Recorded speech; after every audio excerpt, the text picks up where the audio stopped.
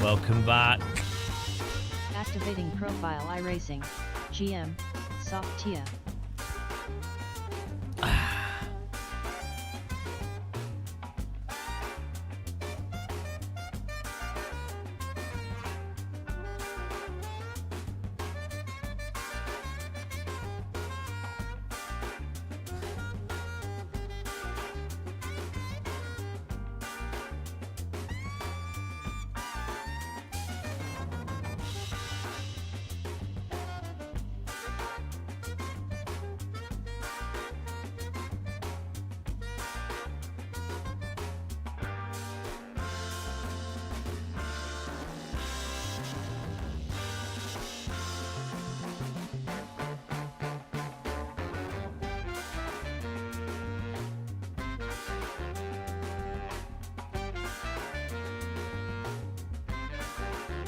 Hello, Andy B. How you doing, man?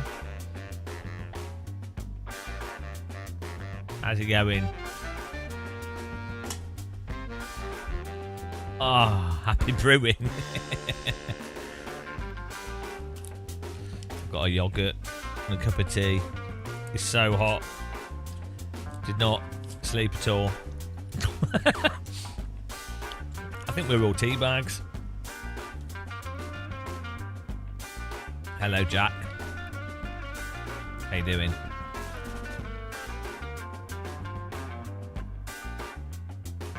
I've got some chilli in the slow cooker, so we're all good. Everyone needs slow cooker chili.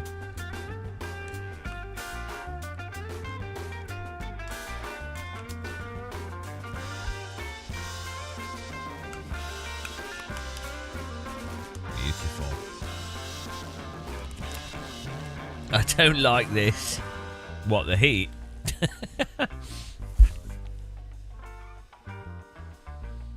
Where do you live in? What sort of house do you live in? It's definitely worth getting aircon. Also, if you're getting what you should do, if you're gonna get aircon done, you should look about getting plug-in solar as well. And you could get the electrician that does the aircon to also install the fuse for plug-in solar. So that'll save you like 200 quid on doing that separately. And that way you can put the plug-in solar and use that to power the aircon. Pro tip. That's what I'd do. Because you'll need the aircon, you need a gas. There's a specific gas specification for external aircon that you need, that the installer needs, and then you also need an electrician, which is certified. So they'll be able to do the they'll be able to do the fuse stuff. Also, did you know there's aircon units that exist that plug into your water supply, right? So instead of using a external condenser with a fan that blows the hot air outside, it's internal. The condenser's inside, and then it literally uses the water from the water, like your cold tap water, but it just dumps the water in. It puts the water through it and then just dumps it in the drain. So, but it's like, hang on a minute. Given that we know that the tap water in the UK is always pretty cold, even on hot days, why don't, and these are more efficient, why don't we use the tap water to cool it and then put the hot tap water through the heat, through a system for your warm water, for your warm tap water, rather than just waste it. Also, the water doesn't have to contact anything that pollutes the water, so why not have the water go to a container or something so it can cycle the same water that's cold? Like, why, overnight the water can cool down. So you could have a vat or something. And so that way, because this type of aircon was invented for people with like properties which are listed properties and things, or like museums and what have you. It's so weird. It's like hang on a minute. We've got all the pieces in place here. I was just reading about it and I was like, what? Hang on. Why have I never heard of this? And why is it so dumb? My goodness. My goodness. Anyway, yeah. So I had a little bit of a... But yeah, will you do the solar thing? It's definitely worth getting aircon. I mean, I just have a little portable aircon that works pretty well. But it's not as efficient as if you can get an external one.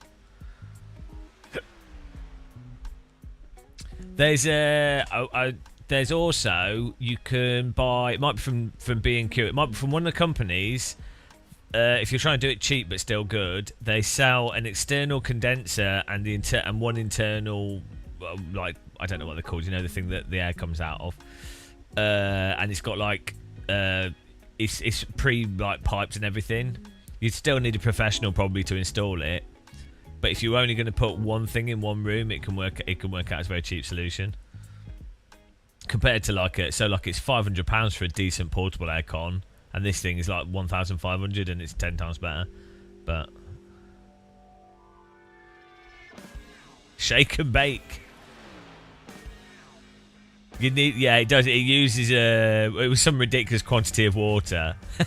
It's not that it needs to store all the water; it's that it cycles the water. If it does like a loop, and then you could have something. If you've got like a large volume area, as long as it can dissipate the heat somehow. Well, that's the whole point of a heat exchange, isn't it? That's the whole ground thing. So that's basically what the heat exchangers do. I think is that they use the ground, a closed loop of water in the ground for the heat exchanger to then cool the. That's basically. So what I've literally just described. Come to think of it now, actually, I have just literally invented and described how a typical heat exchanger works.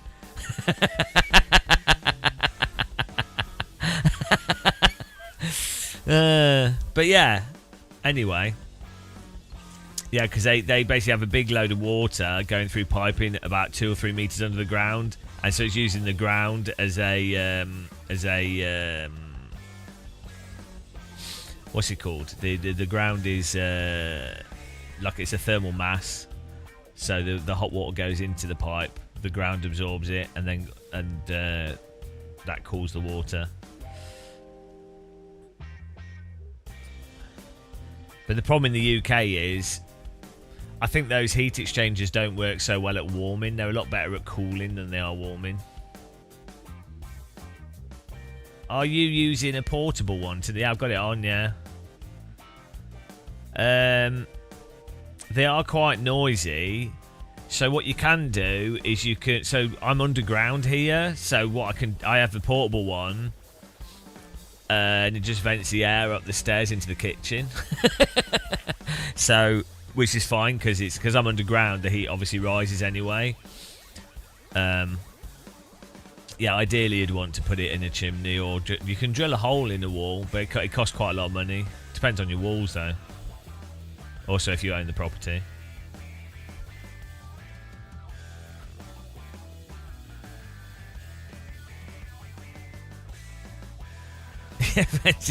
Well, it doesn't really matter because the kitchen's baking.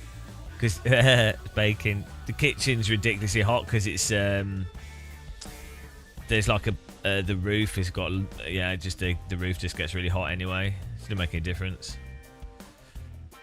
It's more so the thing is I use the portable aircon more as a way to move hot out of here rather than to actually cool the room literally.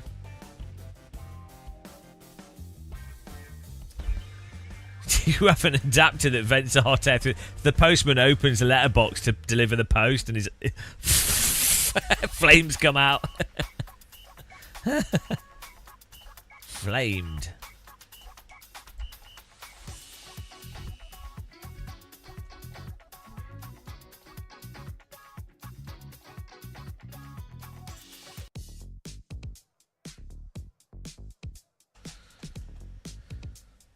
Yeah, exactly. Yeah, I think the thing with the portable aircons, so some people are like expecting them to work like an actual air conditioner, in that the air in the room is held at a certain temperature and the room's insulated. Which, sure, that'd be ideal. That would absolutely be ideal. But the thing is, British houses are total shit, right? And got holes in them everywhere. So what tends to happen is that you have, if you put an aircon on in the UK, you're just going to move air out of one place and it's going to suck it in somewhere else.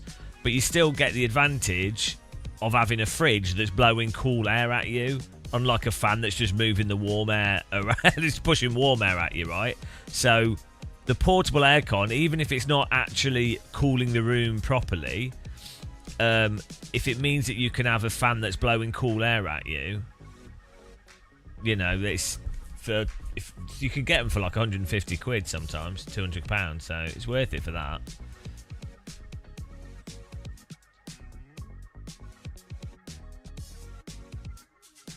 But yeah, no, it's just there's loads of weird property laws in the UK. Like, you're not allowed to put a condenser unit on the front of a property. That's why you generally don't see them on the front of houses in the UK. If a property is facing a road, you're technically not allowed to put a condenser on the front of the house. But then, you need planning permission though, and obviously that's a pain in the ass. But then it's like, I was thinking, well, why can't you just build like a little doghouse type thing to put it in? Surely, like a temporary doghouse structure. No one would notice. But you know, hello, Patrick. Yeah, I had a look last night because I've got friends that don't have aircons and they keep asking me what they should get for portable aircon, and the aircons that should cost £200 are going for like $300-400. It's almost like markets exploit people that are desperate. Can you believe it? I can't believe it myself. One to go, next time by. You're on the outside this time. Pit road is closed right now. The estimated SOF is... Well, yeah, we do the weird thing where... So, Victorian and Edwardian houses... So houses from like 250 years... Like, what is it, like 150 to 200 years old... They were never designed to be insulated. Like, the fundamental technology of the time... was the idea that the house would kind of be a bit like a cave, and then they'd have a chimney in the middle, and then the chimney would circulate the air. So the fact is, in the UK, the reality is the buildings all need knocking down. you can't just coat them in insulation and put in the loft and everything, because it not only does it not work that well, it's better than nothing in some ways. But it causes loads of issues with like random damp and mold and all these other random issues. Like people line the bottom of the house with like new full-on damp proofing. It's like you can't do that. You need to use like lime and stuff that actually is breathable. But yeah, the houses all need knocking down. The government should go, right, you live in a 200-year-old house, or you're renting it, doesn't really matter. We're going to do a program where this whole street will be destroyed. But in return, you get really nice, spacious new houses with insulation and soundproofing. You can live in a tent in the meantime. They could put everyone in houseboats or something. Like, I haven't fully thought through this policy. Yeah, but they didn't do a very good job. We did a much better job. And then they rebuilt all the houses exactly the same.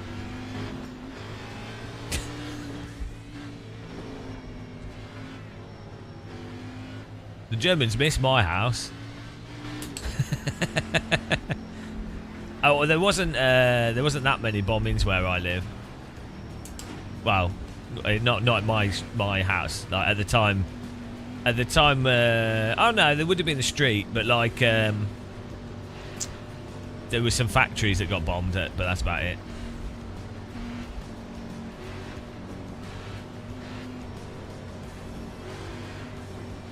They didn't have very good aim. Those bombing runs, even the Brits and everything, they were really bad. It didn't really work very well. If you play World War II bombing games, You see, you find out how hard it is to hit a target because they didn't have sat nav, so they didn't even know where they were. They had a person looking out the window. You seen what I'm like on Flight Sim? It was just like that. So it'd be like a 17 to 20-year-old looking out of a window who's never been abroad, trying to work out where to drop the bombs. Can you imagine? Obviously, they're going to miss. That's what you often forget, or I forget, with like World War II and stuff. It's like the soldiers were basically teenagers, so they're obviously totally clueless and idiots. I mean, you know, as you would expect.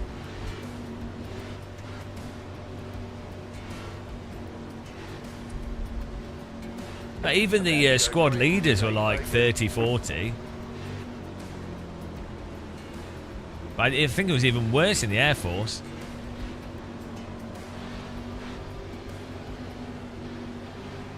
And then it's all using stuff that's new and not really worked out. Total, what a mess. Green, green, green.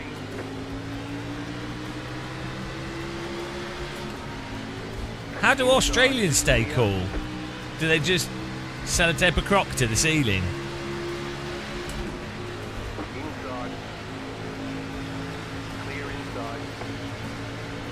Braking in turn 1. Braking in turn 2. Inside. You're up top 3 wide. Right side 2 wide. Still there at the bottom. Wow, we missed. Still there. Clear inside. Braking on the front stretch. Car outside. Still there. Hold your line. Outside. I'm too good at oval driving, I have to say. Look at those moves. That was pretty good.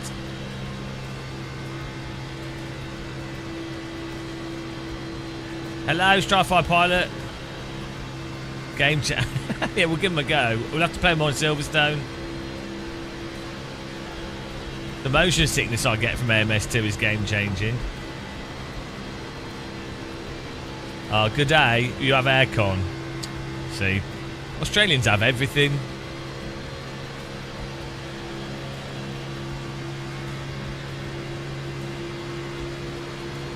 Time for some backlash.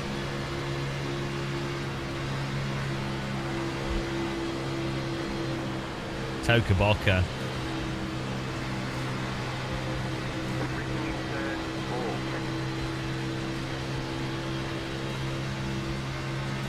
Australians drink English breakfast tea, right? Do Australians have a cup of tea every day, like Brits? Like, will they wake up and have a cup of tea and then have a cup of tea for dinner and then have a cup of tea in the evening? This is how you know they're actually secretly British.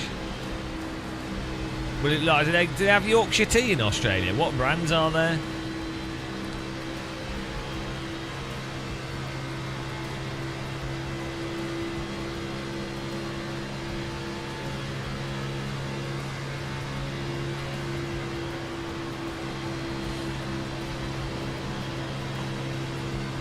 Yeah, no, I've done everything possible with AMS2. It's to do with the you can't fix it. I've told the developer what they need to do to fix it, but they won't do it, so they don't care. Car outside. Go low. Go low. Go low. Car on the high side. Go low. There's a car on the high side. Kind of British.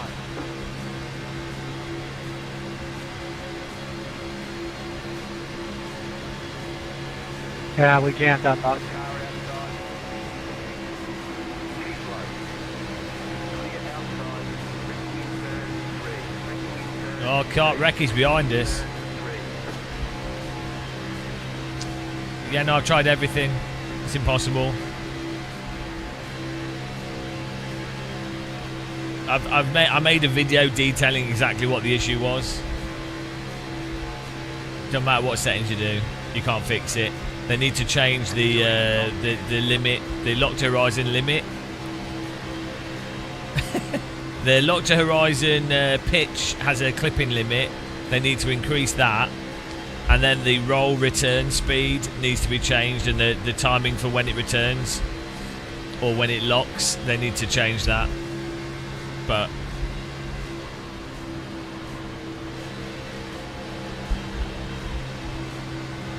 it's genuinely, it's like they sat down to design the absolute worst camera system possible for motion sickness. It's so dumb. You couldn't, if you wanted to create a demo of like how not to do lock to horizon or camera system, that what they're doing is what you would use. I think VR might have the same issues. It's less of a problem because of the roll, but I think it actually still has the same problems.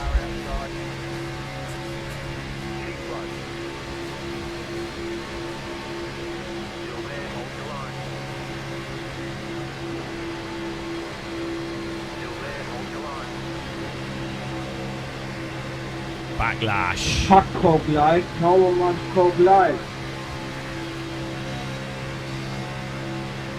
You can't even drink nothing and it tastes like shit. Sorry.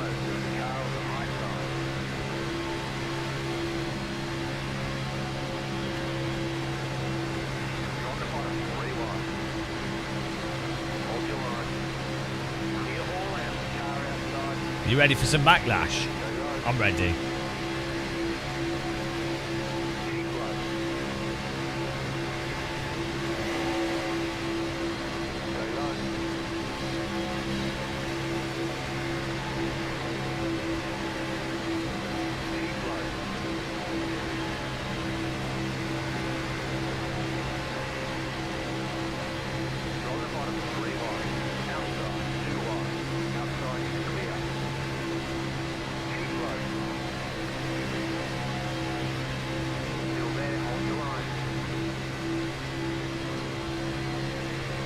Yeah, probably would. I think it'd sell alright for console. But it's just, MS2 is just a polished Project Cars 2. They're just coming up on which you is fine, but you know.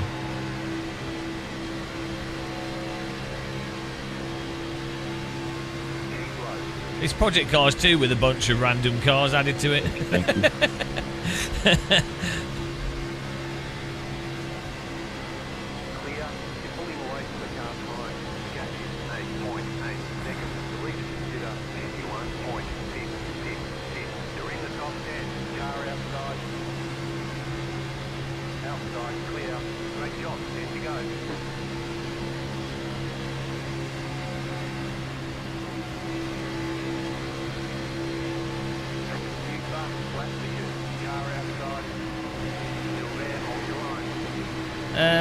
LMU's alright because it just has a camera filtering system like iRacing.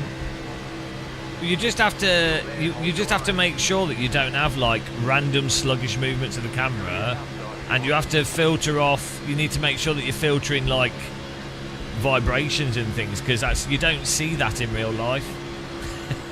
Your brain, your eyes are mushy for a reason. Like, sure, certain times in real life you know you get shaky vision and stuff, certain frequencies. But it's you're also being moved, so it makes sense. iRacing is pretty good, yeah. It's maybe not with really sluggish cars, but iRacing gives you an option of camera filter as well as lock to horizon, so you can set it up how you want, which is good.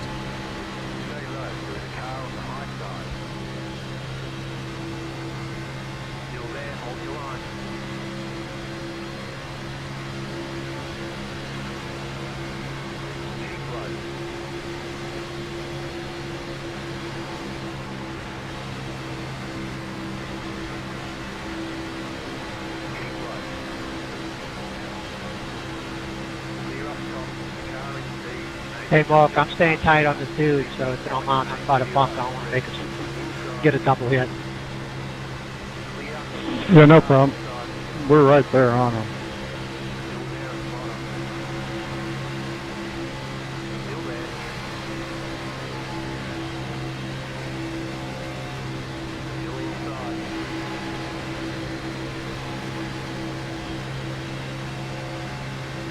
Yeah, in the straightaway I'm putting down on him, but I don't want to push him too much and get him in bottom.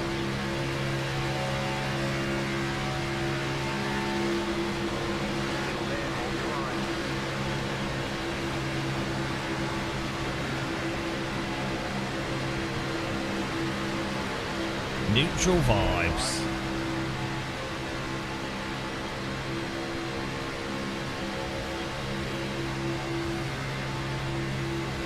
Still there, hold your line. Clear. Car outside. On the bottom, 3 wide. Oh, you idiot! I like skillfully avoiding. Clear. Inside. You've got wheel damage. Skillfully avoid him, and he just drives. Ah, these people. We got damage on the front end. Impossible. Outside. Skillfully avoid. Skillfully avoid the guy doing a stupid move, and then he just turns into you. Ah, these guys are so shit. It's unbelievable. Look, what's he doing? So we've had to like Backlash. We saw him come around here, and I saw him get loose. So I'm like, oh, okay, we'll get the mid draft, and I see him doing stupid shit. So I move over to the left to avoid him, and he just comes right down. What are you doing? He's come. Look how much he's come down. Oh my god, what an idiot! What is he doing? Is that netcode, or is it just shit driving? Oh my god, there's nothing you can do.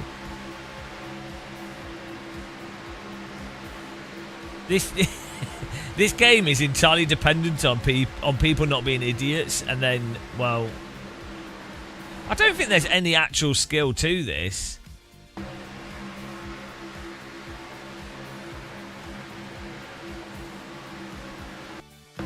Like, I would say I'm really good at doing the oval driving and like working out where to move to and where to move forwards, and actually like skillfully getting in a good position. And then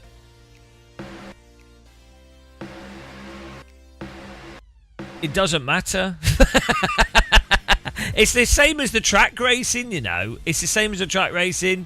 It doesn't matter if you've got racecraft in iRacing. It's irrelevant. It's just hot lapping. So there's no point in having an actual like I can't. It's such a shit game. Right, we're gonna have to do something else in a bit. Maybe we'll do one more race and then maybe we'll do something else. So weird. So weird. Right, we're going to do a Ringmeister, and this will be clean. Backlashed. It's a negative. We're going negative vibes, guys. Bad vibes. Bad vibes activated.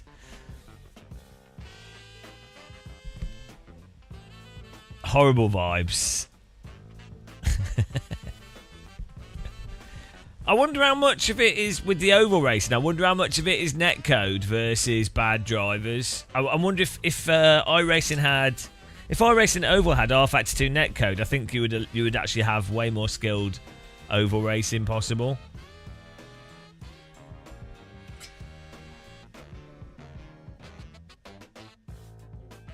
I mean, the thing is, you see in real oval racing, it's a bit random, isn't it? It's just difficult.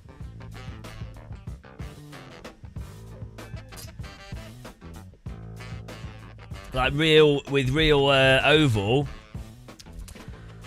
like Indy 500, it's a total sham, isn't it?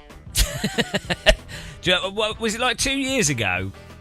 One of the drivers, I can't remember who it was, but they basically really good strategy and skill, worked themselves up into the perfect position for the last 5 laps.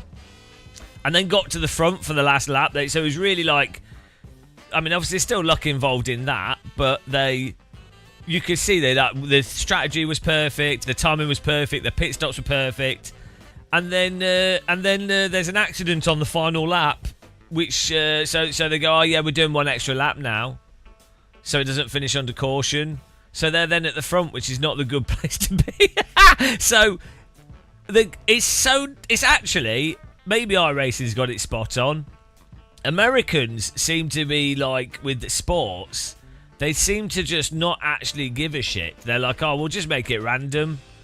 I guess then you can stick another ad break in, right? Well, it's a bit... I wonder if that's a thing across more American sports. If that's a common thing. I mean, baseball's not exactly random, is it? Basketball's just shit.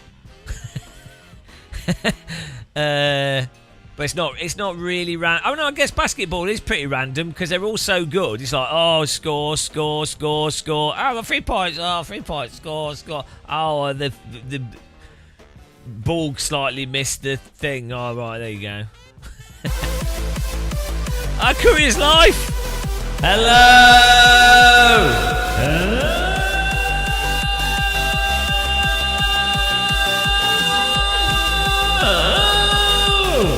Hello, A Courier's Life.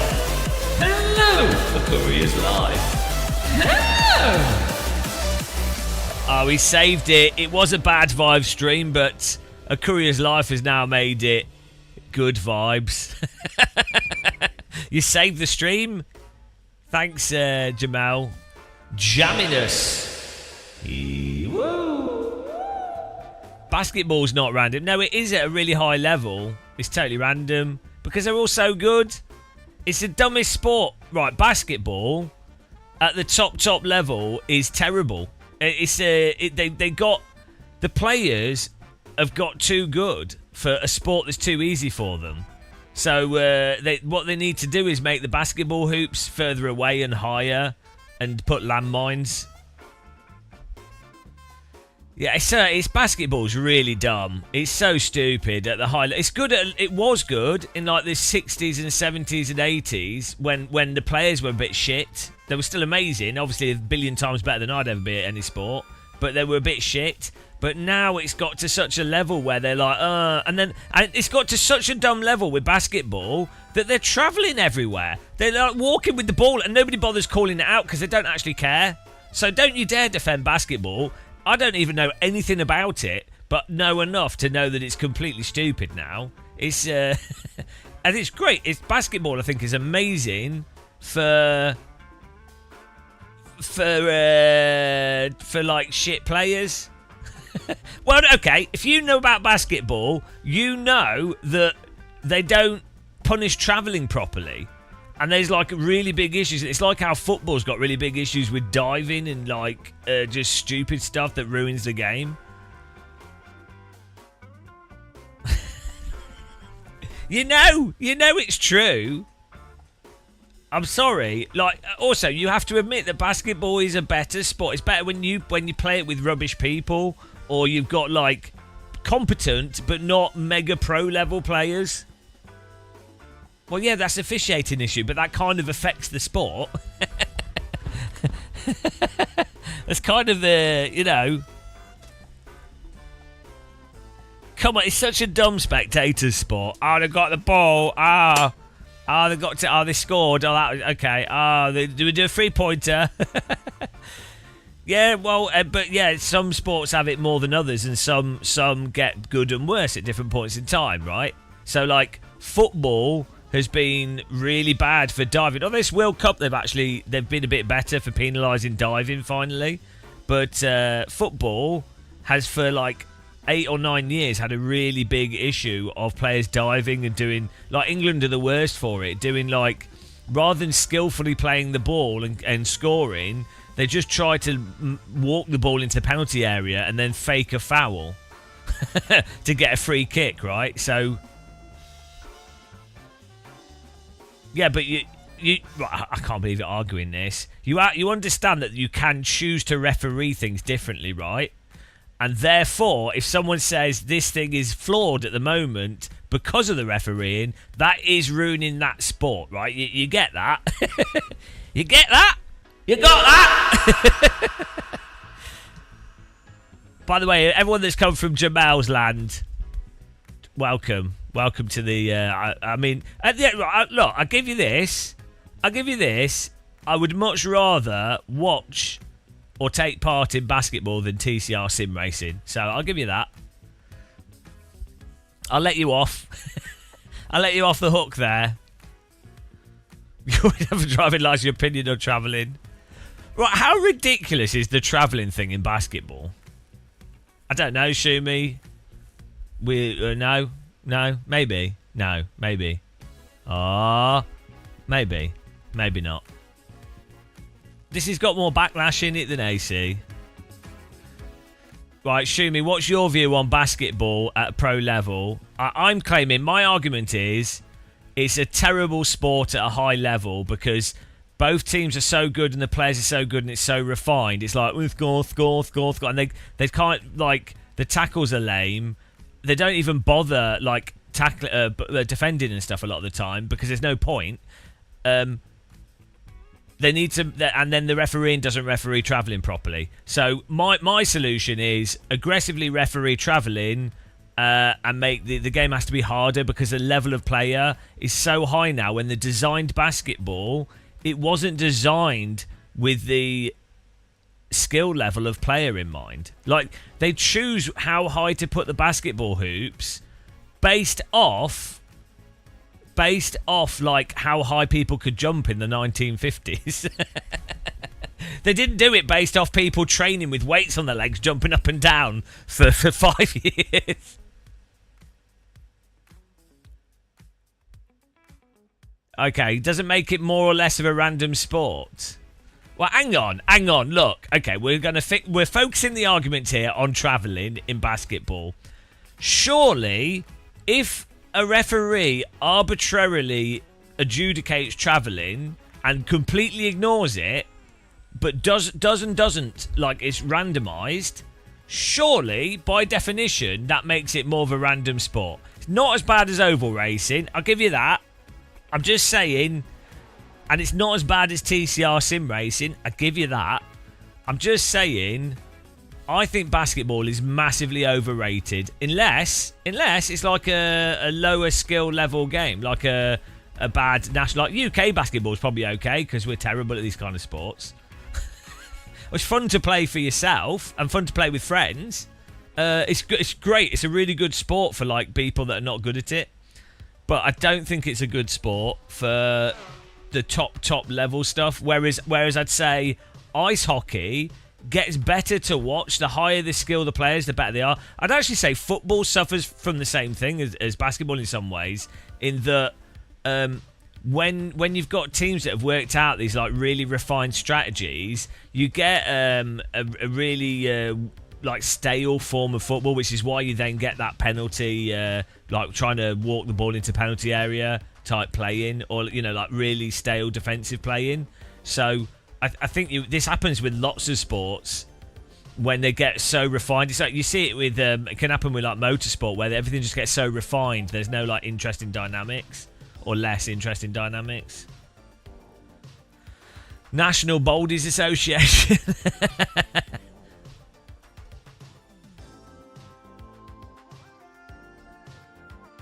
Yeah, I mean, right. What is the worst sport? TCR, apart from TCR sim racing, what is the worst?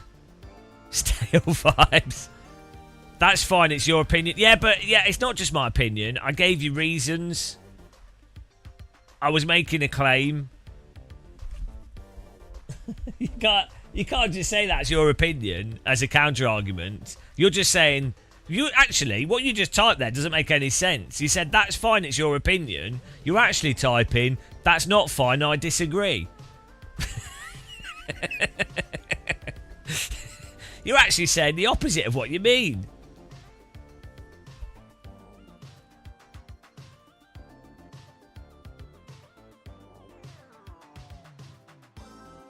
Darts is no, darts is just for drunk people to throw things at stuff, that's fine. Cricket's bad as a spectator. Yeah, cricket's pretty bad. No, we need to use it as a shift. I've tried it, didn't really enjoy it, but I need to try it since they've updated the drivers. Pro 10 pin bowling. Right, we could create a list. We should do this whilst we're live streaming. We can work this out today, guys. Important stuff. Text, here we go. We're going to work out the top 5 worst sports. Top 5 worst sports.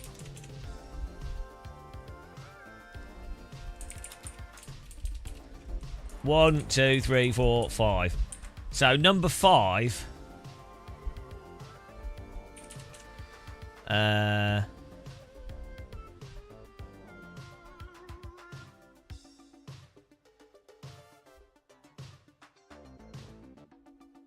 We can work them out. Oh, we're gridding up here. I mean, cricket's definitely on the list. Cricket's really high up, so I can't spell cricket. Is it with a K? Or with a C? What's going on, speed racers? Basketball's got to be there. I can't write, so just That's a Rocket League. Are we going racing here, guys?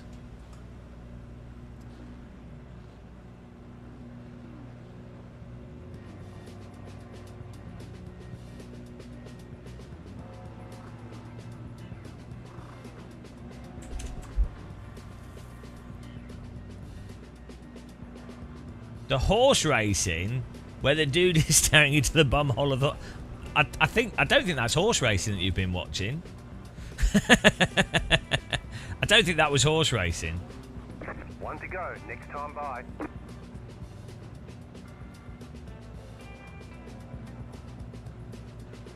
No, look, this is upsets people.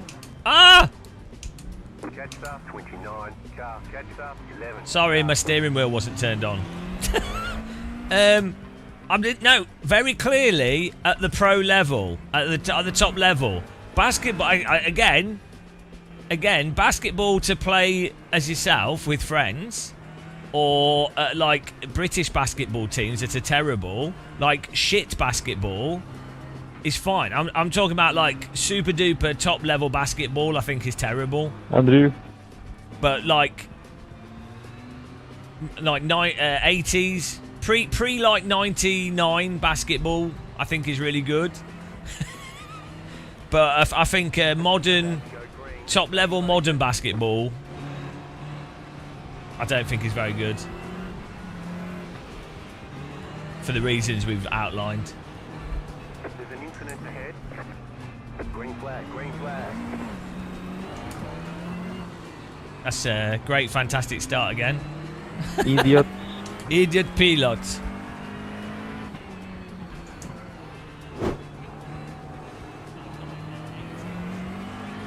I don't really know enough American football to really comment on it. Sorry.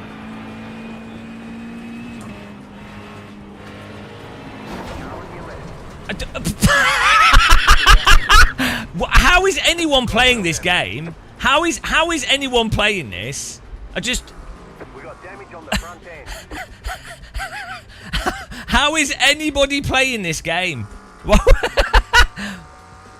Optional repairs are 2. I mean, right, guys. Look, I'm sorry. People are paying quite a lot of money to play this, and this is really common in iRacing. Like, this is your normal iRacing experience. This is Ringmeister, and we started towards the back, didn't qualify, but we're not that far to the back actually. Anyway, Ringmeister on iRacing, 3 laps of the Nordschleife, GT3 cars, really easy cars to drive, TC, ABS, some of the easiest cars, you know, that you've got in sim racing, very sluggish and slow. Here's the start of the race. Rolling start. Oh God. Oh no. Oh well. Okay. Great start there. So that's already 3 cars out that they can't do a rolling start. And then you're like, okay, great. Well, we've avoided that. That's, you know, it happens. It happens. And then you're like, oh, let's get on with the race. 3 laps, no real rush. It's an Nordschleife. Take your time. Enjoy the view. Oh, he's just understeered chronically into the wall. And, oh, there you go. Now, if you can explain that, that's it. That's my car dead from that. First of all, the understeer he gets. What on earth? What on earth is going on here? So it's like he's running. It's like he's not got any front wheels.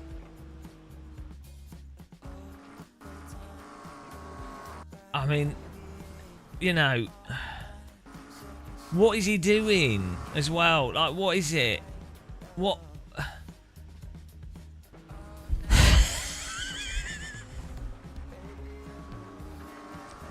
You should have backed off when he lost it. Are you stupid? Like, honestly, if you back off here, it's not going to make any difference. Also, you'll get ploughed. No, you're an idiot.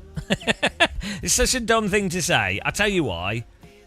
If you back off here... Well, first of all, there's no indication...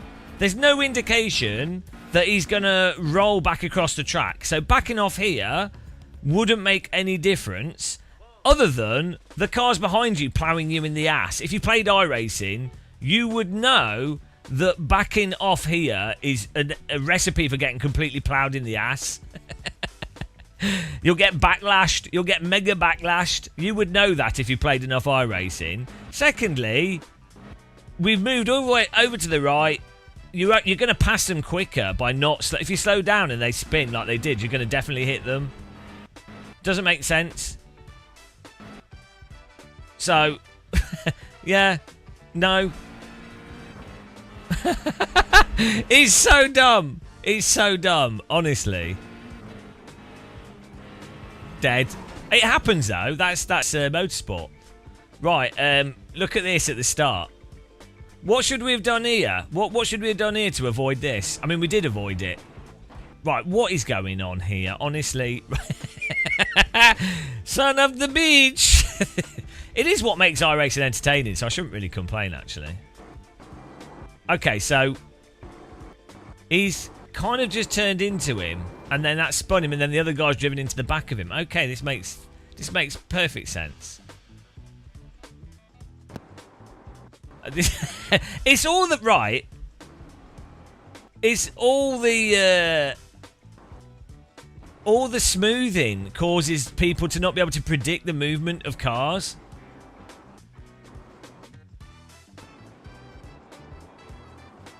And like you actually see, this guy reacts to this car going slow, but then the because of the smoothing, even though he's probably reacted to it, maybe to reduce the damage, the smoothing doesn't really it negates that, and so he ends up smashing him really hard.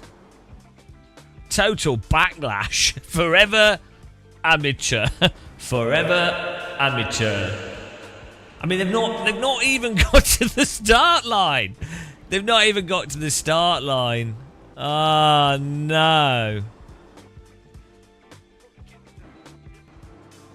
I mean, honestly.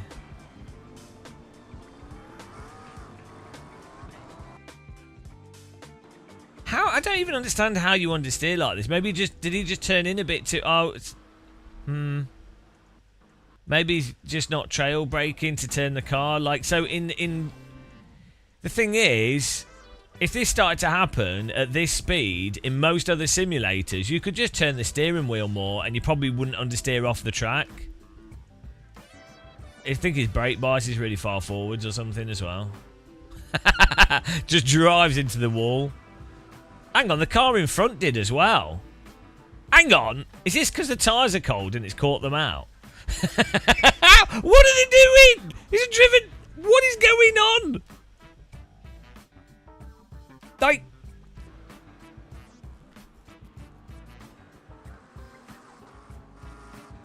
and then why does he not go onto the road after that straight away? Why is he like... Is he trying to get out of the way maybe because he thinks he's slow? So he's then like, oh, I'll get out of the way, and then he hits the curb.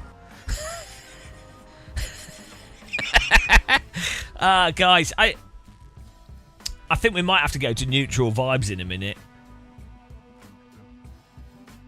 I know, Martina, Martin, I totally agree. This is the thing. I would say a large... I think iRacers blame each other and scream at each other because it looks like it's the players at fault. And for sure, the players are at fault a lot of the time, like in anything. Like drivers make stupid mistakes. I don't because I'm really good. But most other people that aren't as good as me, they don't wear Lidl's high fashion. They make bad mistakes, right? But from what I see in iRacing, I would wager maybe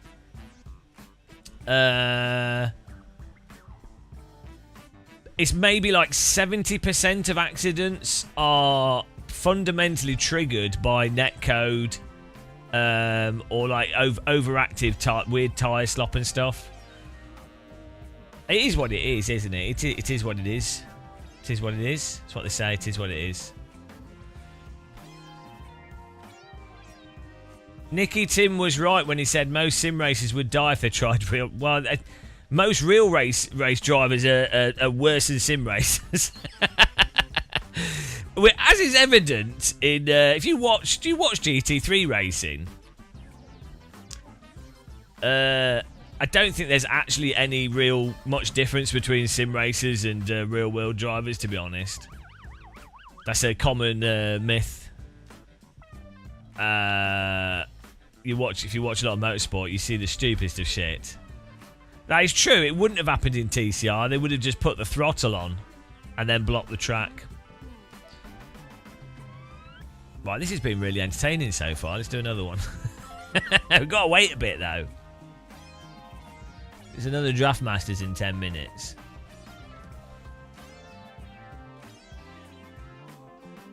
The key with iRacing is to not want to get anything out of it. That's it. You just it's like private healthcare.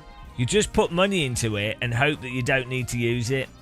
That's the key to it. I can't drive Clio's. The engine's powering the wrong wheels. They've set the car up incorrectly. It's a common mistake, actually. There's a whole load of these where the engineers mistakenly attach the engine to the wrong wheels. Yeah, I don't know. I guess it's like interns or something, you know, where they're like, oh, we'll let them design the car, and they're like, oh, they put it on back to front, and they're like, oh, well, we have to bring it to market, and that's front wheel drive. Oh, back to the we'll do Road America, and then maybe we could do some AC afterwards. I've enjoyed this session of iRacing so far. It's been great fun. Top 5 worst sports whilst we wait for this. Here we go. Right. I'm sure people have a rational response to this. So far, basketball is doing better than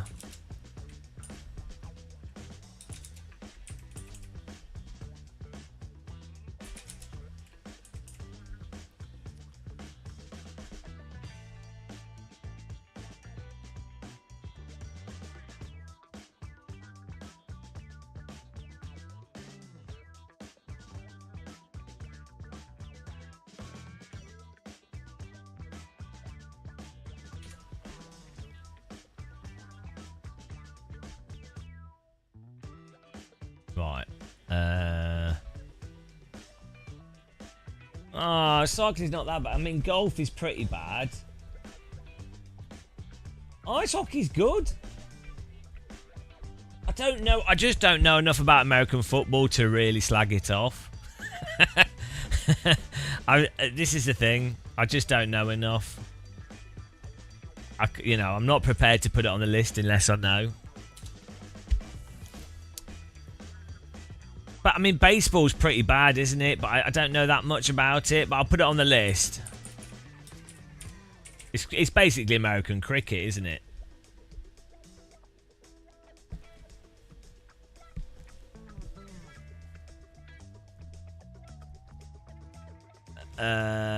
It's American football is chess with brain damage. With repetitive brain damage. Stolen rugby.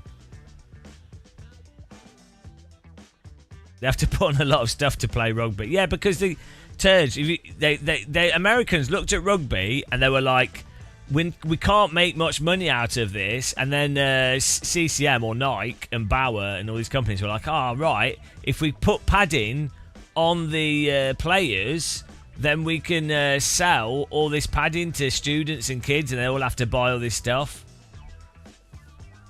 They all have to buy all the equipment, and then we can market it all, and then there'll be a reason for them to go to sports stores. Whereas football, they only buy shoes and some shin pads and some socks. Archery's fine. It's a bit lame though, isn't it? It's a spectator sport. Yeah, archery's a bit lame to watch. Like it's always some like really private educated posh girl. Oh, got a bow and arrow. You know, you never do archery in like a normal school in the UK because everyone would shoot each other. So they can only do it in posh schools. It's like dressage. Trampolining's alright.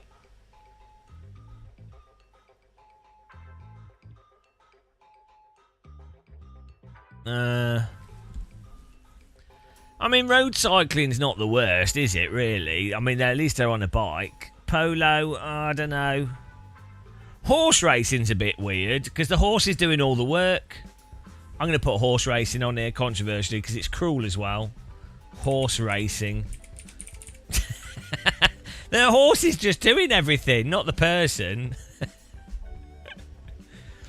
It's, you know... Horse races making the list. No,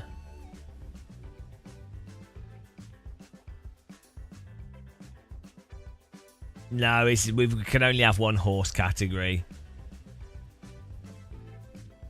Competitive eating is dumb. That slapping thing is stupid as well.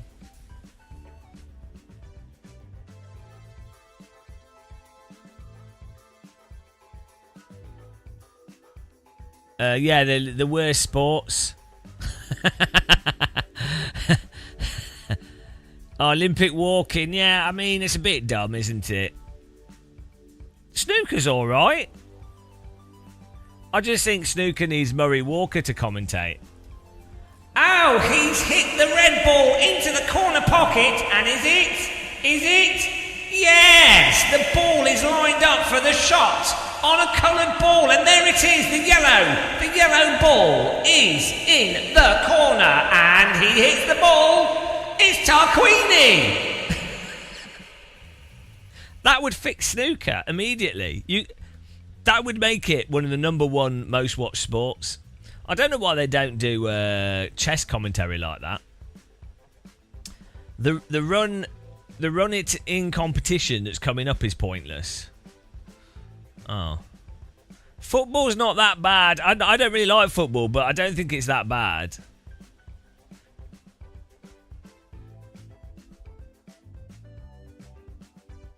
Maybe sim racing. Sim racing esports. It's the worst sport. It probably is, to be honest. It probably is. It's terrible for spectators, terrible for the drivers. There's no decent prize money. I mean, honestly,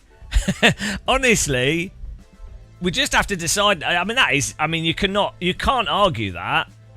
You just can't argue that, can you? Sim racing esports is really quite terrible. It's worse than basketball. At least you get to look at like good-looking people do those sports. Actually, there are some good-looking sim racers. Like me, obviously.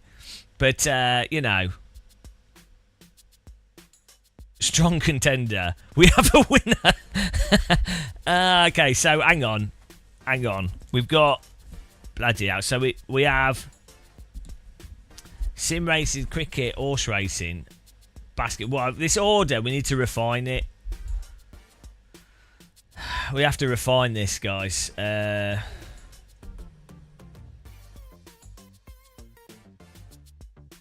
where do we put... Is horse racing worse than cricket? I think horse racing is quite spectacular to watch. Like, it's cruel and it's terrible. And the horse is doing all the work, not the small man riding the horse. No, basketball's awful, Phantom Racer. Like, you have to... It's just go forwards and backwards. And to be clear, pro basketball. High-level basketball. Not low-level. Hang on. High-level baseball. We typed in the wrong place there. Huge error. F1 is... Yeah, F1's not a sport, though, is it? So we can't put it on the list. Dressage is the worst horse sport. Horse sport. Yeah, Formula One's not a sport though. It's just a business. It's a circus business thing. It's like wrestling. It's not really I mean, it is a sport, but you know, it's not really like a proper competitive sport. It's its own category of just business. With horse racing and basketball, you need very specific contents. A horse. What? Hang on. You don't want to be 7 foot tall on a horse. It's an exhibition. It's a circus. Right, so we got... Is cricket worse than horse racing? It's not to watch. Like, horse racing is quite fun to watch because it's small people being thrown off animals. And, like, I'm not saying that's a good thing, but it is quite spectacular. You know? I mean, it could be big people being thrown off animals. That would be fine. That people being thrown off animals is always quite spectacular. That's the origin of race driving. That's why so many 70s race drivers ended up in trees. They were like, how can we throw people from one thing onto the ground? Yeah, yeah, that's true. Cricket's not only dull, but it goes on forever.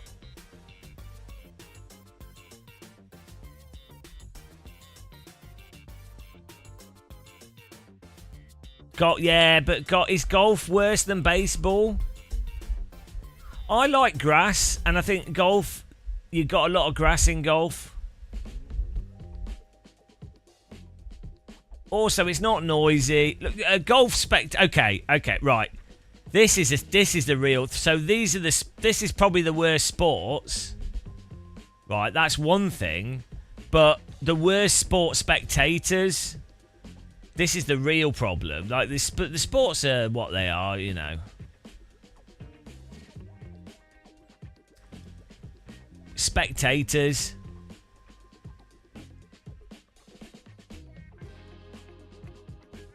So, I'd say breakdancing has the worst spectators, maybe. Well, we'll put them on here. Let's say breakdancing. They've got some of the worst spectators. Golf has really annoying spectators.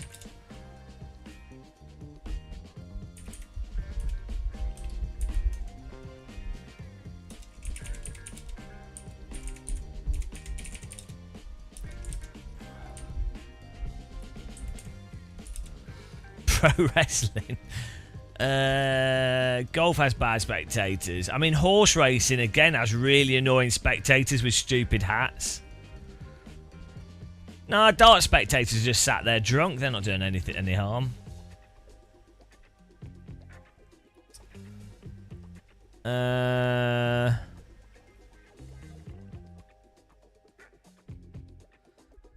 they're bad, but they're not as annoying as breakdancing spectators. But yeah, they are pretty bad. We'll put football.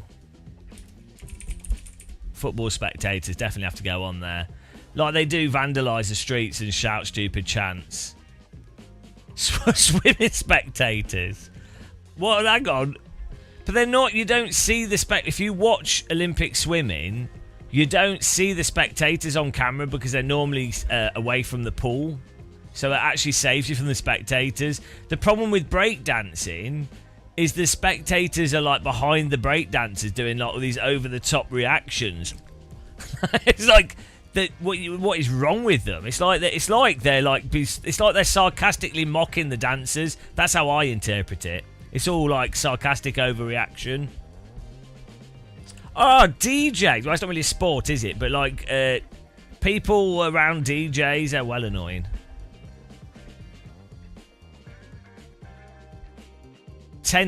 Are tennis spectators annoying? They're normally just posh people. Tony Powell, they are doing everyone a favour and turning cycling from being an incredibly boring, monotonous sport into a spectacle. Again, of someone being thrown from one object onto the ground, which I have to say, multiple times is demonstrated as probably the most entertaining thing you can experience. Wrestling is entirely based on throwing one person onto the ground. Horse racing A lot of people watch it to see a small person be thrown onto the ground.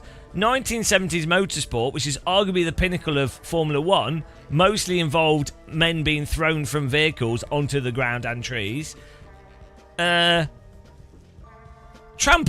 is literally flirting with being thrown onto the ground over and over again, but hopefully missing it. This seems to be a bit of an obsession with people, really. You know, yeah, the tennis, you're not going to see someone be thrown onto the ground. They might throw themselves onto the ground. Oh, yeah, come on, Tim. Yeah, okay. Tennis, okay. I'm putting tennis on there because, yeah, the crowds... Actually, you're right. You're right.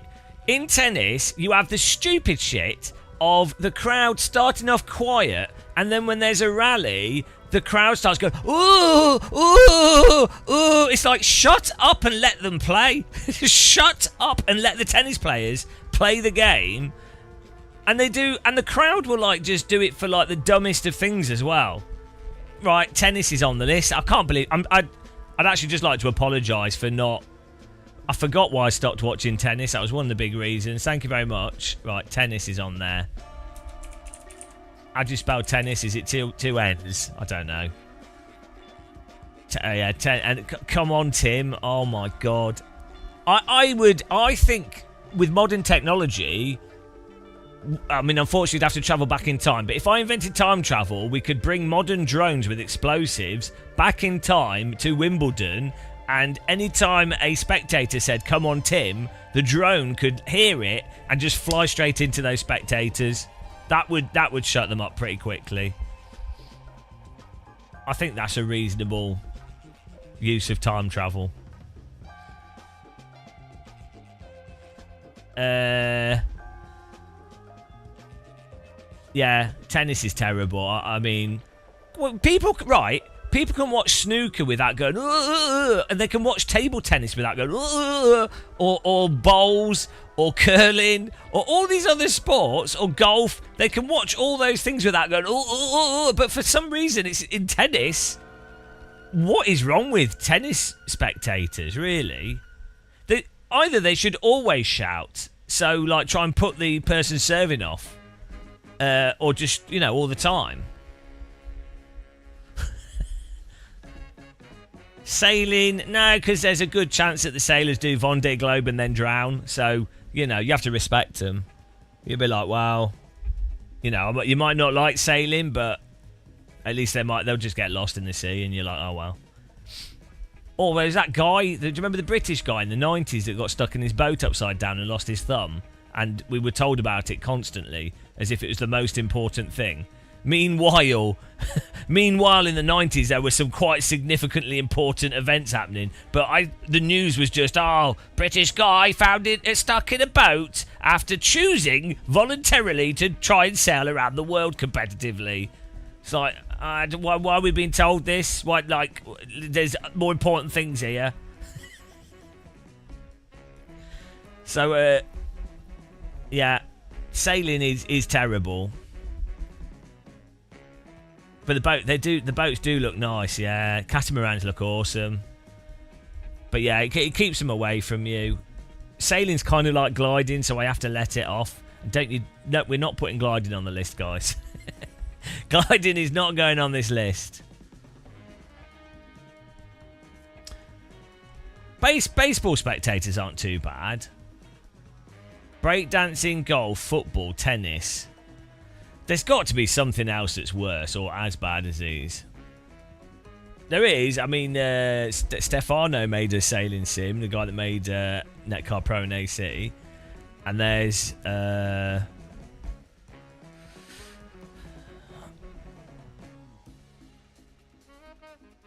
there's a few, actually. There's a few good boat sims.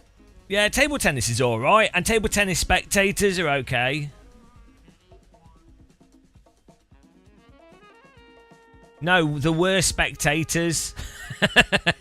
Not the worst spectator sport. The sports with the worst spectators.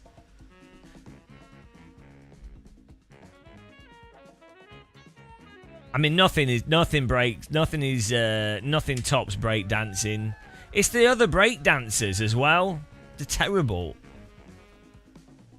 Menu stream spectators. It's not a sport, unfortunately. It's a pastime.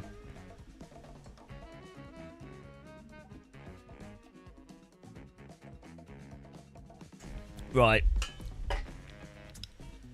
So we got. We need to. Maybe we'll come up with the worst spectators. Then worst sports.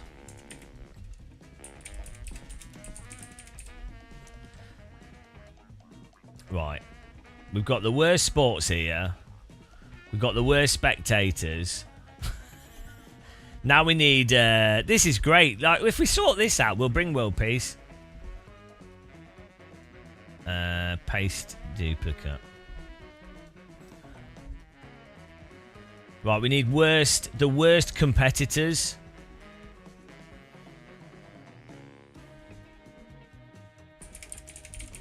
I'm putting chess up there. Like, chess players are really annoying.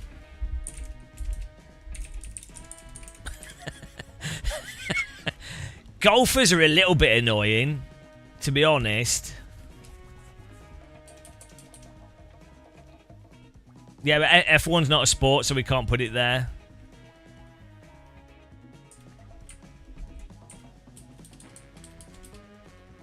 Tennis players are pretty damn annoying. They're not the worst, though.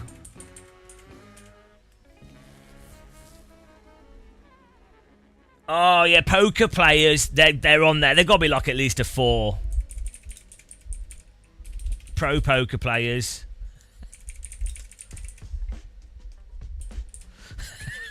Yeah, I mean, darts players seem fine to me. Like, they're just people that want to throw darts. Like, I don't know why you guys... Why are you obsessed with slagging off the beautiful sport of pub darts? Like, really, I don't understand what your problem is. It's not doing any harm. Anyone can do it. You could do it with a drink in your hand. No one's taking it too seriously. Even the ones taking it seriously know that they look a bit stupid. There's nothing wrong with darts.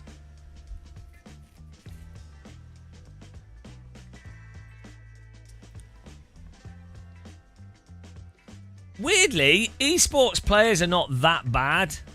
Like, they can be, but they're not actually as bad as chess players.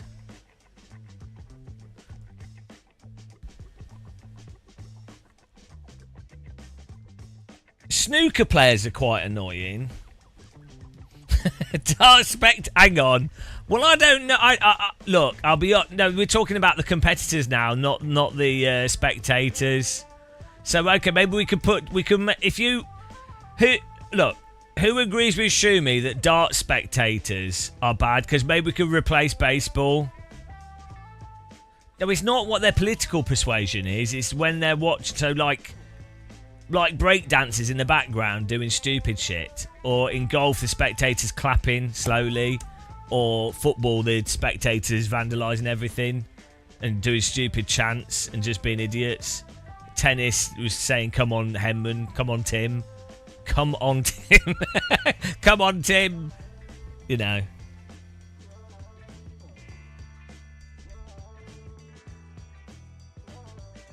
Do you think? Well, I've not seen too much evidence of this.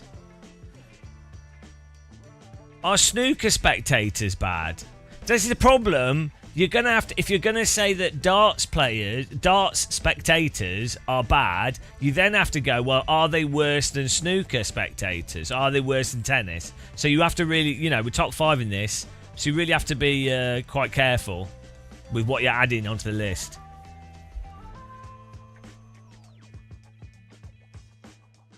Racing drivers are the worst competitors. Selfish, arrogant, and rich. Yeah, but it's not a sport, is it? We keep saying this. Racing is just a wealth display, so it can't be included. It's not a sport. How are goal spectators bad? No, because they do the clapping and they stand there quietly and clap and saunter around, and they're watching golf. Right, the fact that they've gone to a golf club to watch someone play golf that's it. That's enough. No, they've gone to watch golf. Forget what they do. They've paid money to go and watch golf. They could have just gone for a walk in the field. Right. Golf as an activity is hit a ball in a big open space where there's nice grass and go for a walk where there's not too many people and you can hit the ball in a hole, right? And chat with a group of friends that you're on a walk with some like ball hitting activity, right? That's golf. Spectators are like going to a field, making it a crowd, and then watching someone do golf, but they've ruined the ambience by being there.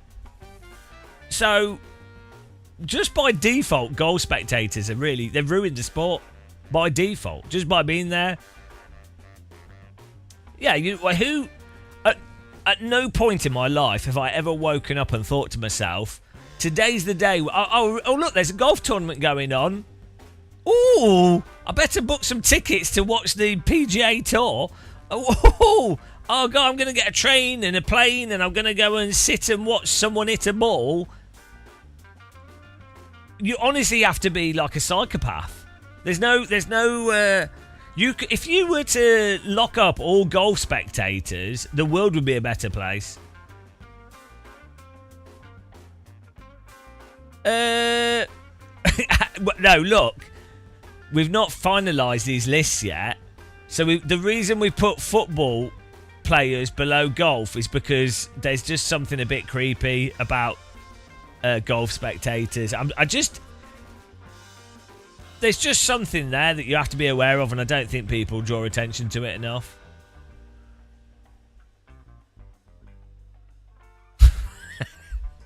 No, I'm considering everything here, not just not just small things. I'm considering every component.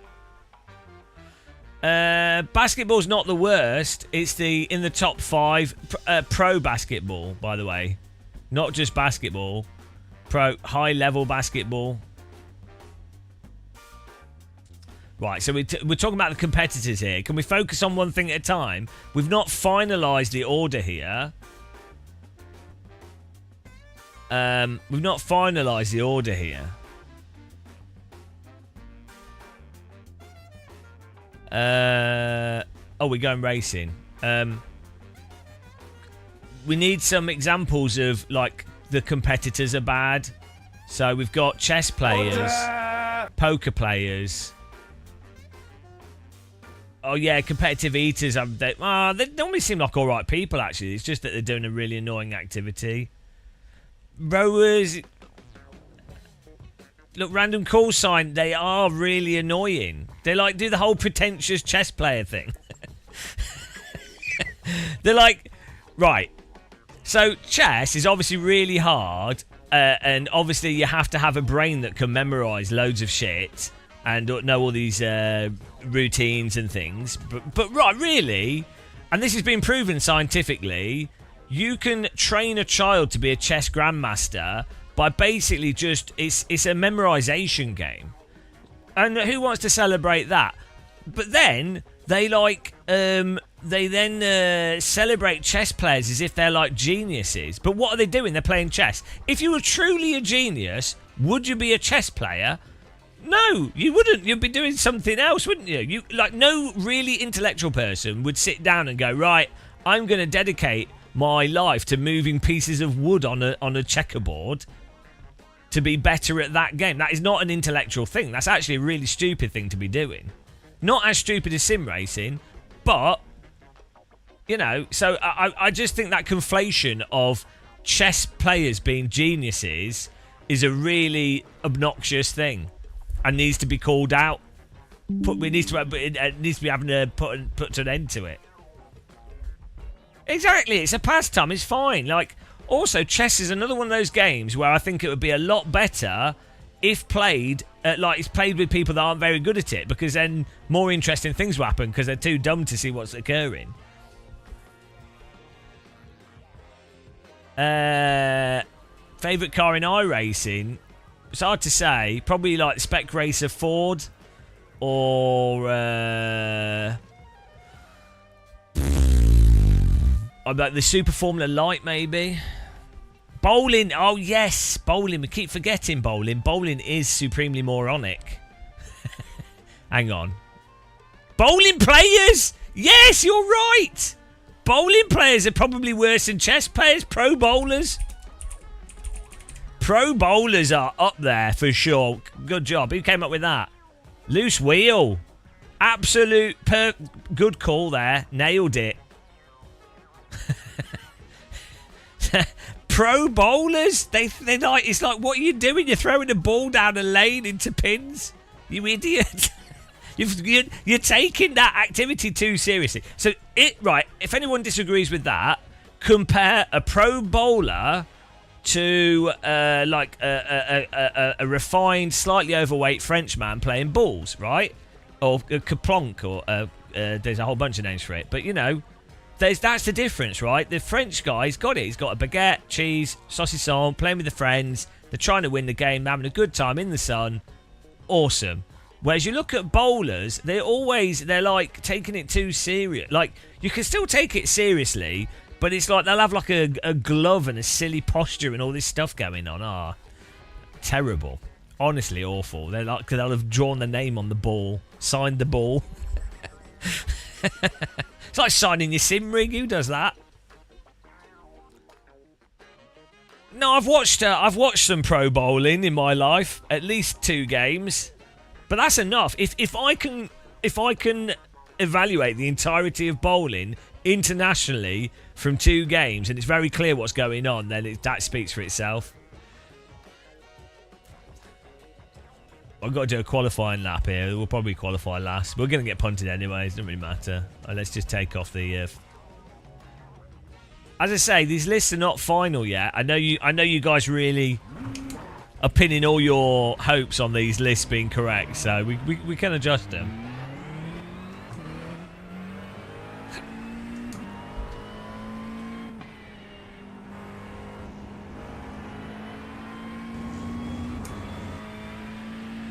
No, curling's not similar to bowling. For a start, it's got ice.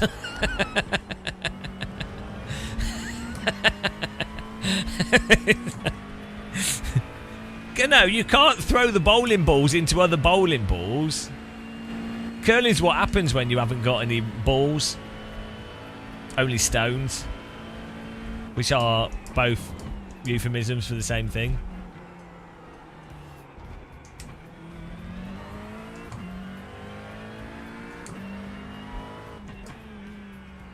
Yeah, there's always that one person that knows how to play the game, and they're well annoying. The one person that's learned how to spin the ball and do the most basic bowling technique. God, bowling should only exist as a silly activity. That's what I think. It's like Morris dancing. No, the moment you take it seriously, the world's worse off. Morris dancers just scare me, actually. I could put them on the list, but to be honest, they just terrify me. I'd rather not talk about them. My mental health is better off just not acknowledging Morris dancers.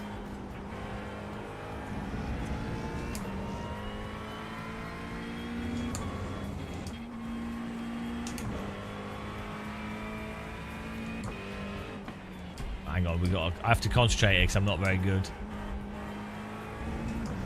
Petanque? What, the French game? Hello, Paul. You mean the bulls? The problem is there's like 5 different names for the same activity. It's very confusing. Yeah, no, I have. Yeah, no, it's awesome. That's really good. Say, like, I lived in France for a bit when I was younger, so everybody in France plays that. It's just normal. Everyone likes to get their big balls out, give them a rub, get their balls dirty, knock their balls together. It's a common activity. You got taught by someone who plays for the... Hang on! Since when is there a Welsh national team of bulls? That makes sense. Not much else to do in Wales. It's difficult playing that game on the hills, though. Makes it a lot more technical in Wales. That's probably why they're really good. When you have to account for the slope as well.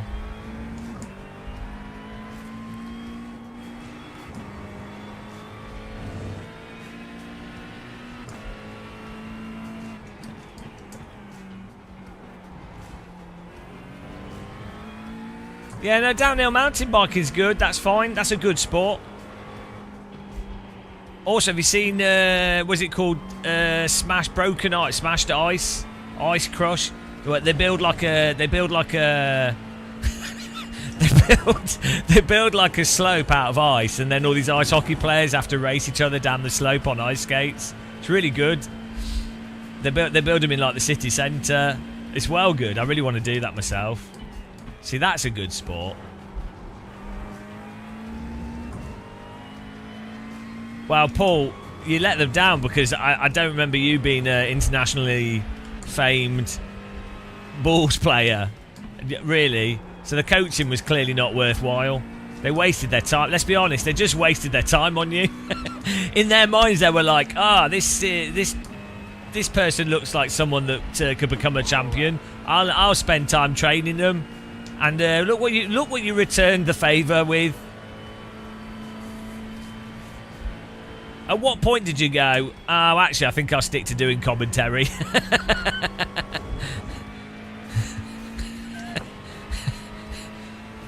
Actually, I think I prefer talking.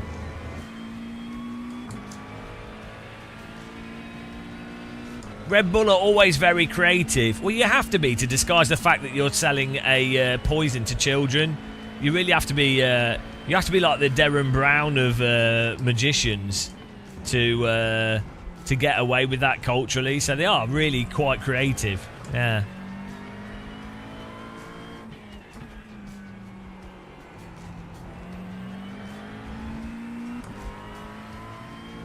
Oh. Are we looking for stupider hobbies in SimBro? No, we got a list of... We're trying to work out the worst sports, the worst players, the worst spectators, like which sport has the worst spectators, and then which sport has the worst players.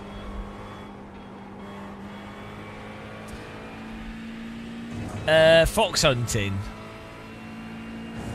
I mean, I prefer to describe that as needless animal cruelty, personally, rather than sport.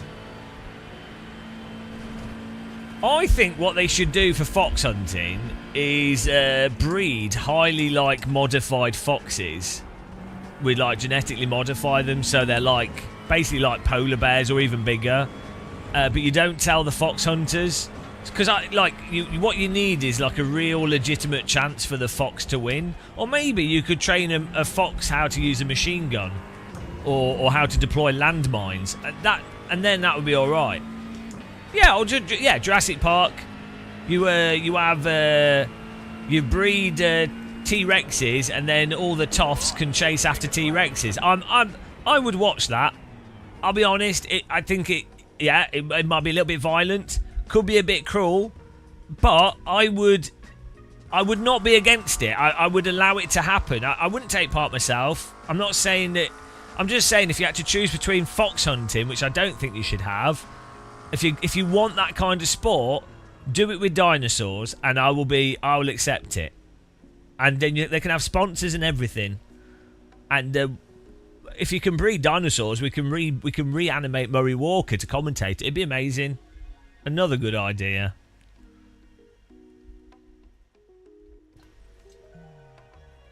Tennis spectator. We got tennis on it. Tennis spectators clap at players' mistakes. We have tennis spectators here. Hang on. Worst spectators. Tennis is in fourth, so baseball's not really got bad spectators. We need to find another bad spectator. But yeah, baseball spectators are all right actually. Not the worst. Pit road is closed. The estimated SOF is 1,727. Let's take opportunity. I mean, tennis has like bloody like ball boys and ball girls, and then they get hit by the ball, and then the tennis player goes up to them and goes, "Oh, I'm sorry for hitting you with the ball," and everyone's like, "Oh, wow, what a nice person they are. They're showing so much humility, and they're human despite being lifted up through sport and marketing, but they're actually human because they, after hitting a child with the ball, went up to them to ask them if they're okay." Why is the child in the path of a tennis ball? And why is it extraordinary for someone that's just hit a child with a ball? Why is that extraordinary? Oh, wow, they're human. Oh, really? Is that the bar? If I went into town and started smashing tennis balls at children, even accidentally, and then went up to them and went, "Sorry, didn't mean to hit you with the ball," I'd get arrested. But apparently, if you do it at Wimbledon, and you strategically place the children through a vast array of business and sponsorship, that's all right. That's fine. That's where tennis has got to. You just have to like strategically do things. Then it becomes politically acceptable. I don't know. It's probably like 500 or something.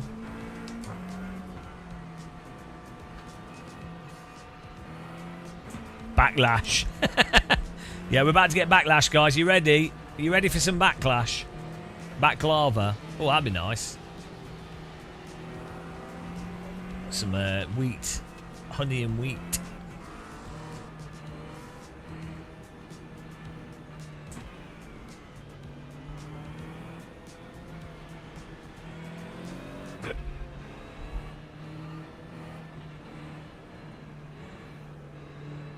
A problem with sport now, if you don't start young, it's impossible to turn pro. Yeah, they need to go back to like Greek times, where you just turn up naked, and then yeah, you just pick something to do. You're like, oh, let's. I'm gonna do the 100 meters. Take your clothes off, do the 100 meters. Everyone's like, oh, good job. Now get back to work.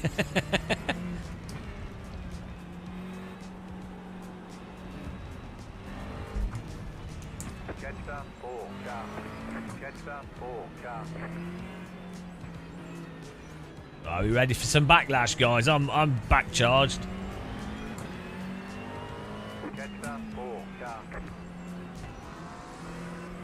Well, you don't want to be a pro sim racer, I don't think. There's probably like 20 pro sim, well, probably like 10 pro sim racers that are all right, that are doing all right. It's the worst thing to go pro in, I think, really.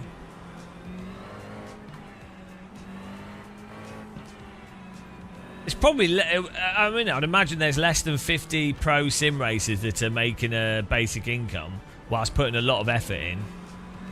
I mean, it's not necessarily that you do, you know, obviously people aren't doing stuff to make money, but you would hope when people are that skilled, like the skill level of pro sim racers is insane. Like if you were to compare it to like other activities and things, like the degree of skill that they've got at it is insanely impressive, but it's just, you know, it's just not a popular activity. So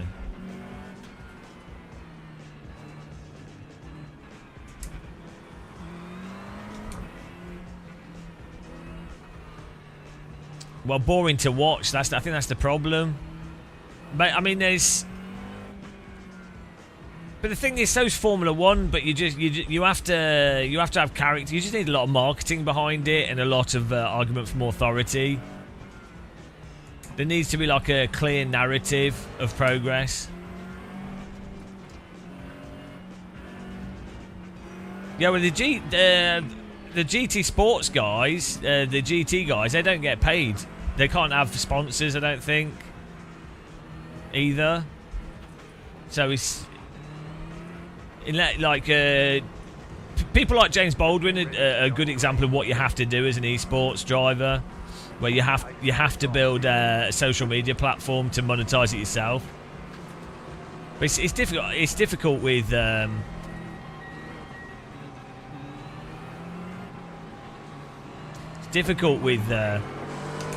esports. Sorry, I didn't mean to tap you there. Bad move by me, sorry. Terrible move by me there.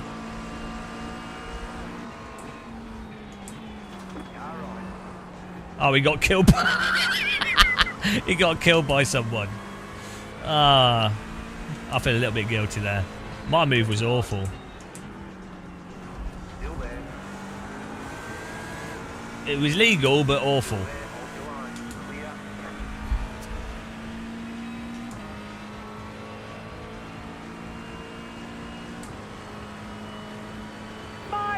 Clear. My goodness! Right side. You're on the left. 3 wide. Clear. Right side. Stay on the left. Clear. It's a bit tight. Yeah, it's good fun driving into everyone.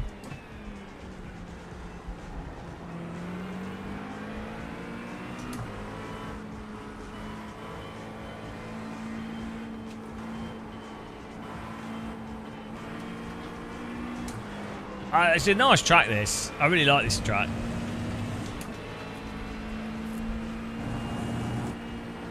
It's a really nice, simple track to drive.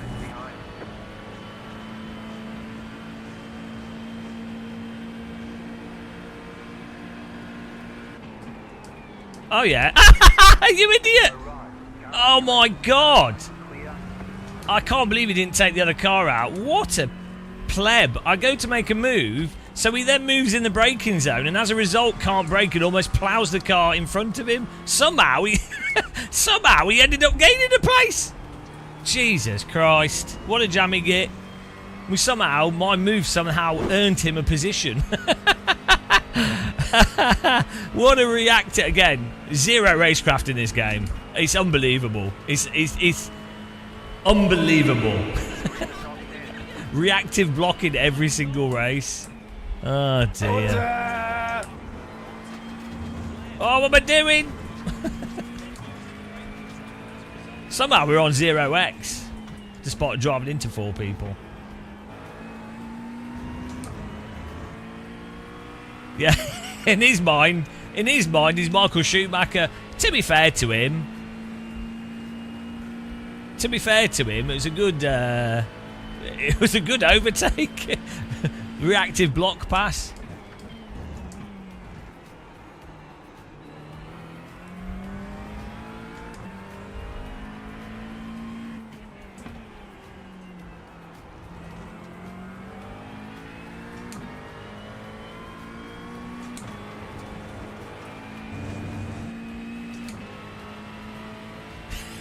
His brake pedal's actually embedded into the floor.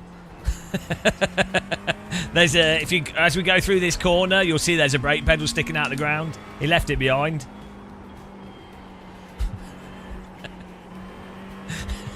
It's now a permanent feature of this racetrack.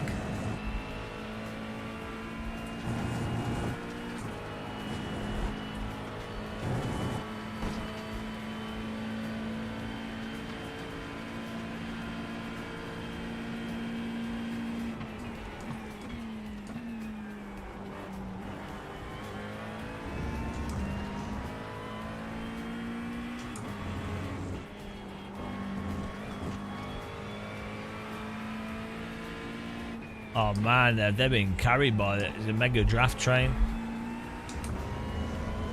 So unfortunately, if you lose the draft, it seems like we're in trouble. Hopefully we can catch back up. All because of that, having to avoid that bloody guy moving in the brake zone.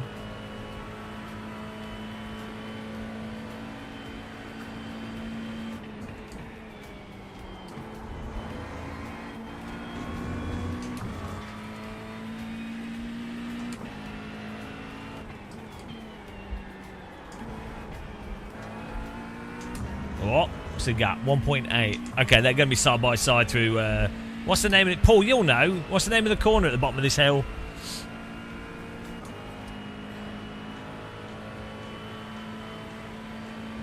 Is that actually its name? Other people tend to be really slow through it. I tend to be quite good. A lot of people don't know that there's iRacing's doesn't simulate the lower grip on the outside of the corner, where in other sims and in real life there's often tons of marbles and no grip on the outside.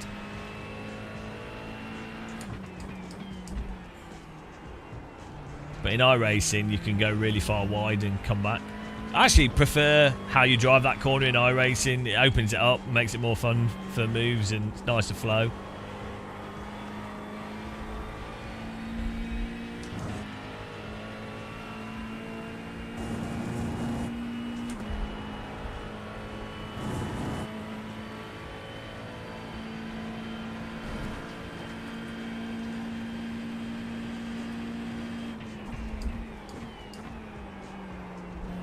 We are catching back with them here.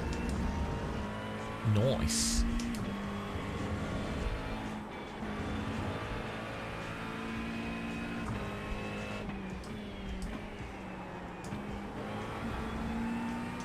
Give it some welly.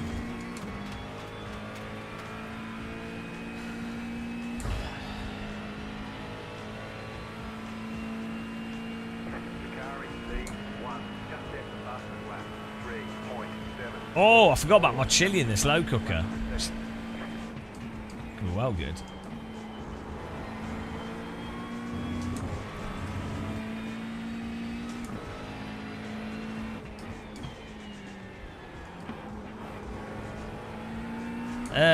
Would I go for the road to 6k? If iRacing sort out the netcode and time model, yeah, 100%. But as it is, I don't find the physics engaging enough to take it seriously.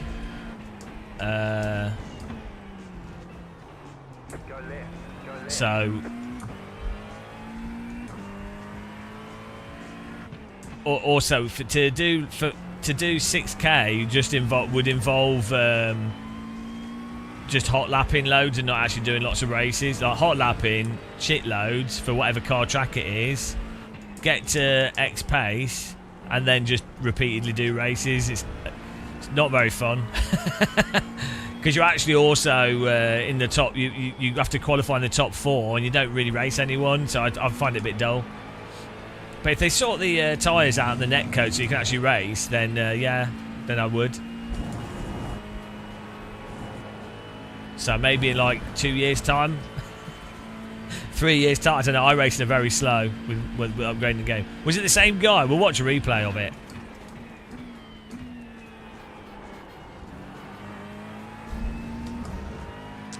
Yeah, iRacing have a habit of killing series that were just fun. So like the Radical SR8 and the Skippy and the Vintage Lotus. Yeah, they're really good at making service worse for people that just want to have fun. No, we did 5k.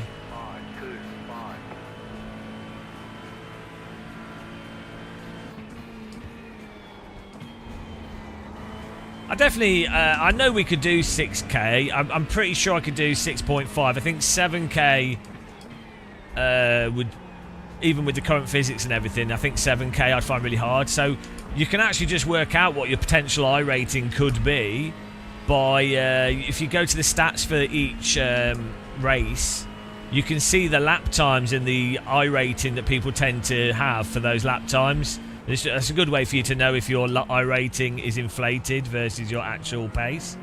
But basically, if you know that you can do X lap time, and you know that you're a driver that's, you know, you're not going to bin it. But to be honest, any I racer that's over 3k I rating can drive reasonably consistently. So,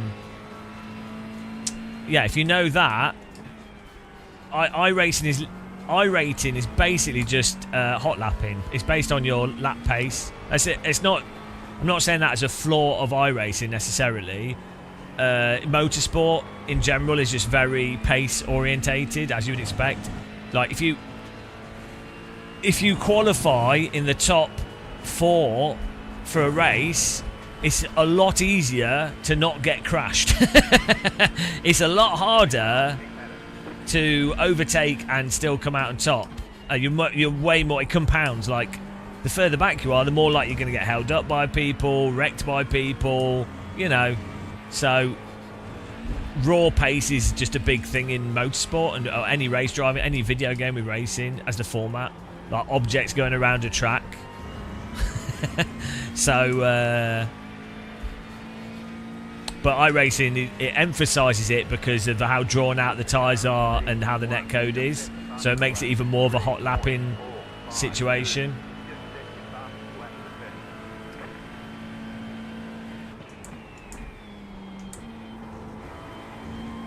So it's like bobsledding. Yeah, you really... So just on average, if you want to have a cleanish race on average, you really need to qualify in the top 5 worst. Because what this is also due to netcode as well. With iRace, it's particularly bad, but also in real life and anything. You think if you're first and second, there's no one in front of you, so you can only get rear-ended. If you're third and fourth, there's only one car in front of you, so you can react. You can react to the car in front. Quite, you can see what's going on and you can react to it quite easily. But if you're fifth and sixth, you can normally still see first and second, third and fourth and what's going on. But you're going to be reacting to a reaction, and you're even more likely. And then the cars that are seventh and eighth, they can't really see what's going on. So they tend to just plough you if you have to then react to stuff. So really, after top 6th, you're really sort of dice rolling things a lot more in positions. And when we were doing the fight, when we were playing iRacing to get rated and doing it more seriously, you just have to qualify in the top 6. I say top 5 because if you're the car on the inside, even if you're further back, it actually works out quite good, or all right.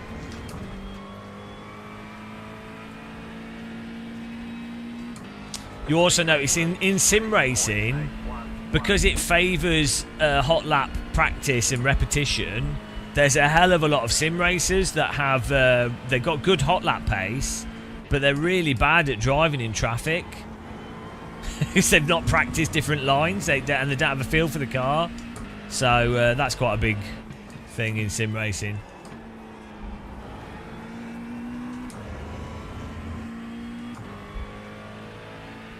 Six minutes. We were catching up here. We need another 10 laps.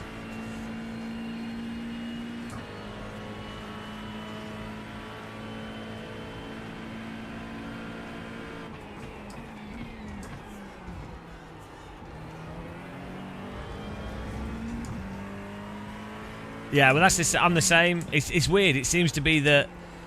I think what it is, people that generally have like a good feel for the car or driving in traffic and car position, they're just probably less interested in qualifying and route memorization.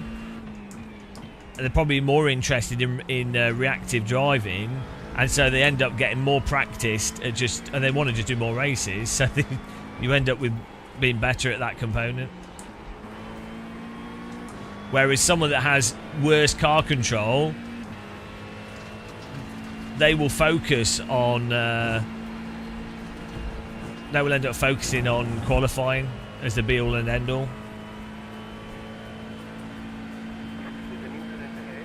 Oh, we've had an incident ahead. Merry Christmas. They're getting spicy.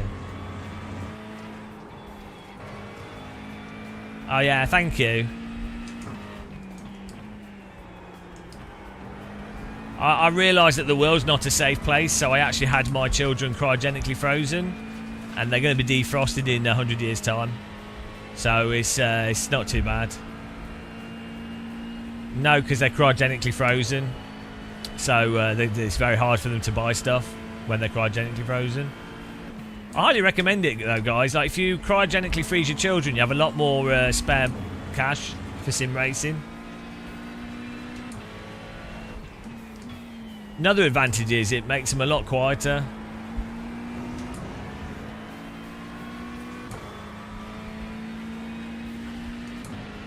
No, the government blocked their payment card, so they couldn't do that.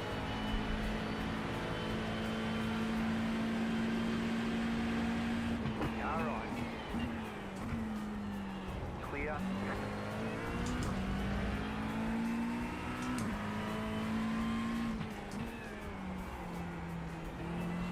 Yeah, I mean, like the electricity costs have made cryogenic freezing quite expensive, but it still works out cheaper than food. So, yeah, we need to work on a sponsorship for this.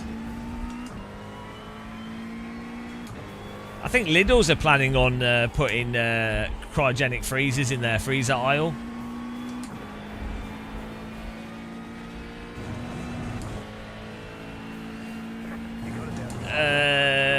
You have to freeze them at very low temperatures because their whole core has to be really low. Like they can't, they can't defrost at all. And it's just actually not too bad. Once they're down to temperature and you put them in an insulated vat.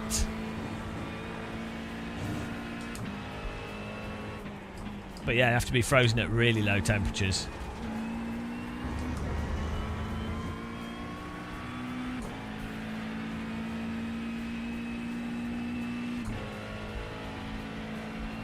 The great thing with freezing children is that they're less dense, so they're a lot easier to get down to temperature, whereas a fully grown adult, it's quite difficult to freeze them efficiently.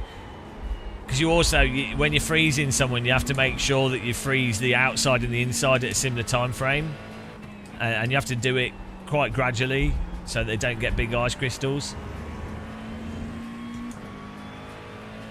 Yeah, a lot of thought goes into this.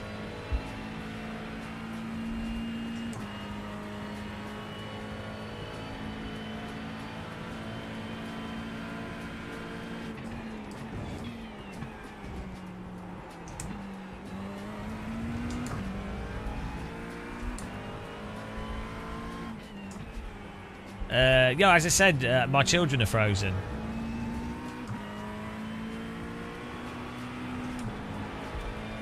Thought that was clear. Oh, here we go, guys. You ready for some wham bam thank you ma'am? I think there's an accident about to happen. I can feel it in my accident senses. My car's about to go off the road, senses are tingling.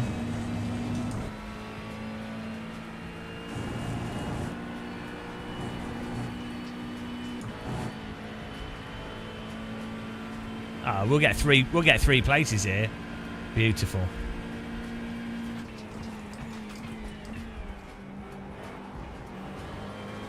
Let's get right in there so I can get driven into as well.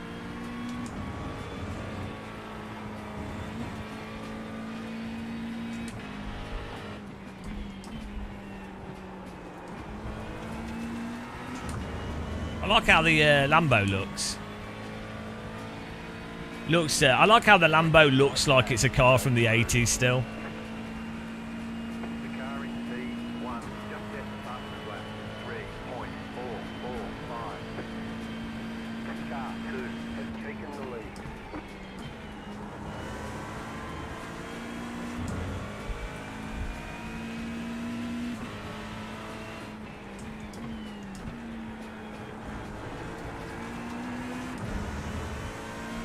See if we can draw him to the right and fake it up the inside. Oh, he's still got the draft of the car in front. Oh, there we go, perfect. We'll squeeze him a bit.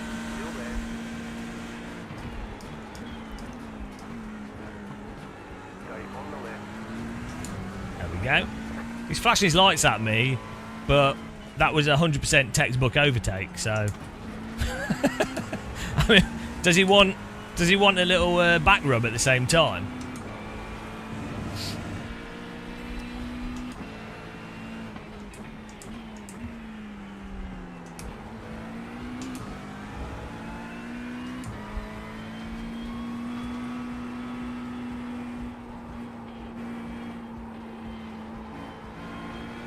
Too wide. Nice bump to pass, James. Mate, that was a totally textbook overtake, so I think you need to apologise.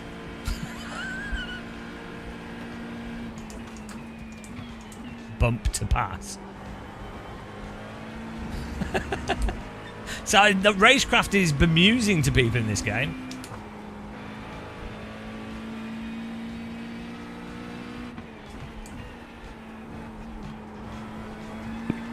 Good race, guys. Good race. Well, the thing is, I backlashed him.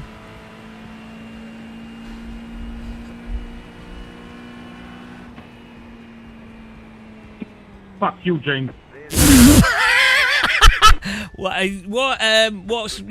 What's you complaining about? I need that as a sub alert. What's your problem?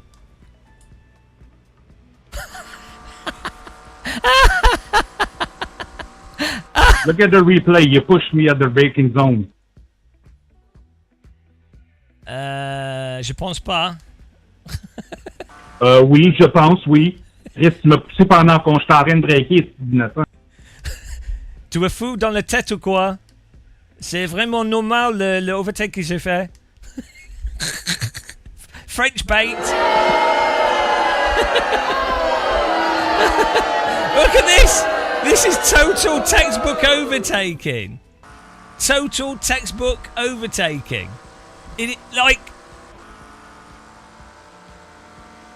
But we both move in a little bit. I'm obviously going to squeeze him, but that's just normal.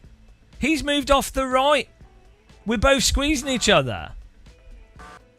We're both like that's completely normal. Like, what's his problem? It's bizarre, this game. He's trying to follow the draft and he's ignoring the line. And we're both. It's the most mild of like normal. You know, we're both squeezing. He's off the corner. We're both trying to follow the same draft. What are you expecting? That's racing. That's absolutely just racing, right? I mean, obviously it's not. I shouldn't have tapped him. He shouldn't have tapped me either. But he's moved over to the left as well, so it's like it's just racing incident. He's moving to the left as much as I'm moving to the right. So, you know. Yeah, he is. Like, he's... Look. He's not... It's such a mild... Either way, like, even if it was him driving into me or me driving into him, it's just a totally mild... At this point, anyway, he's also... He'd already lost the corner anyway, realistically. It's just normal overtaking.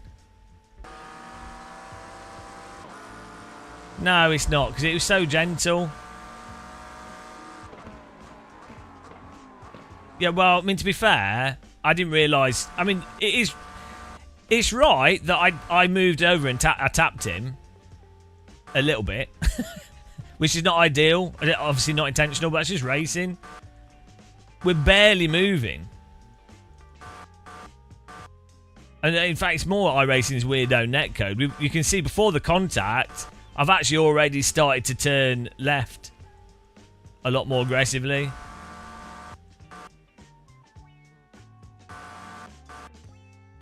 So at the point, you can see here, before the contact, I actually notice he's coming over left and actually turn left myself. You can probably see it on board.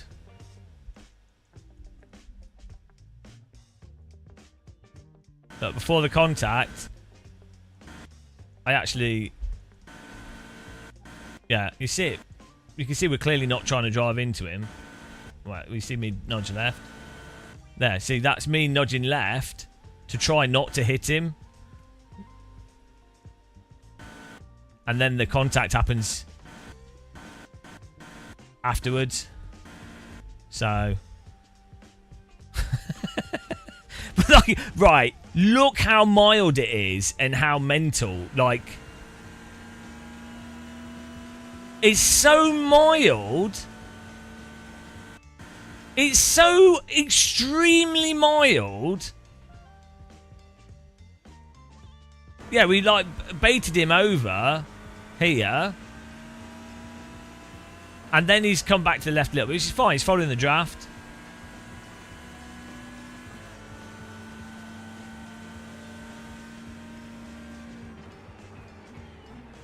I don't know how that justifies him being mad at me. He should have stuck his car on the inside, but it would have been annoying to him because he probably would have lost the draft of the car in front. But he should, at this point here, he should have tried to like stay in the middle and to the left. It's so weird iRacing. I thought that was all right driving, to be honest. Also, it wasn't bad. It wasn't actually bad driving from him. It's just weird for him to be mad.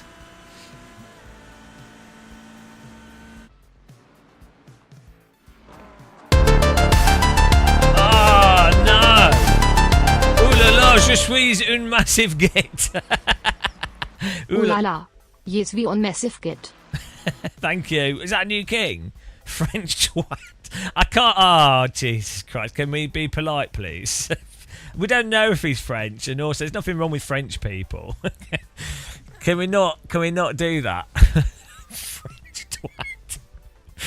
I don't even know if he's French, and it's not even. Oh dear! Thanks for the donation. Oh, there's a new king. A new king has been crowned. King French twat.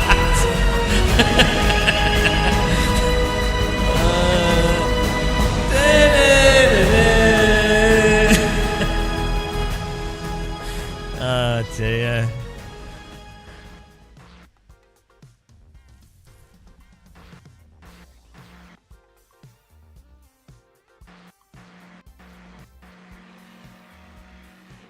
Well, listen to him. We need to save this, him getting annoyed at us.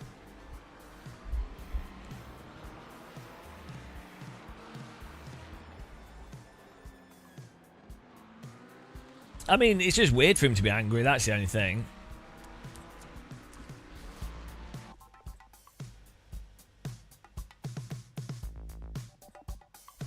Here we go. You ready?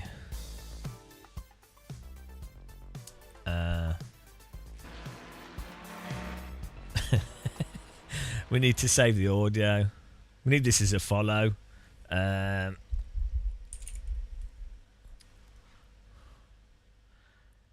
a nice thing with iRacing. You do a completely, totally conventional overtake, and you get shouted at. Nothing. There's nothing more iRacing than that.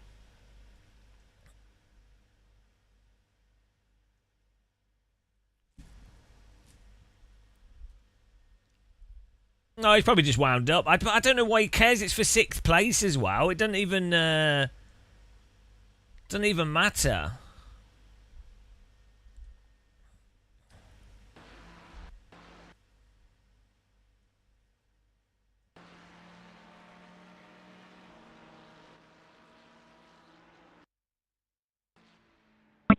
Fuck you, James.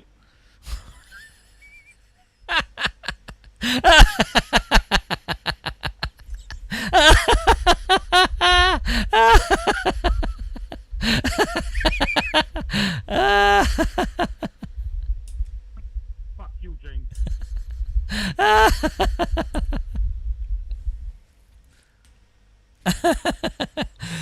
Oh dear. Fuck you, James. It.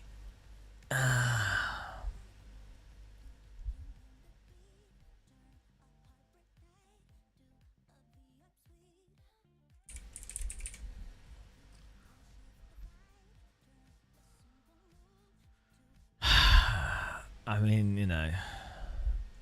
Right, at least we got a good sound clip out of it. Right, next thing. Well, Is there anything else happening in this race?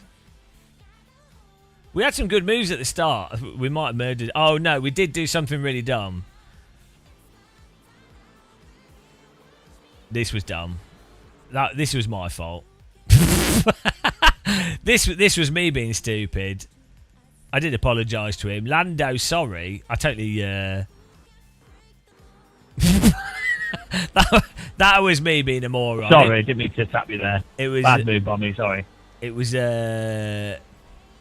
It was a 0x. And then these guys... What's going on? Oh, look, he managed to... I thought it was him. He actually survived it. So we actually did him a favour. We actually saved this guy.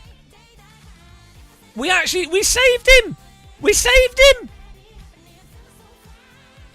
I've just saved someone at the start of a race.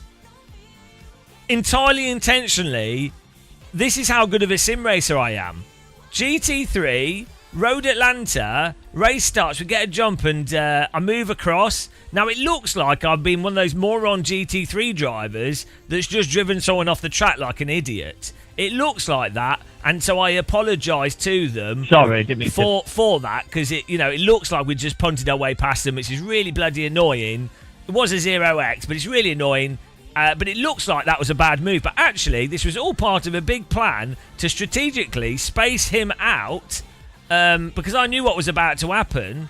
So I spaced him out. He's forced him to drop back, and really nicely, my move has then protected him from that. Look at the timing and how I got that just right, so that this car not only misses him but also misses me, because I'm at that level where I can predict everything that's going to occur in the race. Once you've had 5k I rate and you've done a lot of sim racing, you can just sense what's about to happen. Only at my level can you do that. So this guy owes me a tea bag, but absolutely beautiful moves by me. I'm not quite sure what's going on here. Why is he turning left? Why is the Porsche squeezing him so hard into T1? I mean, was it neck? I don't know what's going on here. Like, it's the T1. You don't even need to do this when you're this far back. Great drift, though. Yeah, good job, mate. Good job. Absolutely beautiful. But yeah, this is iRacing, the most realistic, cleanest, competitive, and glorious racing simulator. One of the best, if not the best. I mean, what was he doing? What was he doing? What was he doing? Why? Right, why is this guy squeezing this guy so hard into T1? Why is this guy moving to the left? Surely you would have seen him.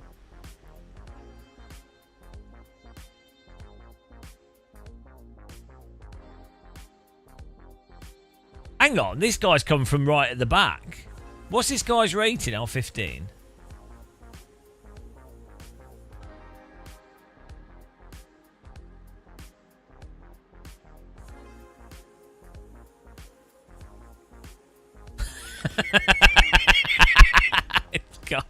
iRacing. It's so good. We could keep... we need to check. Before we do another one, we'll see what's... we can keep watching these...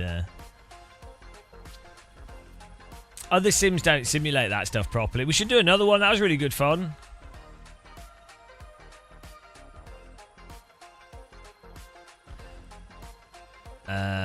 We'll do another one. I'm enjoying myself again now. Hang on. We're in good vibes at the moment. We're in good vibes. I need some chili as well. Might try a different car, but I've got used to this Porsche. We could try the Ferrari. Is the...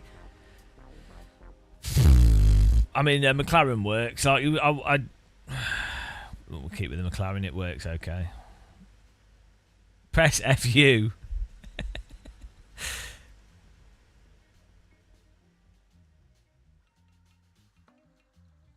Exactly. You have to sub to unsub to sub to unsub again. Where am I? Here we go. Let's see what else happened here.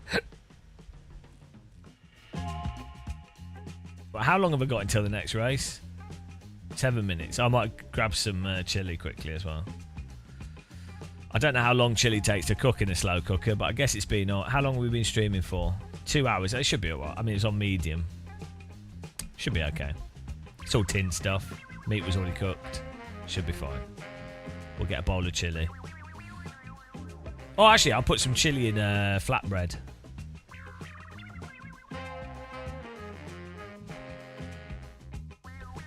Yeah, I think the thing is with iRacing, because the contacts are so brutal, everyone is on edge for little contacts. Either more on iRacers are more on edge than real world race drivers. That's a really weird thing, actually. It's surprising how chill real race drivers are to like pretty mental stuff happening. Maybe it's just because they're so rich they don't care in a lot of series. That doesn't mean anything. It's all fun, but yeah, like it's surprising actually. That Mumos, I'm gonna upgrade my G29. I begin with a solid rig. Is the SimLab P1X decent? Oh yeah. No, it's. I would argue the SimLab P1X is too much. Yeah, I would personally potentially actually buy a lighter rig. Like it's arguably too heavy and too big. It's over engineered for what you need. So you could definitely get a cheaper rig, or not, like even just a SimLab rig that's one of their you know. But all T-slot lasts forever, to be honest. It's not gonna, nothing's gonna happen. The thing to notice with T-slot, if you're buying it, what you'll find is cheapo T-slot, the paint is often not as good, which can be annoying. The fixings, the things at the brackets, can often be worse quality brackets, which doesn't matter too much, but it can make it a little bit harder to get everything squared up nicely. And then the big thing is the like the wheel mount or the pedal mount, the pedal tray. Those things are where the costs are cut. So it's worth not getting the cheapest T-slot, but if you're getting it from like SimLab's a good brand. They're nice company as well, like Dutch. So they're all eating waffles. But yeah, getting a cheap solution that does all the stuff, like a lighter T-slot rig, is actually quite a good idea. Yeah, so this is the P1X. I think they've done like one change. There was one change to this one over the release one. I've added shit to it as well. The nice thing with the T-slot as well is you can just keep adding to it really easily, and it's not that expensive to buy certain lengths of T-slot, and then you can get saws and stuff that can cut through it to do what you want. So I'll be back in a minute. I'm just going to get some chili. We've got another race coming up. I've got one thing to say to everybody. Fuck you, James. Fuck you, James.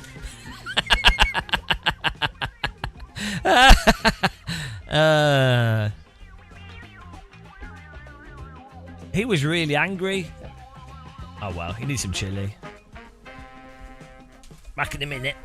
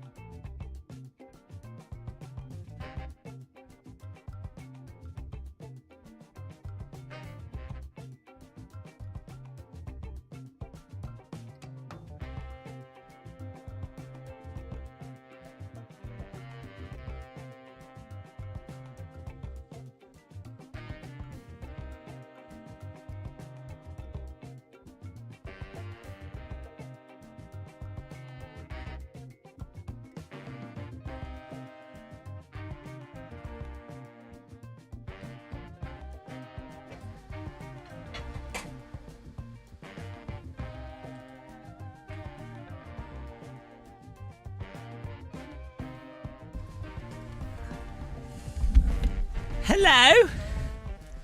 Guys, you know the rumour? Do you guys know the rumour? Do you know the rumour? Do you guys know the rumour? I am a good gold. I am Apophis. So far, I am Apophis. I have been imprisoned by the gold. Do you know the news? Do you want to know the news? Would you like to know the news? So, no one's interested in the news? Well, I won't tell you guys then. It's fine. It's fine. No one needs to know. I put potatoes in my chili as well. Don't know if that was a good idea or not. About to find out. So, apparently we find out Half-Life 3's been announced tomorrow.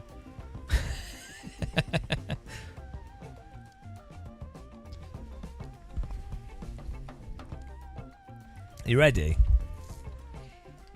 And the Steam machine and the VR headset. That's the rumours.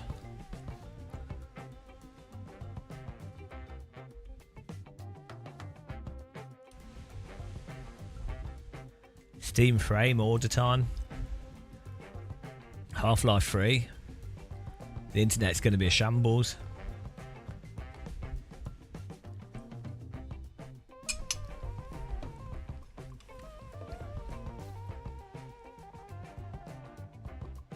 Well, are you? Oh, that's a bit of a problem, isn't it? 40 degrees in, like, Portsmouth. The houses are going to melt.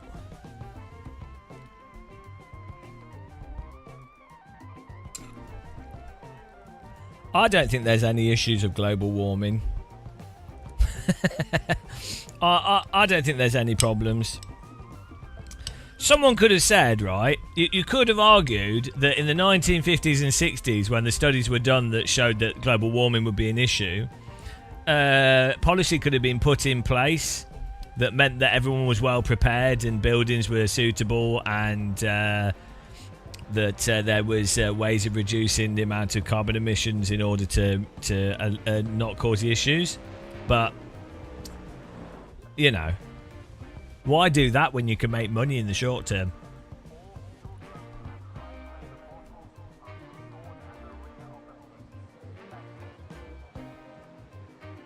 Hello, Star Fox. You went back to... I don't think he was... I think he was Canadian French.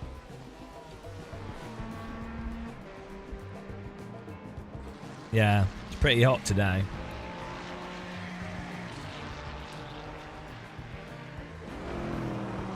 I mean, what do you do if you don't have any aircon at all? What do? Do you just sit in do you just fill up, get some water and stick it on you?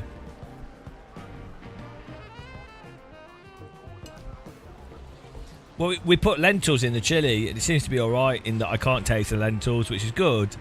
Because lentils are good to eat, but I don't like how they taste. So I think we might have won this.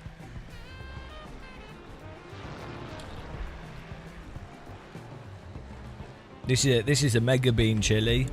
Black bean, kidney bean, lentils, art beans. What other beans? We've got every bean in here. Mr. Bean.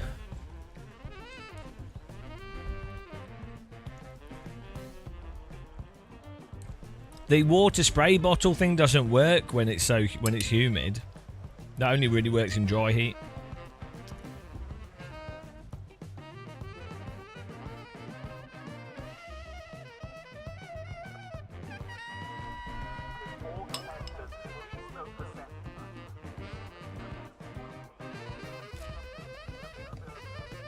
I'm alright with beans, actually. Weirdly, it doesn't seem to give me a gas or anything. I get issues with if I eat too much like real Greek yogurt, just gives me stomach ache. But maybe it's if you eat beans a lot, you can then digest them better or something. Don't know.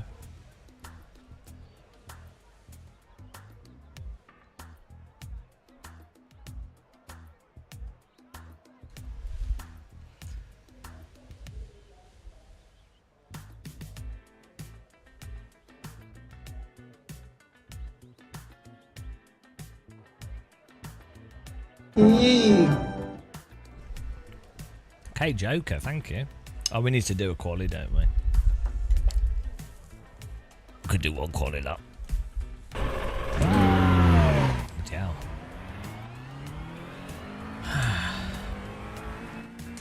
Oh, it's well good, the chili. I'm just addicted to chili. Like, it's so easy to make. And it's cheap. And it tastes amazing. And you can just make... You don't have to cook all the time. Because you can make, like, 10 portions of chili in one go. Cheapest chili. All we need to do is... I need to try and, like, add carrots to it. Some more vegetables. But then, yeah, you've got...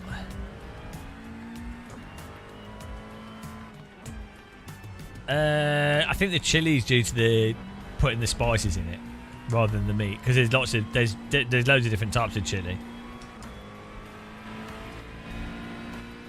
What's your secret to being alone while sim racing? What? I closed the door. Any rice? No. Oh, hello, evil beans. Bean bonanza.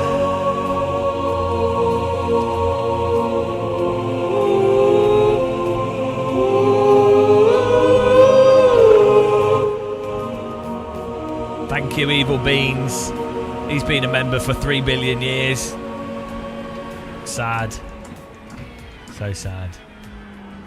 I do eat meat, but I try not to eat too much.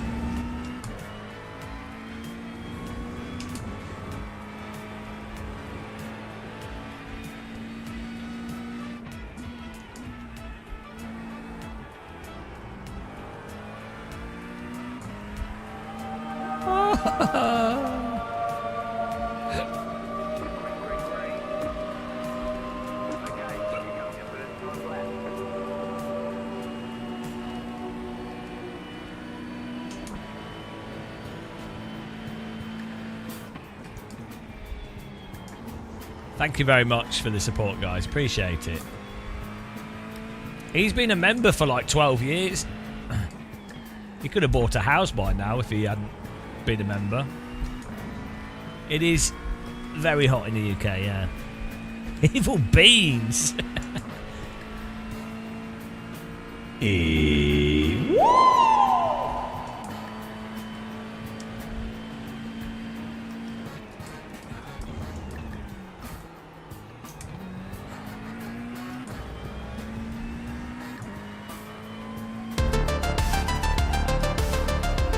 Oh no, hello. Chili. Cheap and easy. Just how I like the things I put in my mouth. Chili powder racing, guys. Is that the new king? Cheap and easy. Oh, I think that's a new king, guys.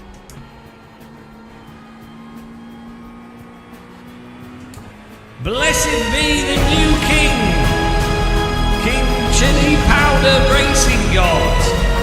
He, the greatest king to have ever lived.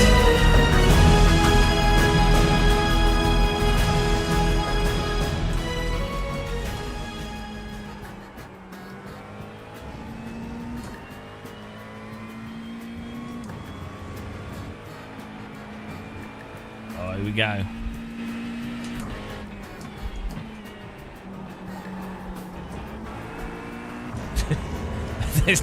There's no tricks in our videos. Don't study anything I do. That's a terrible idea. It's the worst thing you could do. Oh, hot potatoes is just different. The King Chili of the hot. Chili powdered racing god didn't last very long. Blessed be the new king, the greatest king to have ever lived. The king hot potatoes. Oh.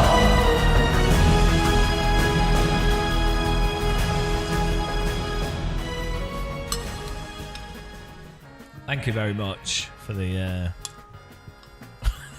French twat. King French twat didn't last very long, no. Thank you very much, guys.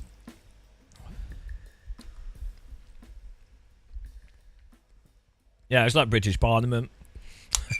A new king. Well, I'm a new king, and I'm going to do exactly what the previous king did, but pretend otherwise. I wonder if doing the same thing will make things better.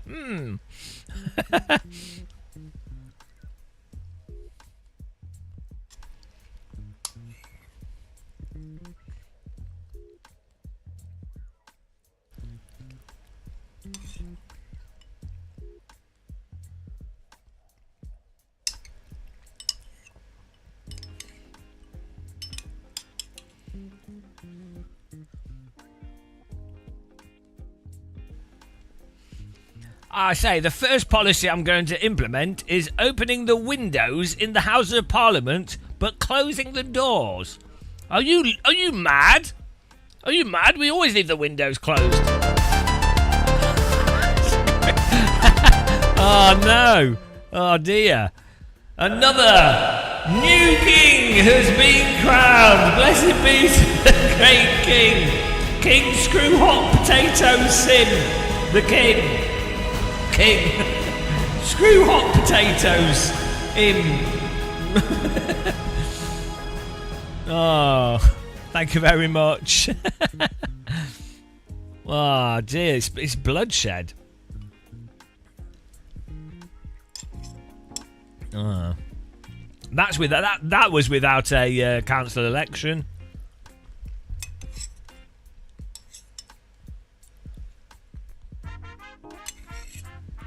Vanilla Sprite. Sounds good. I can't bloody drink them. Right, I can't drink fizzy drink. I can't drink Coke, Pepsi, any of these things. They like mess up my stomach straight away. It's really weird. It's supposed to be the opposite. People with like upset stomachs are supposed to, like, one of the recommendations is to have Coke. Yeah, I can't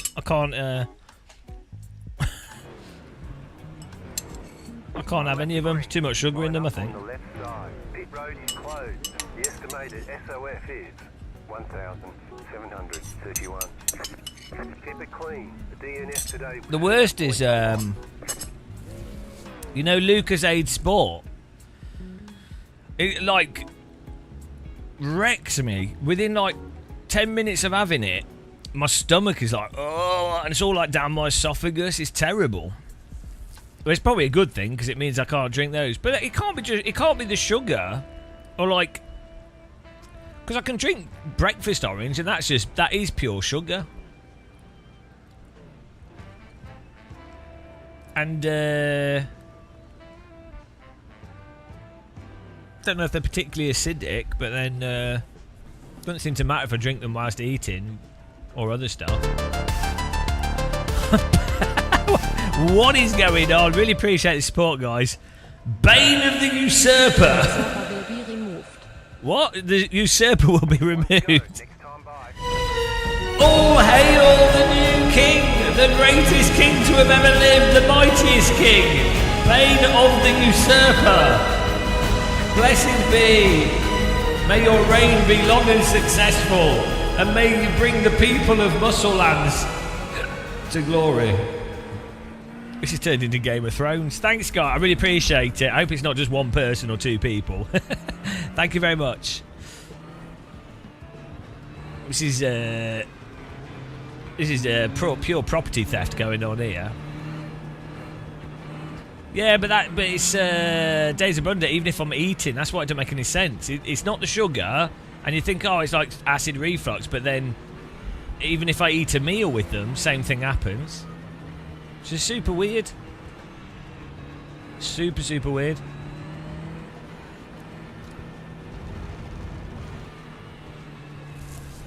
But anyway, it's for the better. Just don't eat them. Yeah, no, that's weird as well. I can have Monster Energy and like Kong Strike. I don't like them, but I notice because sometimes I get them when I'm feeling like I hate myself. Yeah, I can have energy drinks, but not like Luke. What's it called? What's the sports drink? You know, the yellow one, Lucozade or whatever it is, or Powerade, or those. You know, not those sports drinks. But yeah, really minging like Red Bull or yeah, a Kong Strong or Monster doesn't do it. Yeah, so I don't know what it is. Maybe it's just a specific thing in them. Bizarre. We don't have Gatorade in the UK. Well, I'm sure you can get it, but it's not a common thing. You know, Mountain Dew. I think it was Mountain Dew. Originally, was meant to be like an adult drink, like as a thing to add whiskey to, and then got turned into like a kiddie energy drink. That's what I heard. Iron Brew. It tastes weird, Iron Brew. I don't know if I like it that much. I mean, nothing beats a cup of tea. I really like smooth drinks. Oh yes, there's a whole thing of people turning yellow from Sunny D. That was in the 90s. That was like 98 or something. It got all on the news that kids were turning yellow because parents were buying it because they thought it was healthy due to it have vitamin C in it. Ah, hot chocolate. That also causes it. So, but then you'd be like, well, so it must be like some sugar or something. Or some way of doing the sugar, because I don't think aspartame doesn't do it, and the other sweeteners don't. So I don't know. Anyway, who knows? Don't really matter. So it's all stuff that I don't eat or don't want to have anyway. So thank you for subscribing. Welcome, appreciate it.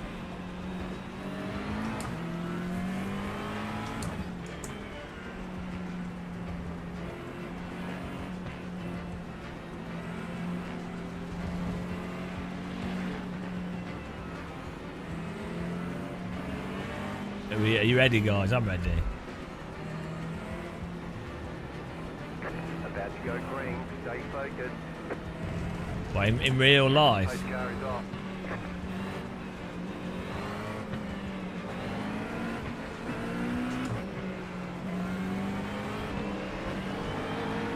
Green, green, green.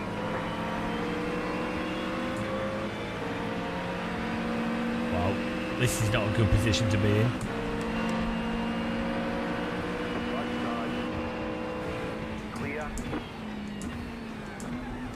What?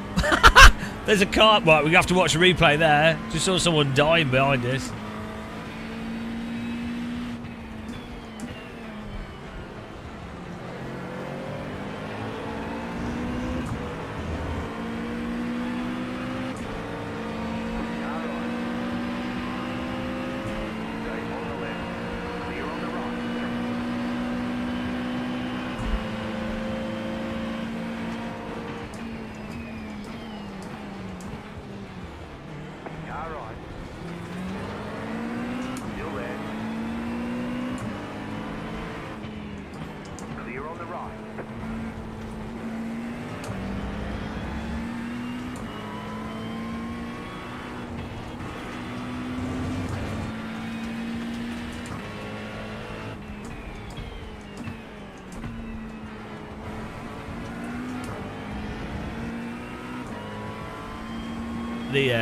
The car in front did a good job as well.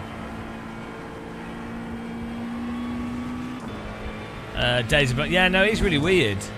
Yeah, it's bizarre, but I'm really fortunate that it's only really unhealthy stuff that I have problems with, and onions. So really lucky. Also, I'm super lucky. I have no issues with like cheese and well, actually Swiss cheese a bit weird, but like cheeses and creams and things, which is all good. Because I need milk in my tea. If I couldn't drink milk, I don't know what I'd do. I'd have to... It'd be terrible. It'd be a disaster. Imagine not being able to have milk in your tea.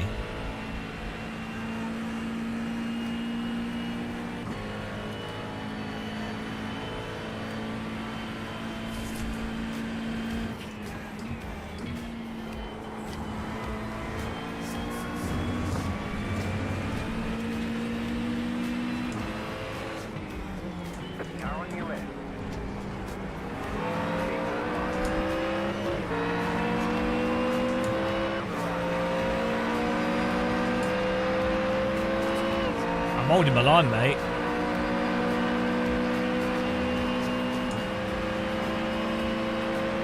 Still there, hold your line. Clear on the left, car on your left. I held my line. You can't keep... You can try turning into me, but I'm holding my line. Racecrafted. That's how you get that overtake done.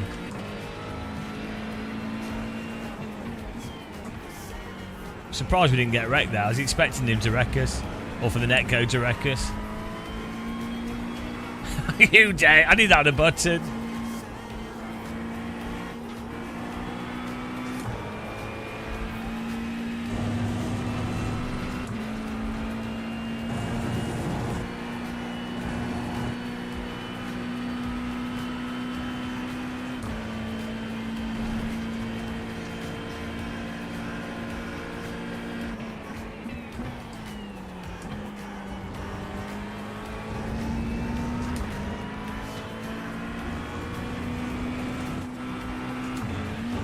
The 1Xs are brutal on this track.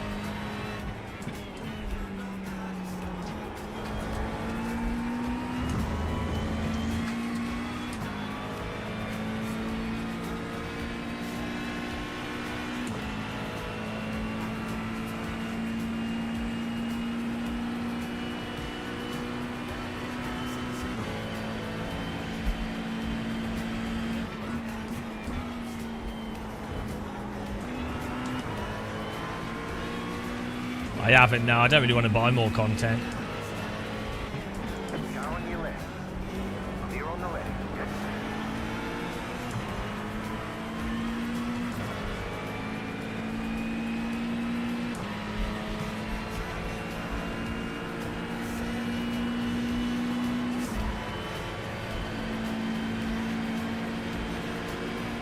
Right side. Clear on the right.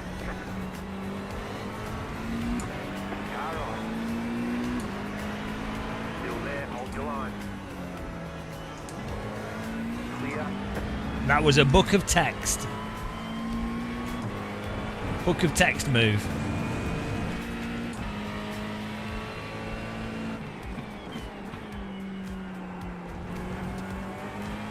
What a crafter. I backlashed him. I SimBro'd him.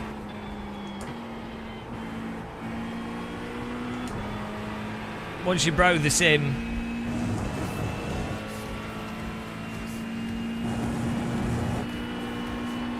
Well, even in real life, people don't really get Euro NASCAR. Not really, Mr. Halsey.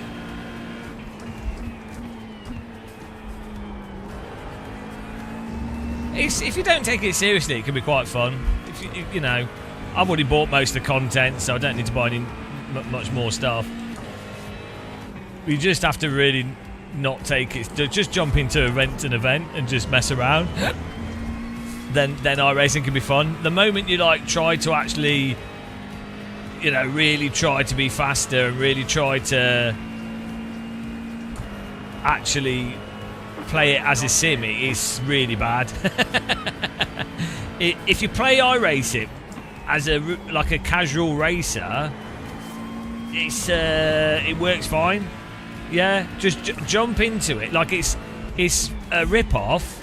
It's overpriced, but as a jump in and dick around game, I'm not saying wreck people, but just jump in and don't take it seriously. It's actually quite fun.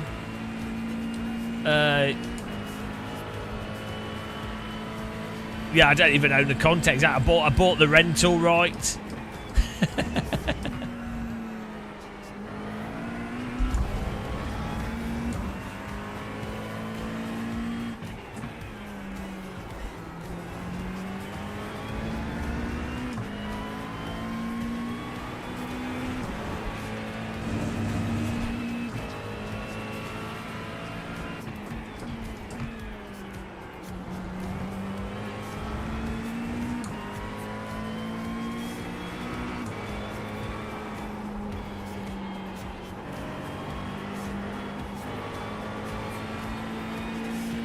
I mean, this is why people have alt accounts in iRacing, because they want to maintain a high rating for sweat racing and the big events, which they then want to take seriously, but the actual gameplay isn't very good when you're doing that. So they then want an alt account where they can just dick around, which is... Whoa! Wow! That's a little bit distracting. Right side. Clear. As you can see, there's no issues with the netcode and the damage system works perfectly fine. What on earth? He's staying out, guys. It looks cool, actually. The Ferrari with no rear on it looks amazing. Fast. Well, he's not making it through that corner, is he?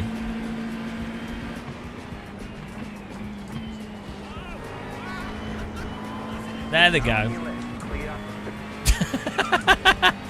A tale as old as time. I mean, we knew that was happening. Well, he found out.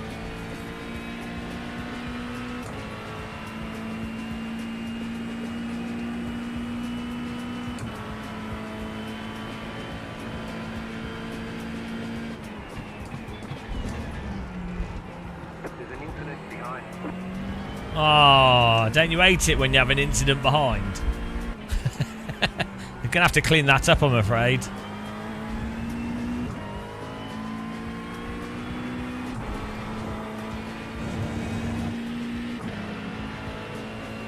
Yeah, but so as I always say, like, I think if you watch how Matt Malone plays iRacing, and to be honest, how I've been playing it recently, that's the way to enjoy it. But then it kind of doesn't make sense, the pricing of it for that type of playing it.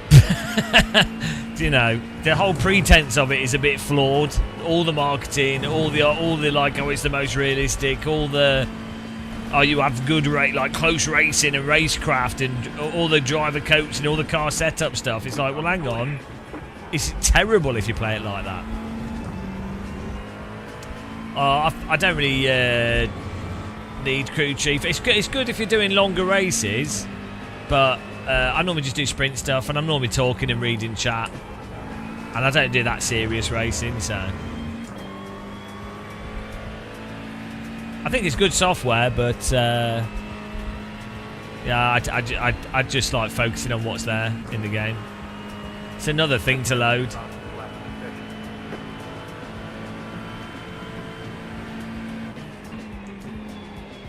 Dave Cam's a bit of a sweat.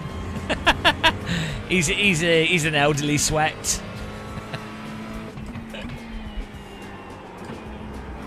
I don't know, he's not that sweaty.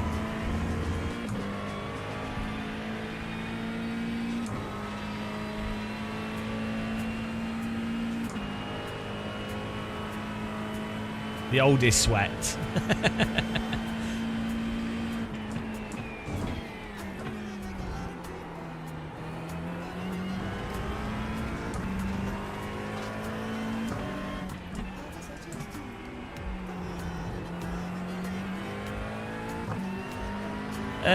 Yeah, no, so I think with the competitive side of iRacing, it kind of works out again in some ways, in that at probably around about 6 or 7k iRating, all the iRacers at that rating know that you can't really race properly.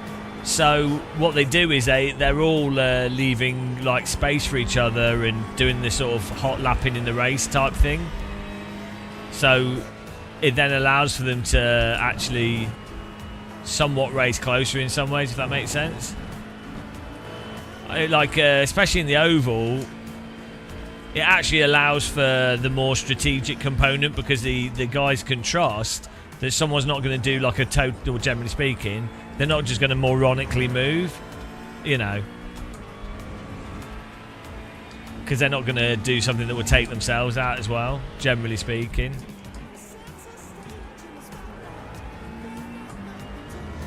But then, you know, it just turns into, it's just so much hot lapping and just hot lap racing, you know.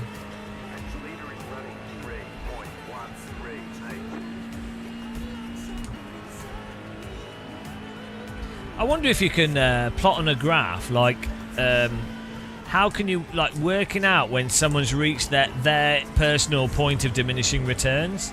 So you could probably model it, so you could analyse a competitor at a given activity, and you could probably have a reasonable idea of if they are close to their point of diminishing returns, or if they have potential to get better. Or like if they need more work, you know. I mean, everyone has potential to get better, but you know, some people just require a lot more work at certain activities than others. Yeah, well, I think that's mostly, but that's real motorsport as well. It's a very repetitive activity. And we always say this, like obviously for racing, just raw pace is always going to be a really big advantage. But I think the idea in real life, the idea would be that you have the variability of the car's performance, the tyre behaviour, the variability of the track, not maybe an issue in qualifying, and then the driver still has to get a good result. And so it's the drivers that are not only very fast. You know, they're just, those drivers obviously have an advantage, but it's the ones that are fast and can also recover the race that wasn't their fault. If that makes sense? And so that's why you have lots of different races. So you can then, you know, you then got. I didn't mean to push you wide there. Sorry. Totally ran him off the track. Sorry about that. I mean, I think he had damage. He was super slow.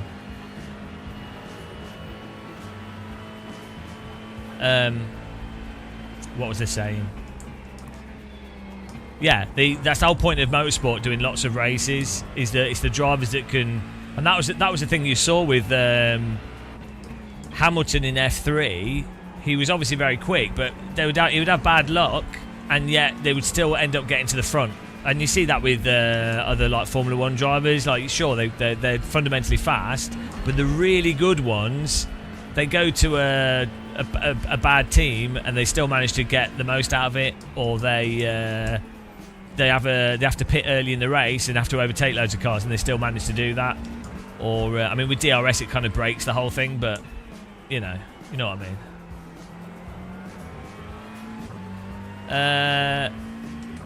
Yeah, they're generally better, but so the fundamental issue is if the tyre grip, this would be the same in real life and Sims, if the grip coming and going is drawn out, it limits the amount of actions a driver can do in a given corner and in the braking zone. And so iRacing has a very drawn out tyre once it gets into slip because of the thermal flash heating. And so it limits what people can do. So ironically, iRacing ends up being, for racecraft, overly simplistic. Like it's not as reactive. There's less the drivers can do. It's really drawn out. I am the champion of the ninjas. Thanks for subscribing. Appreciate it. Everything's its own skill, but if the goal is simulation, real cars are actually the tyres are quite responsive relative to iRacing. They're more like AC1, but then AC1 obviously doesn't have the online competition built into it, so even LMU's a bit sluggish in terms of some aspects of the tyre. It's weird.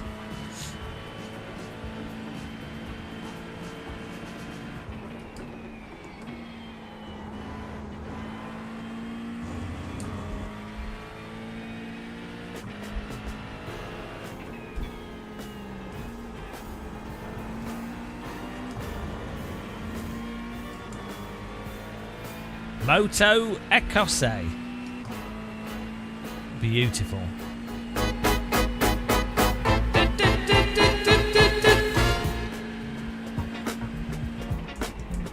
Get funky.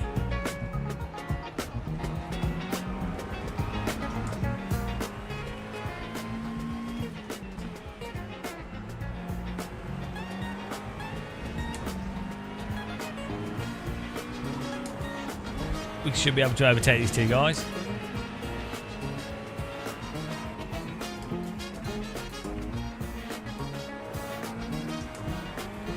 Yeah, I mean, I don't know. You could speculate all day long. A lot of it's just you'd have a product that's making money, and there's a lot of stuff in it. And if you change it, you could break it. And if a business is making money, there'll be reluctance to change things. And then yeah, you could have people that genuinely don't recognise that how messed up something is. And then you have the politics and tale as old as time.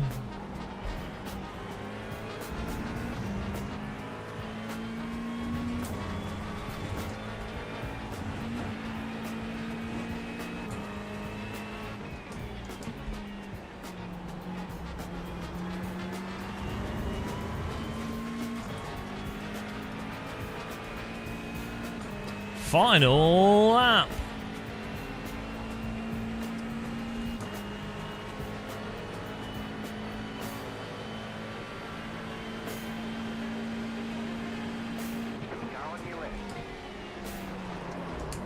Right. No, tarado! I'm afraid you took yourself out on me there. I was well alongside you in the braking zone, but sorry. I'm sorry, las pelotas. No, you took yourself out. Watch the replay.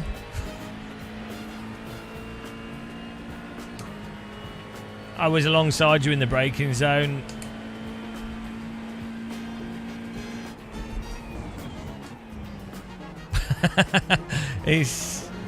But yeah, I'm sorry you crashed.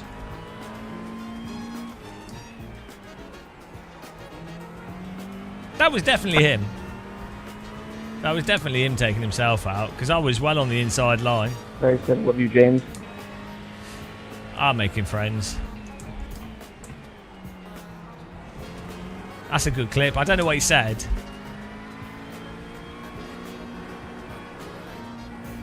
Yeah, well, it was a side lash, if anything. Voice chat's amazing, isn't it? It's like, nothing makes it better than when a guy's like wreck themselves on you, that they're like turned into like Brazilian football or something.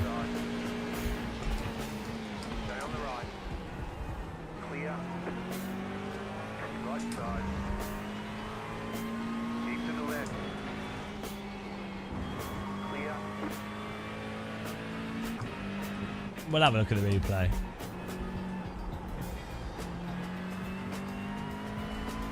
Oh, we got fourth place. Oh, dude, come on. Dive bomb in the last turn, come on.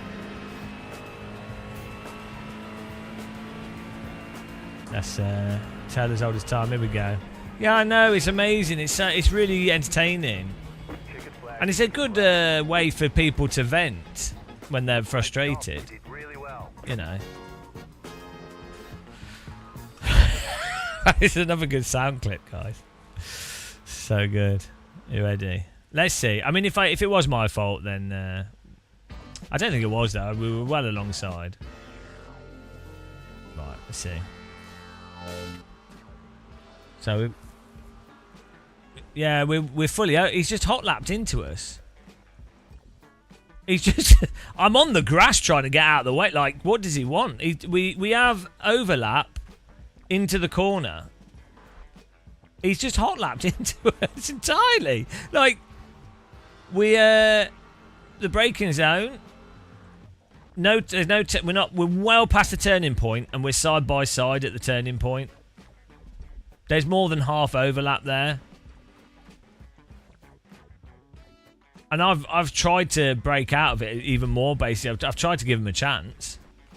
And then he's like netcode turned on us. I don't. What am I supposed to do here? Hot lapped and backlashed. Yeah. I'm like, I can't position my car any better, really. I have a right to be in this position. There's nothing wrong with me being here. And then you actually see me brake a lot harder to try and avoid him.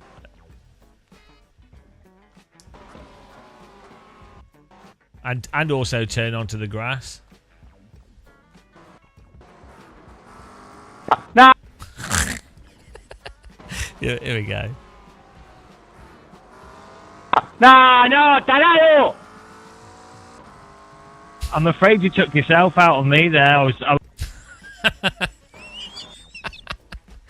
I need to save this as well. Well, I don't know what he said.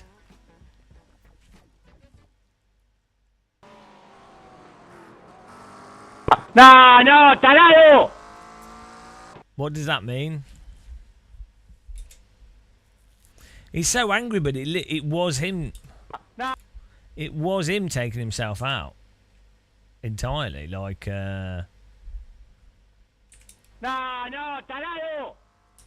No. That's clipping. We need it not clipping. No. We've got to record a good quality sample here.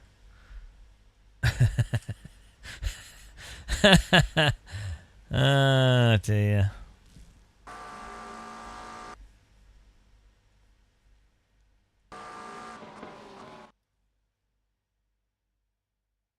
No, tarado! What does that mean?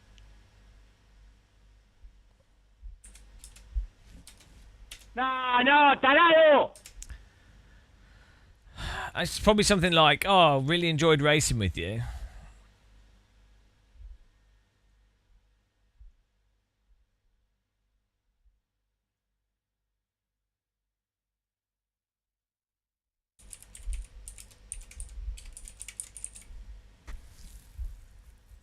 Oh, I thought so.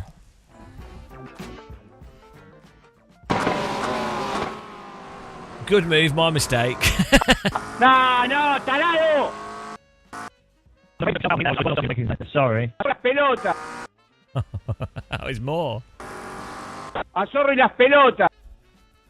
The pace car is out of control. Azorre de pelota.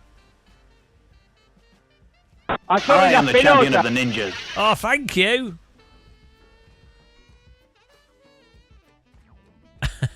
Azorre de pelota.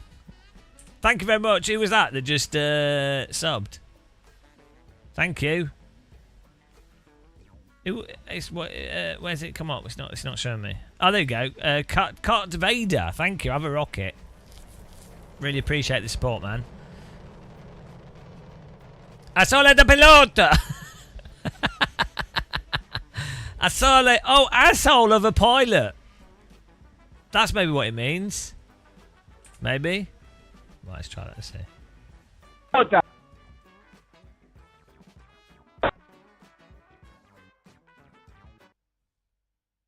Azorre las pelotas. I don't know what it means, but it sounds good.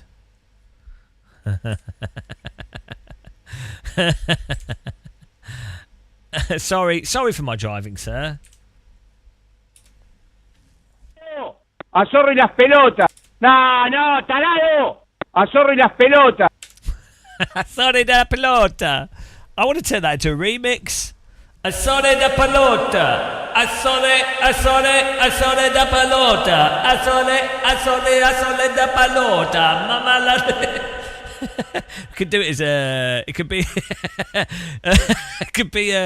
What's that beat? Like what's it called? What's that beat called? You know. I can't remember the name of the beat, but you know.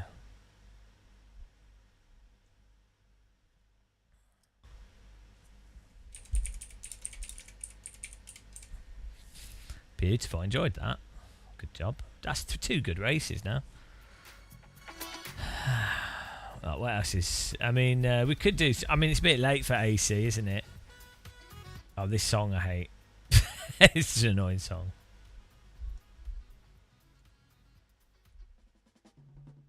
Here we go. What's coming up?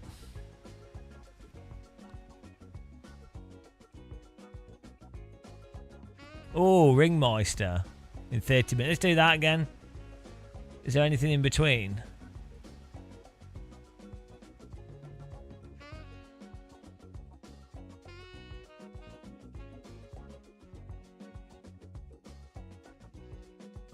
Ah, we just missed the quali.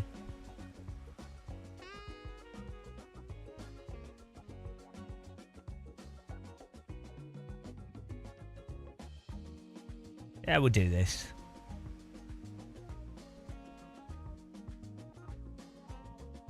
First one's calling you crazy. Ah, now I want Jaffa Cakes.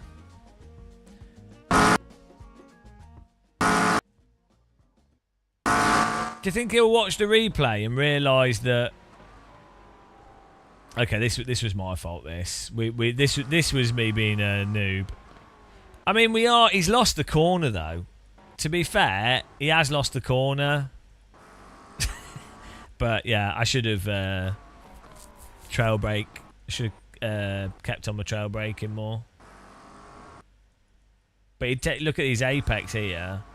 Where we are, he's not winning the corner, so he has to just lift. But yeah, well, I didn't mean to do that.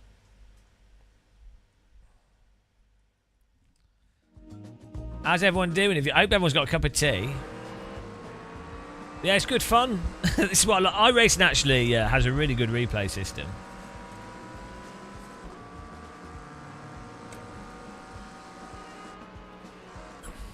Oh man, tea time, beautiful. Oh yeah, we had a wreckage behind us here. Here we go, let's see what happened to this guy. Look, the replay. Oh no, what was the pink car doing? Just sent it into his ass. Backlashed.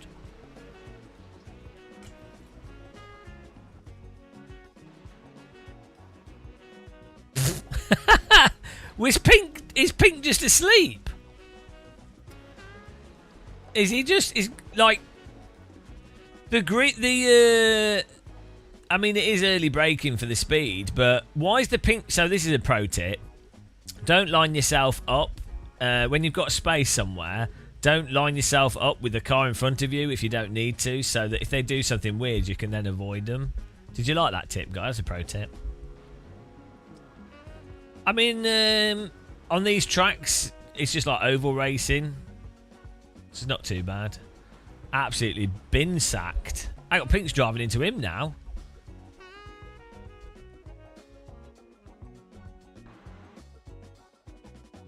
See you.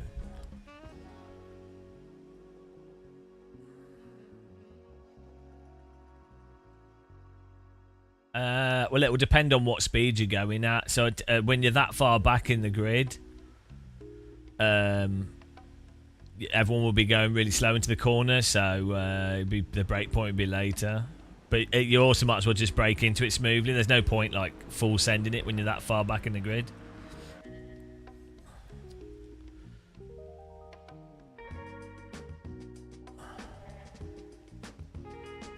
Oh, cheers, guys. It's nice and cool down here with my wind blowing on me. I might just stay up all night because it's cooler in the evening at night. I cannot sleep at the moment with the heat. My room is like a bloody oven. So I might just stay up and do glider flying.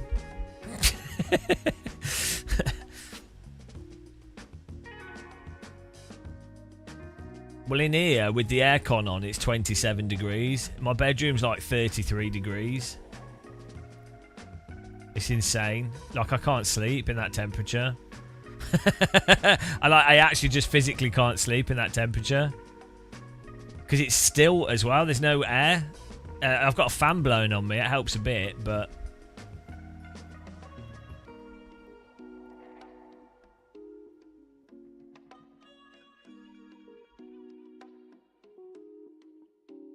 Yeah, no, I do have an inflatable bed, but I'm worried. I'm worried I'll burst it.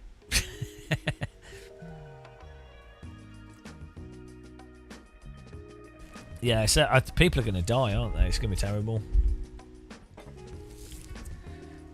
Because we're just not used to it in the UK, really.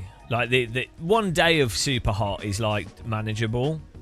But when you have, like, 4 days in a row, 5 days in a row, that's a big problem. Yeah, it's all carpets. I mean, I have a wood floor in my sitting room. But that doesn't get that cold. We don't. Houses in the UK are not built for hot temperatures. Like, my house is like 1830 or something. So they didn't really have much of a concept of global warming there. Like, when was World War One? That's not 1814. No, that was 1914. Yeah, 1914. So what was happening in 1830?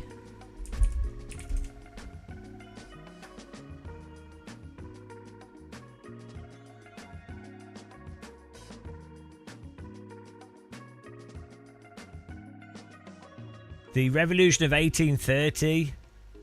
A revolution fervor swept Europe. The July Revolution in France overthrew King Charles X. What number is X? The Belgian Revolution established independent Belgian state. Hang on, who did Belgium belong to before that? I know nothing about Belgium history. I need to read some books. I'm currently going through China at the moment. And that's like four novels. So confusing. Yeah, it's exactly the same. Old Dutch master. Yeah, it's like it's horsehair.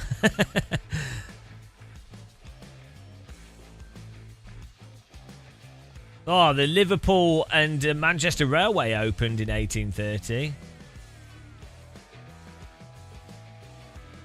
Iconic train and stock market game. Oh, a new game came out. The game of railroads and rubber barons. Oh, I want to play this. Do you think it's on Steam?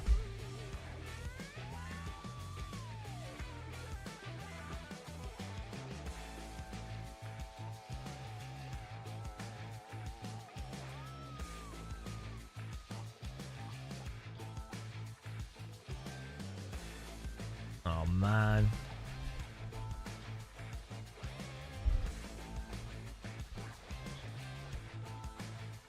Well, I tell you what would be nice. A really nice modern house with really good insulation and then like actual proper aircon or like a really good heat pump situation. That'd be nice.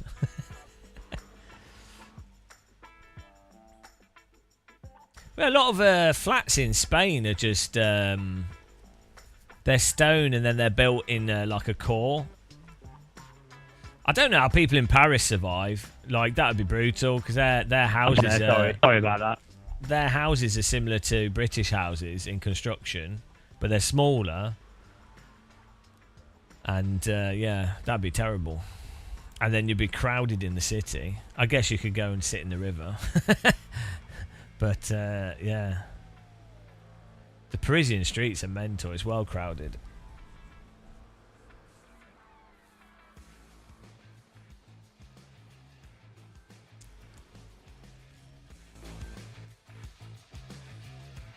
I have two Simrig fans blowing on me here, and then the aircon.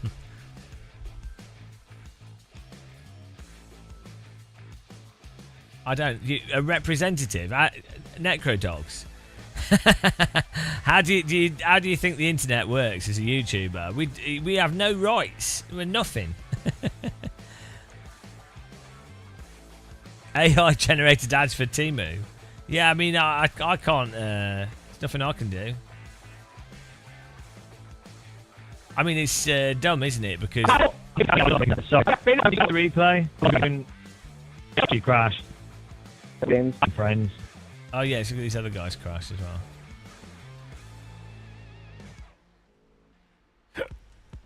Sam said he got punted at the end. Was it Simon? No, Steve. There we go. Steph and Sam. See what happened to him.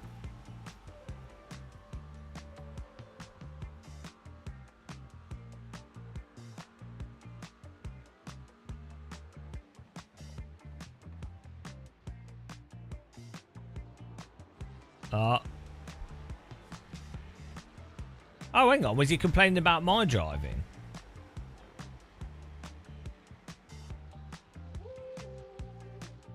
Oh, no. It's this guy. Oh, no. Oh, dude, come on.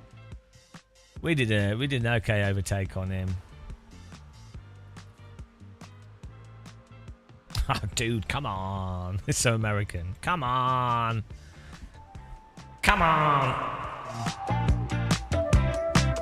The track's awesome.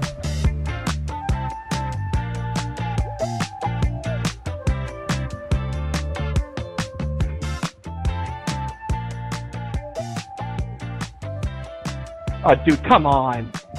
Dive bomb in the last turn, come on. Oh, he lost 2 places. Unlucky. Oi. 18 minutes on the next race.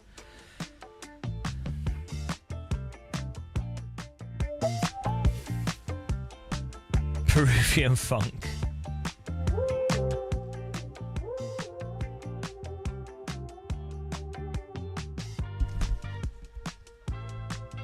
You once took out 10 cars at the right-hander.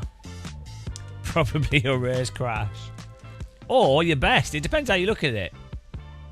If you didn't get banned, it was a pretty good move.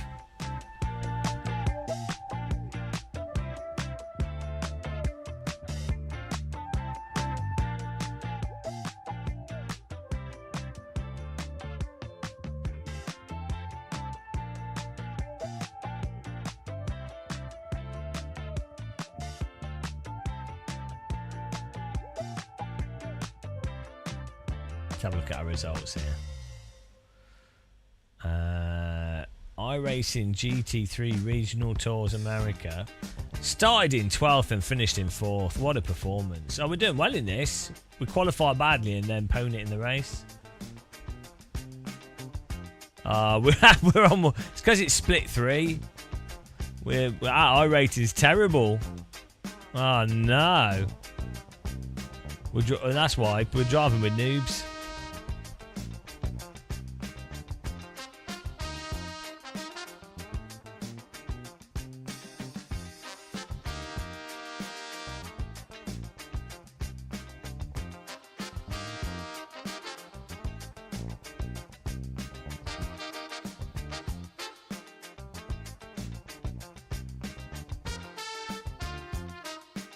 Oh, we lost 90 rating from that being punted on the Ringmeister.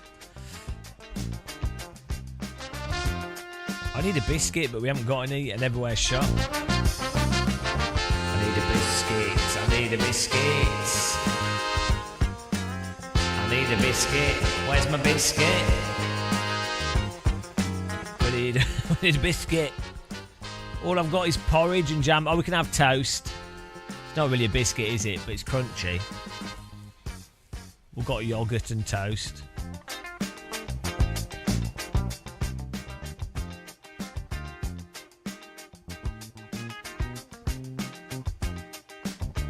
Not even 2k on the GT side. We're just waiting for it to come up. Right, this Mission R. This must be like a Porsche sponsorship thing, where they've had to put it in here, right? Right. Nobody races this ever.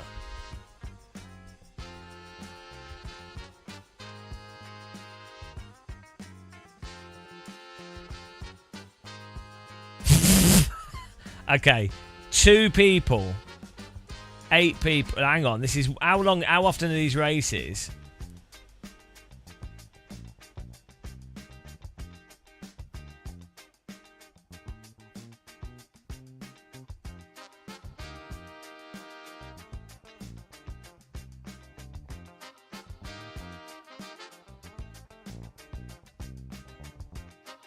So there's like 2 or 3, like no one's driving it. What's the point?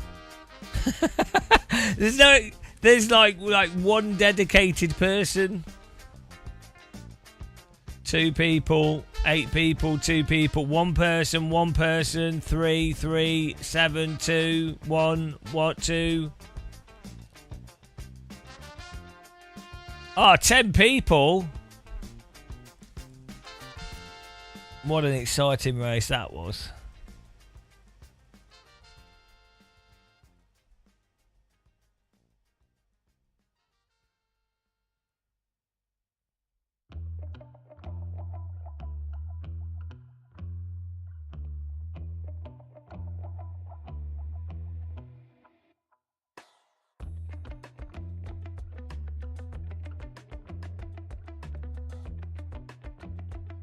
Yeah, it don't make any sense. No one wants an electric car in a simulator, unless it was exciting. And you have to buy it? That's what's insane. You have to buy the car that no one's driving. Bizarre. No, I think you need 8 cars for it to be official. Oh, I got the Radical. Look at the SR10.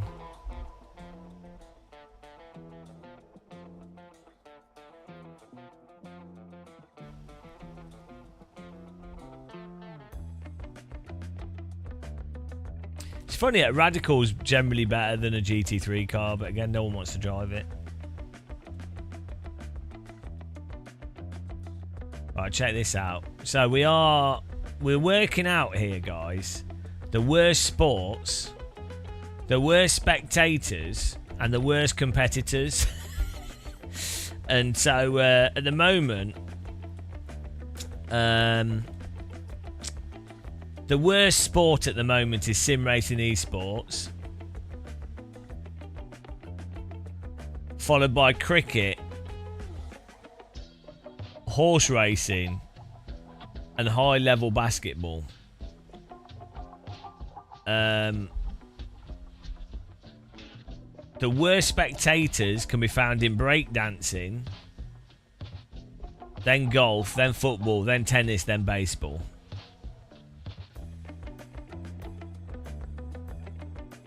And the worst competitors, this is what we were working on.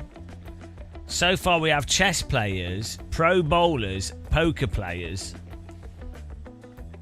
What other competitors are really annoying?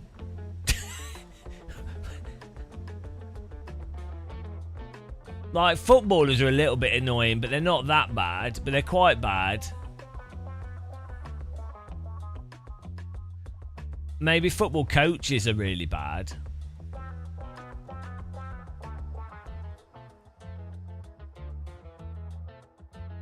League of Legends pro play. Wow.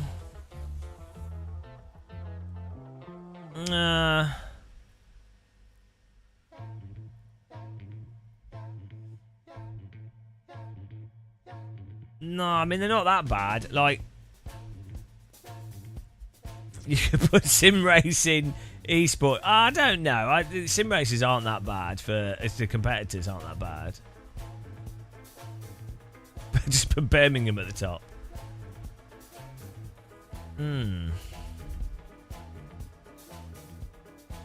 I can't think of any of it. Like, it's difficult to think specifically of bad players.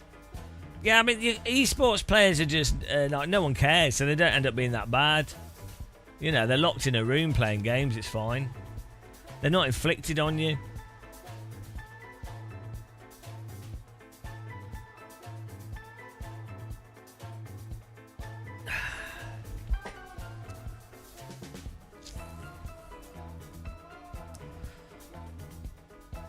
Box snorkelers.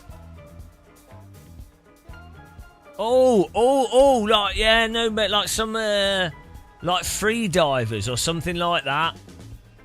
Skydivers. Something like, some like really rich person activity that they like, you know, those sports where there's only like 5 people doing it because no one else can afford to do it. and then they act like they're doing some really important sport. Something like skydiving. There's got to be...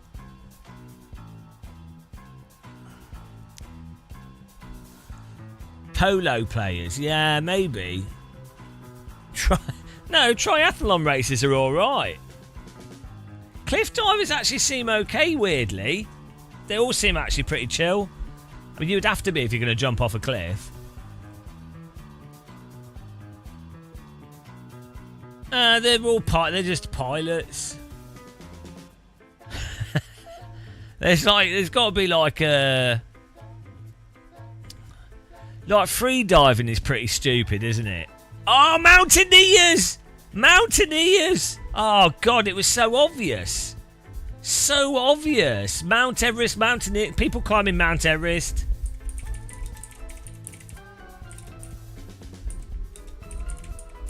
Well, you could just put Everest climbers.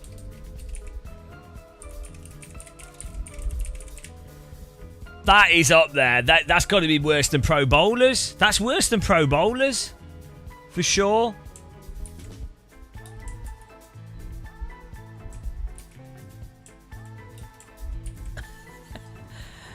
Everest climbers are really... mountaineers. Ah. Right, well, there's got to be one more. It is, yeah. People climb mountains for fun. What are we evaluating competitors on? Just how like the most annoying, the worst competitors.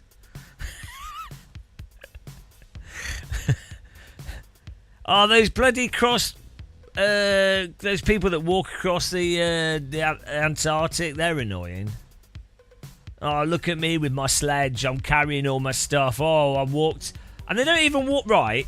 You guys might not know this.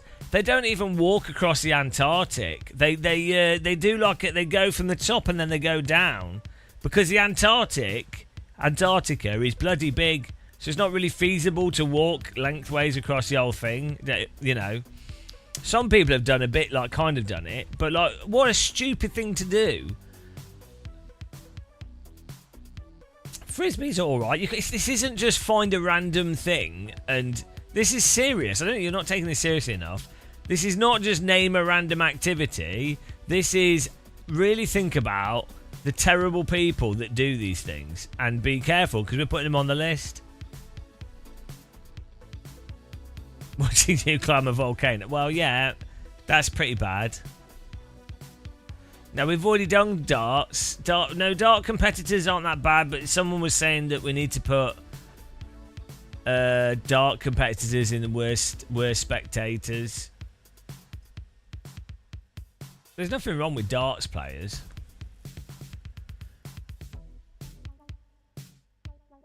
Maybe like NASCAR drivers.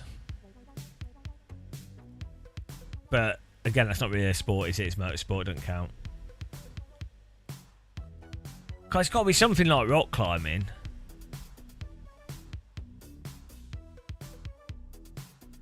Look, I won't have anything bad said about the glorious activity of glider flying.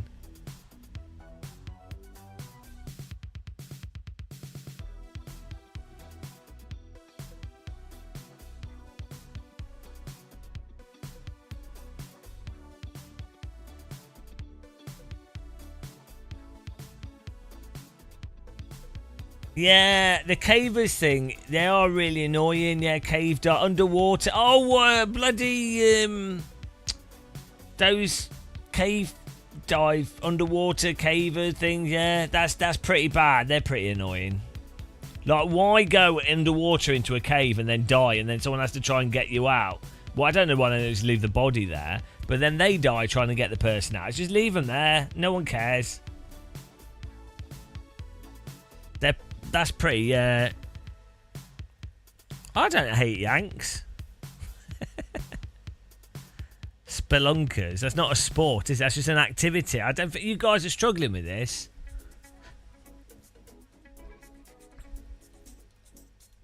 Yeah, it's kind of Everest. We need another independent category.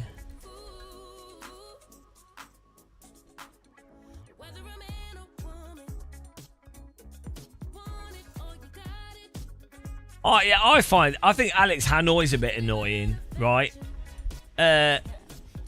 All he does is climb up stuff without a rope. Right? Like, I mean, honestly, I'm not saying it's not difficult and impressive, but it is a bit stupid, really. And he just because he's clearly an alien doesn't, like, you know. It's gonna be like a news story. Alex Hanoi has died after falling off a cliff face. You know, it's.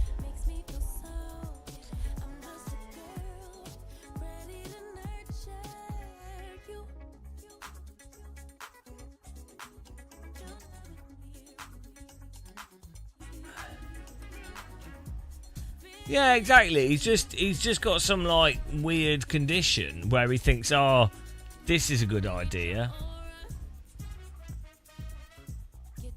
If he had the same condition for Tiddlywinks, no one would care.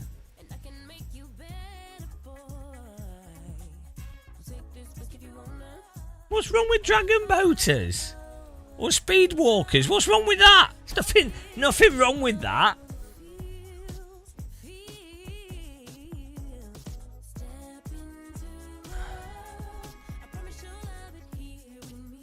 Surfers all seem pretty decent. Like, there's nothing wrong with surfers.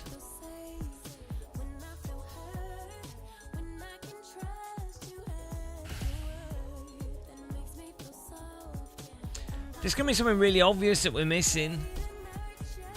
No, I mean, there might be a little bit annoying clay pigeon shooters, but I don't think they're that bad.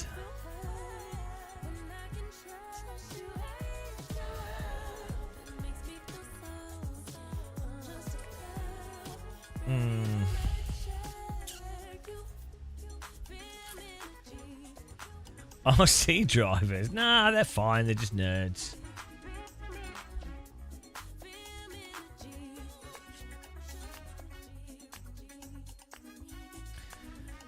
Well,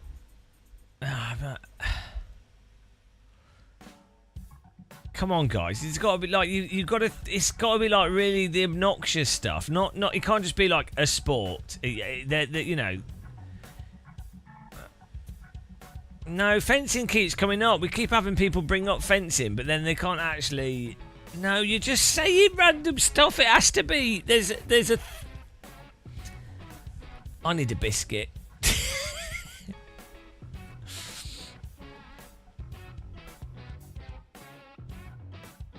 Oh, well, Richard Branson is just annoying.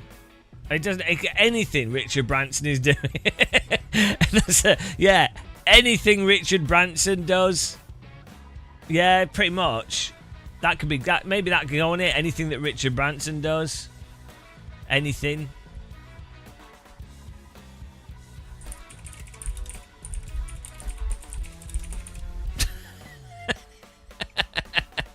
There you go. I mean, that's a good, you know, because that covers a range of things.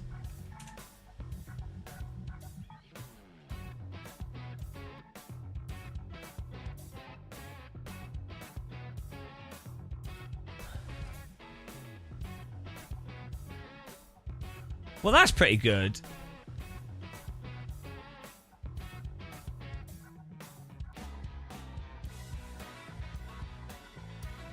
Richard Branson is so annoying. Right. Spoon in mouth rich person pretends to be like business genius when it's all rigged, and then does all this like self-promotional stuff to like. It's really weird. And then but then he's kind of celebrated, and it's like, for what? It's like like, you know, let's ask ChatGPT. Explain why Richard Branson is so annoying with bullet points.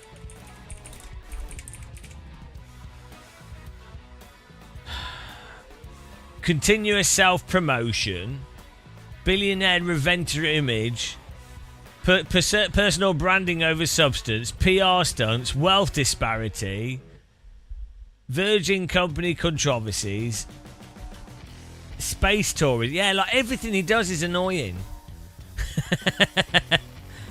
Everything. Break dancing. Yeah, it's a new type of dancing. You wouldn't understand it. If you'd watched pros like, what was the name? Raygun, you would know about it. Yeah. What is it with British entrepreneurs being smug arses? Dyson, Branson. The American billionaires are annoying, but they're not actually as annoying in many ways. I mean, the American billionaires are just obviously evil. See, I don't think Richard Branson is necessarily obviously evil. He's just really, really annoying. Right? Like... Yeah, but it's just obviously it's evil. It's different. That's different from being annoying. Being just de facto evil is not the same as being annoying. Oh yeah, it's still a bit evil. I mean, you kind of probably have to be, but like on a scale. Yeah, British billionaires are more like Victorian Dickensian villains. Oh, tiddly tiddly poo! Oh, I say, I'm going to get in a hot air balloon, watto, and travel across the world. Otto, what biddly bop? Whereas American billionaires are like, YG, let's kill everyone. It's not the same, is it? British billionaires like, tiddly pop, watto, going to surf across the channel. Hey, tiddly pop, sporty me, look at me with the women, watto. American billionaire, YG, let's murder all these children. Watto. That was the American trying to do a British accent to fit in. They're all in the files.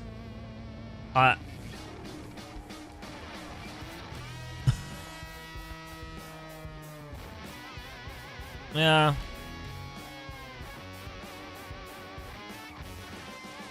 Right, we can have a break from this important listing here, but pretty proud of these lists here. The worst sports: baseball 5th, high-level basketball 4th, horse racing 3rd, cricket 2nd, sim racing esports at the number 1 worst sport. Worst spectators: baseball. I mean, we need to think of another type of spectator that's terrible, because baseball spectators are not that bad. I mean, they're pretty bad. But yeah, tennis spectators are really annoying. Football hooligans and everything is terrible. Golf, they're just again, why would you wake up and go to a golf game? Doesn't make any sense. So I just don't trust them. Breakdancer spectators, they're terrible. And then chess players are the worst competitors. Why do people keep bringing up dart spectators? I've clearly missed out on this. I mean, motorsport fans are quite bad, but they're not that bad because they're drowned out by the noise of the cars.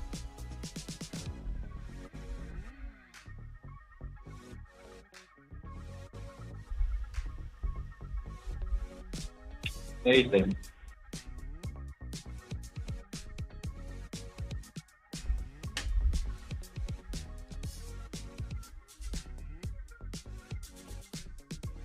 Well, badminton's alright.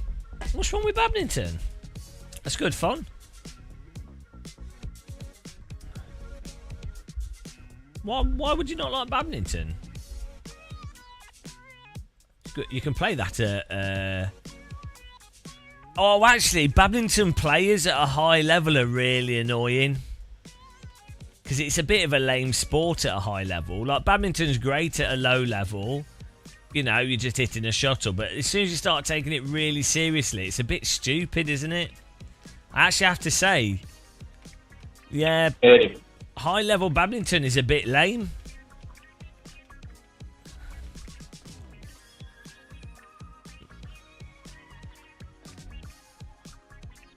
The cyclists are the worst competitors because they cheat unrelentingly. Yeah, because there's no other way to go faster. They're not allowed to do stuff to their bikes like Aubry. They were just like, oh no, how dare you be creative with the bicycle and how you ride it. So they're like, oh shit, it's too obvious. If you make the bike aerodynamic and change that, the ruling bodies, which will be really pretentious people, they can see it and they go, oh no, you can't do that. So it forces them all to like do like weird gene therapy stuff and like secret oxygenated blood therapies in order to have a competitive edge. Because there's no way for a cyclist to actually beat the other cyclists that's optimised the training to a ridiculous level.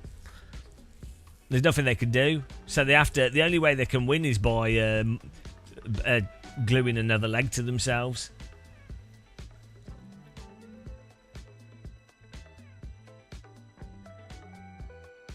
Cheese rolling is really annoying. Yeah, I don't get why people celebrate cheese rolling. I have to say, like, it genuinely... Yeah, people go on about it as if it's like, oh, he's won the Cheshire cheese rolling competition. Like, oh, what's up, Eric? You know, who cares? Hey, man. Well done for falling down a hill and potentially burdening the NHS with a patient. Yeah, I need to see if Maxim is in here. Why do they do cheese rolling? Why did this idiotic activity happen? Right, here we go. What is up, Maxim? How did the sport of cheese rolling start? I've decided to raise one more. Nobody knows. Just a little faster that time. Ancient fertility ritual. Oh yeah, nothing says fertile man like a person chasing after cheese. Oh, this is men. This is like what men do that are stupid. They're like, oh no, I can't. There's a woman I really like. Should I go up to her and ask her if she's interested in me? Or maybe I need to impress her with something. What's the most logical way to impress a woman? I know. We'll throw a cheese down a hill and see who can get to the bottom of the hill with the cheese. That will get me the woman and demonstrate that I'm a highly fertile male. That is the problem right there. That is... I don't know. That's why humanity should not have evolved. We should have just stopped at that. You know, at the point you're chasing cheese down a hill, you can just say, look, if aliens come here, they will look at that and they'll go, right, the planet's going to be destroyed by something. We were going to save it, but we've seen the cheese rolling, so no. Also, we saw a video of Richard Branson, and we do not want to. We really don't want to save that. So. One to go. Next time by. Line up on the right side. Pit road is closed right now. The estimated SOF is 1,858. Yeah, maybe that is the key. Maybe I just don't know what I'm talking about. I don't have a cheese rolling license. Maybe if I went to Germany cheese rolling competitions, that's where you meet the nicest German fraus. Maybe that's what we need to do. Uh-huh. Are there any big cheese rolling competitions in Germany?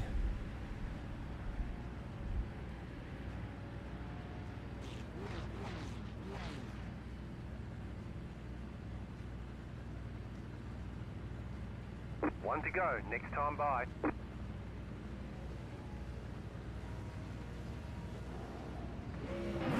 It could make a good video game, actually.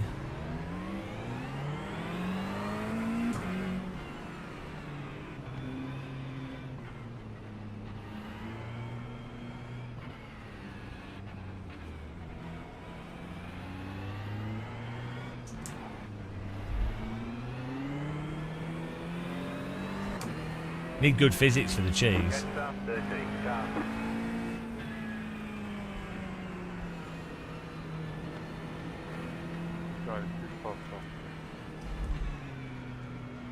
Guys, come on.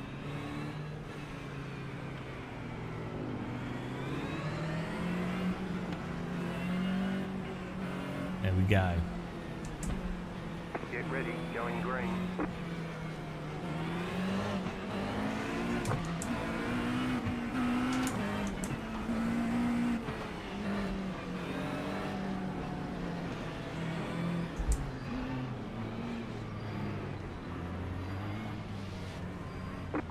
green.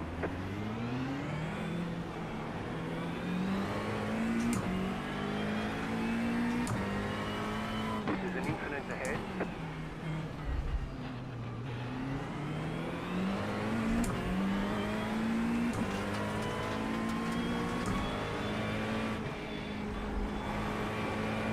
Sounds like he got cheesed.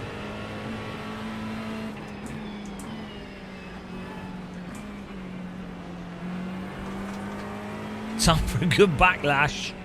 Oh, it's been fun streaming today. Most of Bro, the BMW, you're super slow, please. most of the stream's been positive vibes. Let me pass you.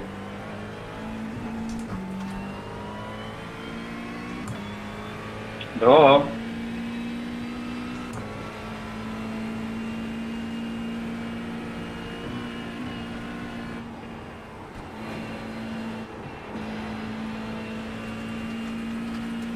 It's not positive vibes. We don't have positive vibes here. Good vibes. Thank you, thank you, thank you. No positive vibes though.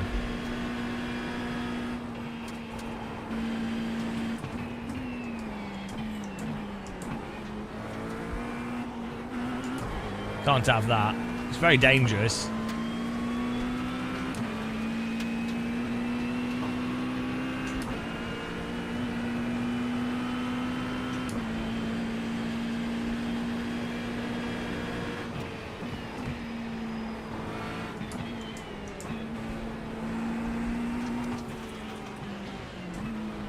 Left side. Is there a reason why he's ploughing me? Does he know? Dude, why are you in a hurry like that? Why is the car behind ploughing me? He must know that I can't drive through the car in front of me. He must realise I can't physically move my car through the vehicle that's in front of me.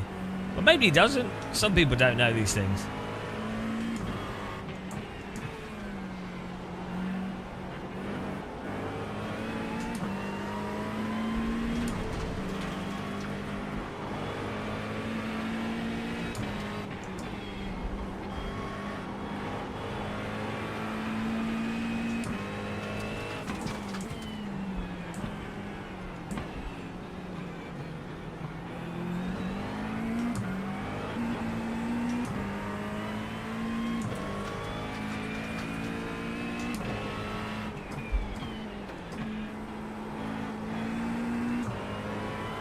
Ethan, I see your boss without me. What'd you say, Maxim? I see you are bored without me. You are not under the pressure, you know?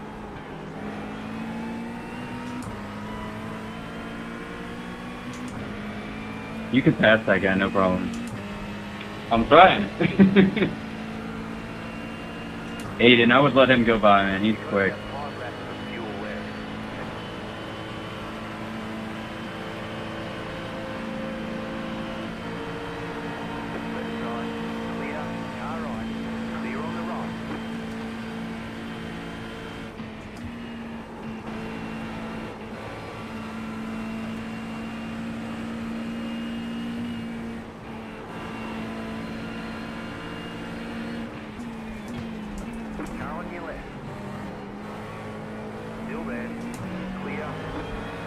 This guy's going to punt us, isn't he? He's going to backlash me. I have wheel damage. It's always the guy flashing their lights.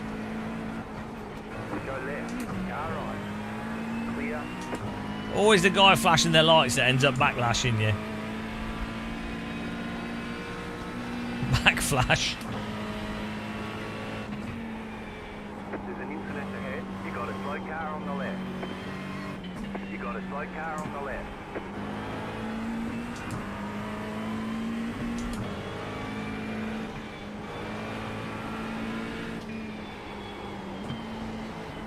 Car right. Clear. Oh, he proper tried to backlash me there. He got stopped behind the other car. That's what you get for backlashing me, mate. Fucking wheel damage. What a Good shit, SimBro. Maxim. Well done. This.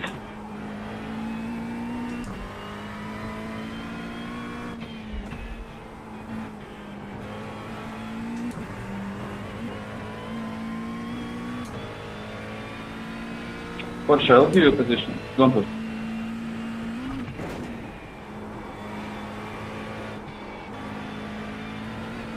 Absolutely SimBro'd him. Sombrero, SimBro. Oh, he's gone off. Unlucky. What you get for trying to backlash me. Say no to backlash. Woo!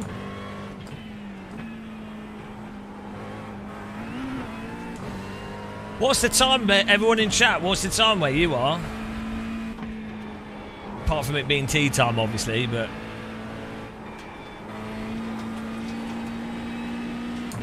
We're doing a... Say what country you're in. The Australians coming in. Good day, mate! Truth! Oh, what's it? Oh, dear God, what's going on here? This guy's loose like a toddler's tooth. Oh, look at these Americans in here. USA! USA! It's not 3 AM in the UK, it's 17 past midnight. Woo! Reading the chat there. 2 more, let's go.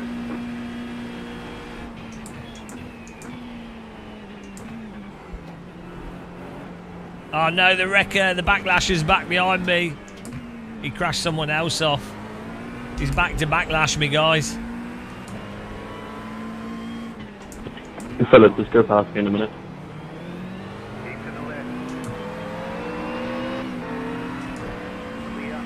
Oh, now that works, I guess. We almost got a cheeky pass in there.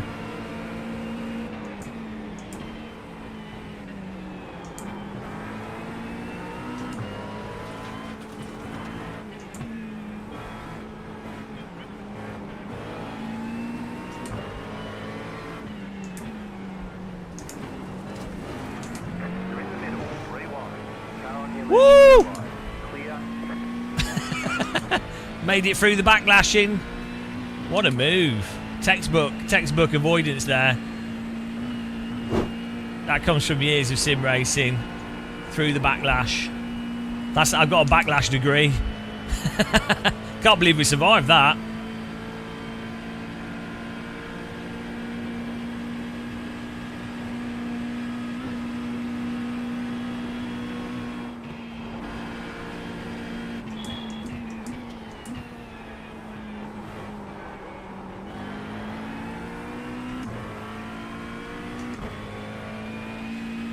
Good day, good day.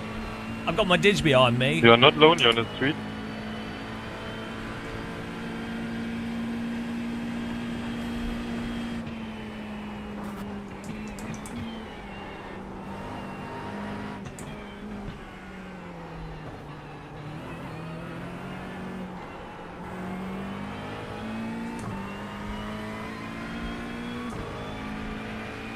I can't whilst I'm driving my GT3 car. It doesn't fit in the cockpit. I needed one of those portable pocket digis. Then I could give you some dig in my car.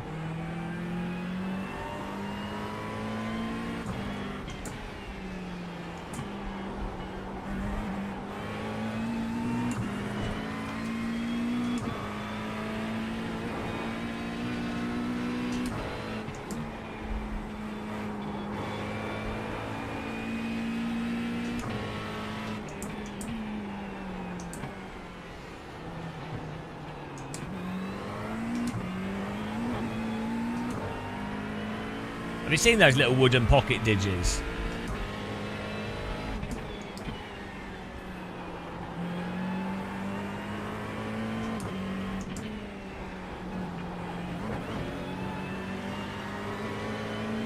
Right side.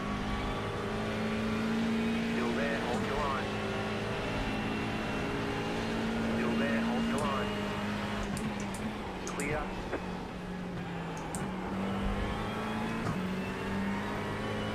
Oh no. I was doing a bit of a defense there, but I think he's going to backlash me.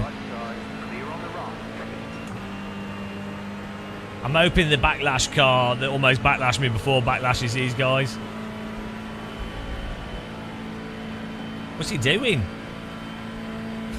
What was that? That was really weird. Oh no, Mr. Backlash is behind me.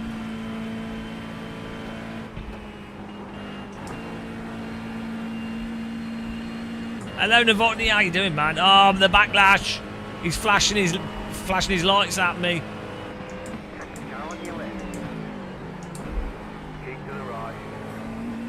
He's backlashed me again. I think that this guy's driven into us like 8 times now. There's no way we're finishing this race. We managed to avoid like 4 crashes. But not Derek the Lasher. Derek the Lasher. You have Jack the Ripper, but really you need to be scared of Derek the Lasher. A true terror. Yeah, a lot of these GT3 cars have lighting issues. You'd have thought in 2026 they'd have sorted that out, but apparently not.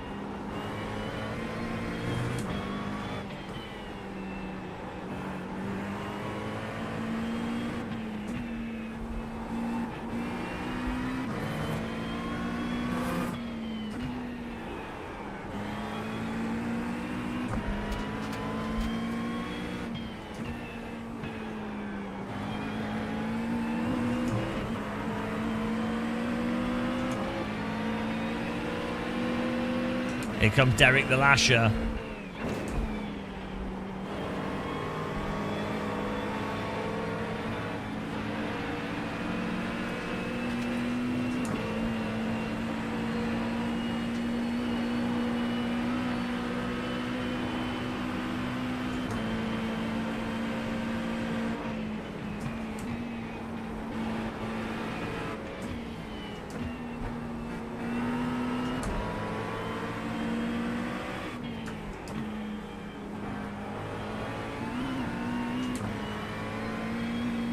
He's dropped back to get some draft.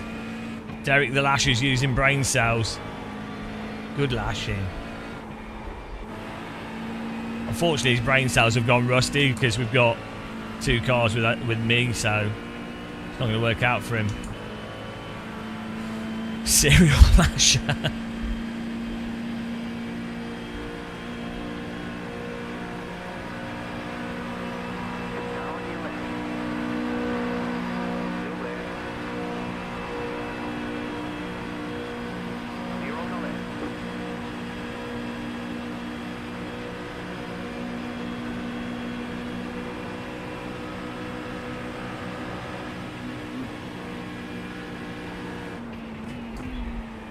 Flag this time.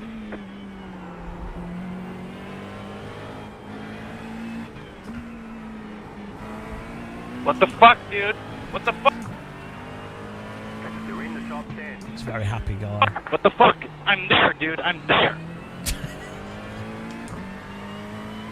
He's there. He's there.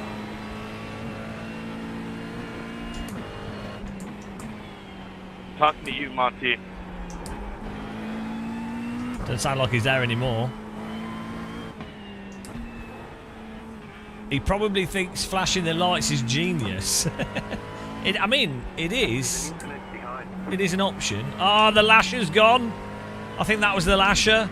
Or he might have lashed another person. Lash Bonanza. Attack of the Lash. My bad. My bad.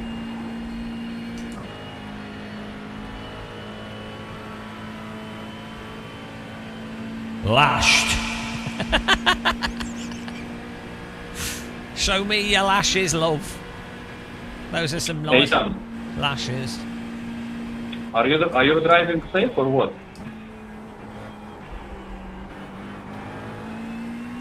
He's got no light bulbs left. What'd you say?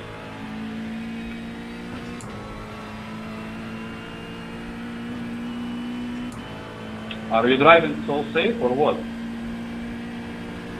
I'm catching you a little bit. Fuck around and find out.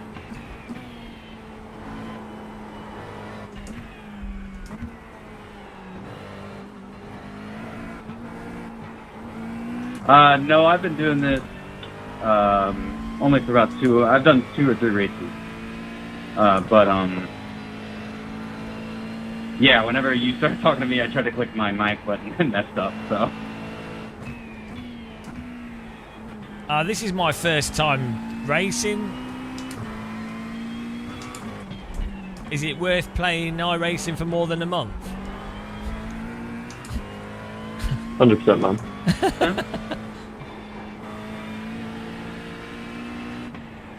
I saw there's this really annoying YouTuber that keeps going on about the tyres and the netcode. So I don't know if it's worth getting.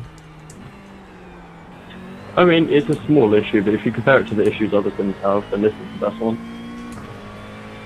Sounds good. What issues do the other sims have? Ah! I think the main one is definitely like how people drive. Like any other sim I've tried, the amount of crashes you have is ridiculous. So there's a lot less crashes in this sim. Yeah. You'd think so. Yeah, okay. If you can just race safe on this track, and if you can get away with a 0x, you get at least 20 safety rating, so. So iRacing's got the cleanest drivers of all these sims, you think? I'd say 100% by far. Ah. Well, maybe... It's definitely cleaner than the other sims, but you still get people like Monty, who's dirty as fuck for no reason. Yeah, it's, you know, not everyone is, but compared to other sims, it's definitely got a lot more. Yeah, that's true. Which is the dirtiest sim, so I know which one to avoid?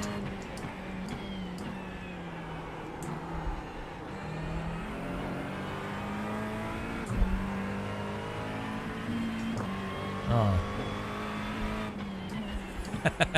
I mean, honestly, I actually... I'd say avoid Assetto Corsa if you can. Yeah, I'll try that. What a troll.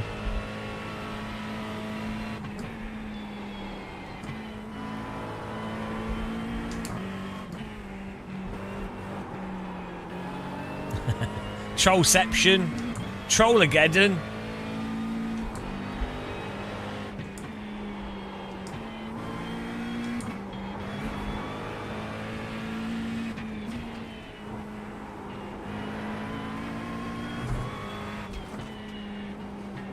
Do you know why so many GT3 cars have faulty lights? Because I've been playing this and I notice the cars behind seem to have like electrical circuit issues. The bulbs flashing on and off, even though it's daytime.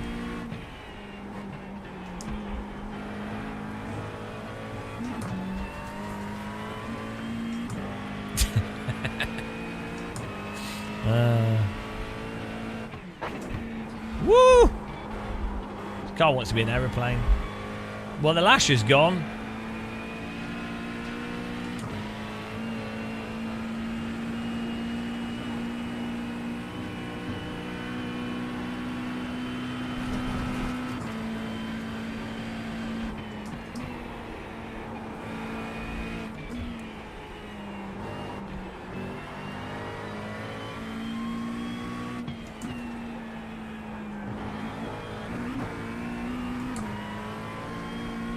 Ooh. I've made huge mistakes. Yeah, I just kind of went flawless right there. I didn't have any mistakes. Beautiful. That's alright. Good. It's good, Lash.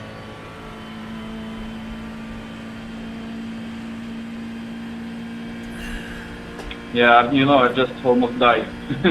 I would say. That's good racing, guys. Good fun.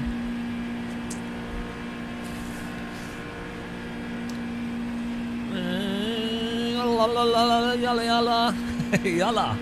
Yalla. Yeah, it was great. GG's, brother.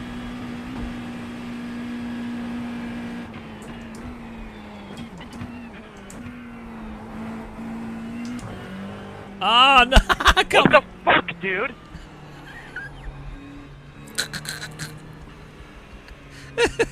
He got lashed. Can anyone fucking race clean? Like, anyone? Like, learn to fucking... Good job. Shit. Hey, he just said this was the cleanest sim. What's going on? Yeah, it really fucking isn't. Like, I haven't gotten a single clean race this whole week. People just fucking think they're Max Verstappen. And then they just block everyone off and act like people aren't there already passing them. Just fucking inconsiderate. Do you think when Max Verstappen plays iRacing, he thinks he's Max Verstappen? Probably. But that's not near where these people are at. But I'm gonna look in the replay, see who it was. I mean, it's possible that when Max Verstappen plays iRacing, he thinks he's David Coulthard.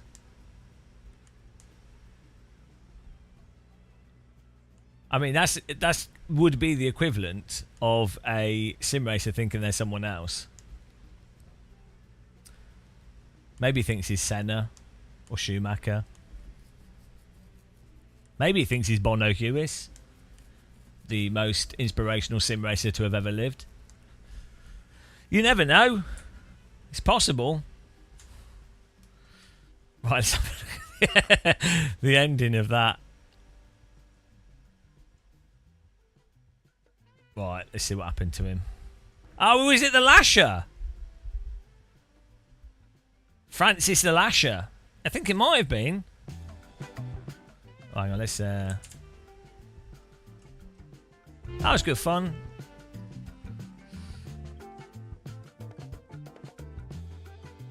We've got time. Yeah, we'll sign up to this. Why is this not finished anyway? Was it Derek? Oh. Oh no, he could have avoided that. Who was it that was complaining? I'm going to have to save some more sound effects here. Right, so he's gone on the grass and he can't... There's nothing he can do. So that's fine. But then this... I guess they're both nothing they could do. What? It wasn't intentional. Like, GG's, brother. He just... He's missed the break point, and then obviously the cars in this are so looped that he's... I mean, he could have broke. To be fair, he should have broke here. What the fuck, dude? Oh, I gotta save this. Gotta save this. Hang on.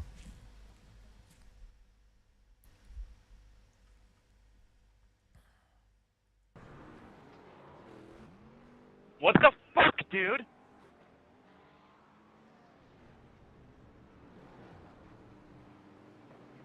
Can anyone fucking race clean? Like, anyone?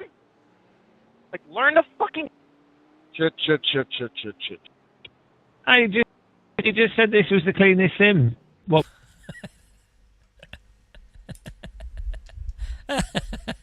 Yeah, no, but yeah. I mean, I would be annoyed as well. It's not that he's wrong to be annoyed. It's just funny. What the fuck? Dude? It's still funny. It's funny if I was annoyed for other people. I'm sure he could see the funny side in the future. Can anyone fucking race clean? Like, anyone? Can anyone race clean? Learn to fucking... Shit. I just... Like, learn to... Shit. I just...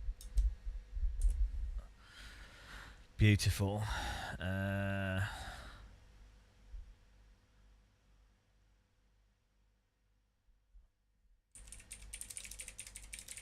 Learn to Race Clean is the name of that file. Another classic. Today's been good for Salt, actually. We need more clips than... I need clips more than I do Voice salt.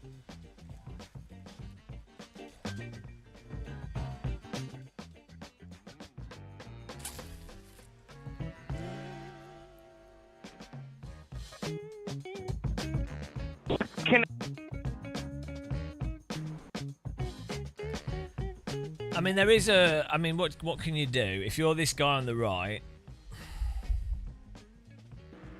GG's, brother. What can you do? You're. You can actually, ironically, if you keep your car further to the left, it stops him from hitting you as much. But I'd probably still knock you wide. But then he's a passenger here, so really, there's nothing he could do. There's absolutely nothing he could do because this guy's going to drive into him anyway there. He could slam his brakes on here before he hits the grass, which would slow him down, but he'd still end up on the grass. He could turn right there. Actually, he could have turned right here. When he got knocked, he could have turned right and then might end up in front of him and not hit the wall. If he just went right here, then he might have been able to just lose one place. That's probably the only thing he could have done. But, you know, obviously that's ridiculous. This guy should have broke, really, here. Like, if you've knocked a car into the grass, you know they're going to... Just for you to win. But then again, he got away with it. So I'm surprised this didn't wreck this car. What the fuck, dude? He totally got away with it. Canada needs to apologise for that. Was that France? Was that the Lasher? Can anyone fucking race clean? Like, was that the Lasher? Or was it Derek? Derek the Lasher. Derek the Lasher. I mean, sim racing's amazing, honestly. You don't get this in any other game. The names, the stupid voice chat, the completely moronic physics. And then words being invented by people. Backlashing. SimBro. Yeah, it was Derek. Well, what happened to Derek then? Did he lash himself? I'm there. Monty. Ah, what? Hang on, what happened here? Ah, self-lashed? TocaBoca. TocaBoca Backlash, bro. Look at this. I mean, come on. Honestly, it's because this bump here, his tyres slid a bit. So then his tyres backlashed him. I mean, so ridiculous. Did he reverse into the traffic? Please tell me he did. Oh, no. Oh, Austin Powers moment. Did he just quit? I'm bad. He just quit. From that, he was like, done. Oh, sim racing's insane. It's actually insane. I need some toast or something, guys. I'm starving. I hope everyone's having a nice Backlash morning. I'm thinking of just keeping going because it's so bloody hot. I ain't going to sleep, so... who's with us? Who's with us for the survival on the Good Vibe stream? Who's with us for the backlashing?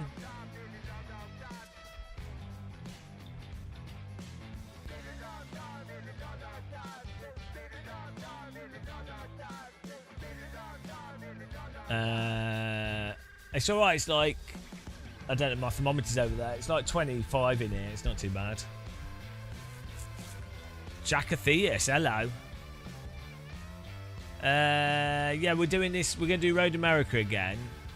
And then, we could try and glide across the UK. We could try and glide the whole UK, that'd take like 10 hours. But, that would probably kill the stream pretty aggressively.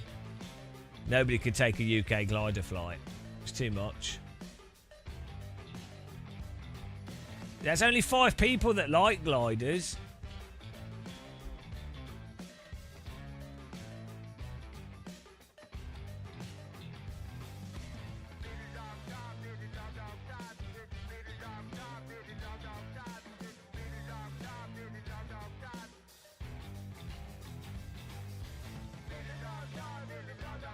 Backlash. We need to make some Backlash techno again, but that kills everything that's fun. Kills the stream. It's very hard. Like making techno kills the stream. Gliding kills the stream. I imagine anything. Going outside kills the stream. It's total Backlash bonanza.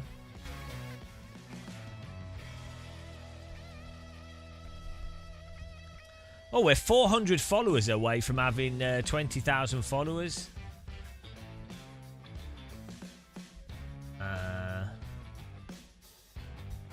Not bad for what we do. We've only been on Twitch for like 3 or 4 years. That's pretty good. Yeah.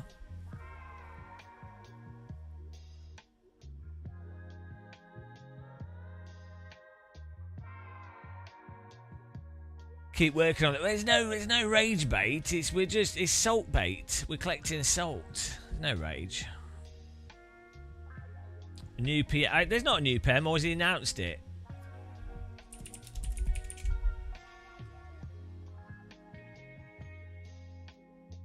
No, he's not announced it. He says the news is Starmer considers political future as pressure to quit mounts. Well, I mean, I don't think he's I don't think he's in control.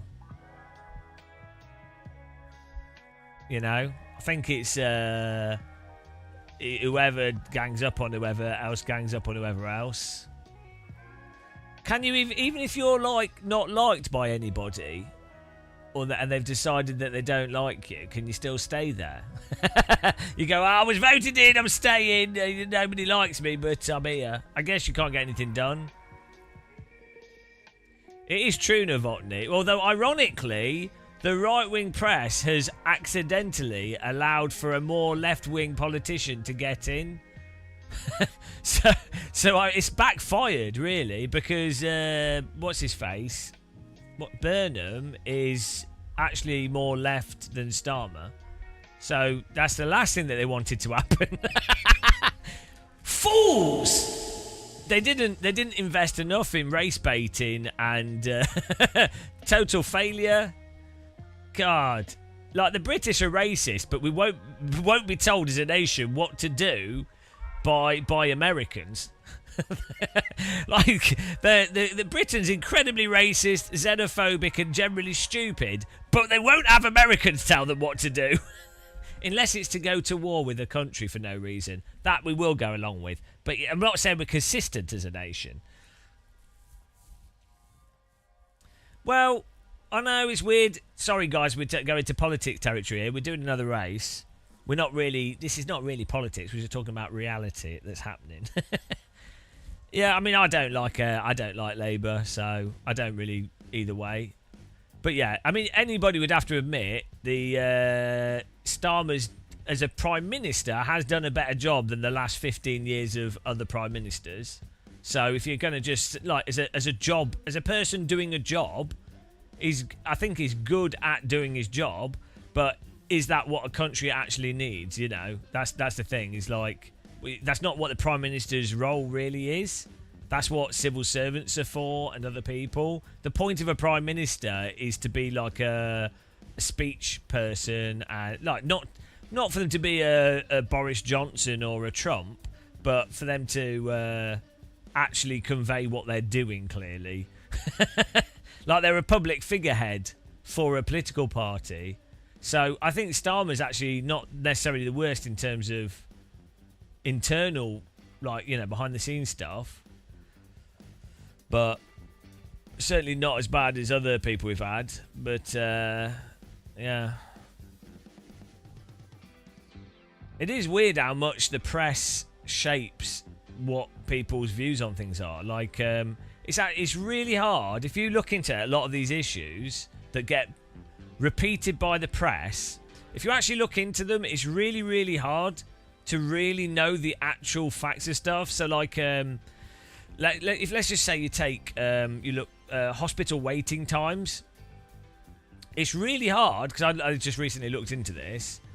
It's really, really difficult to actually know for sure what is actually like hospital waiting times have been generally reduced, but not necessarily in the way that you might think. So a lot of it's been reduced due to restructuring of what you define as someone on a waiting list. So that's not really reduced. It is technically, you know. But then, even when you look into the different people looking at the numbers, it's just really hard to define. Like it's not even about who's doing a good or bad job. It's just difficult to actually really know for sure, and then know for sure that it's a result of XYZ policy. It's obviously, I think you can have a generalized idea that if someone's trying to do something as opposed to just corruption, then that's, you know, generally that's a good, yeah, it's good. But the issues that the press tend to focus on are so like distorted, like the boats thing. It's such an oversimplification that you could absolutely have an issue with too many immigrants going into a specific area, or there could actually be a very legitimate issue with policing of shorelines or the channel, or processing, or actually the positive side of immigration versus the negative, or the liberal side versus conservative. Like there's loads, like, but there's so much that you have to actually go into to actually get close-ish to the actual truth. The press is just shouting random shit. They're not even the press is not even trying to be useful. They just rage bait everything. You're in and out of hospital. I mean, the doctor does tell you very clearly, Novotny, stop watching Game of Muscle. That is the root of most of your issues. The headaches, the nausea, the vomiting, the cold sweats, the anxiety, the dizziness, the spontaneous projectile diarrhea. That's all from watching this channel. Vok, you don't know? Well, no, I'm aware. Like, I've had family members live in other countries, so I'm aware of how much of a shit show things can get. But that's not a reason to not like hope for something better. Yeah, like when there's absolute corruption, like a de facto day-to-day corruption, you know, that's a different thing. Like when I mean, obviously the UK, there's a lot of corruption in the UK, sort of systemic corruption, but it's different to some other countries where, you know, like where bribing the police is like just how things work. So, you know, Backlash. Oh, we better do a quality.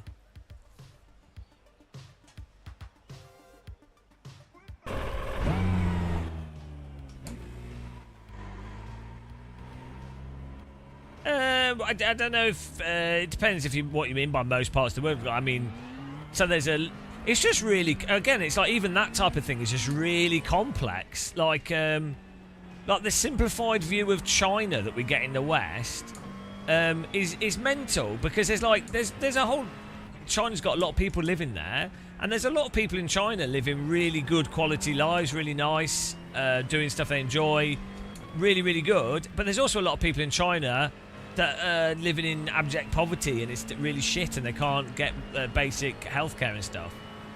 But you could say, well, but there's more people that are actually being looked after than not looked after, and so on aggregate, which is better?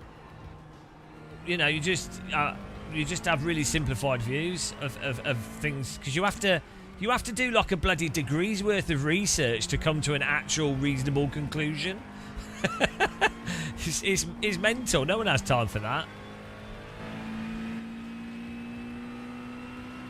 But you know, there's lots of, like, most of Europe is really quite nice for like day-to-day life, a lot of Europe is really good. Mostly because they've got nice cheese and sunshine.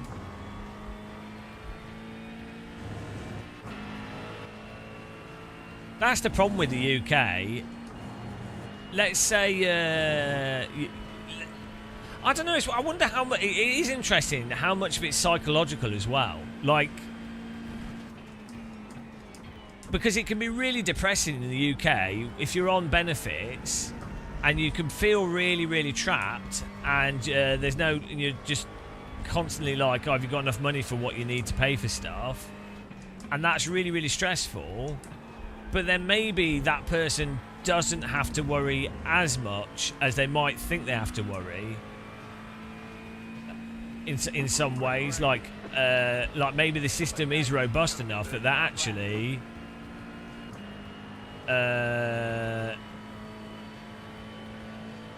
you know, it's not as bad as you could think. I'm not saying that it isn't bad. Like, I think it's terrible. I'm just saying, like, how much. It's like when you're in a good. The other thing as well, like when you're in an okay or good situation, it can be hard to identify that. So from an individual level, it can be hard to evaluate how bad your current situation actually is. Well, that's it, Novotny. Yeah, no, it's like the rental thing, and I think that's what causes that stress. It's like it's not about. It's absolutely not about being poor. It's about not having stability. So you could be poor with stability, and I think you'd be moderately happy.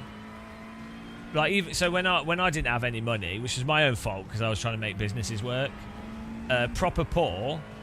Yeah, you're just like, oh, you get evicted from your house because the landlord decides to, or they put the price up on the rent, and you could only barely just afford the rent. So that's massively stressful. So. That's the thing, it's the uncertainty, yeah.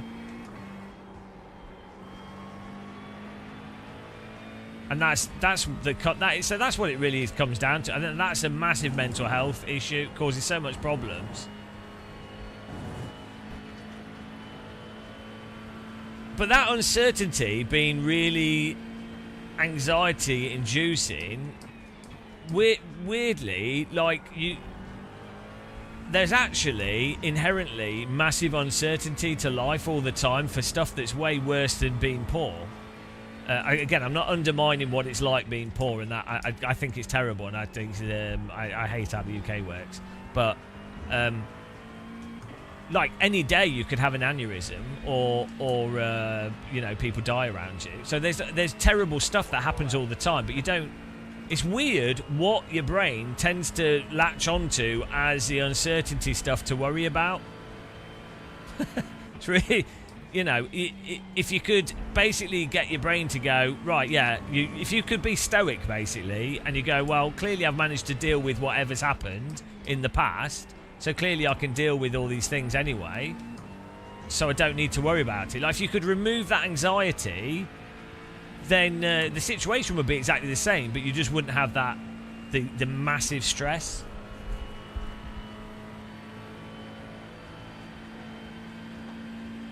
Yeah, I know. I mean, it's so dumb, Novotny. Like, it's so arbitrary, the benefit system. Like, I mean, I've been on benefits occasionally, and also I've helped friends and stuff get benefits or deal with stuff, or people with mental health issues, and it's ridiculous. It's so stupid how needlessly like petty it is, which costs more money, and then people having to travel to stuff for an appointment that they can't get to. That's not going to do anything. It's just petty, which then causes massive mental health issues. It's so like weirdly counterproductive and petty and needlessly like evil, but not intentionally. It's really badly designed. Like most of the people that work for the government or work in like job centre and benefit stuff are really, really nice people.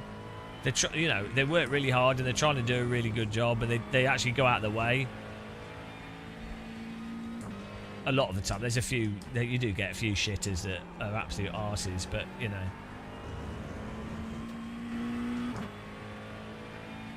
Yeah. So needless, isn't it? Needless suffering. Yeah, it's just cruel for no reason. I think it is designed to be cruel in some ways, but I don't. It's through ignorance. So it's this idea of the carrot and stick thing, isn't it? It's this idea that if you put all these hurdles in and all these things, then that's a punishment or that's a motivation to not be jobless, right? But the reality is, from my experience, anecdotal, most people want to have a job, even if it's working in Subway or whatever. A lot of people want to feel like that it's a basic human thing of wanting to feel useful and needed. Right? That's a basic human thing for most people. There will be some people that don't care.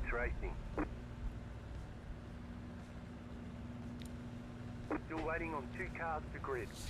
I remember someone was getting benefits, a friend of mine, and they had like a degree and you know, right, and they had to go on the benefits because they had a job, but then they lost the job. It wasn't their fault. It's just the job was they moved the job, and they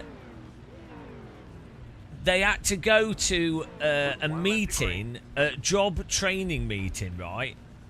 With someone was doing this training stuff, and they'd have to sit down, and then they would say, "Oh, this is how you apply for a job, and you know, this is how you talk, and this is like for an interview." And right, this was someone that had had multiple jobs before and a degree, and they were like forcing them to go to these things that were like they could be running that course. So it's so stupid, just a waste of time of like the person running the course, my friend having to sit there, go in like 2 times a week, 3 times a week, I don't know, and it was completely out of the way of where they lived. So so stupid, and a waste, such a waste of time. Oh, it's just really dumb.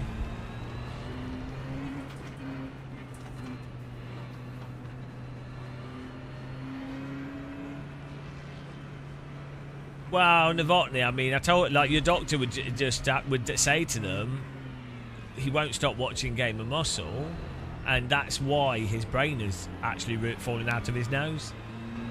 And unfortunately, it goes undiagnosed, and then it's too late. It's terminal. Once enough of your brain has gone through your nose after watching this channel for so long, there's no recovery. You're like one of those mummified Egyptians. They've pulled your nose. It's like your nose being pulled out of your brain being pulled out your nose. The pace car is out of control. You can't put it back in. Some therapy can help, but not much.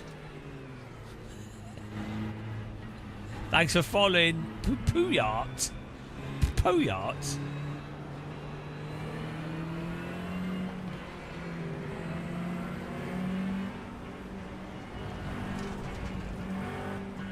Oh no! Can't park there. Good vibes. Only the good vibes here. This stream's mostly been good vibes, to be honest. We had some bad vibes early on. We had 3 complete stinker races, but then Jamel from A Courier's Life, who you should follow, raided us, and that upped the vibes significantly. It was a significant vibe boost. The vibes exploded.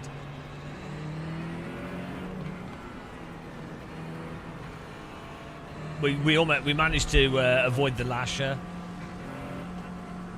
You pull yourself up by your bootstraps.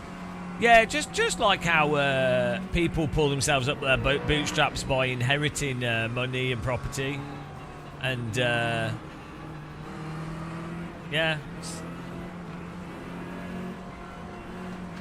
a lot of people pull themselves up by their bootstraps by their family employing them in their own business, or by having going to a school where their family has connections with people that then employs them directly. All the British Prime Ministers pulled themselves up by their bootstraps by going to the same university that most people can't afford to go to and having all the connections that allowed them to go into government. They pulled them up by the bootstraps. That was full bootstrapped. Absolutely vibed it.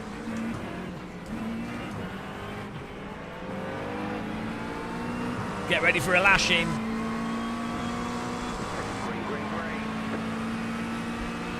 We've got a proper lash run here.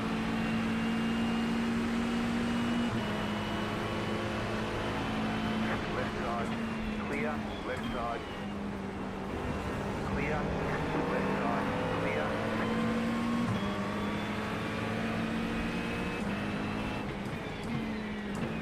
Left side.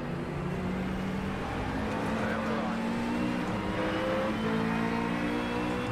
Clear on the left. It's weird, it sounded like it was next to us.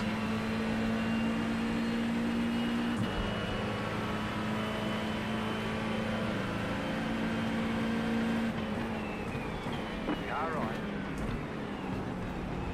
Stay on the left. Still there, hold your line.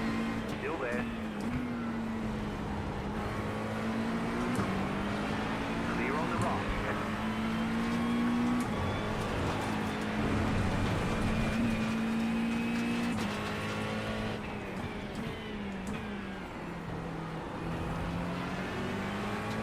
Absolutely lashing the start here.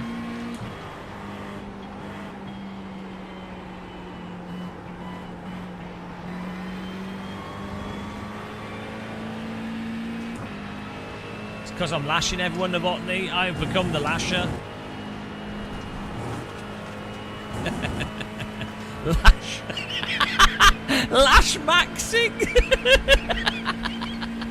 Oh, it's too good. Oh, the looks maxing thing's hilarious. I'm mogging them all. They're all getting mogged.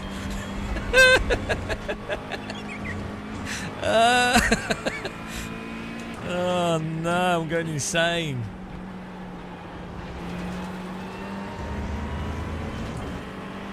Is it still Assetto Corsa? For the tyres and physics, yeah. But it's you can do low floor motorsport for online racing, but it's a bit bland. LMU's generally better than iRacing if you want to do GT racing. But then there's a range of content in iRacing and voice chat.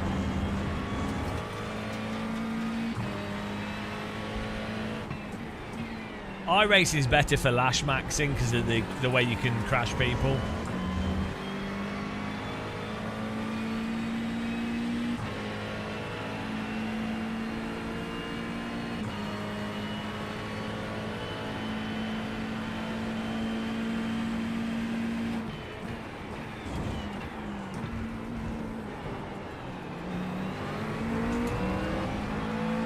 Bloody, I was going to go for a... Thought he was going to miss the break point. I was going to go for a really nice speedy line then, and I just saw the car coming in from behind. Oh no. Car right. Clear on the right. Managed to avoid. Oh, we've got a lasher. We've got a backlasher flashing his lights.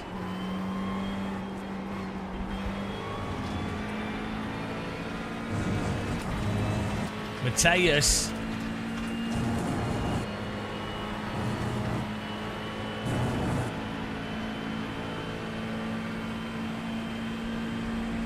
Yeah, but I'm an unlicensed YouTuber.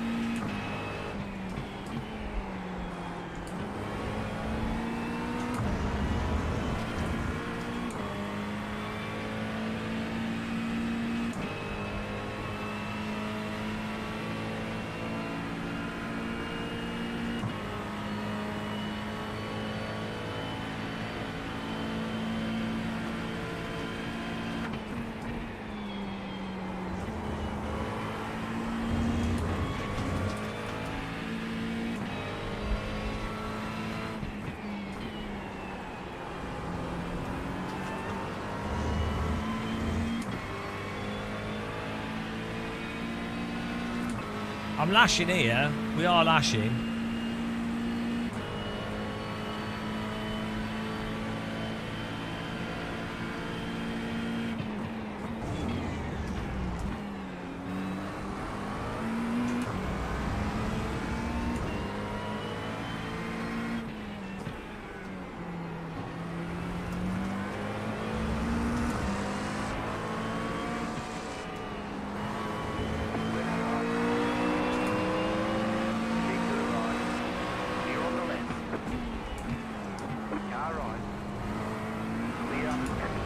Bloody hell. I'm mogging them, guys. Absolute mog moves.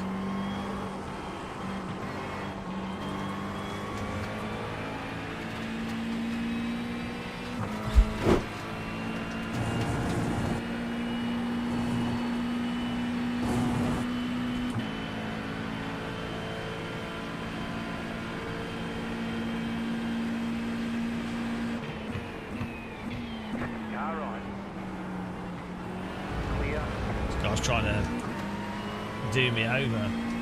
Glad this day's over. Oh no.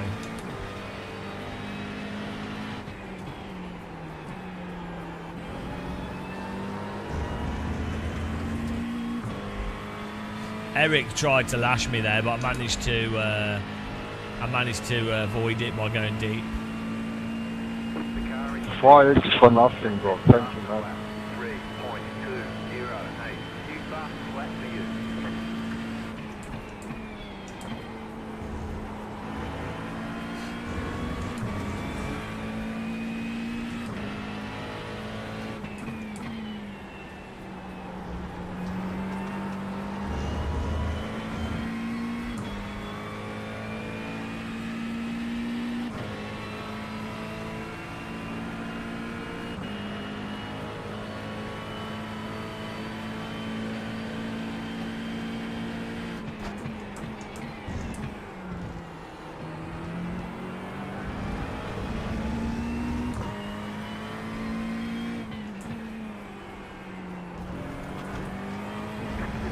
Brother, you knew I was there, and you just ignored it.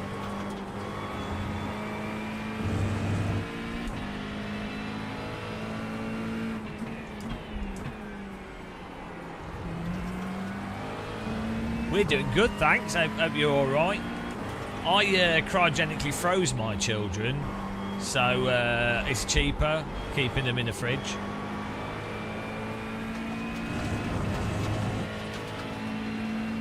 Till the economy improves. Thought it was the only right thing to do. Brother, don't even bother. You're not sorry.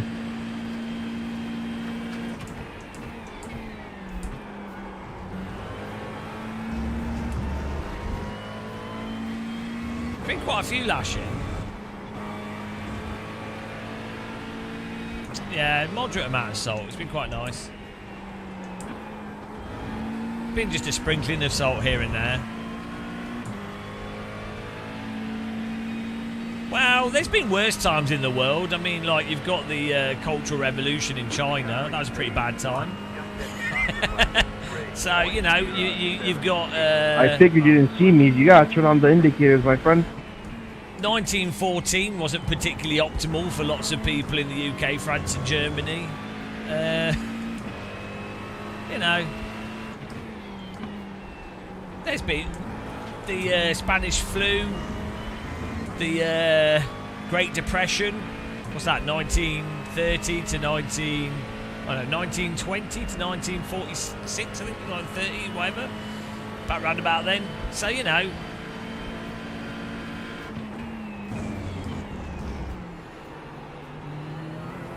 It's not that bad. Could be worse. It's pretty bad if you don't have aircon, though. That is pretty bad. Yeah, but that's happened all the time. In the 1400s, there was just constant wars going on with people, thousands of people shooting each other and dying of starvation. So, you know, I think you're fixating on things that, you know. You have to consider we have iRacing with voice chat. They didn't have that in the past.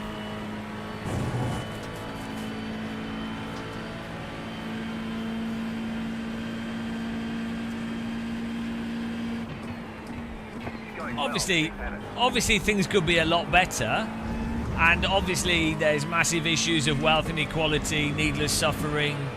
There's multiple countries murdering innocent people where they really don't need to be doing that. There's a lot of religious strife, so you know that's terrible. But humans, it's kind of just like the hobby of humans, really.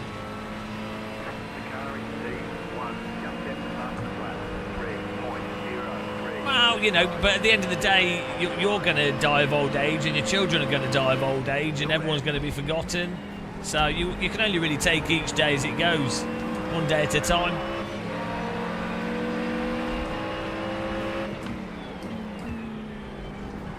Except for a lot of the stuff's just out of your control, isn't it? I don't think he needed to drive into me there. He just backlashed me.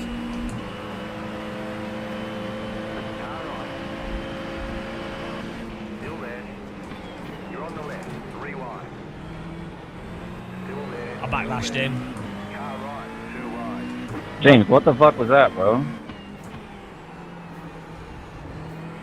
Oh, hang on. Yeah, sorry, I didn't mean to backlash you so hard.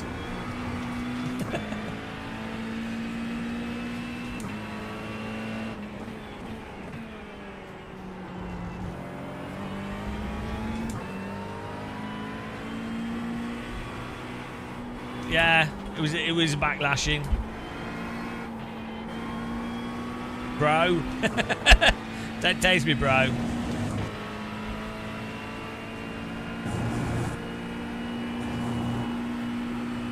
The lasher has become the lashy.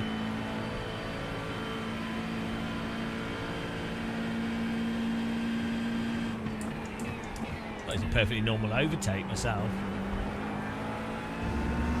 Thanks, GM.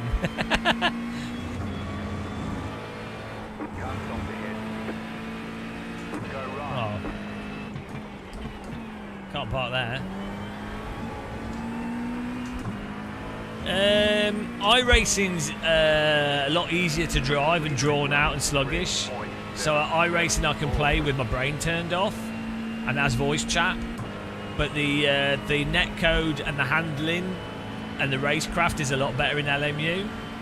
LMU lacks the tracks are a bit boring in LMU.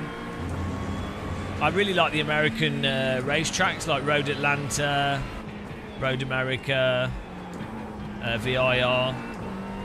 America's got amazing racetracks. Americans might be noisy, drop bombs on people all over the world for no apparent reason, and make the most moronic buffoon their president. But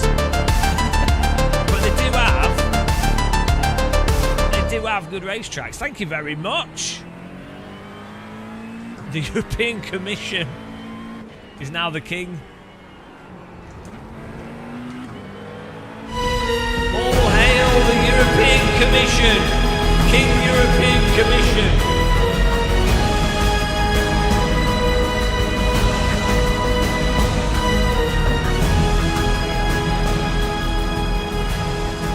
Glory to the European Commission. Thank you very much for the high skill donation. Appreciate the support.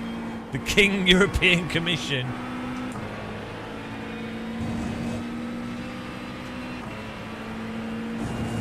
Yeah, it would be good for IMSA to come to LMU.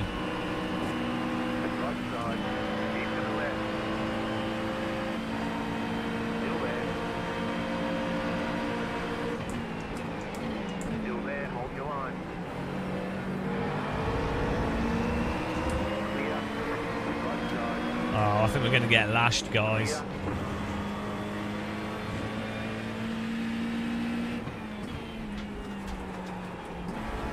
Definitely a lashing inbound here.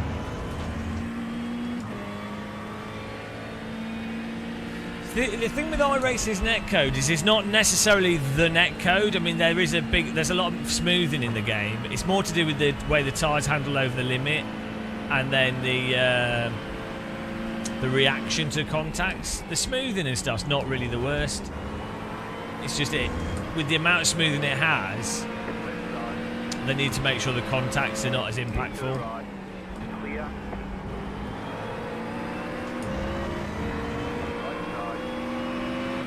Are we ready? Time for some lashing.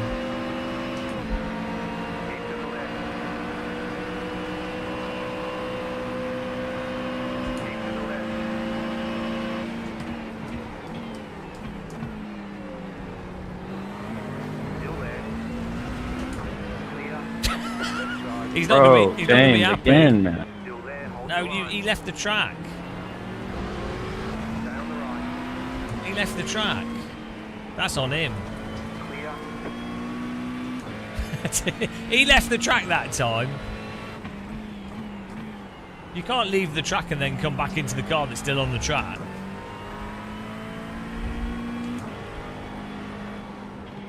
You keep pushing me off the track, man, at the same spot. It's fucking ridiculous. Oh, it's fucking ridiculous. We'll have to look at the replay.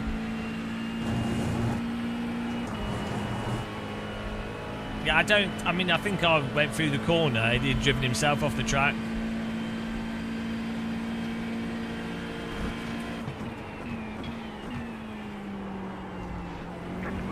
Bloody hell, what's this guy doing?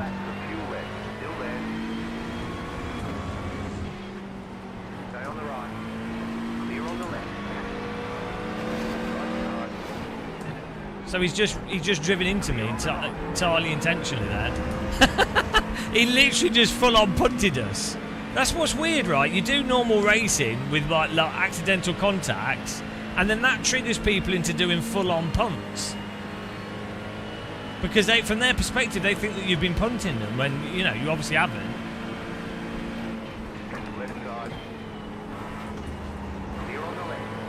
He backlashed me.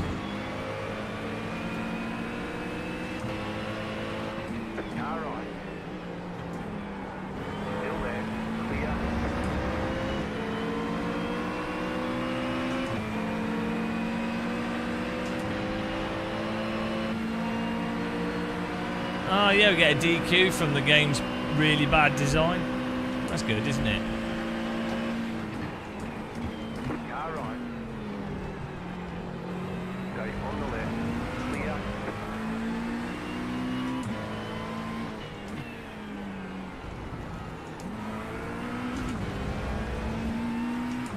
Well, that other guy moved in the brake zone there.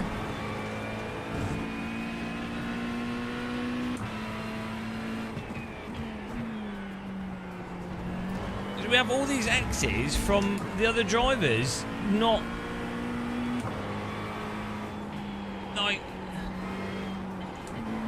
we really haven't done anything crazy. I mean, one of the 4 X's on the inside, we were a bit deep on the inside, so you could say that was our fault. But other than that, not done anything dodgy.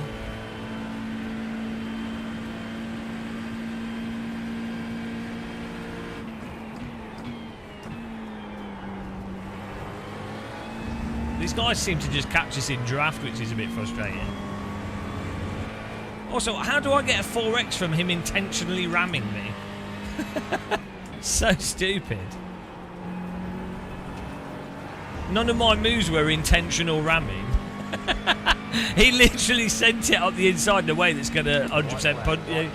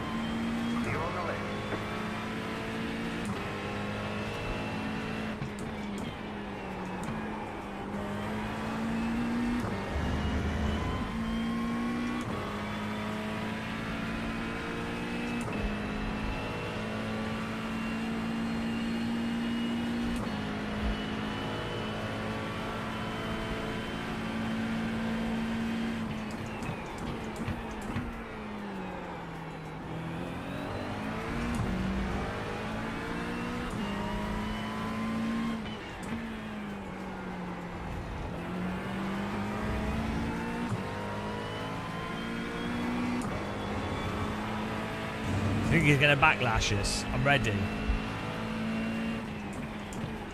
I'm ready for a good old backlashing.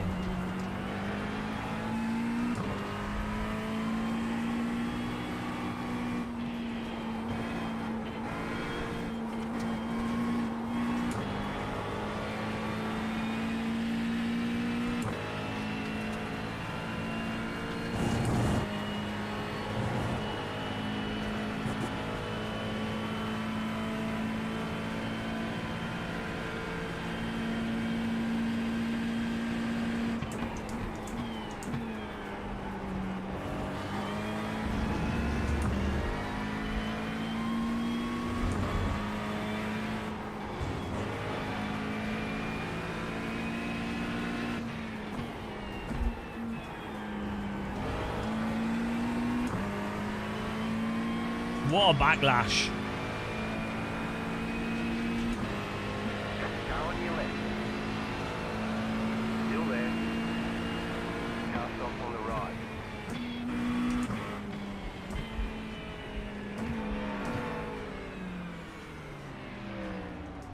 Let's have a look. Let's have a look, guys.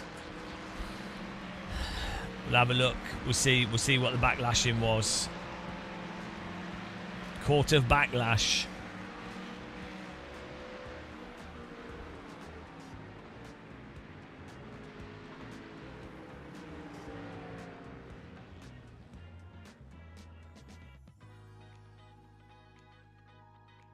Maybe we'll do that. Let's see. Let's have a look here.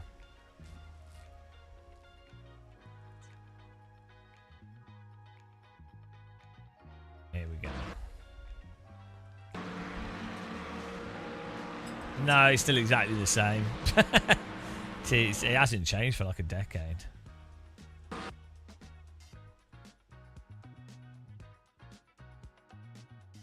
Right, that's all good.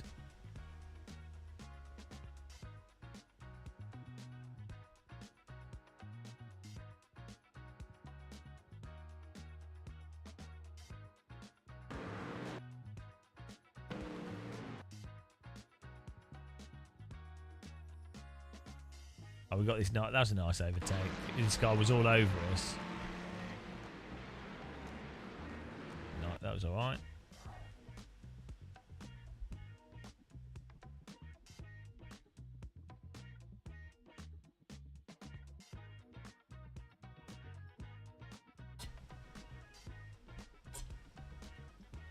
It is only the cleanest. The cleanest of cleanest. Ignored it. Sorry.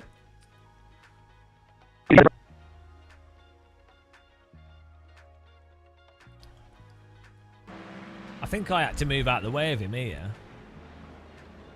I know. Yeah, okay, that's just weird. Push me off twice. He's talking to me. Oh, here we go.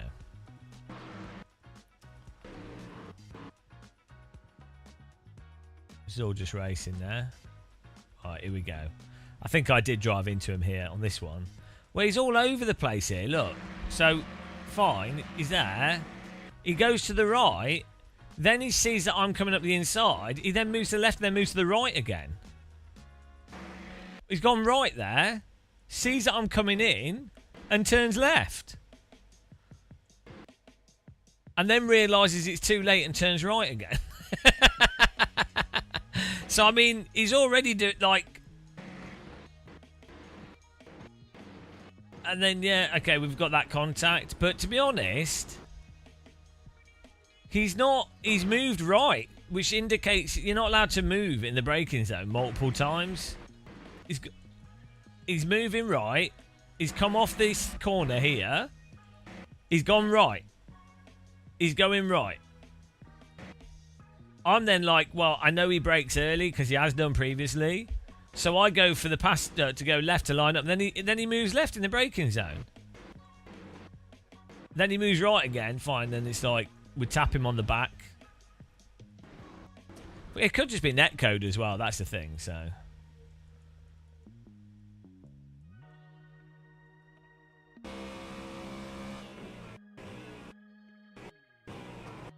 I don't know. Maybe he's just not. I don't know what he's doing. He is tearing left and right.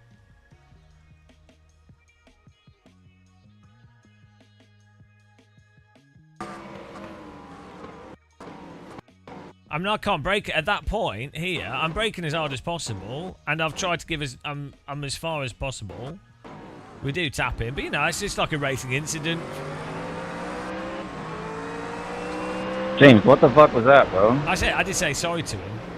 So. Yeah, sorry, I didn't mean to backlash you so hard. Right, because I mean, I did tap him, but this is like then he gets triggered. That's it. My move is clearly not an intentional hit on him. So, you know. But that's then now giving him permission in his mind to try and full-on ramshackle my ass. Right, we've got this battle with this guy. Let's see.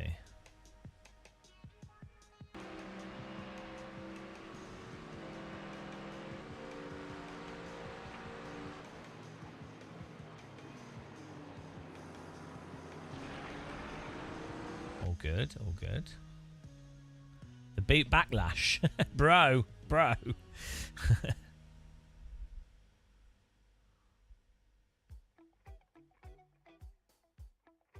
here we go.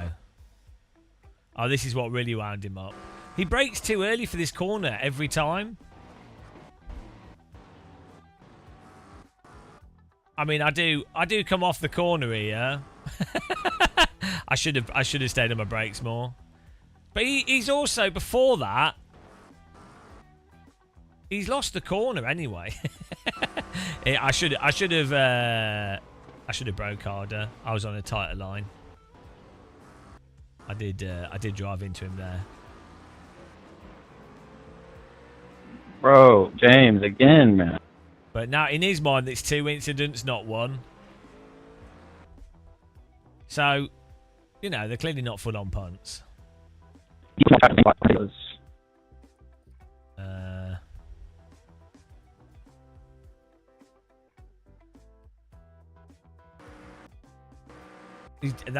Yeah, look, he's just full-on driven into us on the straight.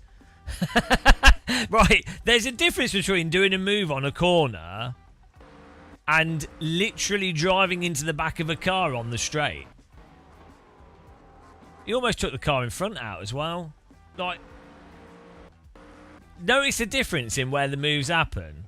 On a corner, trying to overtake versus... versus... What is he doing? Is it ping as well? Like, it's...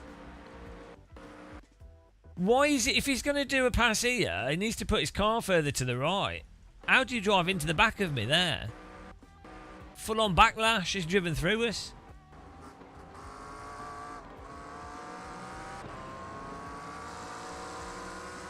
It's really weird.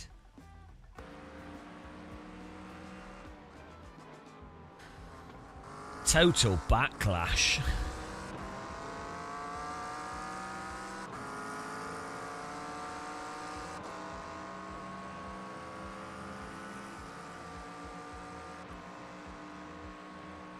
You what? This isn't me, this is him.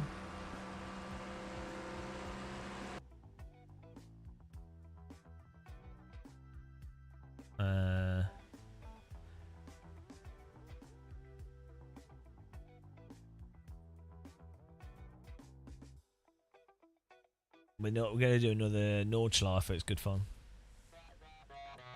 Yeah, you can't move twice, and you can't move in the braking. Well, you can, but if you move twice, you're blocking effectively. But also, if you move in the braking zone, especially with how sluggish iRacing's tyres are, the car behind is making a move based off where you're going. Like you... Oh, is it Max Verstappen's quote?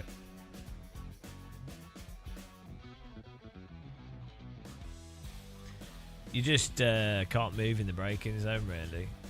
Once you've already gone into... If you've got overlap, That's another scenario.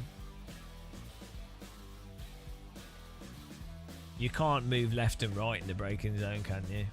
I don't know if that's a rule in iRacing though, but generally speaking, let's see what ChatGPT says. Not if you know what the netcode's like.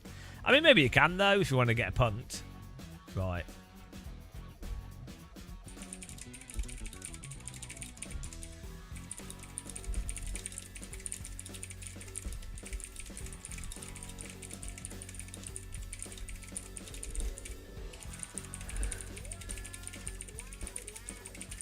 Let's see. So the thing is, in American race driving, you can actually weave in a sense. You're not allowed to reactively block, but you can actually move. Oh no, this is a really expensive keyboard. This is a really, really high quality keyboard. You might have heard of the brand. The brand is it's Wired Gaming Keyboard. You'll know this catchy name. The manufacturer is the Dangguan Yuyangatharong Trading Co.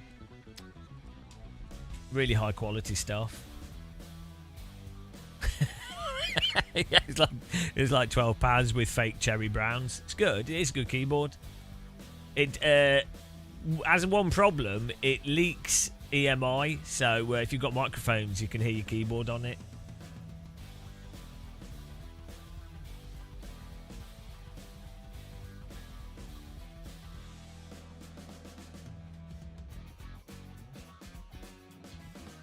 Yeah, look, one defense, like even ChatGPT thinks, before braking, you must pick inside or outside. One defensive move, no zigzagging. Once braking hard begins, you have to hold your line. No swerve towards the other car.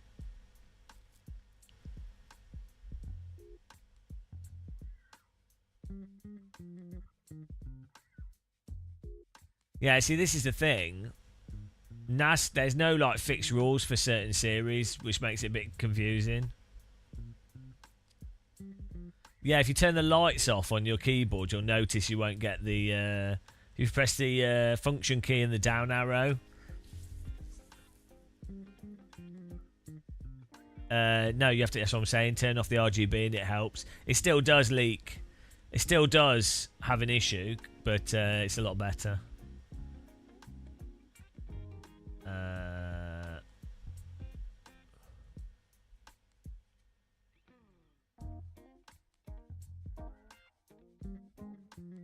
Yeah, I'm ahead of the curve.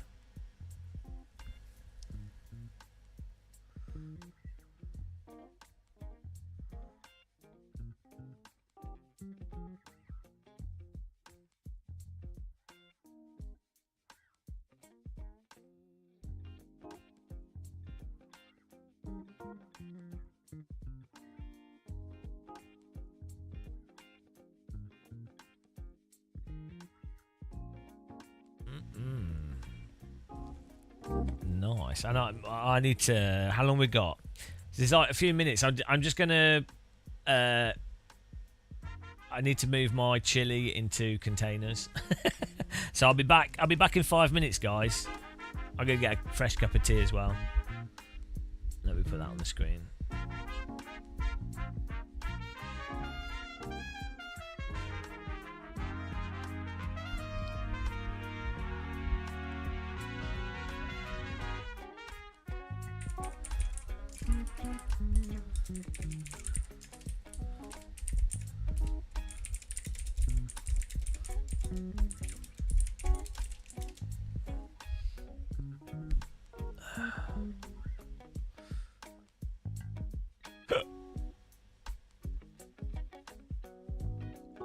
Oh dear.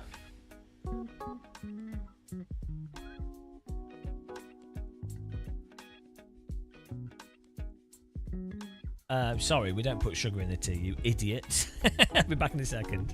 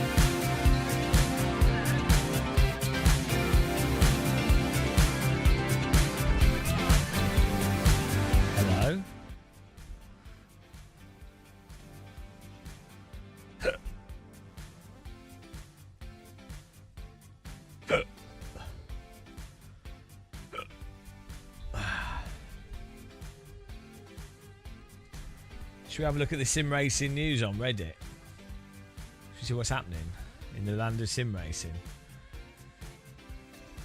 I'm ready. I'm ready to be surprised. Hello, Lentillion.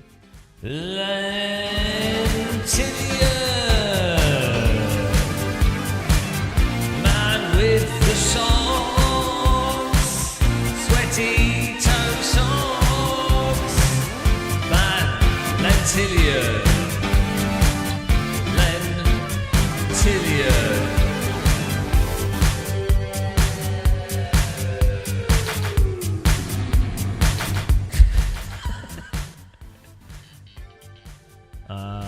What's happening? Here we go. Our sim racing. How's it going? I still don't have toe socks yet. I'll order some now, actually. Let's do it. Let's order some toe socks in honour of Lentillion. You ready?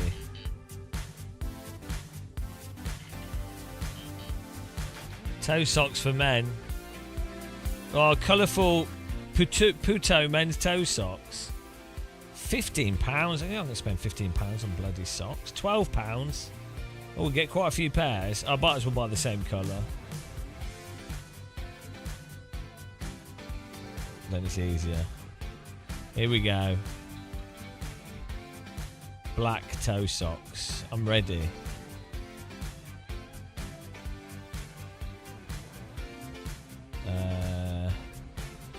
£14 at select price. Ah, I don't know what size my feet are.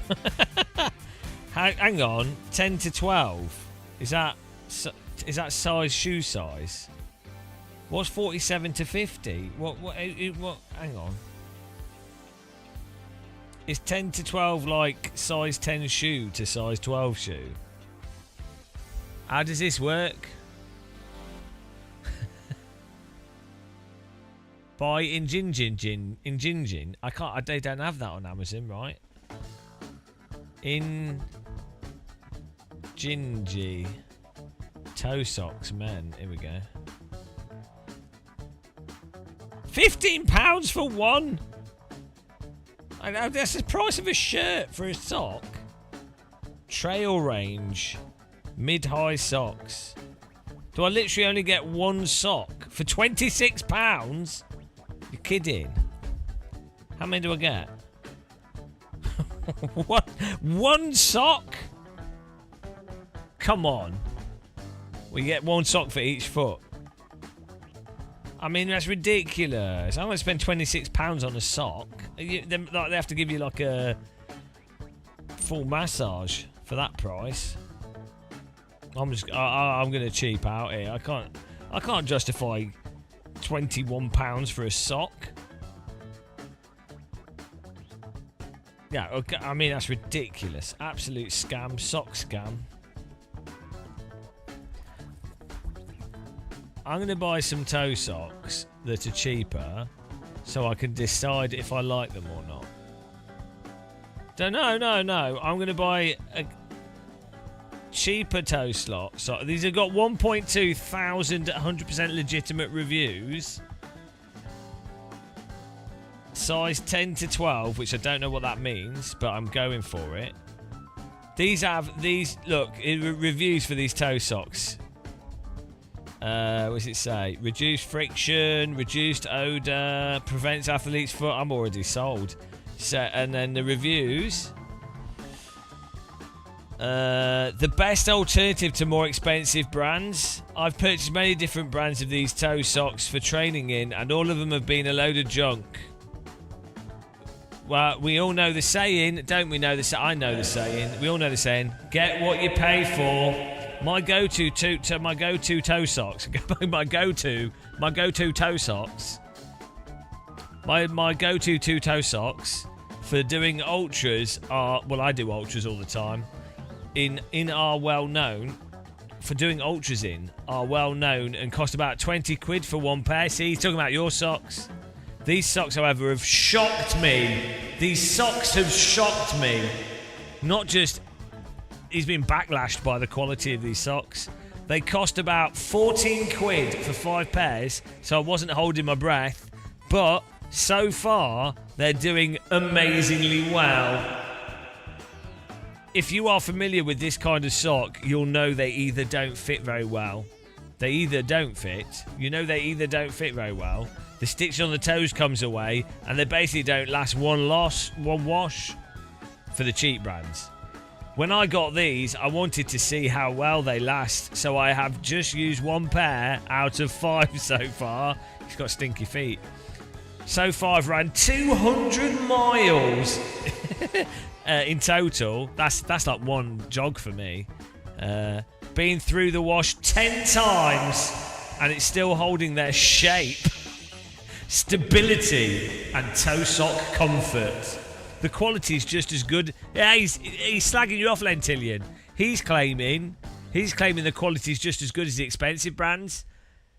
Do you have a sock license? I think this guy knows what he's talking about. If you're looking for cheaper alternatives to more expensive brands, these are the ones to go for. I'm definitely buying more of these. You see? Let's find the most negative review. That was very positive. I want the Gamer Muscle review of these socks. Oh, actually, only 5% have 1 star. Not good for running. These socks fit small and are very thin. Avoid. Don't waste money. Not fit for purpose unless you have box-shaped toes like a 1960s sci-fi robot. Actually, funnily enough, I was looking for some box-shaped toe socks specifically for my box-shaped sci-fi robot feet. Very small. But hang on, most of the reviews are positive. Let's see a 4-star review. Best low-cost alternative. Smaller than the measurement suggests.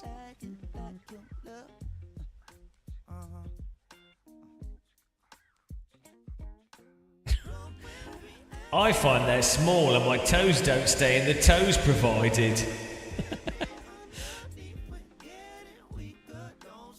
I'm not used to wearing socks, so I found them strange and uncomfortable. Strange and uncomfortable.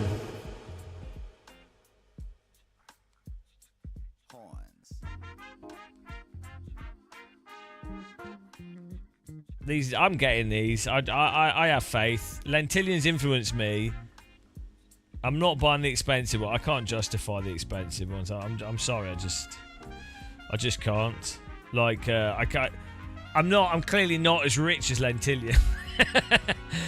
I will only buy socks that cost £30 each. I think the most I spent £25 on merino wool socks once. Oh no, I forgot to click buy. Oh no! Oh no! Okay, I'll buy. By the expensive ones. Okay, well, you shit. I could not buy them and not say anything and you wouldn't know. I have to wait. Oh, God, what a penis. Okay, I'll buy the expensive ones.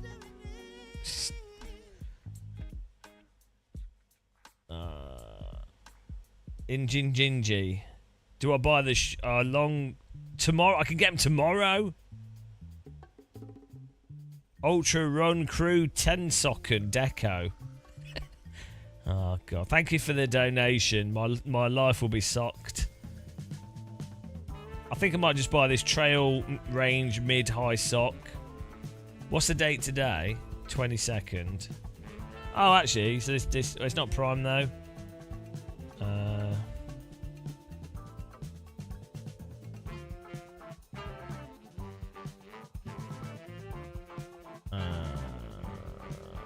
Yeah, it's weird. Do we have to be imported from America or something? I mean, actually, maybe I'll just get this normal sock, because then I can use it all year round. Right. Do I need large? I'm 6. I've got size. My feet are size 10.5. The one I can get delivered with Prime, so I can refund it if it's rubbish. They're £27. £27 for a sock. Jesus, I have to buy it because you've given me 15. So I'm technically only spending 10. No, hang on. You're making me spend £17. You're scamming me. No, don't send any more. We'll go for it. We'll sim race with these. The most luxurious sock ever. These better make us a faster sim racer. What? How is it 27? The extra large is 21. Alright, we'll get the other one that arrives a bit later. I mean, 27 is insane. Even when you paid for them. The other one's £16. 27's just taking the piss. Yeah, these ones look nice. No, they're 26. Oh, no, large. Here we go. There we go. I get the blue. These look nice. In Gingy. Right. Add to basket. $15.99. Hang on. Who's that? Hang on. Who was that? 10 more. Hang on. It's a new king as well. All hail the king. The new king. The greatest king to have ever lived.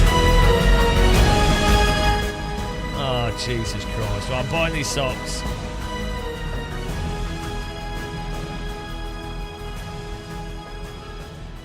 So I'm getting the Injinjin Run lightweight mini crew toe socks large. Oh, thank you, Lentillion. I mean, I hope you... What is wrong with you? So that's right. Injinjin Run lightweight mini crew toe socks L. No, my feet are going to feel luxurious. Right, proceed to checkout. Let's make sure we get this right. I'll get it on Wednesday. Middleweight. Oh, no. Okay, hang on. Cancel. How do I get middleweight? I've got to get the right one. Ultra Run, foot leg sports socks. Middleweight, $17.99. Here we go. Oh, these look nice as well. Oh, they've got... Oh, these look well nice. I wish do I get medium large or large XL? Shit. £28? It's a scam. It lures you in with like an expensive price and then surprises you with an even more expensive price. £28 for a sock. Oh my God. What is this sock? How is it? I mean, even with you donating to me, it's depressing. Performance 2.0 midway. Okay, these are going to be lake. Do I get lake, granite, or peak? Oh, no, here we go. $17.99. These are the right ones. Midway. Here we go. Injinji Performance 2.0 Trail Mid-Weight Crew Granite Unisex Socks.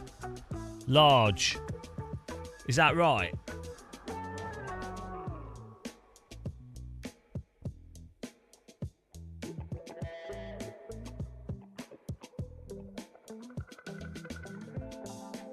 We're going all in here. Do I get in granite or... Only one left in stock in medium. Wow, these are popular. So how are people affording this shit? I'm getting a lake one. It's cheaper. Right. Here we go. Sounds right. £18. 4 left in stock. They're popular socks. We've been selling out of them. Right, add to basket. Bloody hell. Honestly, this is the problem with society, that these exist. Injinji Trail Midweight Crew Unisex Toe Socks Large. Only 4 left, so I've got to hurry up. Wouldn't want to miss out on the sock. Wednesday, 24th of June. There we go, perfect. Buy now. Christ, that's embarrassing.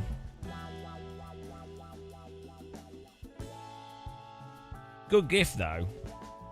But I bought them. Thank you very much for the presents. Appreciate it. I'm pretty hyped. I actually, weirdly do really like underwear. I really do. Oh, shit, we're starting. Oh, I've got a sock distracted. Put a sock in it. I really like high-quality underwear. Like Danish Endurance boxers are amazing. Yeah, they can... Well, they won't... So foot fungus is normally that you have like a layer of like dead skin that then bacteria builds up or the fungus can get into. So generally, what would stop foot fungus is if your feet are dry, so not moist. Like it's if you've got moisture in dead skin allows the fungus. From what I understand. So, or if your socks are like not drying out. So having socks that are a material that is more breathable, like cotton or bamboo or like merino wool. So yeah, also the toes being separated might allow for the so your toes are not going to rub together at the edges. So it's putting like a barrier between each toe edge. So that might help, like as a buffer. Yeah, but bamboo, but apparently it's bad for the environment. But yeah, apparently it's I like how it feels. Bamboo cotton is really nice. It's not really cotton, is it? Bamboo fabric's really nice.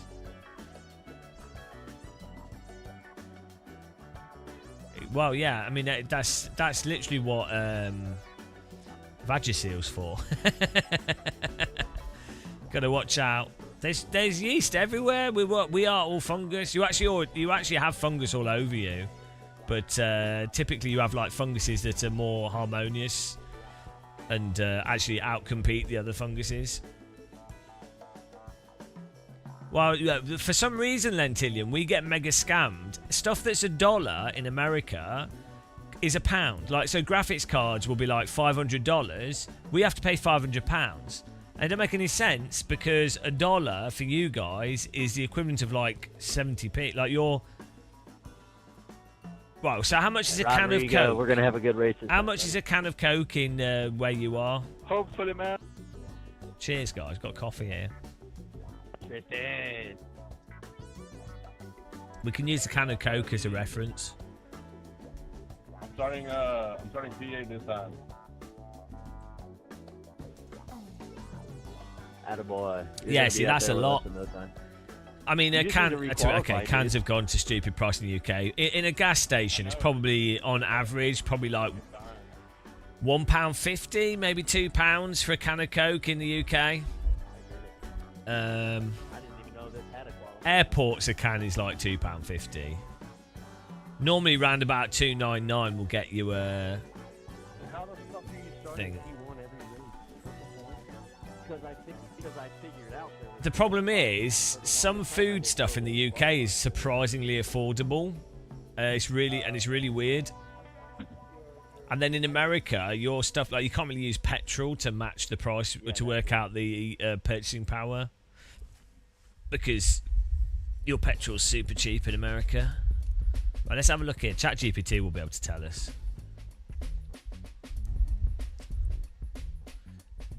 Okay, yeah. Because back in when times were good, it used to be 50p for a can of Coke, 50p for chips, 50p for a can of Coke, 10p for a Freddo, which Lentillion isn't cultured enough. So you know what? He isn't. He won't know what a Freddo is because he's an uncultured Yankee swine. Isn't that disgusting that some people don't know what a Freddo is? Really, like they might as well. They're dead to me. Right, hang on.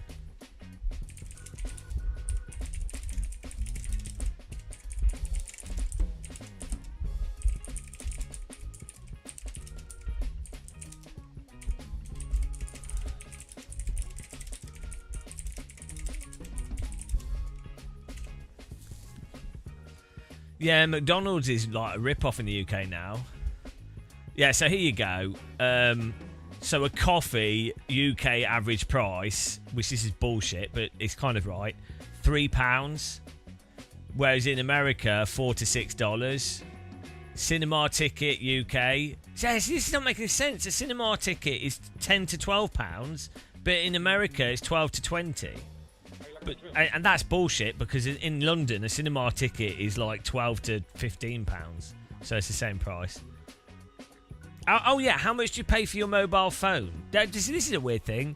America pays they pay shitloads for their internet access and cable, and it's really bad quality. It's just really weird.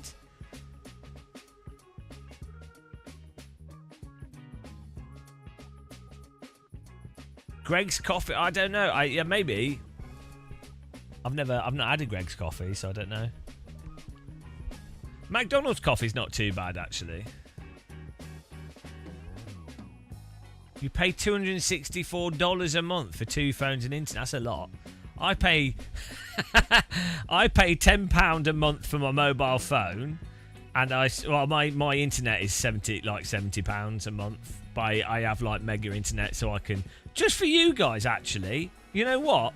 It's just for you, and this is the quality. Yeah, like I have high quality internet just for you guys. I get the maximum, the highest possible plan you can have in the UK, so I can live stream at 1 gigabit. So honestly, what a guy! What a guy! The quality that she's really needed for my streams, you get it.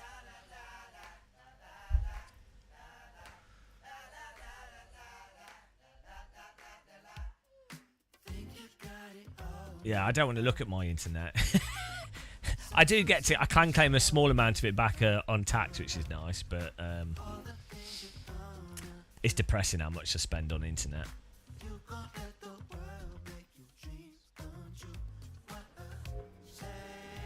One left to green. Line up on the right side. Tasting your T50? I don't know what you're saying. SOF is What's a T50? I don't know what you mean. 12. It's competitive out there. Head down, stay sharp. Good luck, everyone. I'm well excited for socks. Thanks, Lentillion. I mean, I kind of hate you for influencing me, but then you paid for it. So I really appreciate that. I'm well excited. Genuinely proper excited. I love, like, new experiences. Could be, like, the dumbest shit ever. If it's something like... I've never worn toe socks before. And, yeah, anything that's a new thing I find well fun. I'm sure I'm going to be disgusted by it. But,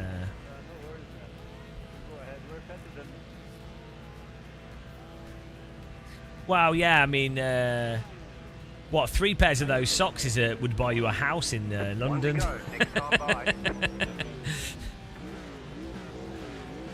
The choice, though, house or sock. You can't live in a house. Oh. You could. Technically, you do live in socks. You actually do live in a sock as well.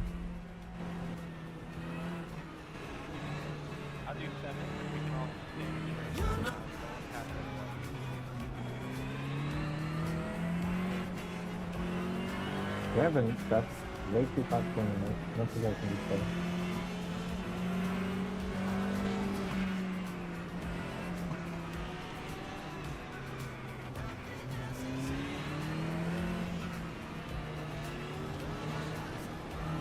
This is my first race with the new PlayStation controller. Looking forward to seeing how it goes. Everyone says it's much better than the Xbox controller.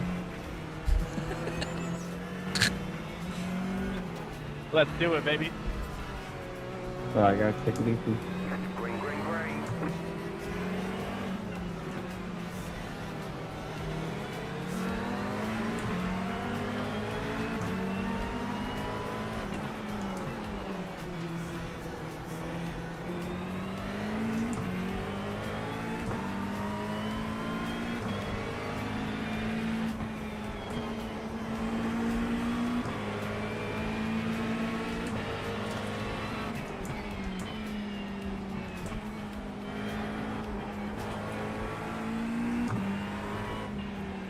I'm gonna mog these guys. Watch out for the I'm gonna watch out for the backlash. We're lash maxing this, guys. Let's be patient on this first half. Bloody hell, my ear is so itchy. I got an inner ear infection, which is actually getting better now because we've been putting bloody vinegar in it. And it's like proper, my ear feels so weird. It went from like mega inflamed weirdness to now just like a lot better. It's not hurting, but it just feels so weird.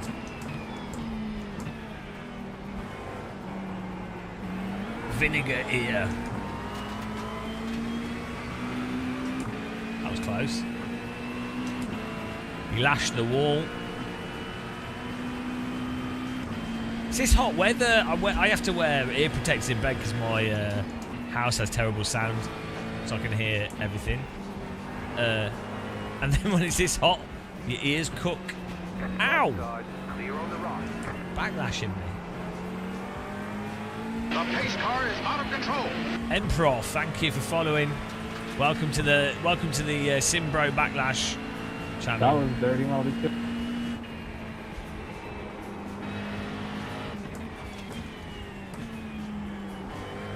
You could probably get that surgically sorted out. You're in the UK, right? The NHS should offer like a service for that.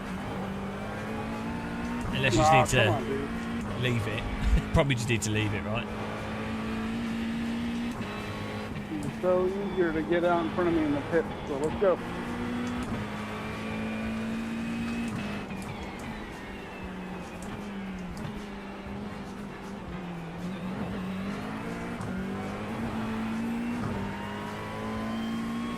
Here we go.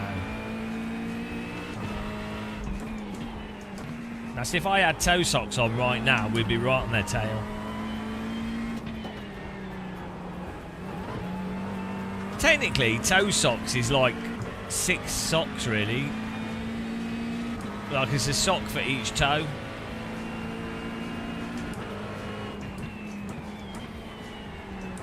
So, in a sense, you could say it's really good value because you're getting 6 socks for the price of one. I hit the wall. Somebody missed their fucking breaking point. Good luck. Goodbye, Tristan. We'll see you in the next one, and we love you as a community. Love you, boys. 3, 2, Oh, hello. Thank you. Bloody hell. Thanks for all your hard work. I'm Beach Pete. I'm not doing any hard work. He's trying to overtake off the road. What on earth? Thank you very much. Who was that? Evil Dragonfire. Thank you very much. Super generous. Really appreciate the support there. Bloody $12 dingles.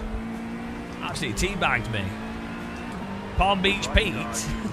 This guy's not getting on the carousel. On the left. Clear. You got it. Slow car on the right. I can't see him. 50% off the next pair. Not again. Not again. With socks maxing.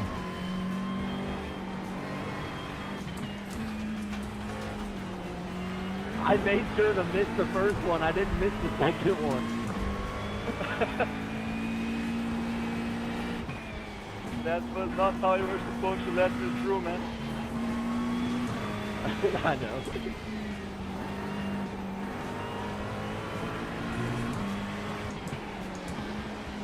Oh, they're slow. Slow bonanza.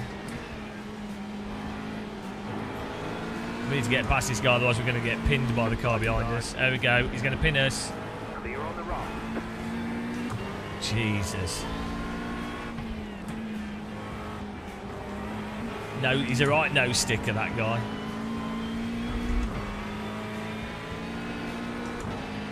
Get ready to fly. Whee!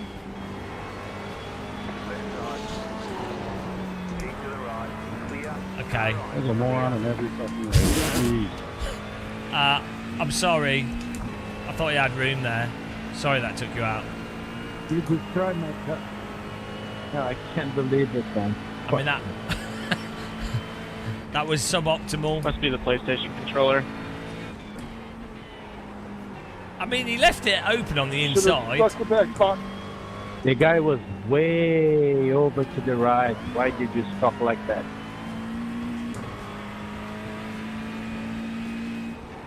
I don't think it was. Ah! Don't think it was that bad. Just testing the grass out there. Like, he left the inside open and we got there, and then he came. He did. We were in My there. steering wheel is currently perpendicular to where it should be, but we're fucking locked in. We'll look at the replay, guys. We'll look at the replay. I mean, it wasn't ideal, but it wasn't as bad as it looked. I don't think. Well, that's what I'm telling myself.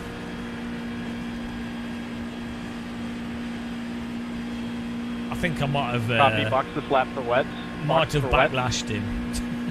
It might have been a big backlash. Copy. I should have flashed my lights at it first, as the tradition of Backlashes goes. We will look the replay, for sure.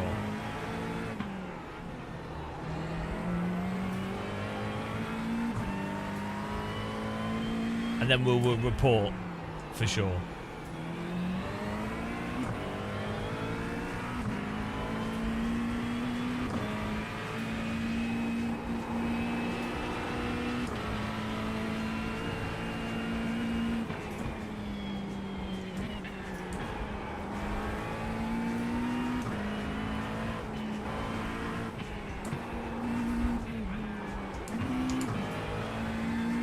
We got a clown car in her ass. She's never good.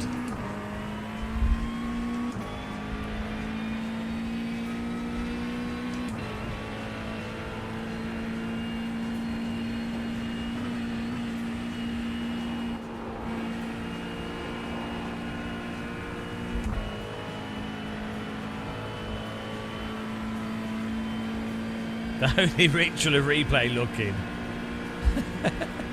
Report for sure. If we wreck people with the toe socks, they'll think it's Lentillion driving into them. They'll be able to tell. They'll feel the individual toes on the bottom.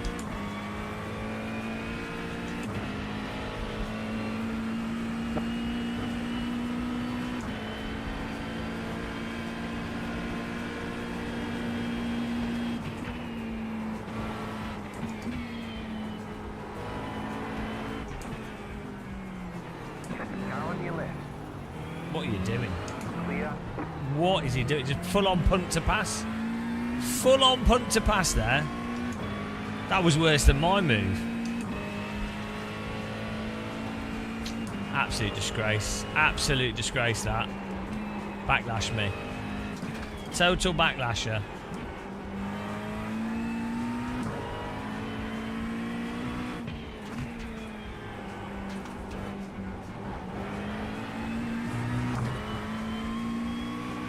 Well, I don't need to know what your wife has a thing with. That's private.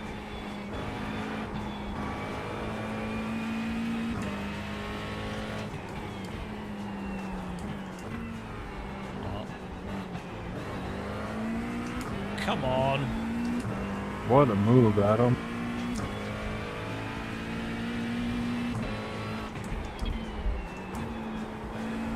Thank you, man.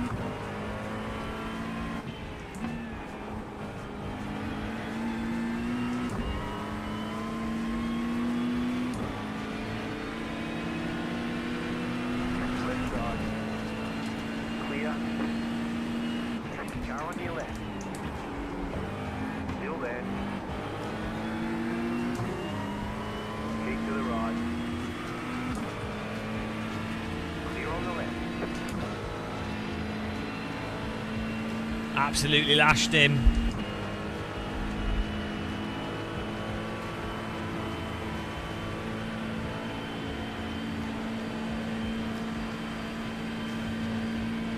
Yeah, but that's your guy's problem. I don't want to know about this stuff.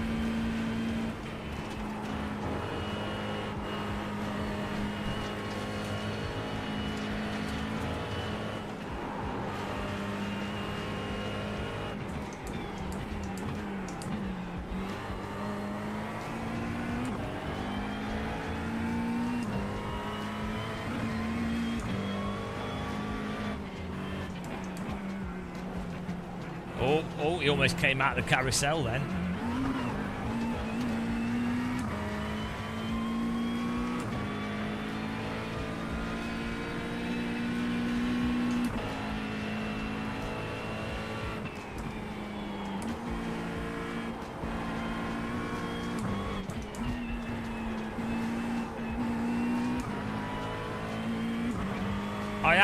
I'm actually like a Mormon. I am actually surprisingly prudish. Other people can do whatever they want.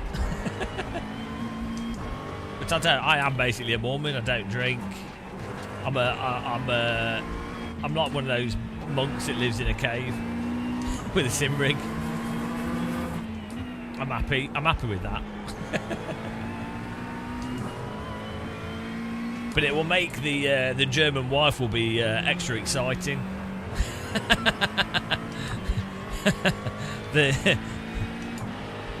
I mean, I do have some couple of German friends, a couple of female German friends, and there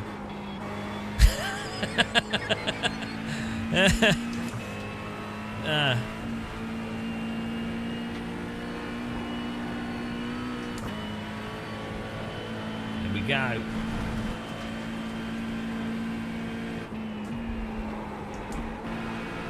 Come on.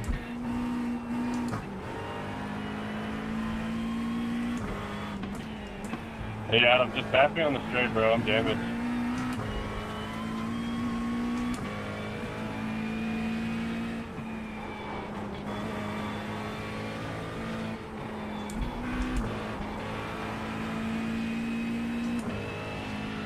If you can catch it.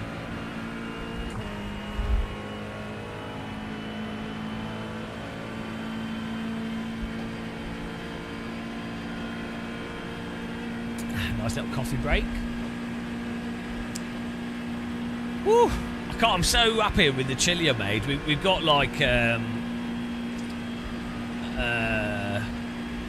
probably like a whole week's worth of chili.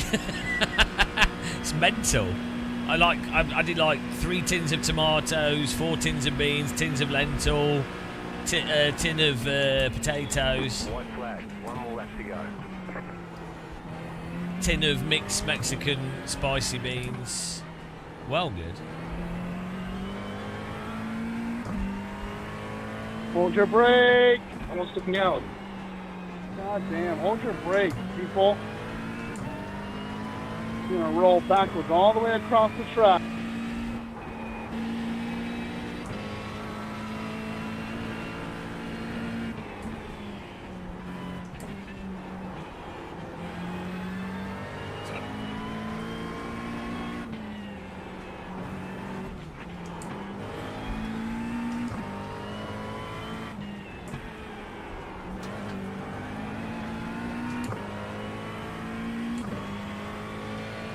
Didn't have any chili in it. I have to be careful eating chilies.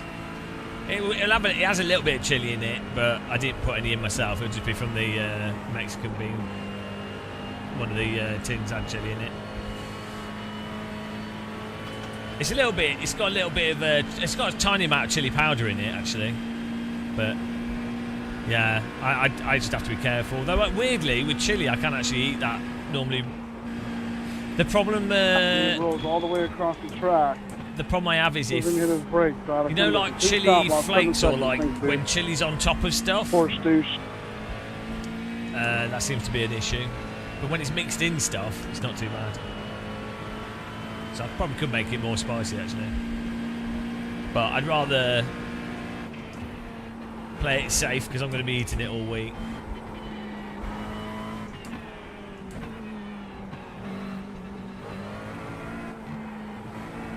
How's it looking, Jordan?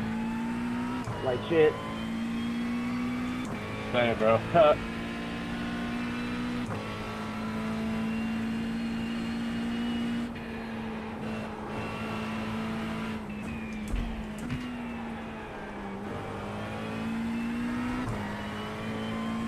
we go. Is Rodrigo at least in front? Yes, he is. I'm still going. You've got about 2 laps of fuel left. Hell yeah, Rodrigo. Get that win, baby.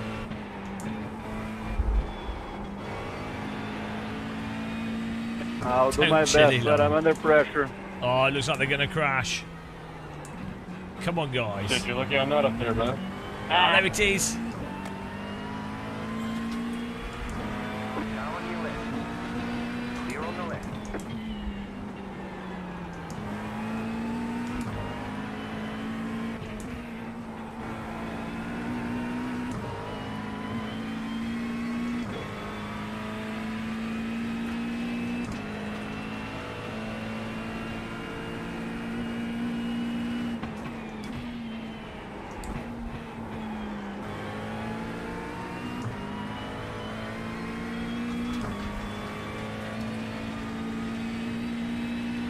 What are you guys going on about? You want pass, flash your light. What are you guys going on about in chat?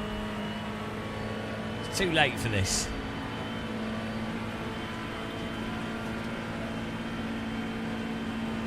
Bro, my steering wheel is completely diagonal from my wheelbase. This is fucking ridiculous. That's the one thing about the Mustang, bro. I noticed the damage on the steering gets very easily damaged. Porsche too. A bit of a block from him there. I don't blame him, I'd do the same. Yeah, the Porsche driver. It's the clown car. Typical guy.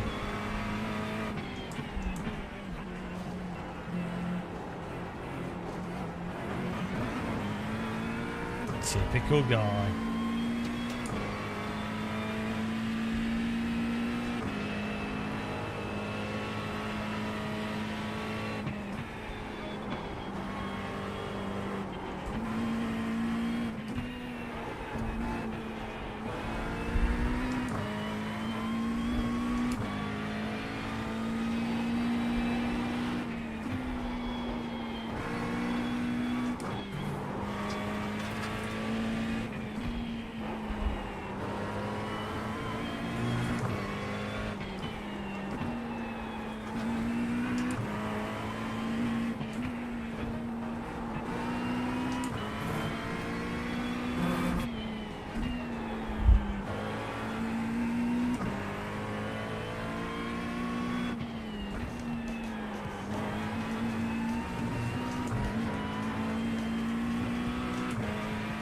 I think he's going to lash us when we get to the straight.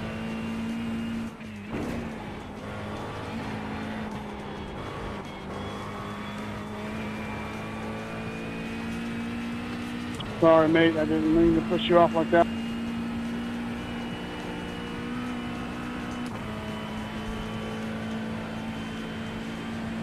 No, I got damage, mate. She's not turning. I knew that was going to happen. Good block me so nicely. Could have gone more right. Maximum right. But you get cause maximum damage.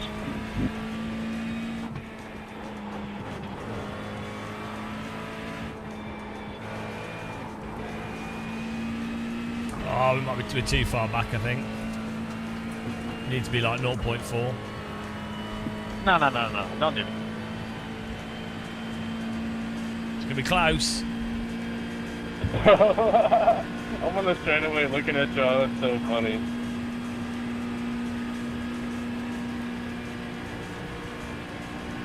He does not want you to pass him. How are these Mustangs that fast? These are wild. Front engine way, baby.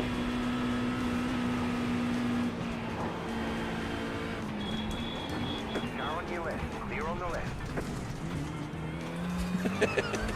I tried. Oh, there's no way that was contact. Why? Why? I tried my best. Good racing. Ticket flag, ticket flag. Lashed it. Scoring has ended after the race. Anyways. Okay, thanks, guy. Bye-bye. It was Hey, close. Roger. But Perfect, right? You win? I'm good at avoiding the lash. Congrats on the win, man. I'm sorry, but we've just looked at the replay and the driver that won's been disqualified. Right. I mean to run you off the road. The driver that won's been disqualified. Sorry. Damage. All good. I was trying to actually get out your way, but she wasn't doing what I wanted it to do.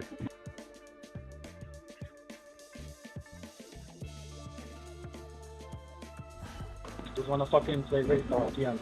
Nice turn. So close to a backlash. Right, what's where did we backlash someone off the track, didn't we? Oh yeah, they were complaining. Let's see. That was it. We did we did technically. Oh, here we go. Right. I mean, they're really, really slow. It's not like a mystery that we're there. And we do have overlap.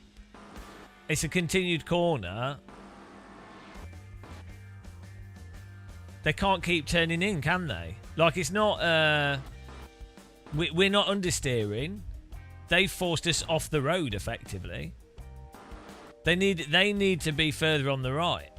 They're slow. They're proper slow into the corner. Like, really, really slow. The inside's open. We're not understeering.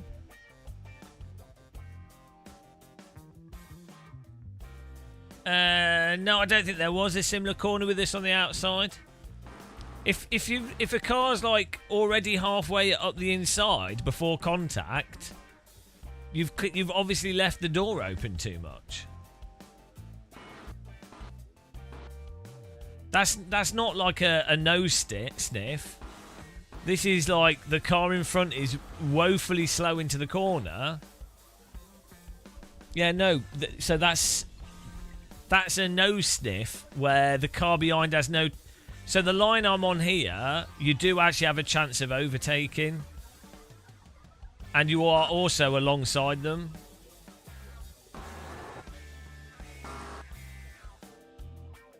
There is the space there with overlap.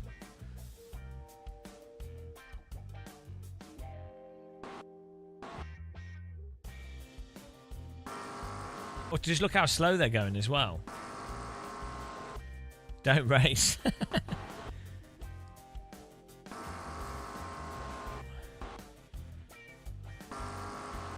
I think if you're this car, if you're the car in front, you need to with you can't just leave it open. I mean, it's unfortunate. I wasn't trying to backlash them. Well, the point was there was a gap at the point we got overlap. Let's see. I think it was a nice move. On Nordschleifer as well, yeah, it's just a racing incident. On Nordschleifer, if you're going through these long corners and you're going into them super slow and you've left enough room for the car on the right, you can't just keep turning across. It's like if you were on a straight. Imagine this is a straight bit of track and you've got the car behind you coming on the right with momentum and you just keep turning.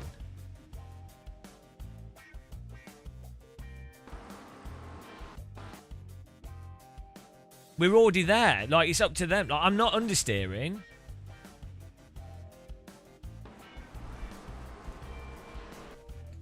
No, it wouldn't, because it wouldn't be, because you're not. It'd be on the car on the outside.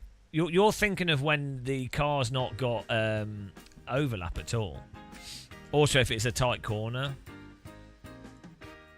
Autobot, it's proper high def animation. Yeah, I hit the curb because I was trying to move out of his way because I realised he was going to keep turning. That's basically after the incident. The curb is me trying to avoid him. What's going on here? What's my shirt? Oh, that's how that works.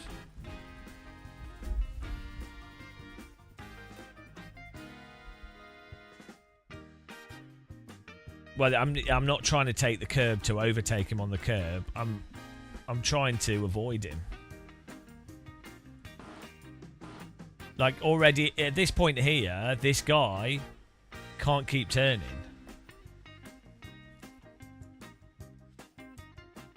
As I say, if it was a straight piece of track, you'd be like, why is that guy still turning?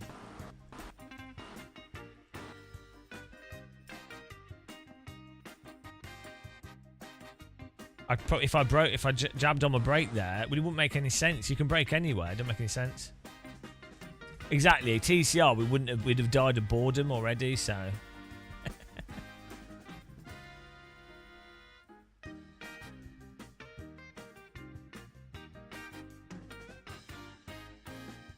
No, but it's a follow. It's not a tight corner. It's a follow-through piece of corner. So that's different to like a hairpin turn. And also, yeah, like So put it this way: imagine he was going at 5 miles an hour, and there's space, and then he just turned right. You'd be like, well, why is the car that's going at 5 miles an hour turning right into the car that's already got overlap? No, not at the speed he was going, Malonius. He had that easy.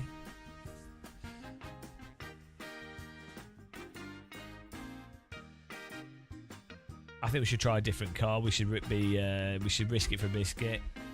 Is it the Corvette that's fast?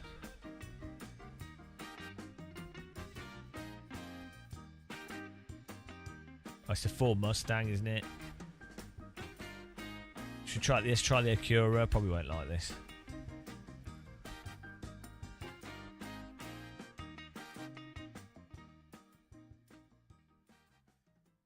Yeah, I can't do dirt racing in this. It makes me motion sick.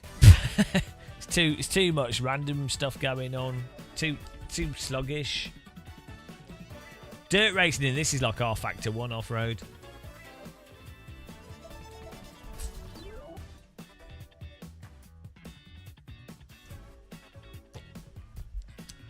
It's weird how iRacing incentivizes the car behind to just punt the car in front. In terms of race result and what happens, like that crash on the Nürburgring there, you could say it's by iRacing's rules, it's my fault, right? However, hang on, let's get new Nvidia drivers. Let's break the computer. Yeah, so by iRacing's rules, that was actually my fault, that crash. But in terms of their reporting, they wouldn't ban you or anything for that. They'd just go, oh, it's a racing incident, because there's no intention, and it's pretty, you know, it's like, at worst, it'd be like a warning. Here we go. Can we install drivers before the race starts? Don't think it'll make any difference, but man filter. I forgot about that. Man filter. I would have a beer. I like morning beers, but I don't drink anymore, so no beer for me. I don't even have any non-alcoholic beer. I wouldn't have a beer before bed because it'll ruin your sleep. And take it from an expert. You don't want to ruin your sleep. It sucks. Introducing Nvidia RTX Spark. I love how they keep trying to like justify the need to get a new laptop. And it's like, why? Have you noticed that with computers? Right. It's so dumb. Basically, since about 2005, if you had a bog standard Linux laptop, for just about everything you do on a laptop, like spreadsheets, even gaming, everything on a laptop, Linux just does everything better. It just works, right? Starts up, reboots, quick start, whatever. There's like nothing. Like phones massively improved in terms of like being able to do loads of stuff on your phone, and then the apps on phones being like, it's weird that you can video edit on a phone better than a bloody laptop. That's mental. Like CapCut on a phone, you can edit 4K video footage and export it. And you can edit it in real time with 3 or 4 layers, which is mental, because it obviously automatically creates proxies and stuff for you. But still, you end up being able to use it as a tool with a bloated, and CapCut is bloated and a horrible piece of software to use. So it's just crazy that it's mental. Right, hang on, we're just Nvidia in herself here. It's going to break the computer, clearly. Oh, here we go. Beautiful. Nvidia. Do you remember when Nvidia stuff was exciting? Like, Claude Code and stuff is exciting, and AI image generation is interesting. I mean, it's depressing. That's the problem. It's exciting, but also actually quite depressing. But, oh, it closed iRacing to to date. Anyway, let's just do this.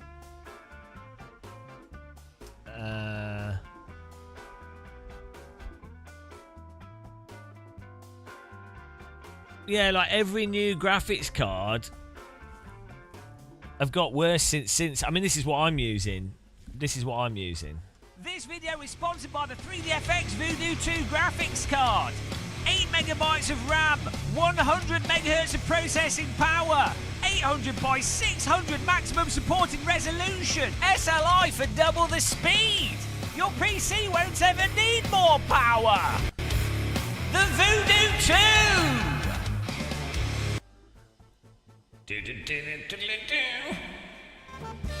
That's all you need. Voodoo, what you done there, dude? Yeah, like in the past, it was just so much more exciting, and we go on about this all the time, but every year, a new graphics card would come out that was significantly better, and you wouldn't upgrade every year.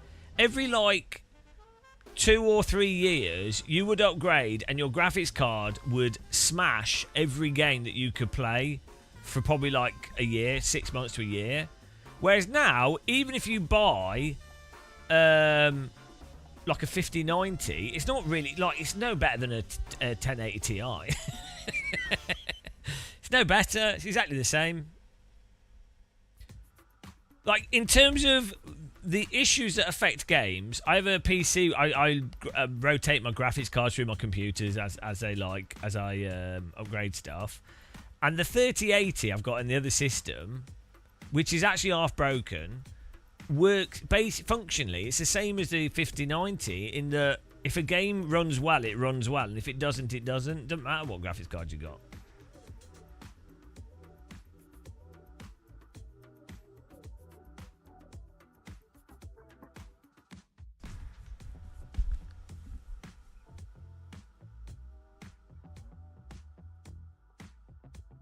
Oh, did they? I mean, obviously, like, the fact is, you're going to get diminishing returns as it's harder to produce chips that are, like, twice as good. But I think there was... now we've gone down this brute forcing path, which is stupid, rather than creative methods.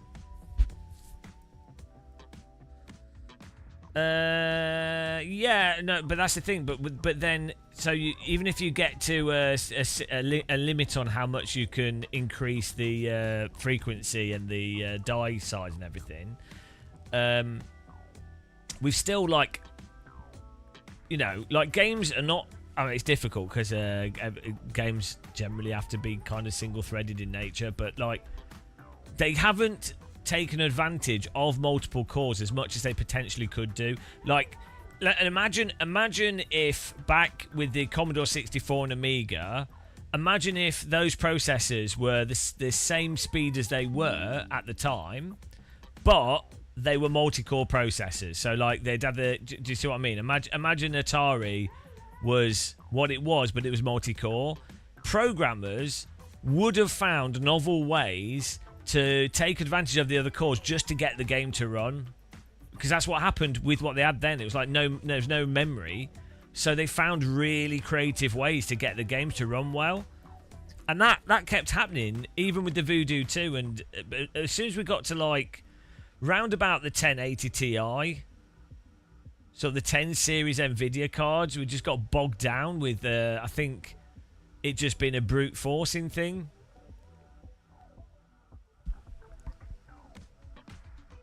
And then the problem was the 1080 Ti showed Nvidia that there was a market for people were happy to just spend more money rather than them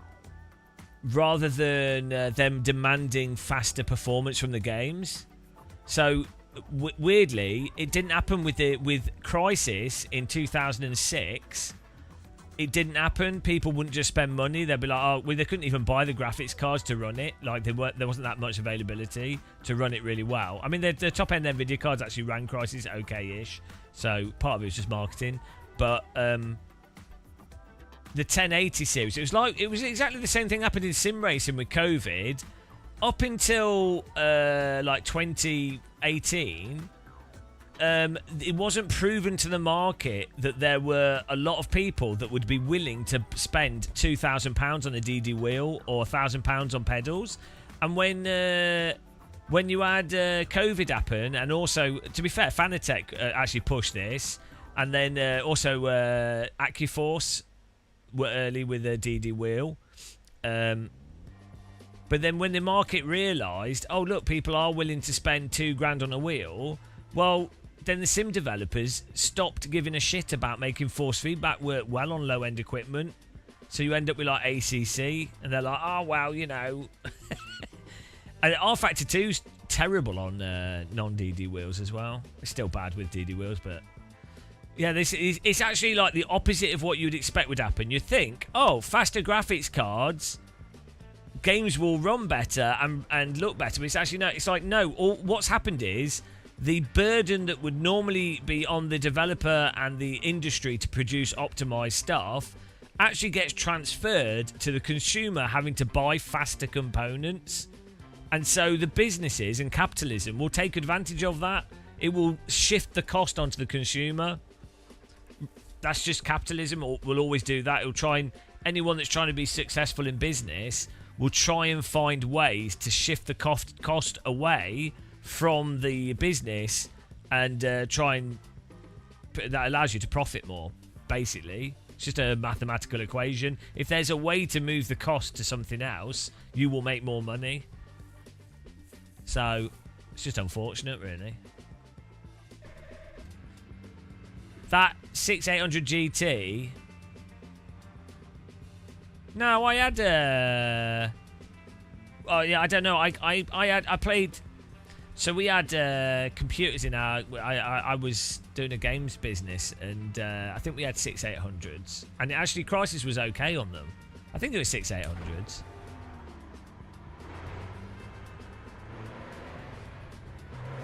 Oh no, it's reset my.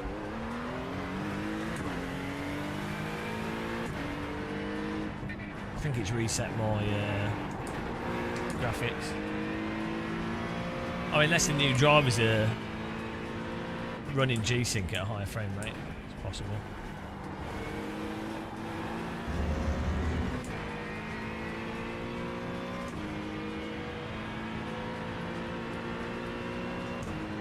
You are? You defend Moser 5 plus...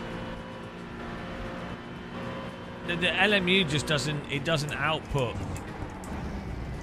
It just doesn't output that much dynamics. It's R Factor 2. It can be alright. It can be passable. It's better than ACC. A lot of people think ACC is fine.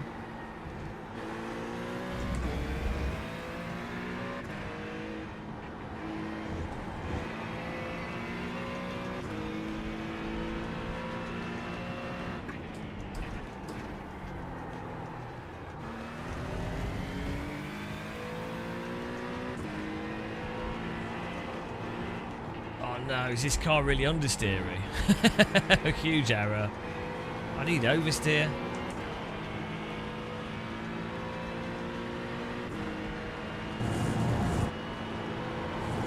Could just be cold tyres.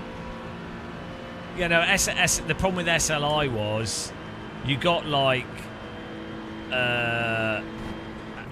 it was about 1.6 1.7 increase, so like 70% performance. But then the problem was it would depend on the game. So some games got a way better boost than others, and other games. The problem is you then had there's a whole host of timing issues that would arise. Okay, here comes your first time lap. It was good for Sims, actually. For flight sims, it was actually really quite good at the time. I had a system that had two graphics cards in it, and then this was before triple screen was like really very popular. So we had I'd use soft TH, which was done by Key Jetties. who did the Head Track No IR plugin for Armour, which is amazing. He also did the RBR VR support and RBR triple screen support. Guy's a legend. Yeah, soft T8. Well, good.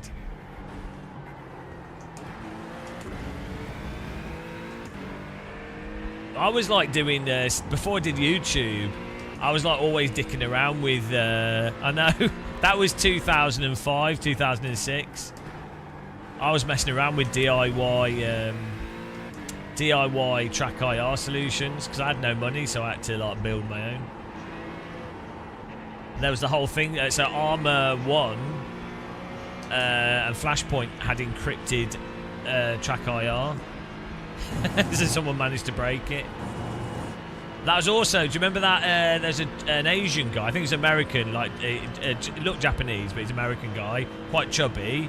He did that tracking thing using the Nintendo Wii, and to make it look like the screen was 3D. I don't know if you remember that. But then he ended up working for like, I think he ended up working for Nvidia or something. But his stuff, there's a bunch of people did stuff following on from his projects because I think he made it open source.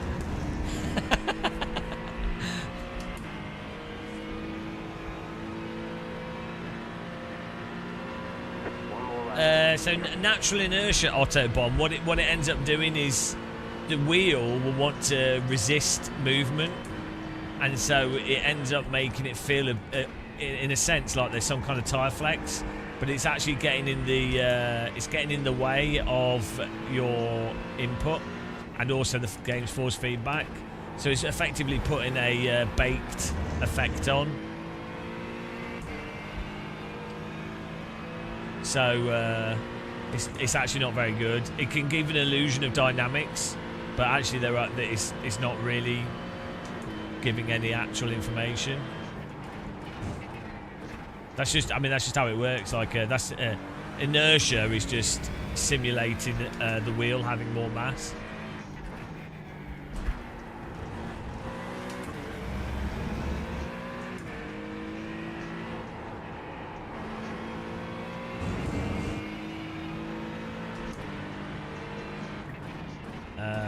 I don't know what you mean about AC. Oh right, yeah. If you're reversing, that's not really an issue. That's just to do with the strength of the force feedback.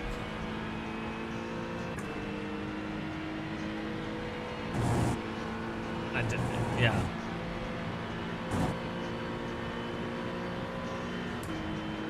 I mean, a real car wheel would do that if it wasn't for all like the clagginess of it. Yeah, but I mean, AC definitely is can be a bit weird at times.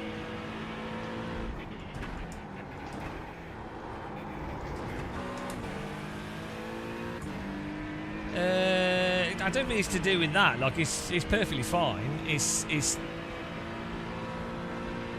I think it's more that if you're reversing quickly in a car, you're probably going to start scrubbing the tyres very quickly. So you'd probably just end up with a lot of fall off, and the wheel would just get stuck at once. It was stuck in one direction. And so the compromise is you would have to add in a load of damper. Or you could have it so that you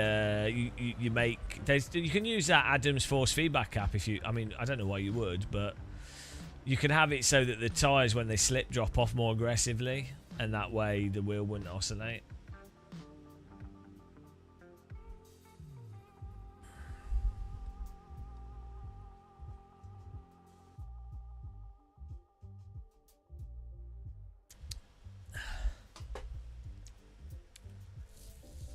Well, I don't know why, because you're not going to be driving around the track in reverse, are you? Like, you don't typically, when you're doing a race, I mean, unless something's gone wrong, which can happen, you don't typically drive around on the limit in reverse. I mean, you can in Forza.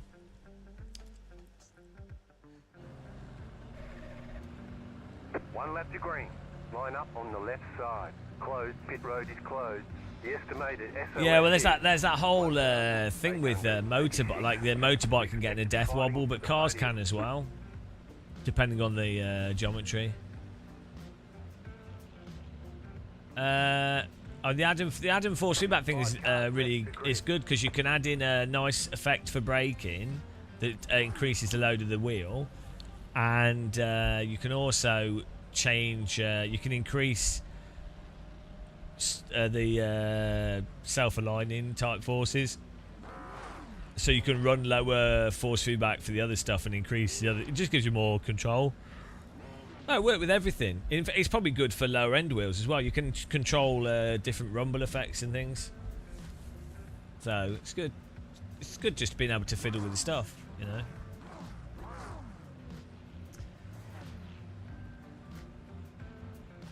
But yeah, you'll notice that reversing wheel problem, even in stuff like Beam. The only way around it, really, I think, is if the developer detects the car's reversing and then changes the force feedback. It's like parking force feedback.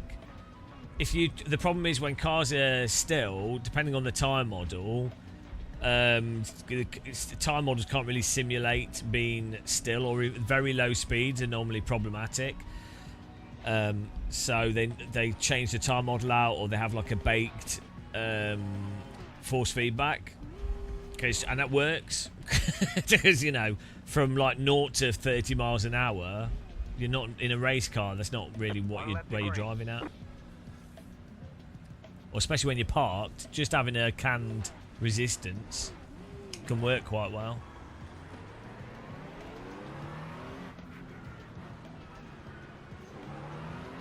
There's an incident ahead. Your 4x4 truck had a death wobble. You can see it happen with cars that have really big suspension as well.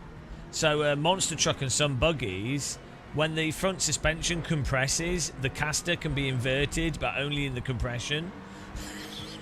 so which causes the wheel to go crazy. So then I think in order to make it so that the wheel's not being wrenched out of the driver's hand, they then compromise other aspects of the force feedback in the real like the geometry and everything. Now it's all set up, but you're driving from your body, so it doesn't really matter necessarily. But you should watch onboards of people driving cars that have really springy like monster trucks. You can see the wheels like going. It's like a boat. It's terrible.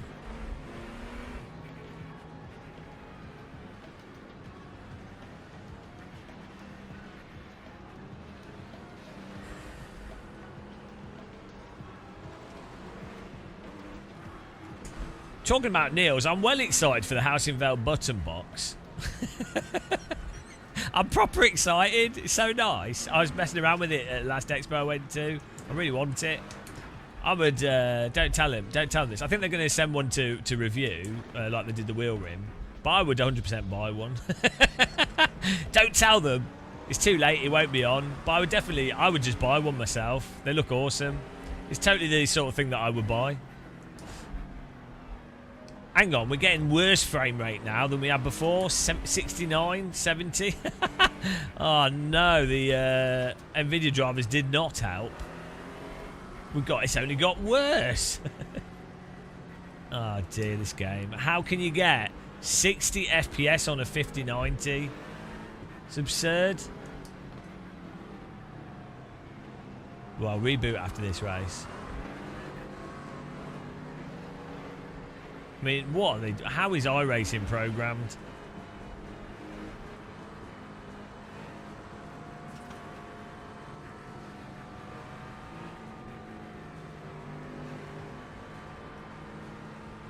Like, how does iRacing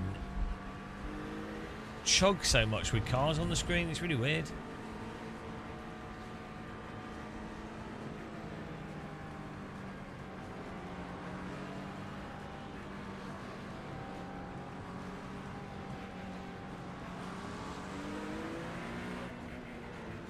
I think the difficulty is if you're going to do a sim that has multiple light sources, you kind of have to use a deferred renderer, which means you can't use MSAA. Although the thing is, a good compromise is doing what Project Cars 2 does, where I think it puts some stuff as a forward rendered solution. So it's kind of using both forward and deferred rendering. Or he uses a sort of a specific algorithm to try and find the edges.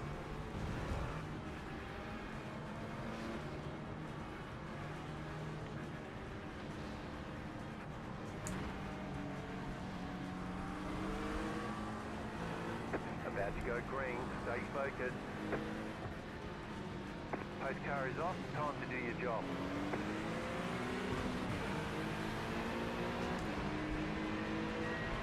Green, green, green. I don't know if this car's competitive. We're about to find out.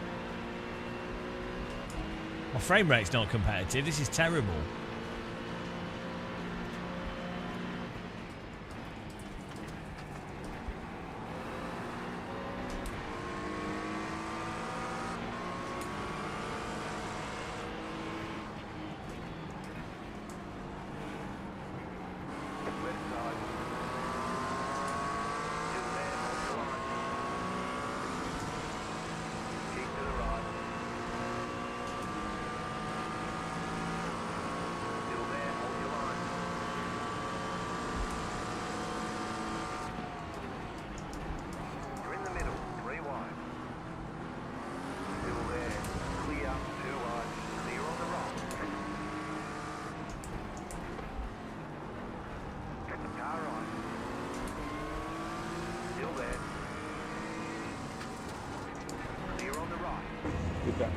That worked well. Surprised it worked. I know it's always my fault, right? Alright. Low frame rate past that. Yeah, that was really bad.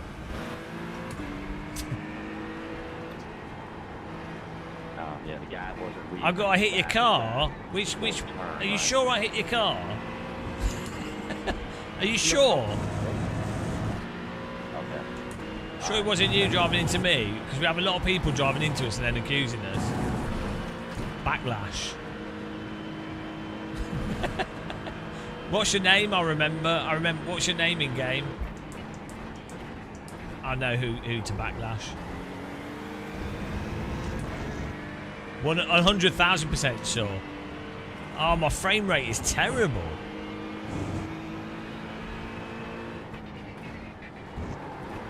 I understand what is going on with these physics. Well, I can't afford to pay for it. You agree when you go to a racetrack that everyone pays for everyone's damages, which is oddly in the favour of very rich people, but You're in the top 10. it's just how it is. It's not dropping frames, it's just running like ass. We just updated NVIDIA drivers and it's running even worse. I mean, we didn't reboot. Probably should have, but...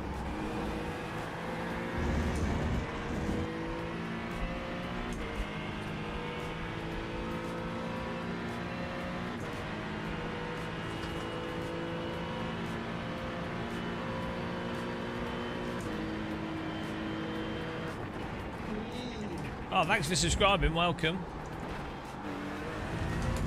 Tim Ivy. Hello. Hello. It's giving me a headache, this. Driving at these frame rates.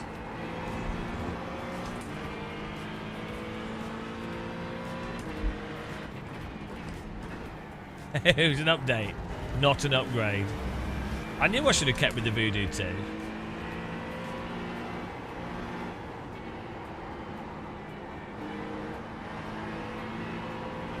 Oh no! But you need to. You can unsubscribe now.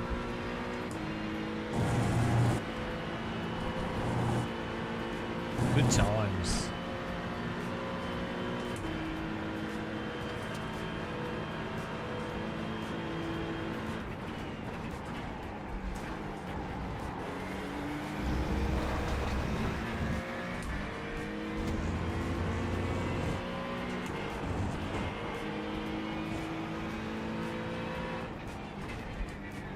I have headlights too.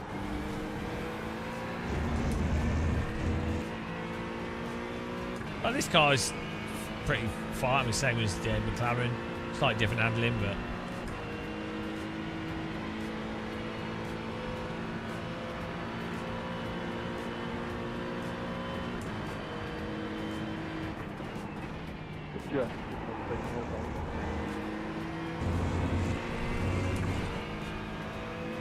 If any of you guys in chat could drive a real-world GT3 car, like you won the GT3 car lottery, and they said to you, "Hello, you can drive any GT3 car you like. Pick the one you want. Which would you end up in?" For me, it'd be a hard choice between like Porsche maybe, and I mean, the Ferrari's got a nice cockpit. The Merc has the nicest cockpit.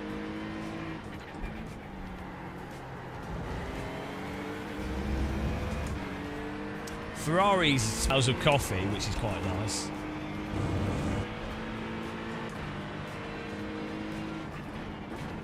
I think the Merc's the McLaren. I mean, yeah, the McLaren, not the Mercedes. The McLaren has the nicest cockpit. I don't know which is the most expensive GT3. Seem to remember the BMWs are quite affordable.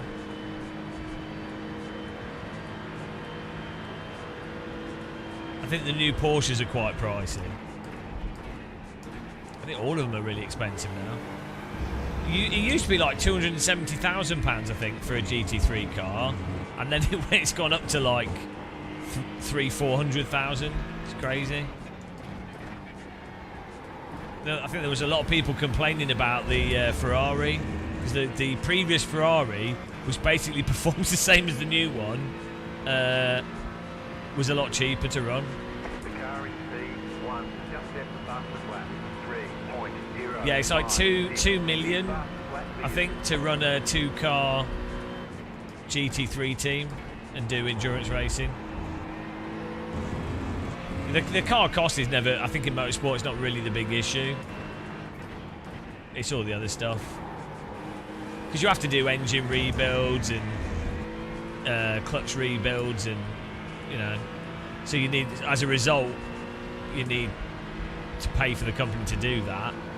Or like there's a, you know, like the F3 cars, I think it is. You're not allowed to own the engine. Like you have to rent the engine. You pay for it, like you've bought it, but you can only buy it if you submit to their rebuild program. So even though it's like iRacing, but for engines. I think Praga do that as well. I'm not sure. Maybe they don't. But yeah, that's quite a common arrangement where you'd be like, oh, that seems like a reasonable price. It's like, well, yeah, until you factor in you have to pay for rebuilds, then you have to get them to do it. It's a literal money furnace. It's faster to spend money in a race car than it is to throw £5 notes into a fire. Like, actually, that'd be quite funny to work out. Because it's actually quite time consuming to throw a £5 note in a bonfire, if it one by one. If you think a set of tyres is like £2,000, and soft, like the really super soft tyres can be done in 20 minutes, or one lockup.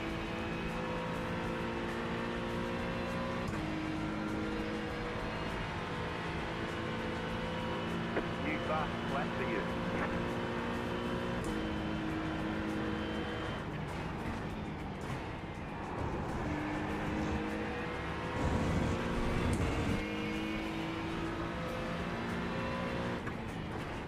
We need to get to the bottom of this iRacing performance thing. Maybe if I run the graphics configurator and delete the graphics settings file.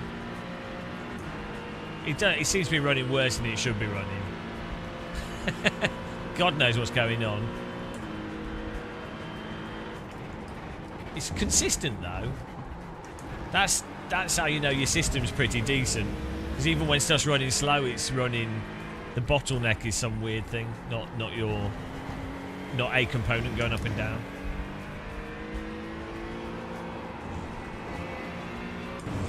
But it's been really fun streaming today, guys. Really appreciate it. We've had quite good views all live stream. It's been nice and chill. It's been good vibes. Good vibe stream. Good vibrations. Woo! It's been nice. Making up for the heat stroke.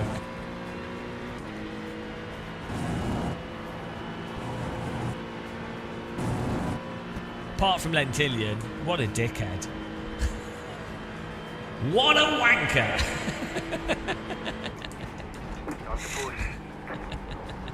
I was having a good time until he came up and sent me money and bought me socks. People that buy you socks over the internet. What are you going to be doing when you grow up, Gamer Muscle? Well, I'm going to play driving games on the internet and some strange American's going to buy me socks. That's totally unrealistic. That's not a real job. No, I've seen the future. Shut up, young Muscle. You're an idiot and you're delusional. No, it is really the future. The streaming doesn't even exist. What are you talking about? And why would an American buy you socks on the internet? No, it's going to happen. I'll tell you a funny story about those. You know when you're at school before GCSE, so those of you in America, like before you go to university or before you go to college, which is before university, you have these programs. I don't think they have them anymore. In the 90s and 2000s, they had these programs that schools had. They were a computer program, and what they were for is so kids could work out what they might want to do when they grow up as a job, right? And what you have to do is you type into the program what you like, what you don't like, what subjects you're good at, what you're not good at, right? And then it would suggest, like, you know, you're good at maths, you're good at science, okay, you could go be a researcher, or you could work in technology, or like you could do chemical development, or what, you know, all the good stuff, right?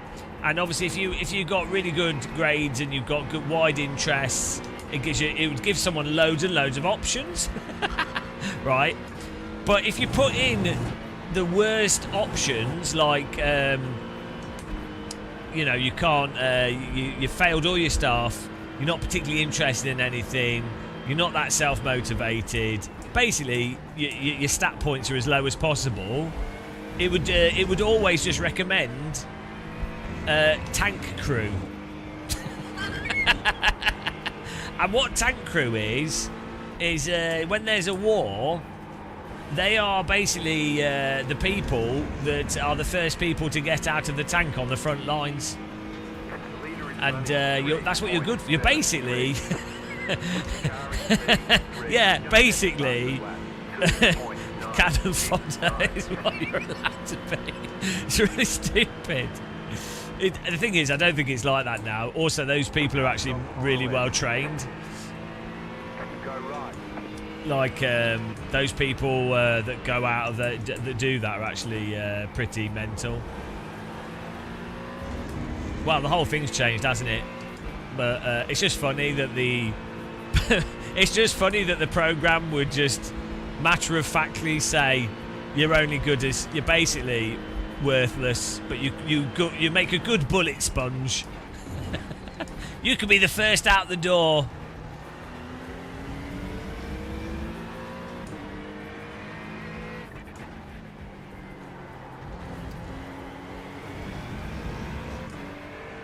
Well, now you're drone sponges. It's proper mental. I mean, the whole Ukraine war. I watched quite a lot of stuff on it. There's a really good documentary. I've forgotten its name. I keep mentioning it to you guys, but there's a few really good documentaries. But I follow the stuff as well. It's so depressing. Like it's so unbelievably depressing. It's insane. It's so bad. It's so terrible. Like, yeah. So that's what I do to cheer myself up. I think I'll think, oh, this is a bit miserable, politics in the UK or whatever, and then I watch some stuff on Ukraine war, and I'm like, oh god, now I feel like crying. But then that cheers me up. Because then I'm like, oh well, that's pretty terrible. So I better be bloody grateful.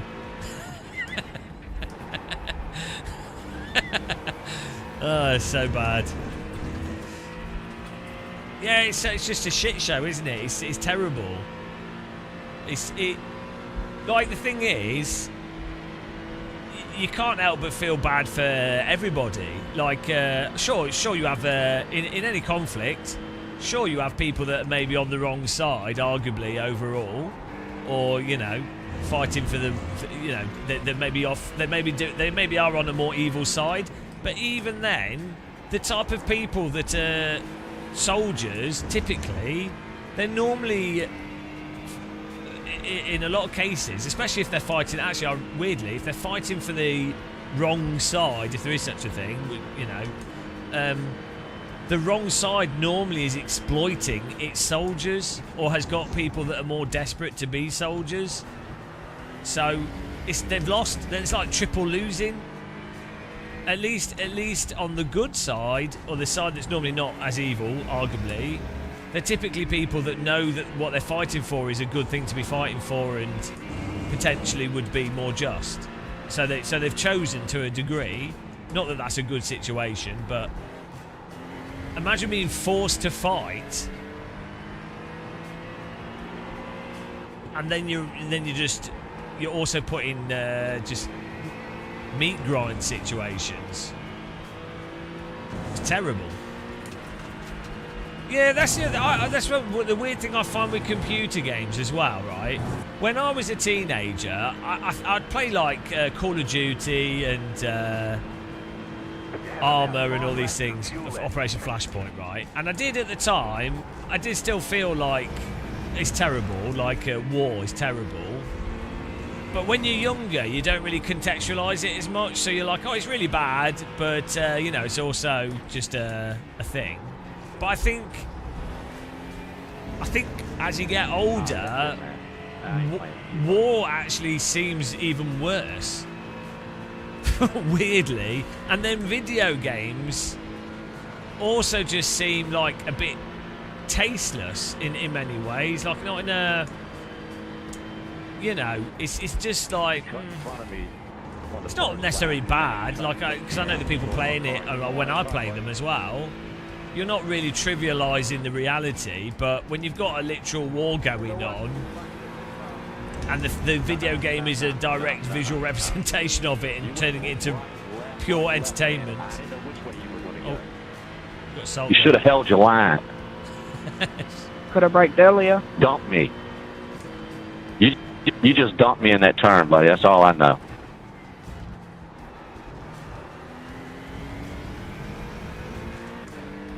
He didn't hold his line.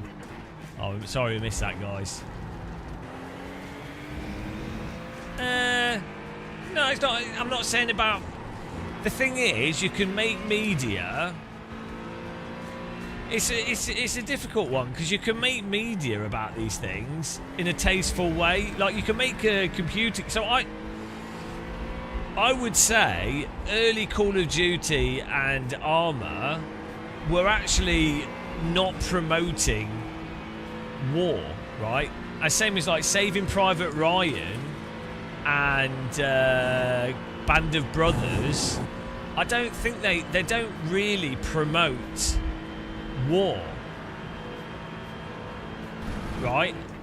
And even though they're promoting the entertainment of the tactical component of playing the games, and it's fun watching. Like, if you remove death of stuff, it is actually quite fun.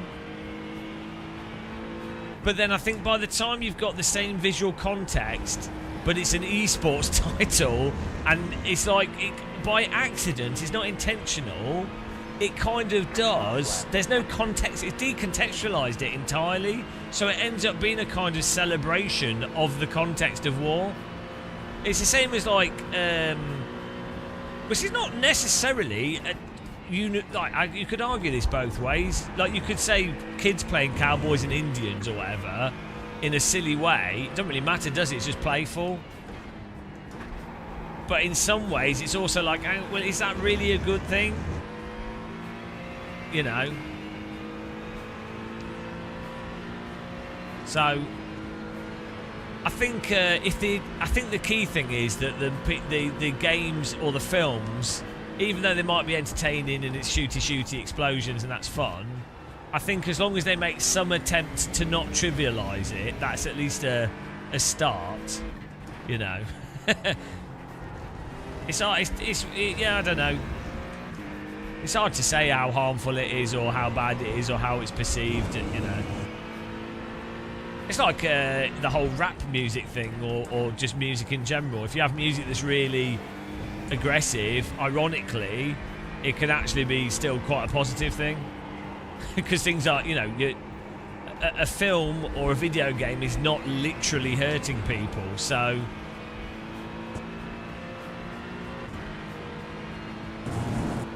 Yeah, they see... Well, they literally... Do you remember America's Army? They literally made a recruiting tool, and the big irony is that you only ever play as Americans, which is quite funny, that it's an accidental statement in that the enemy is always the terrorists and you're always American even when you're playing as the bad guy, which is pretty hilarious. Yeah, I don't... So our Operation Flashpoint, I don't think really felt like an endorsement of soldiering. You know, to me, when I played it, when I must have been like 14 when I played that. I think that's the thing. You have to make sure the single players of these games are actually basically anti-war. Good job. In a sense. But I think that gets lost when you're doing multiplayer games. I think that gets lost. Well, I'm going to reboot the computer because our frame rate's terrible. What settings can we change? I don't get how it's running so bad.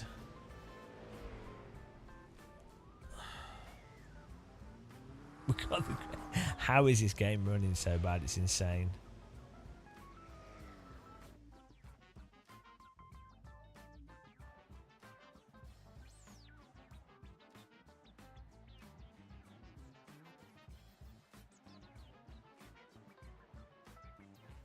It don't make any sense.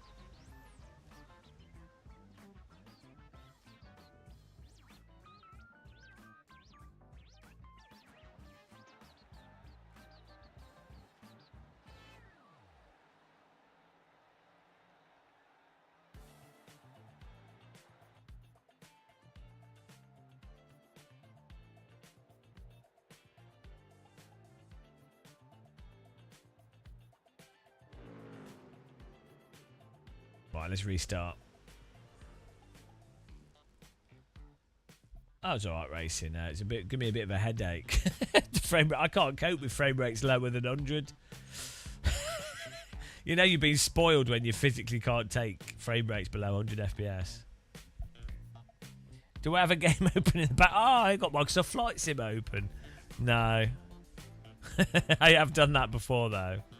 Let's sign up to Draft Masters and then we should be able to reboot in time. When's the next Ringmeister, actually? 4.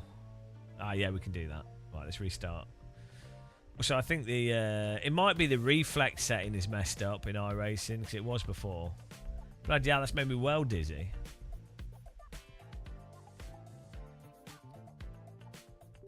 Let's update the Moser software whilst we're at it.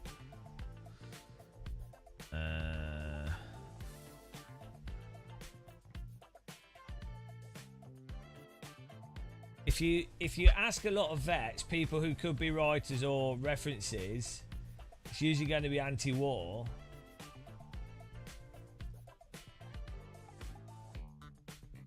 Well, the difficult... Right, so the reality is, a lot of people become soldiers because it's generally something to do. They like the structure. You know, there might not be other opportunities. And it's quite an active thing. And a lot of, you know... It depends what country you're in. and what's happening at a certain point in time, it's not necessarily the worst thing to be doing. And there's, it's not just being in the army doesn't necessarily mean you're going to be on the front line.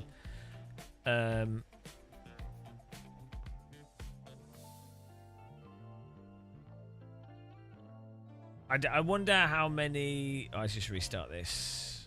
See if this works. I wonder how many soldiers regret it. Absolutely. Or like how many soldiers join the army from a fully informed position? Because there are some, like I know people that have joined the military and enjoyed it and gone back and done tours and then gone back and done another one, and then they actually genuinely really like it. So but then there's some people that just get addicted, I think, to like the nature of it. And then I think if I would imagine if you've been in a war zone, the problem is it's going to be such an alien specific type of life that's very hard, like the pace car is out of control. Like intense. You got very high. Well, most of the time I'm going to be doing nothing, but the moments where it's really intense, it's a completely different type of world, like a totally different life, right? And if you've experienced that, there'll be aspects to it that are really, really good. And the problem is, when you then, and it'll just be a life experience, when you then go back to being a civilian, you would be like, part of you is missing. So you're gonna, you would, because of how intense soldiering would be, part of you would miss that. You're going to end up with like a split personality, like the civilian personality and being a soldier personality. And like there'll be terrible soldier stuff, like losing friends and things, but there'll be a whole bunch of stuff that's absolutely amazing, like camaraderie or doing specific objectives, or just just the raw adrenaline would be mental.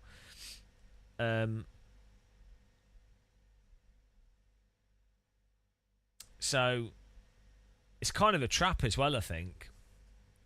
But fundamentally, I think the thing I would struggle with, and I think this is what soldiers struggle with, is that how are you meant to deal with losing your friends, especially younger soldiers, brought into the military, trained up with a group of people that are the same age, that's all the people they've really known in the very formative years, and then they literally witness their friend getting horrifically blown up or dying slowly, really terrible stuff.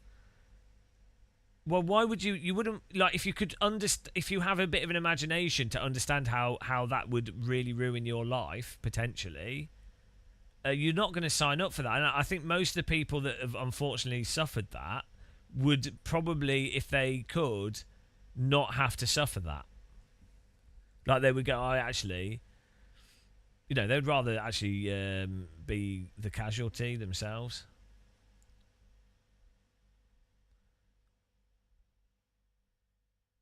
So I feel like maybe the military, that's why younger people are like targeted, because they're not going to have a context to think about the actual price of being in the army. Yeah, well, that's it. Like, yeah, if you have to, exactly. How are you meant to deal with that? Because you would know that child that's maybe got a weapon or explosives or whatever, or they're just in the situation. You would know that child has been forced into that situation. You're not going to be able to separate yourself and go, well, I'm just a tool of the army, so I had to do it. So, yeah, it's I just think it's just really difficult, isn't it? So it's like, yeah, you want to put yourself in that position.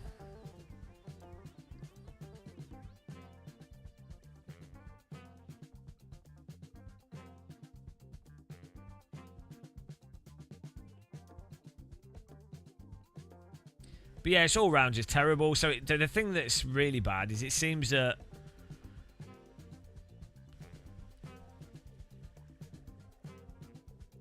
I wonder if people are still really anti-war as much as they have been in the past. You know, like it seems that people only get really anti-war when people are conscripted, and then you know, like the Vietnam War. Otherwise, it kind of just gets brushed under the rug, doesn't it? But so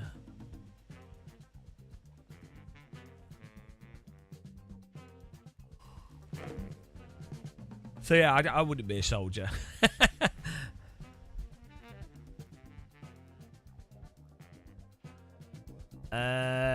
When you understand the implications of the art of war, which says to divide and conquer, it makes and make money from it.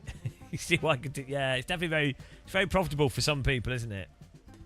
It's always the poor person that, like, you look through history, it's always like the random, the bog standard person that's just trying to get on with life that suffers. It's always like the random civilians that are just going about their life, that don't really care politically. They're not pro or con whatever government they happen to be under. They're just trying to get on with their lives.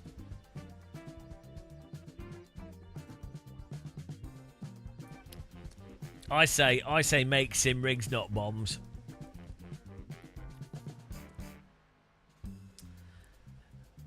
Right, I say make a backlash. Backlash, not bombs.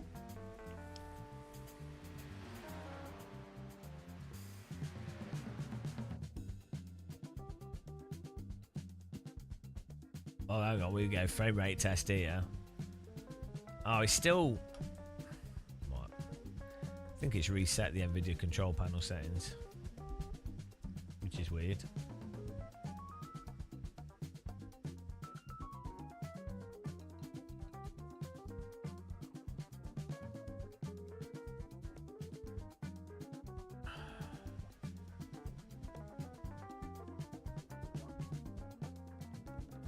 Here we go.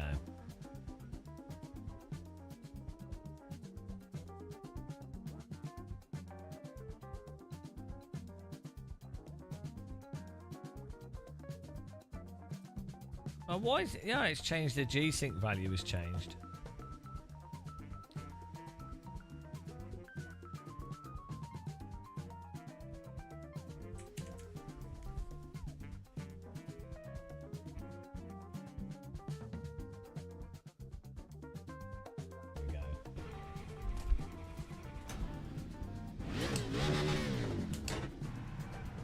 Oh. We need force feedback, otherwise I can't drive. Here we go. Get in there.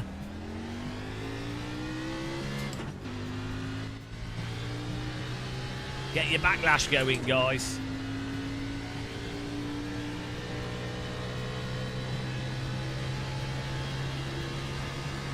Make tea, not war. Macento Ossie, hello. Have we got the Australians in here? I was just thinking, seatbelt tensioner, not very good for oval racing. Oh, I guess you can have it load up when you go left and right. It's not totally pointless. Only a little bit pointless.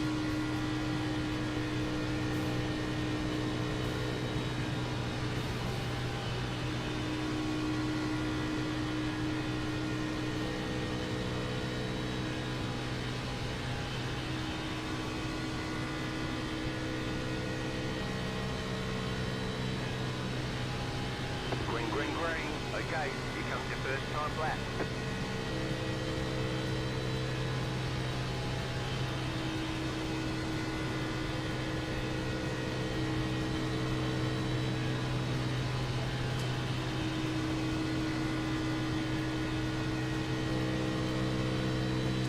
I mean, you know what we say? Make America Great Britain again. MAGBA. Make America Britain again.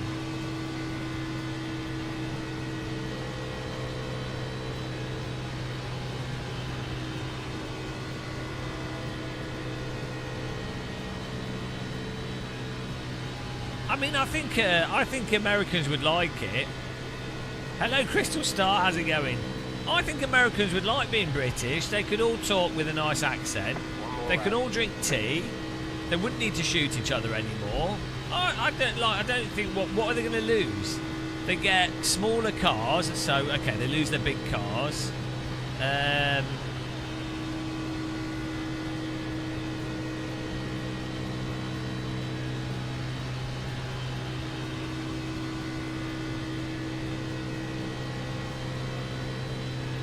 Yeah, I mean, America's really got nothing to lose from being British.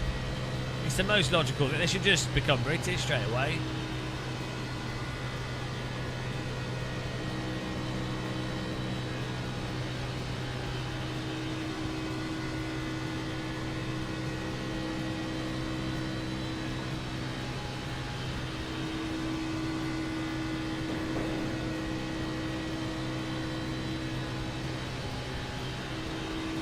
Alright, there's the checkered flag.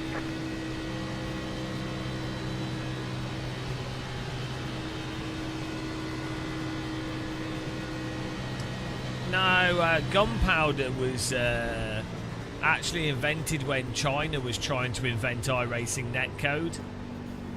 They were, you know, and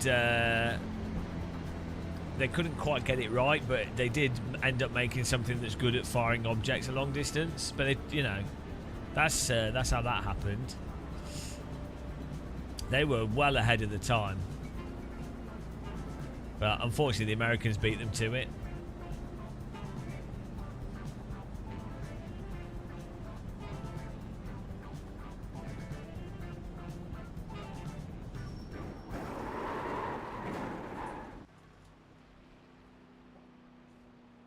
How was gunpowder discovered, actually? Was it like, I wonder, like, probably through like alchemy or something, some weird thing. Some materials, you can get close to it by accident. Let's see.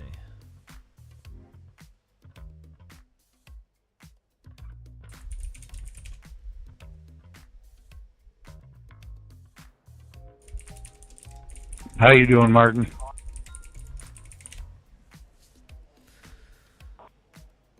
Saltpeter. Doing good, Chuck. How are you, buddy? Yeah, alchemist. Been good. Haven't been on here much lately. How's the races been going? You know, I haven't been out here much lately either. Hence my 10th position in qualifying here. One lap to green. Hence my 11th. On the outside. Stop the good closed right vibe. now. I hear you, buddy. The estimated strength of field is 2,063. Let's take opportunities.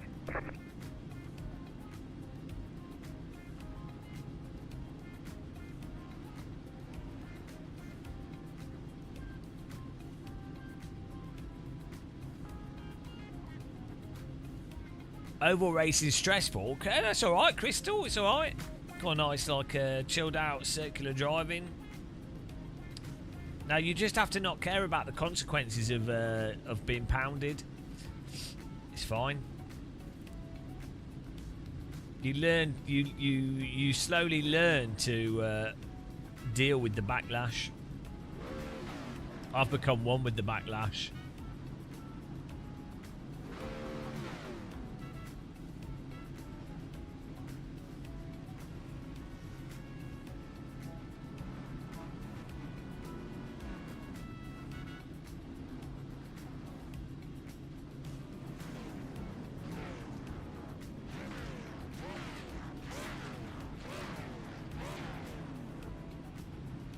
Hey, who's in this App State paint scheme?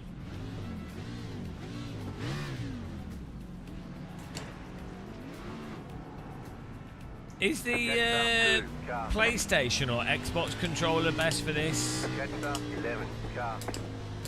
I use a keyboard. I use mouse. I prefer a joystick and pedals myself.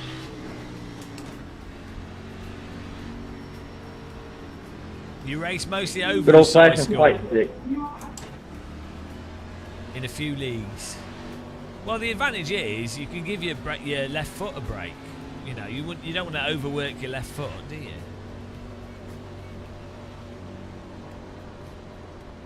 I once used my left foot for a few hours, and also. Well, it looks like it picked up a spot, Martin. I don't know what happened tonight. The difficulty of doing oval racing is you have to drive the track in reverse to unwind the steering wheel. All that left turning wears it out.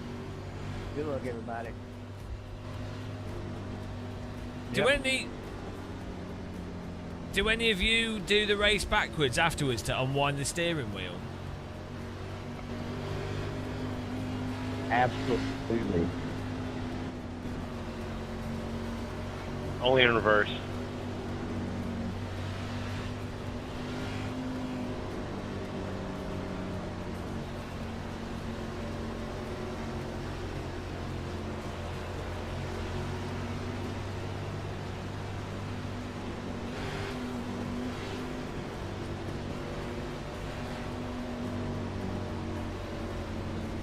Get ready, going green.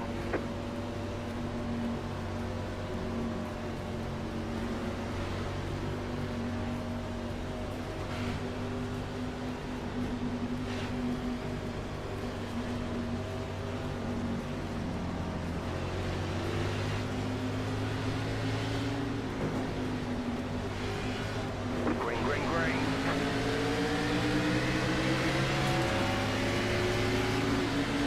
Inside. Still there at the bottom. You're up top, 3 wide. Hold your line.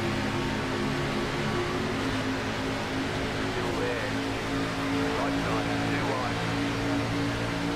Still there, inside. Still there, hold your line. Look at that start. Stay high.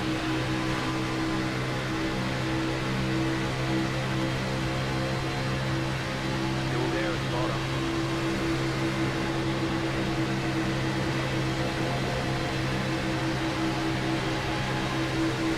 Stay high with the car on the low side. You're up top, 3 wide. Still hold. Still there, still there. Hold your line.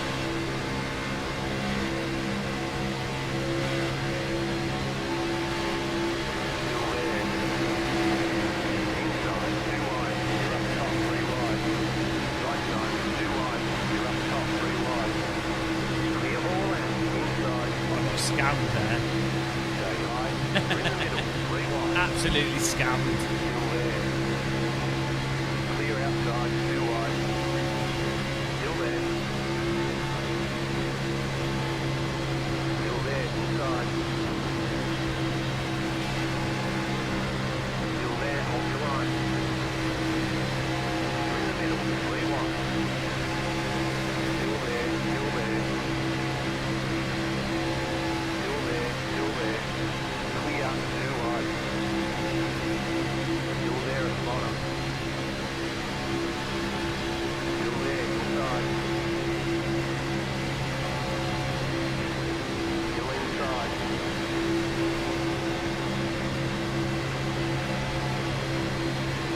Keep high. Stay high.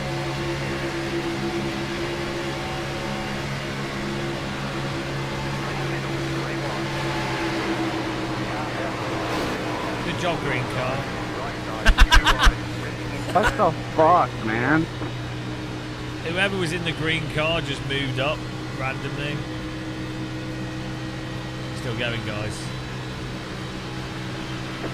That was the green car's fault. Still there, inside.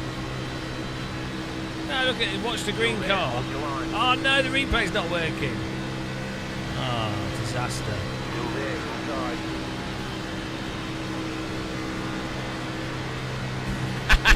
The green car just Inside. pulled up into us. Totally unaware. Checking on the back stretch. Where's he going? Thanks, one car.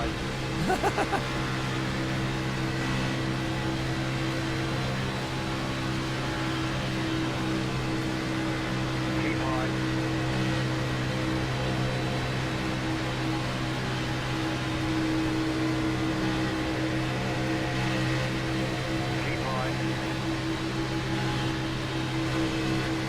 Hey, Join the back of this train. It's a backlash party. There we go.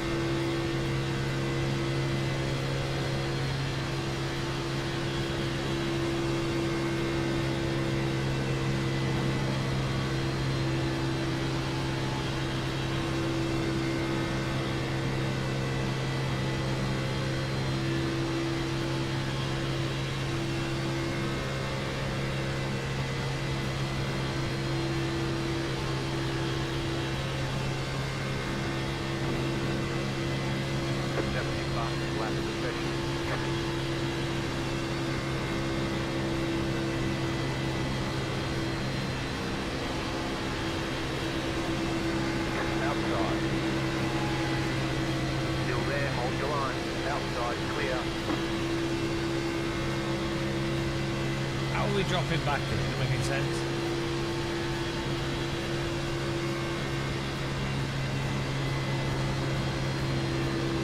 if we stay single file, we might have a chance to catch that loose roof. It'll be close.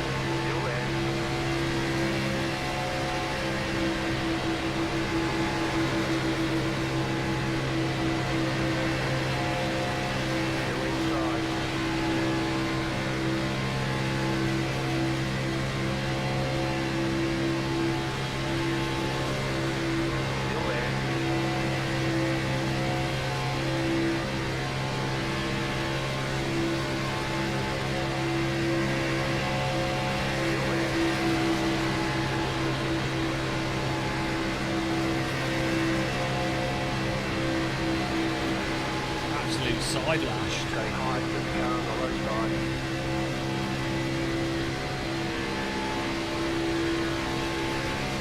$21, man. If you go.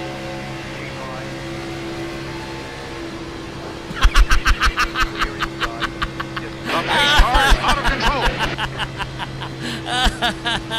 Oh no! Oh, that's amazing. What happened there, 21? What was going on, man? You couldn't hold a line the whole time, and as soon as I tried to go around you, man.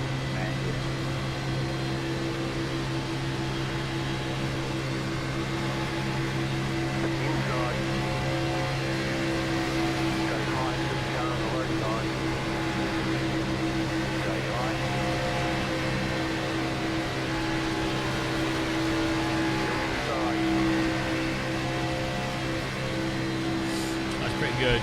Stay calm, foot down.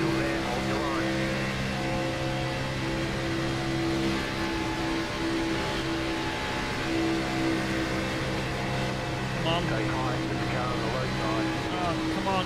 Clear. losing the draft. Give him a boost. Give him a back tickle. Try not to lash him.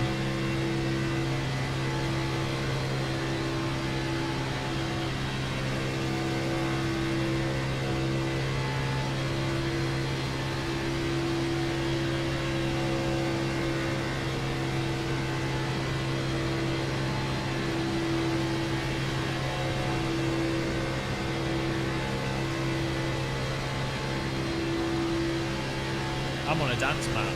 15, you gonna stay low when these leaders get to us?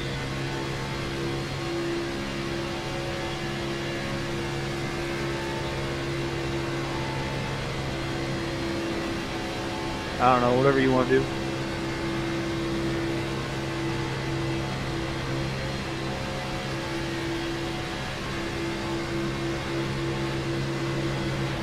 Yeah, it looks like they're single file. Let's give them the bottom.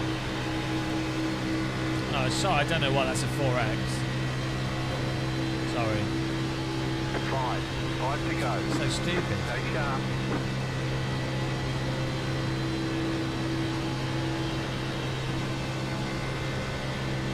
Sorry, Martin. I didn't mean to hit you there.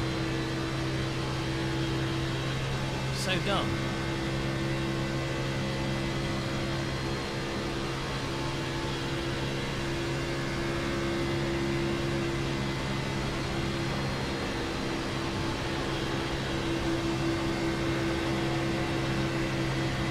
I hit him square on.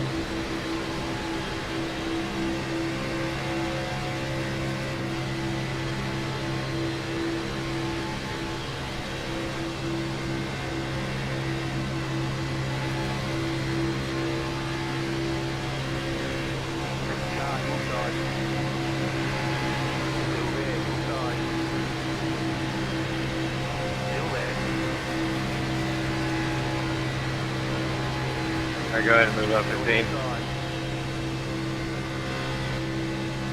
What is he doing? Why is he losing? I know when I'm side jumping him. Oh, never mind. I thought they were going to be to us a little bit faster than that.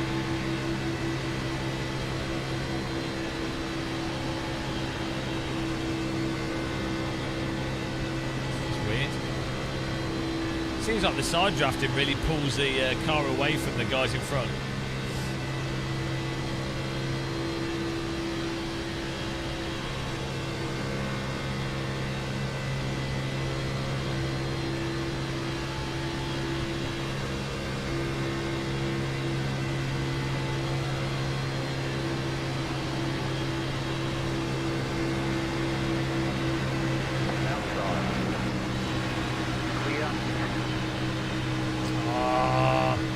Didn't want to lift too much because I knew we'd lose momentum.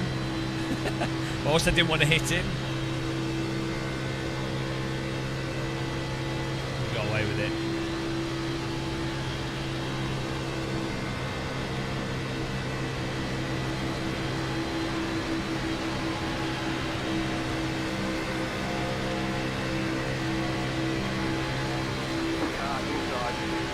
Yo, stay single file back there. We're gonna lose these other two cars. Still inside. Clear. 2 left to go. 2 to go. Alright, night. Have a good night. Try not to cook.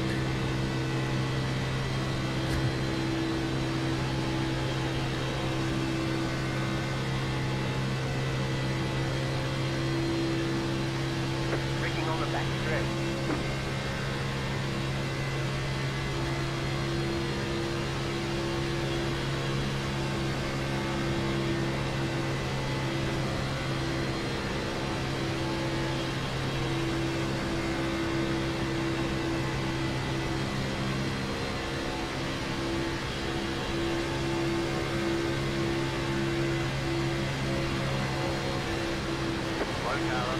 Go low, outside, go high. Clear outside if you want it. White flag, 1 more left to go. What are they doing? Why would that guy just come down into us? Like,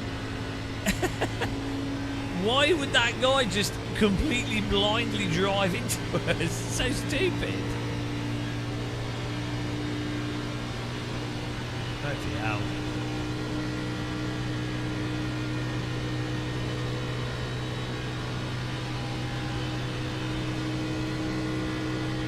panicked. I think he was trying to side lash me. I thought it was the last laps. But we're still going. Finished the race. Good finish, guys. Yep. This is I can't drive. Nice win, Nicholas. That is true. 5.7 seconds. I just barely took third from you. All right, there's checkered flag. Oh, hang on. Bring it back to Good the race. I totally missed time. My pass. Oh, I'm gonna be quick. Don't want to miss the. Nah, the air was doing something funny. Every time you get close to me, it would make the car move around a lot more than I thought. And it almost sucked me up into you when you went around. Yeah, I thought I noticed that. I couldn't tell if you were weaving but it seemed like the air was fucking you up. Yeah, it'd be completely fine and straight down the back, and then you'd get close and it would start moving. So I don't know if they messed with the air or whatever. I think a lot of people like to be like it when someone's sucked into them. You gonna do the next one, Martin? Let's have a look at You know what? Yeah, I might. What about you? Look at this.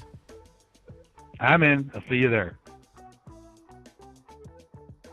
All right, buddy.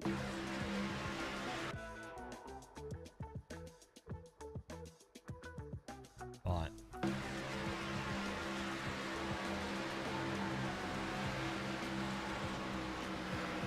You're like, what is he doing?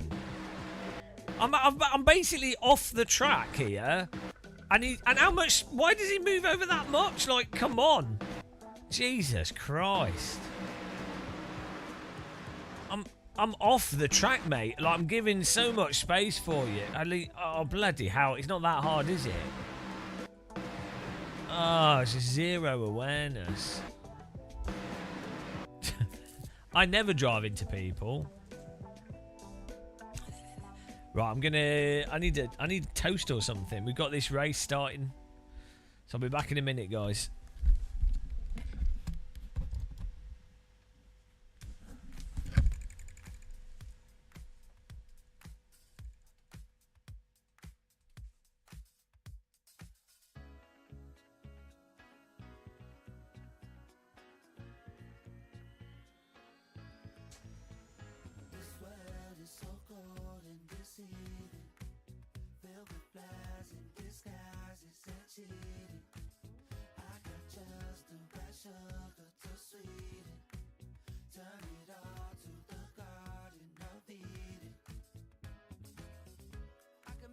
Turn gold, I can make the sun come out. I can make the blend turn bold, show you what it's all about. I can make all your edges smooth. I can make your visions come true. Just like a filter. Whenever you want me, I'm here for you. I make you brand new. Just like a filter. All of them flaws, baby, worse than yours. Let's bang it up. I can give you a vibe and go easy. You just have to give in to the feeling. Don't you know that believing is see it?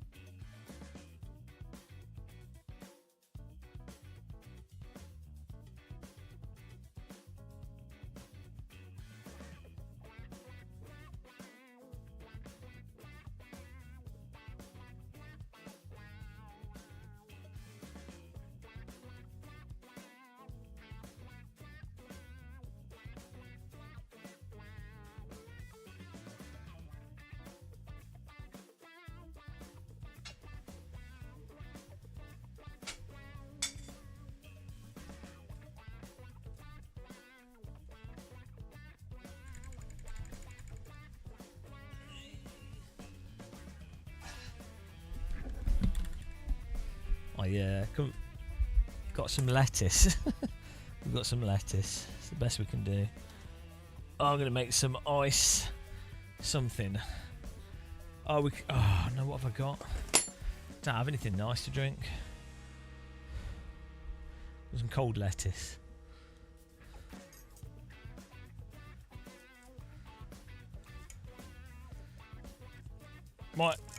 Taxis and bus jets. Excuse me, Trev Kane. I've driven an aerial Atom, a Toyota Sleeker, a Volkswagen Golf, some weird car that was a go-kart that I don't think was legal. Actually, I thought I was going to die.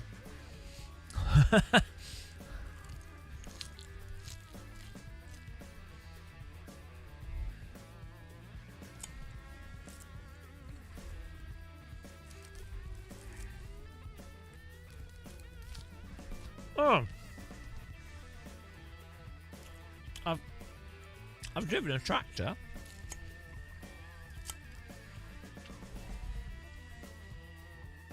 So, really, pretty experienced. If I'd flown 8 different types of aircraft, you'd be like, oh wow, you're well qualified for talking about flight sims. But apparently driving 8 different cars isn't good enough.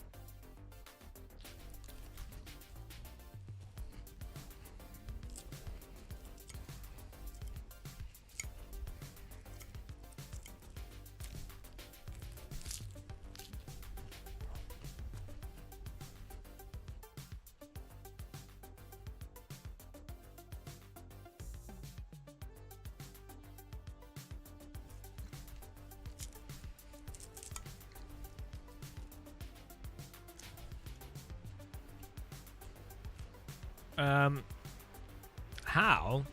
Because Blyton Park, you don't need a license.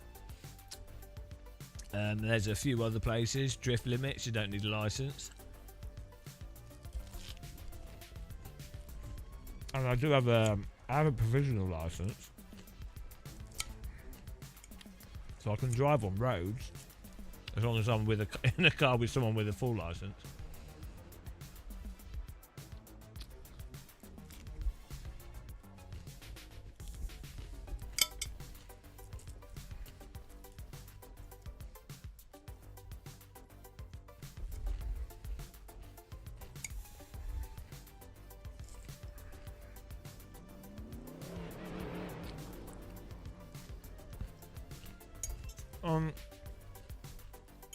No.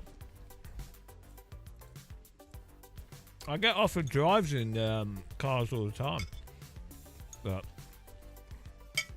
I can't afford to crash them.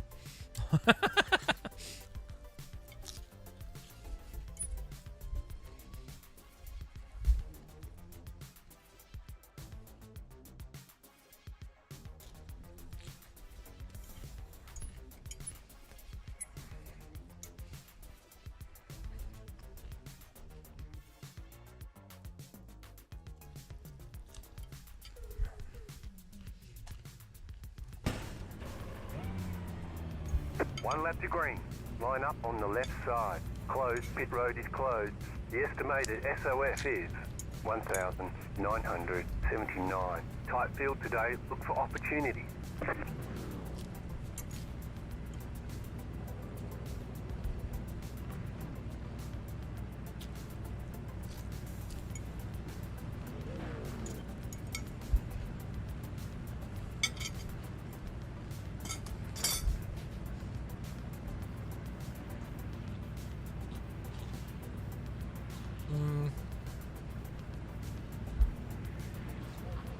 I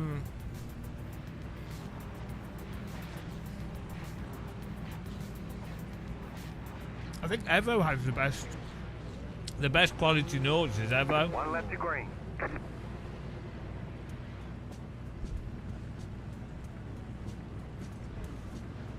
I quite like iRacing's Catch up, 4, sharp. version. That's the old layout, or the old, Catch up, 9. the old curbing. Catch up, 2, sharp. Catch up, 8, sharp.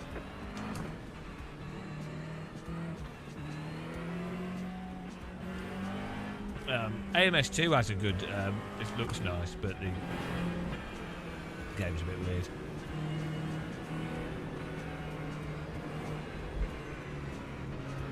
Oh no!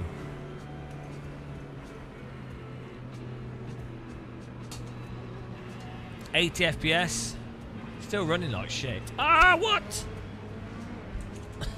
Running in Windows. Catch up, 13, sharp. Get ready, going green. I don't know why the game's running so bad. We can try resetting the graphic settings. Green flag, green flag.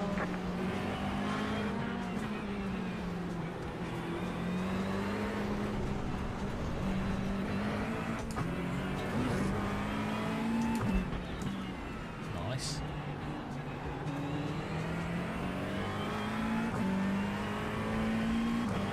How do they crash there? I do not know.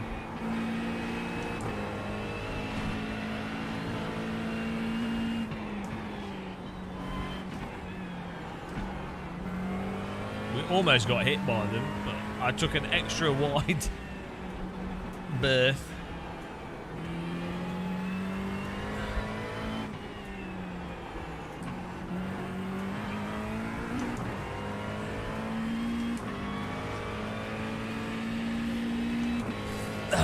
Yeah, AMS 2 has and Project Cars 2 has really nice graphics.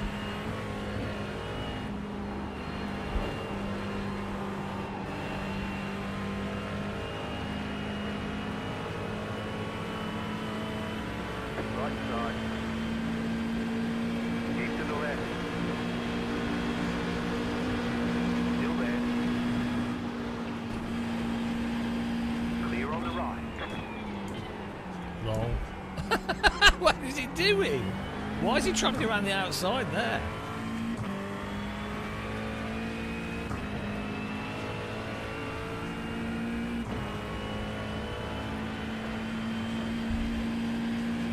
Jeff, are you gonna let us through? You're really slow.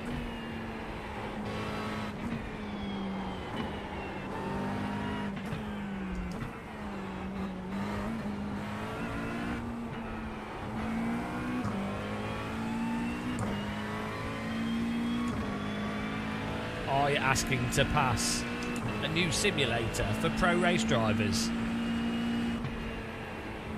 This guy is driving like he doesn't know the truck, man, and he's defending. What do you mean? I don't want to get into a wreck. Qualified in front of you.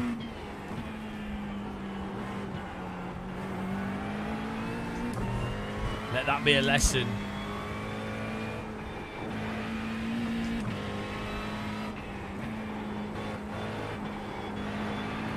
No one qualifies for the ring. Shut up. No, but you don't then complain when you're behind. I didn't qualify. I love a slow driver in front of me. I can look at that ass.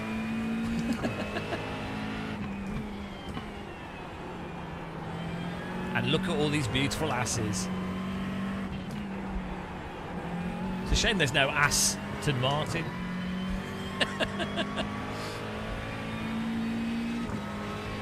Actually, why doesn't iRacing have Aston Martin license?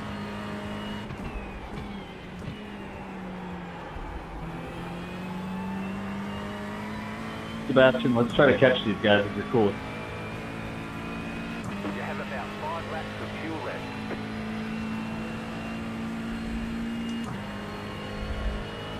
Well, maybe not if I go off like that.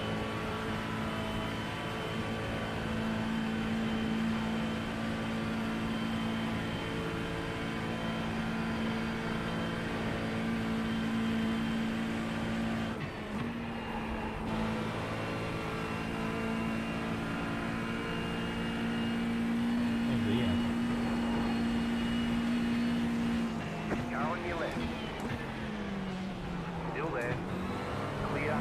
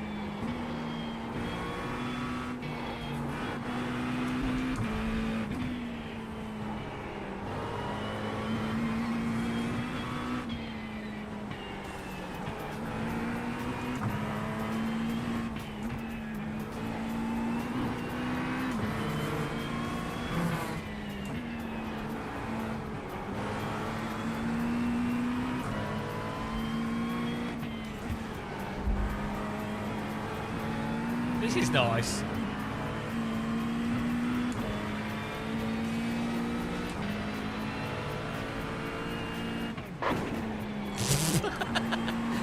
This is such a mental. Slow car ahead.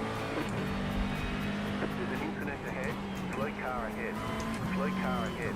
Go right. Move your car, bro. Move your car if you broken. No, man. Man, you can't see, man. I'm off the line, bro. You can see me from a mile away, man. I don't want to hear it.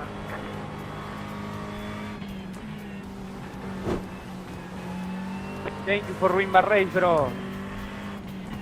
That car was upside down. It's nice to see Australians driving their cars on the track. Track, bro. Incredible.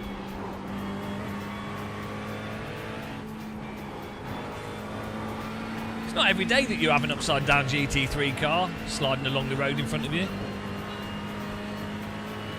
Right? Dude, I'm saying. But it is nice to have Australians take part on the Nürburgring. I don't think I've ever driven under a car before like that. You get a skill point bonus for that. Sweet. If you do 5 of them, you get a lucky spin and you unlock a new car.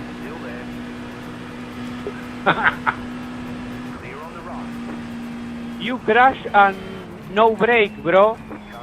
And you left to stay the car in the middle of the track. Go left.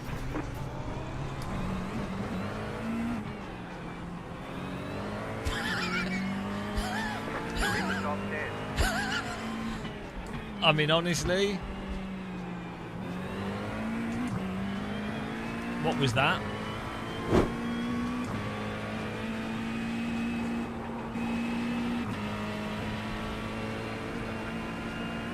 I know it's pretty good. I'm not actually impressed that I've got pretty good at avoiding crashes. I know I've just said that we're going to die, but it's my vinegar. The vinegar on salad. I tossed the salad, and now I'm tossing cars.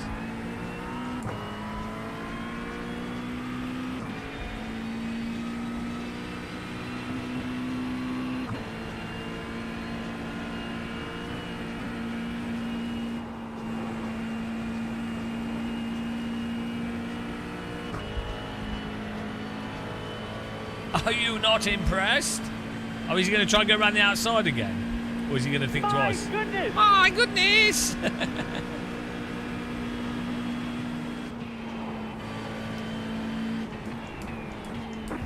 Here he goes, here he goes. Oh, he's trying to TocaBoca me. At least his lights aren't faulty. It is. How's it going again for size school? Silent P's are ridiculous, I have to say.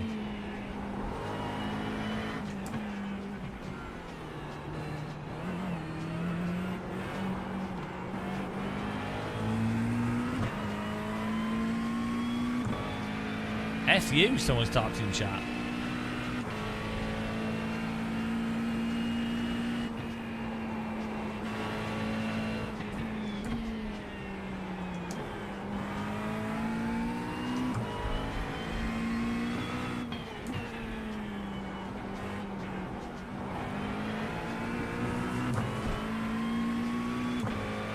I have a license to kill. Yo, Devay, man. Is that the correct one? I tried, man. I tried. Boiled, not shaken.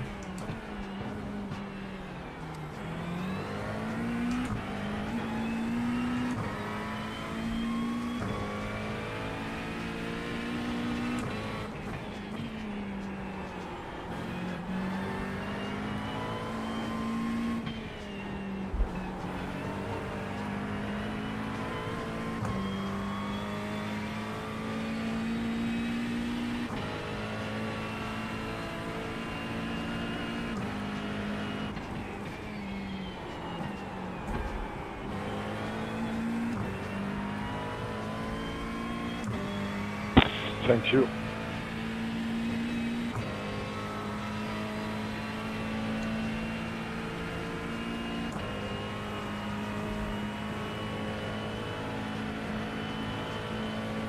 No problem, Andy.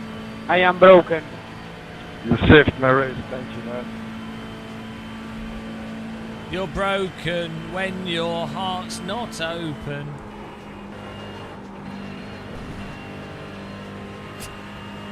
Definitely appreciate that. The pace car is out of control. Thanks for following Slim Cope and BMG. I cannot read that. Slim Capone BMG. Got it. We're always fighting the dyslexia.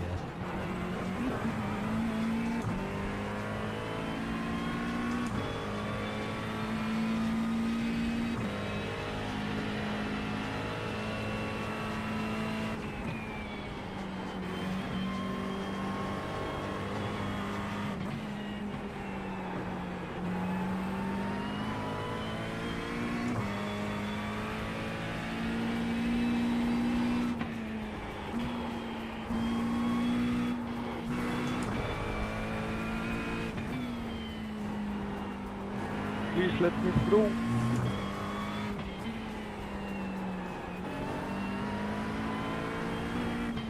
Thank you.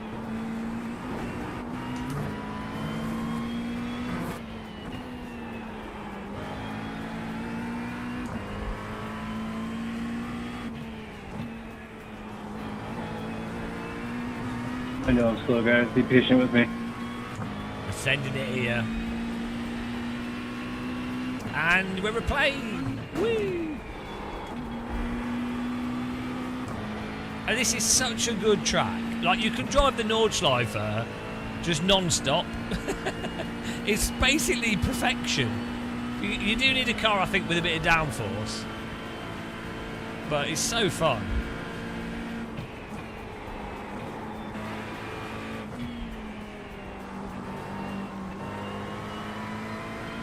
Hello, Chai Tea.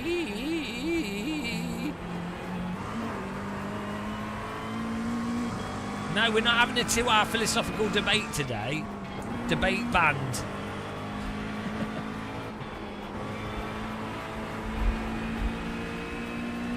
Nice, it's good, but it's. Have you been there before? It's like I've been like 4 or 5 times now.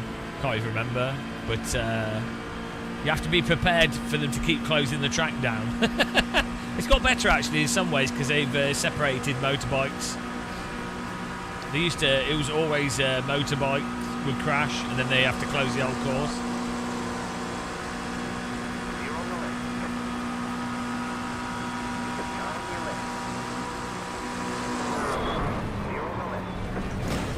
Yeah, good job. Yeah, you see, if you move across the car that's next to you, you will kill them. Still coming. You've got wheel damage. Why would he move? White flag this time. What is he doing? 4 minutes. Will I see it on Sim Racing Steward?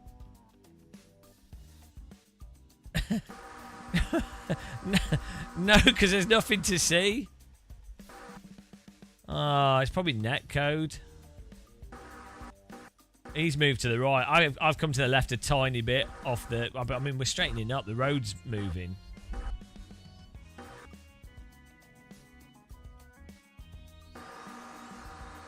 Why has he come to the right, though? I don't get it. Like, he's suddenly moved right. Look at the line here. Look at the lane we're in.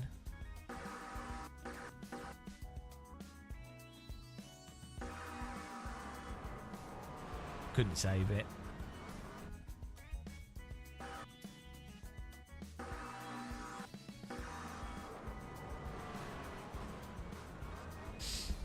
Jinxed it. TocaBoca. Drives. You got hit us again.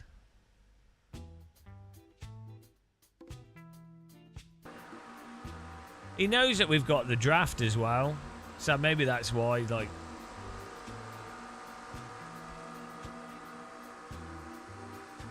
he knows that we're gonna. Oh, no worries, pass. mate.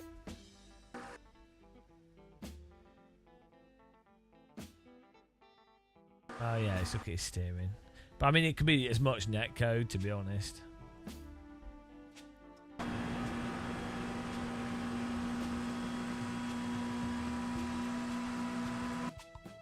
Yeah, I mean, it could just be netcode. He is, for some reason, his car is going right. But it might just be netcode. Why is he turning right there? See, look, before the contact, he nudges right here.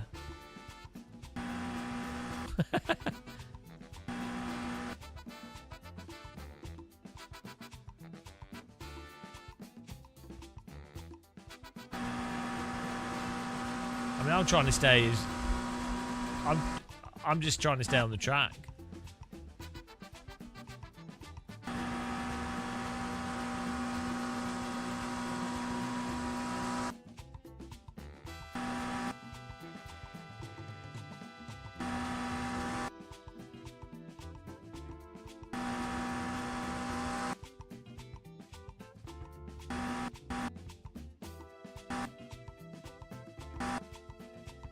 I'm even turning to the right at the point of contact.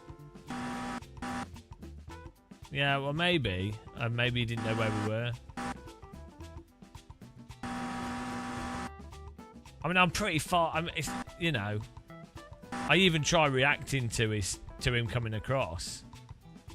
His wheel's totally straight, and he's turned right there. At this point here,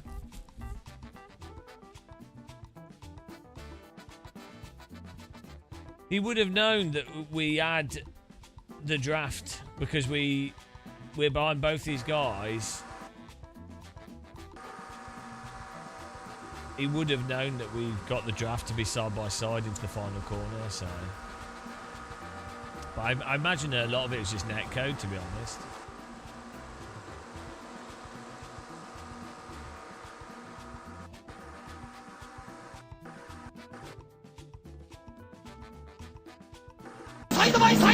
Side by side! Let's fix the graphics settings. Oh, that was good fun until we died. Right. Where's the iRacing graphics settings? How do you reset them totally? I don't want to reset all my controls. I don't think it's going to do anything, is it?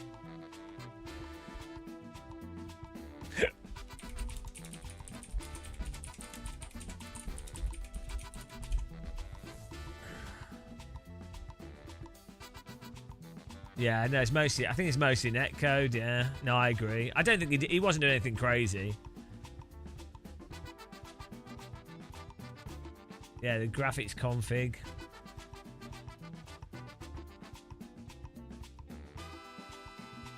We could just run the graphics config utility again. Let's try that. Hang on, where is it? Where is it in the UI? Our bottom left-hand corner, isn't it? Settings. Interface. Oh, wrong graphics config. Try that.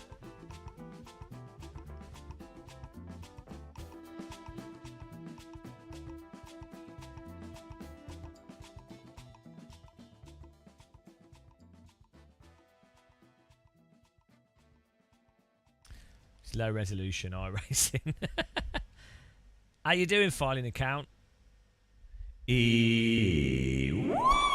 you doing up? What you doing up at this time? You wouldn't believe how hot it is in the UK. Everyone's dying.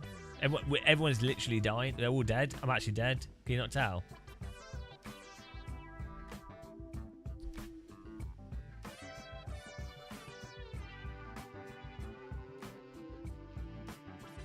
Is that done it?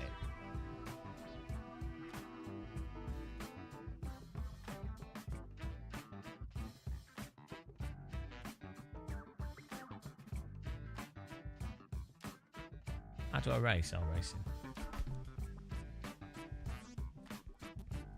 2 espressos. I've had a litre of coffee. Oh, we can do this again. Oh, this is fun. What am I doing with my life? We need to do some gliding. I think the McLaren was better.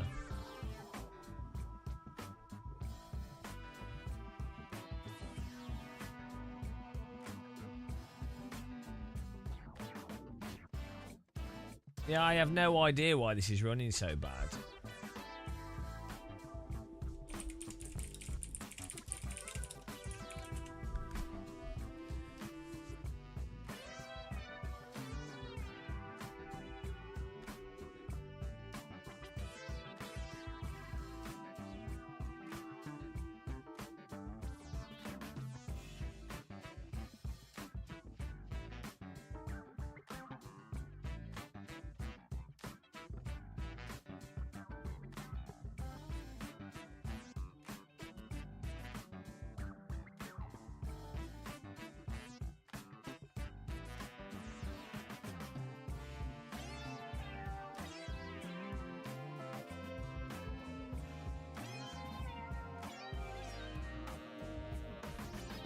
You what? It's like, but it's 40 degrees centigrade in the UK. That's hotter. That's hotter than anywhere else on it. Nowhere's hotter than UK in the 40 degrees. 40 degrees in the UK is like 80 degrees anywhere else. Because we can only drink warm tea as well, so you only get warmer. There's no water here. We can only drink tea.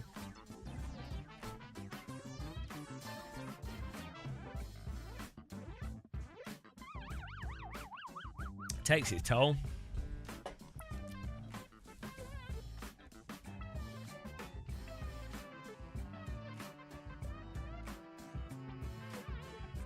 Hair's well weird. Like, I shave my head all the time and we still have like hair coming out the top, but not all over. What's the point? You might as well just go full bald. Can't win. It's like the head can't decide if it's bald or not. It's like, nah, maybe here, but not there. Maybe, I don't know.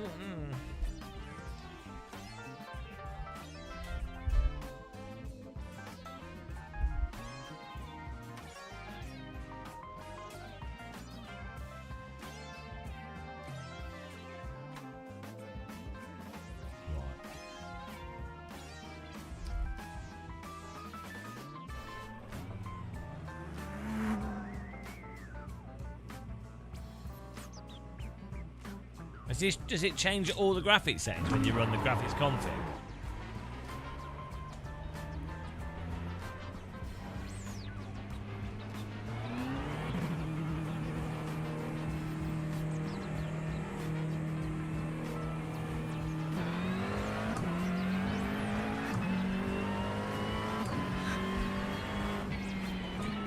Maybe it's the 4XAA it doesn't like.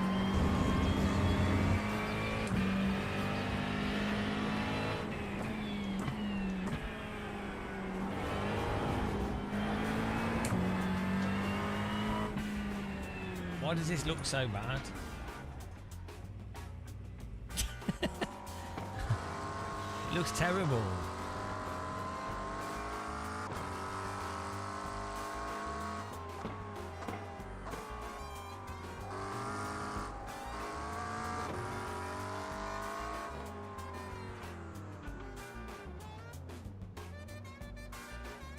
Oh, it's put no AA on.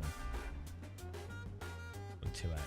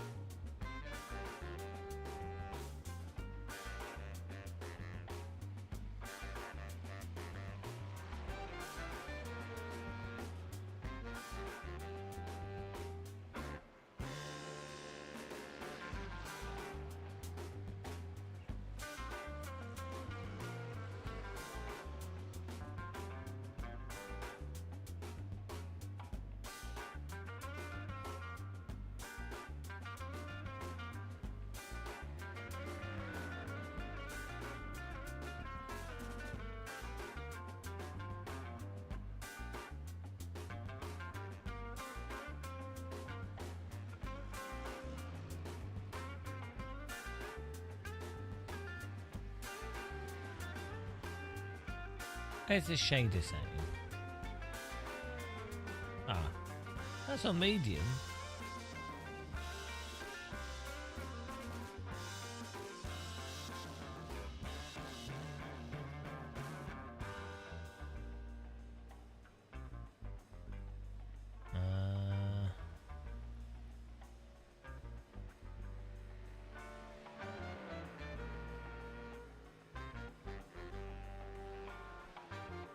Sorry, I didn't see that guy pull off the side.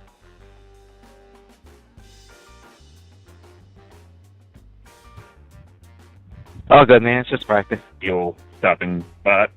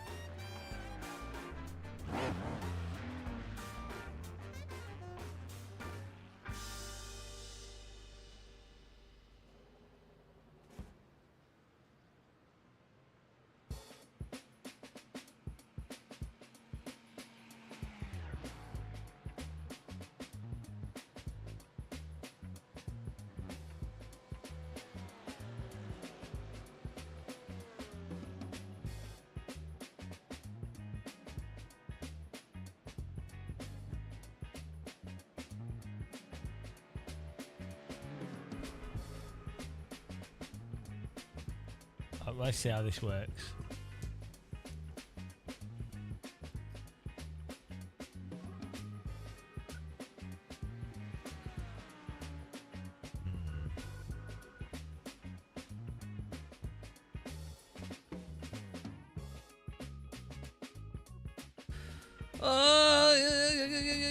What do we need to do? What do we need to do here? I need to sort my rig out.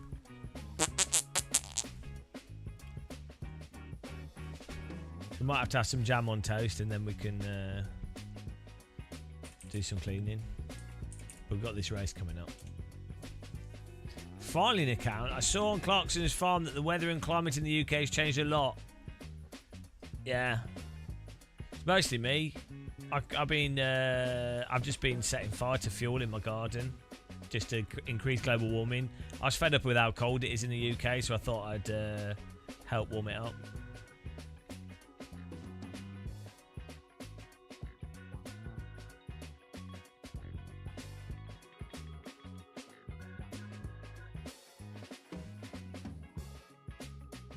Should we see sim racing news here? Let's see what's happening.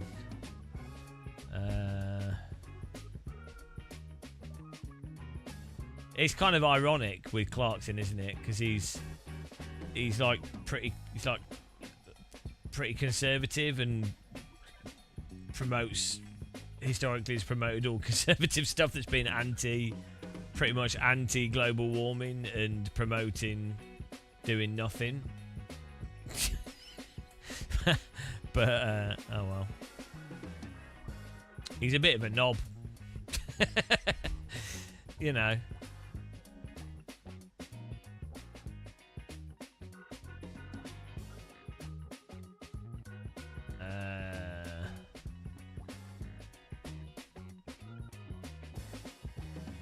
Well, there's a new go-kart game.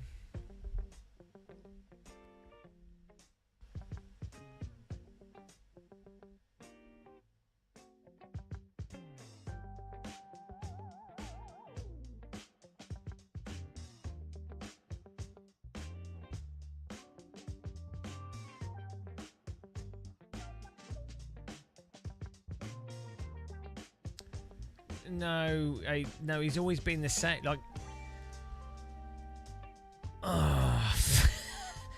all people on TV are obviously human, and nobody is obviously just a single-dimensional person.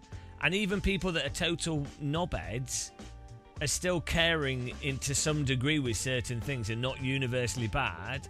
but then they can still be a total knob. Yeah, well, just because someone cries or is good in some way doesn't mean that they're not still massively a knobhead in other ways. People are not one-dimensional.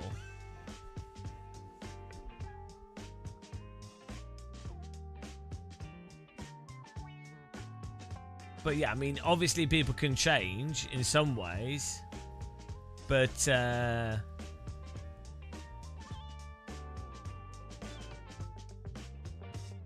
you know, he has the typical thing where it's like, this is a really common conservative thing in general, where, or maybe also a right-wing thing, where people only have empathy when it directly affects them, and they don't have the creativity to picture it before it happens to them. So until they experience it directly, they basically just deny it completely, and then when it happens to them, then they're like, oh no, oh wow, yeah, then they suddenly care about it. So basically they'll be like, oh, we hate healthcare, we hate these things, or these people are scroungers.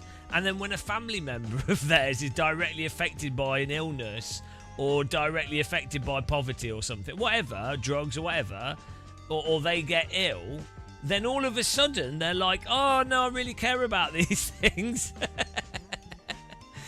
You know. But it's not simple. I don't think it's simple about them being a good or bad person. But like you right, for a start, even like yeah, like it's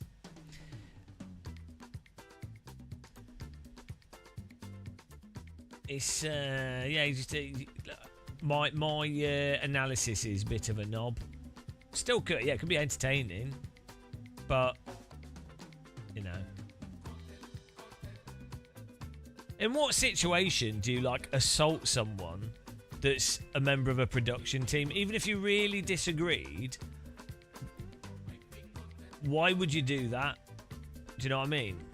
So it just doesn't make sense. Like, what if you're working with people, why would you ever hit someone you're working with?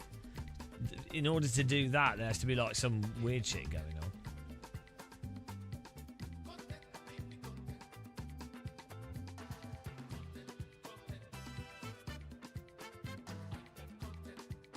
If you're rich, you have stuff that you'd do charity with for tax reasons, amongst anything. I'm not saying that he's universally bad. It's never that simple.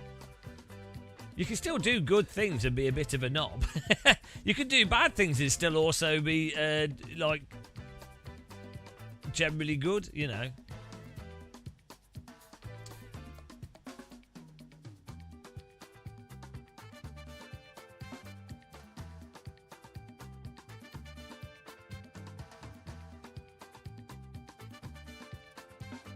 Well, it's really weird. Why are you like defending? Like, it's just weird. Like, why do you care?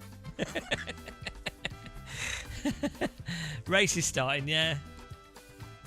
You don't assault people that you work with. It doesn't matter. There's loads of stuff if you're doing a production or working on something. There's loads of like miserable situations.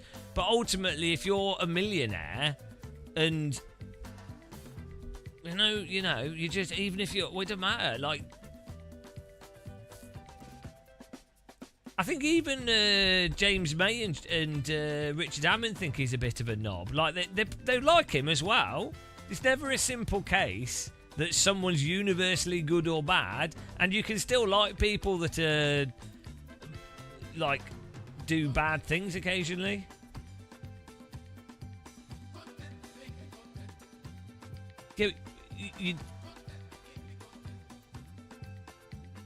I mean, to be honest, I actually just don't care. Top Gear is so lame as well. It's really weird. It's like, it's actually a really rubbish program mostly. Like, it wasn't, but then it turned into this like really dumb, formulaic, super obvious, really simplistic humour, nicely edited. And sure, the main people have like chemistry, and so that's that's great. Like, I'm not saying it's a bad show. There's a lot of worse stuff on TV, but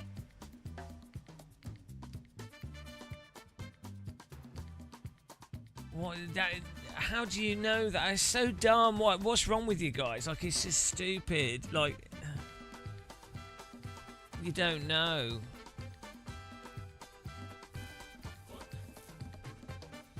But yeah, anyway, Top Gear was pretty rubbish, to be honest. It's just the whole car. Like, for some reason, car stuff's just stupid. A lot of people into cars are stupid as well.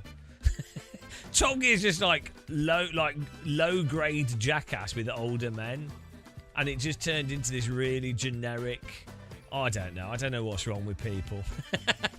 I don't think it was too terrible. What happened with Top Gear was it was quite good until they realised exactly what the international audience would find really good, and then the writing, it's just so dumb. It's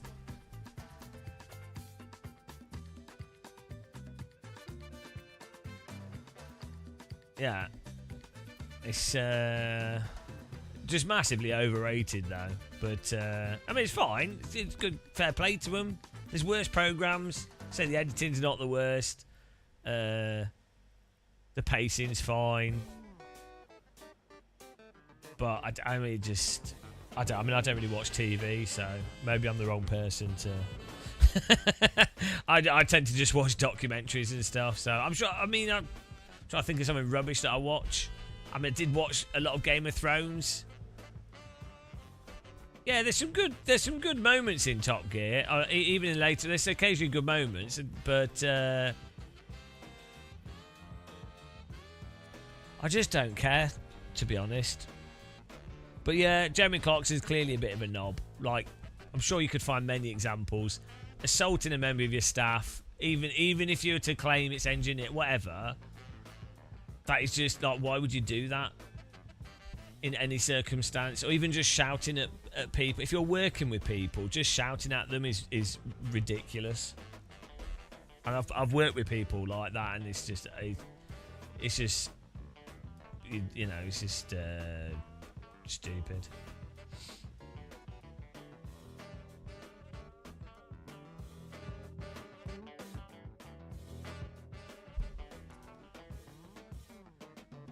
What do you mean? Not we all have bad days? No, you don't get to shout at your staff like a complete tit or assault your staff. Oh, we all have bad days. No. Oh yeah, I murdered everyone. It was a bad day.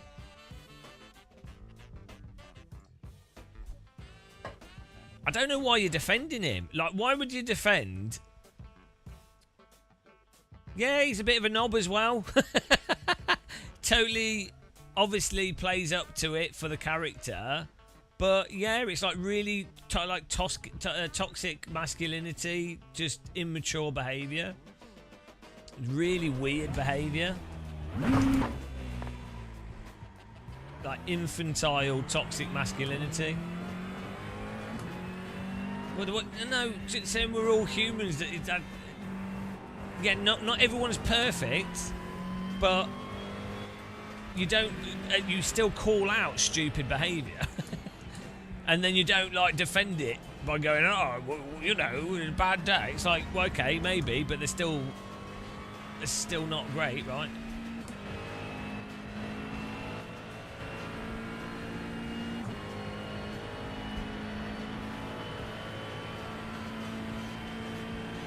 I just don't get the investment in famous people, like the cancer thing with Clarkson. Like, I don't get the people that are like, oh, he deserves it. I don't care. And then I don't get the people that are like, oh my god, it's the worst thing ever. It's like, why do you care either way? Like, you know, like just weird emotional investment either way is just, it's very strange.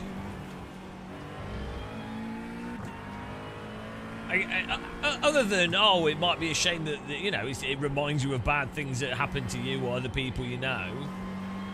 But it's just really it's a weird cultural thing where when someone's famous, the hyperfixation and capitalisation on the fame component, and then like the engineered emotion and rage baiting on that.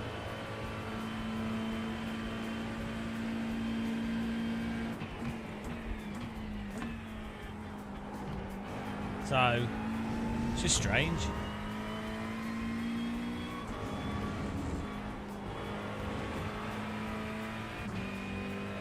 But you can't really know what people are actually like unless you actually know them, to be honest. Like with actors and producers and stuff. Like there's also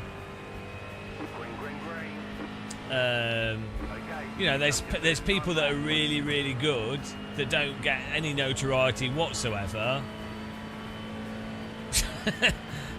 You know.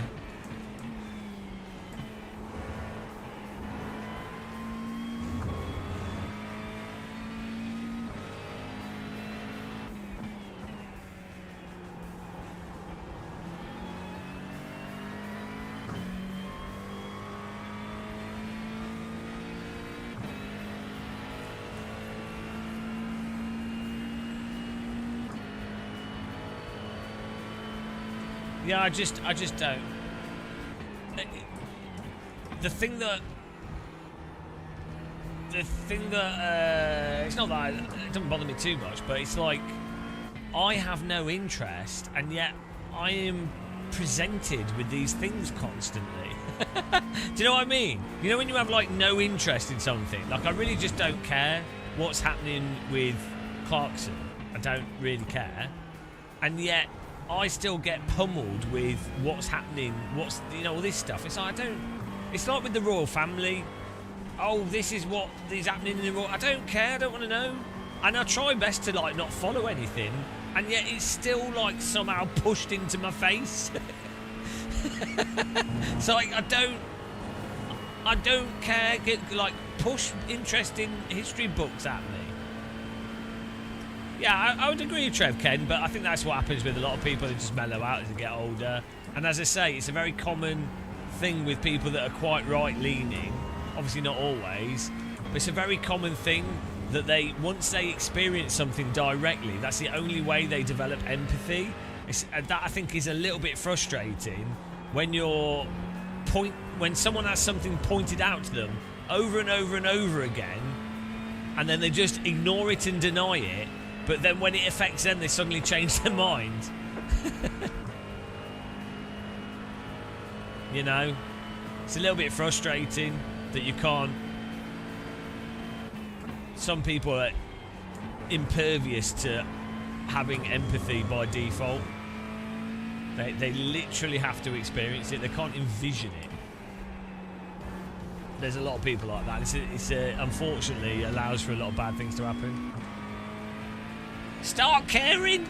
Yeah, no, but like the royal family stuff is the dumbest.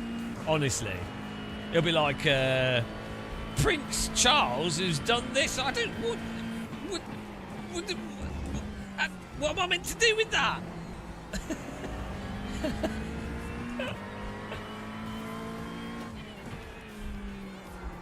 It's this whole weird machine of pointless crap. It's like football results.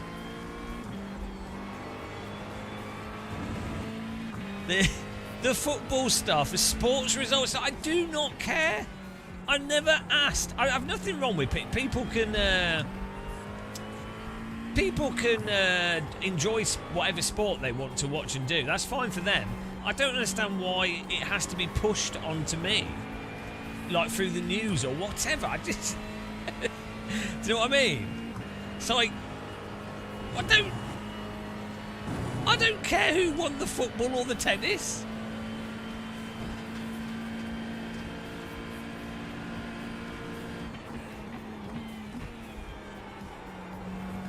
Yeah, that's weird filing an account, isn't it? Like, yeah, what you notice, the most reasonable people tend to be like the most open. Like so. The most reasonable religious people are like, here's my religion. I don't agree with your religion, but let's get together. Let's eat together. We disagree, but let's maybe talk about why we disagree, and maybe I'll convince you. They don't bloody shoot each other, do they? And they still like each other, look after each other, help each other. Same with non-religious people as well, right? It's always the knobheads. It's always the knobheads that are like, oh no, God, we got to kill these people. And there could be atheist knobheads as well. It doesn't matter. It's just people that can't just be like chill.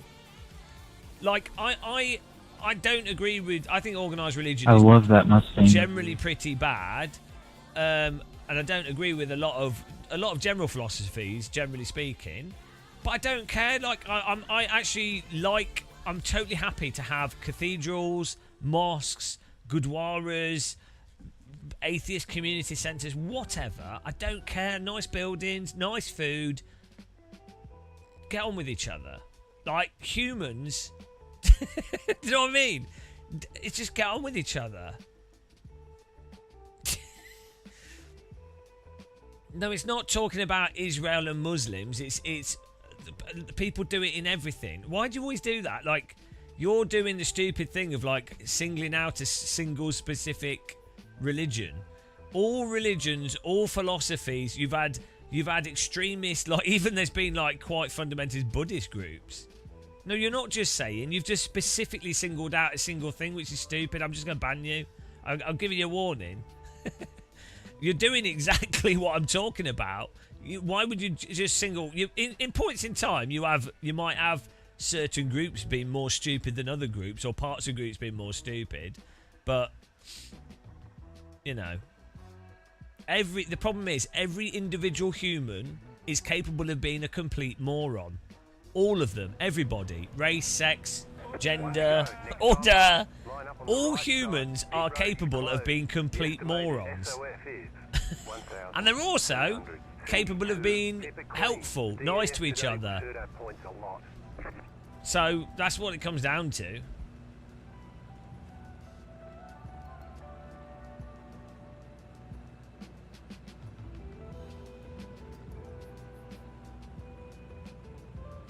Well, you can have a discussion about certain philosophies or interpretations of philosophies, and you could say that they're fundamentally better or worse than each other.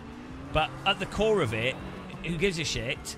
At the core of it, it's like, is this person tolerating other people, that individual? Because religions, as people follow them differently anyway, so you can have a go at the religion, but each individual person follows their religion differently anyway.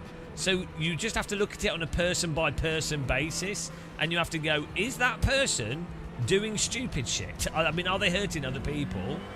Are they being a humanist? That's all it comes down to. Is a person being a humanist? Yes or no? Do they want to treat all people as they would treat themselves? Which is a lot of religions. That's the fundamental tenets of parts of the religion. So as long as people, it's like, treat people as you want to be treated, it's a pretty good fundamental thing. So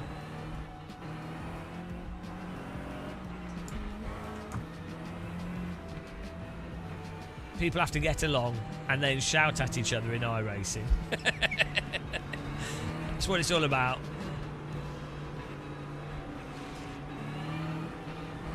And frame rates. I think we might have improved it a little bit. It still seems to be dropping though. Hello, we're having a good vibe stream.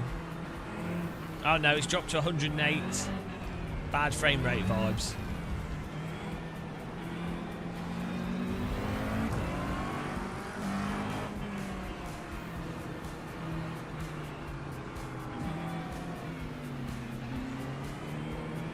I mean, I don't know what is wrong with this game. I do not know. In terms of running performance, I do not get it. It just seems like it can't cope with having lots of cars on the screen.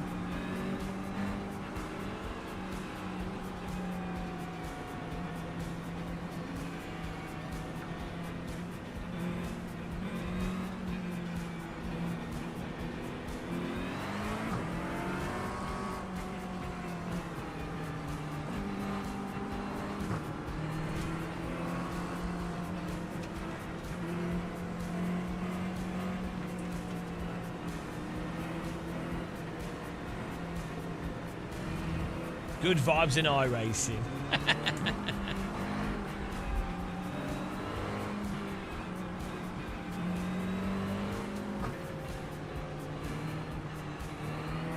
Well, we know the only true option, Itchy, is to play Assetto Corsa. It's the only real option.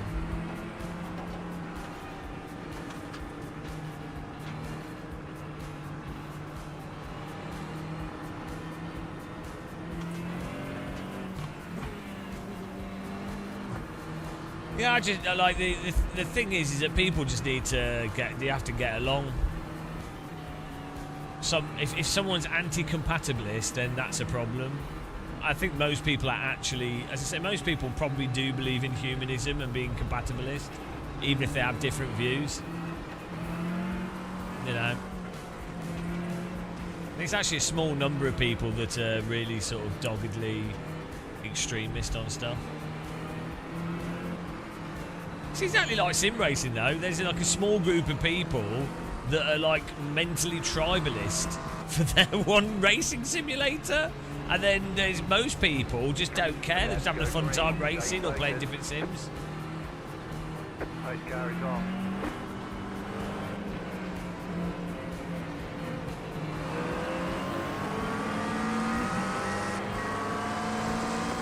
Here we go.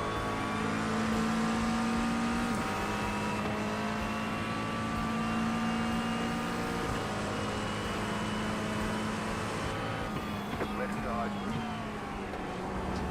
Still there, hold your line. Clear.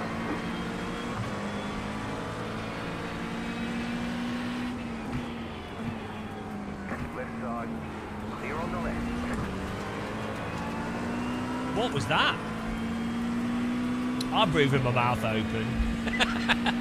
I'm a mouth breather.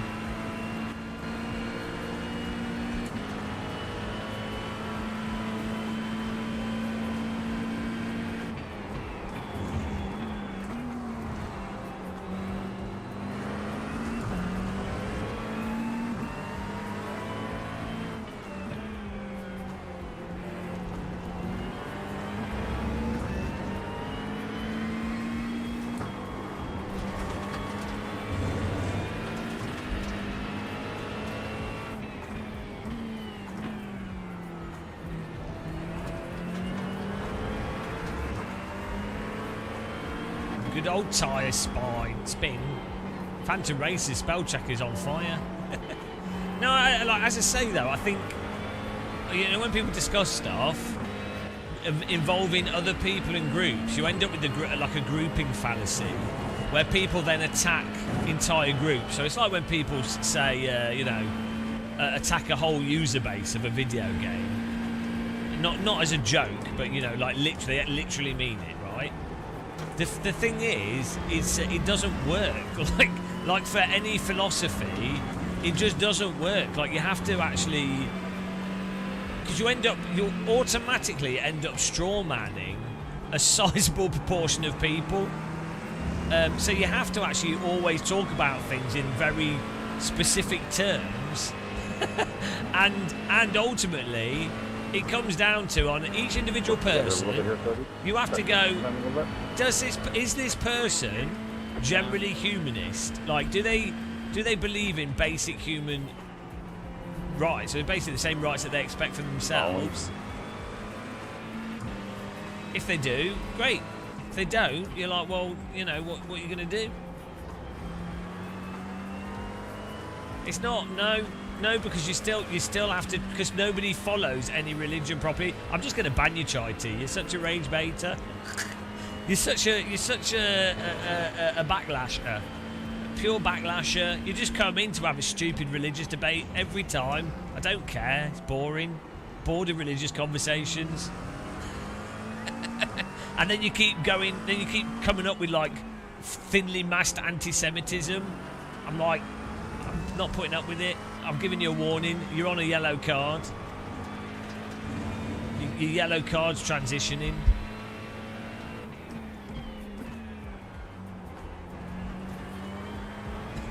People enjoy tire grip loss from wheel drive loss. Talks to you.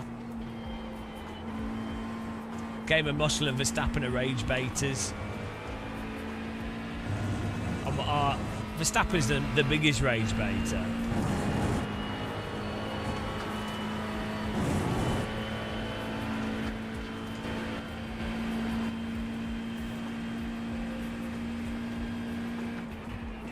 Yeah, well, I'm a dictator, though.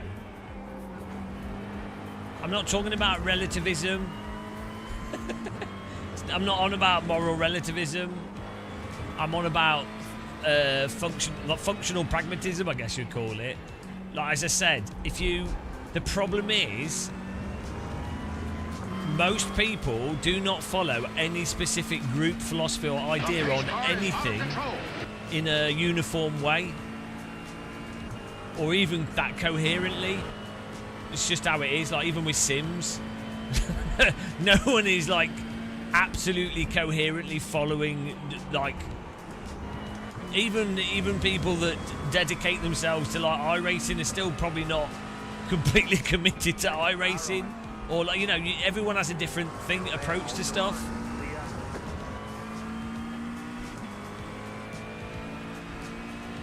So it's very hard to productively discuss things as soon as you start, like when it's vast numbers of people that do an activity.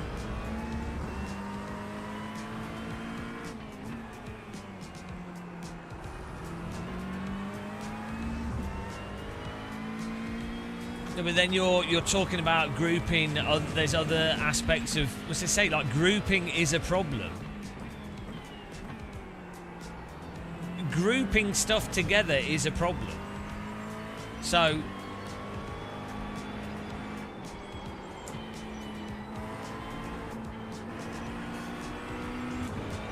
the tribalism itself is also the issue. So what I'm talking about is people should really try to avoid tribalism where possible.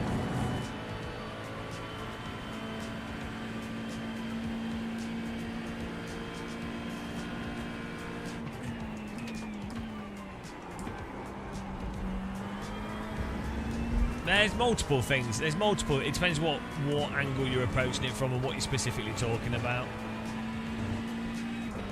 But you just notice when people discuss certain things, they tend to just group everything together and they don't make specific points, and then they straw man the other thing by ignoring the other components, and then take the most disingenuous view of something and then apply it as if everybody's in a group, or something that you've arbitrarily grouped or even something that people are wanting to be grouped by.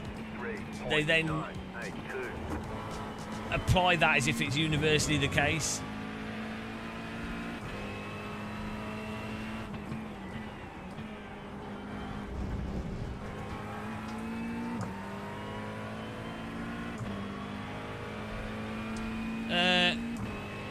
No, the problem is with generalisation. Yeah, okay, so you can have some utility to generalise certain things, but inevitably, by its very nature, as soon as you generalise, the bigger a thing is. So it's like a sorting issue. It's not even about religion or philosophy. It's a fundamental sorting issue. The wider you generalise, the more likely you're actually not. Your conceptualisation of a thing becomes so vague, it loses utility, and so it's a difficulty with large things. The functionality of the generalisation. This will have a name. This will be like well studied. The functionality of the generalisation loses its utility and becomes very problematic. So, like, I mean, you were bringing up Ottoman Empire and different religions. Well, you already got the issue that where does the religion intertwine with the geography of where people happen to have been born and the political stuff at those times? How much of it is the specific religious philosophies as a grouping? How much versus the political component or just the geographical component? How relevant is the religion versus just the geographical nature, or how much a government happens to be using, or a king happens to be using the religion as a way to motivate people to do stuff? It's, you know, it just gets really, to have any useful conversation on something, you'd then have to be really super specific.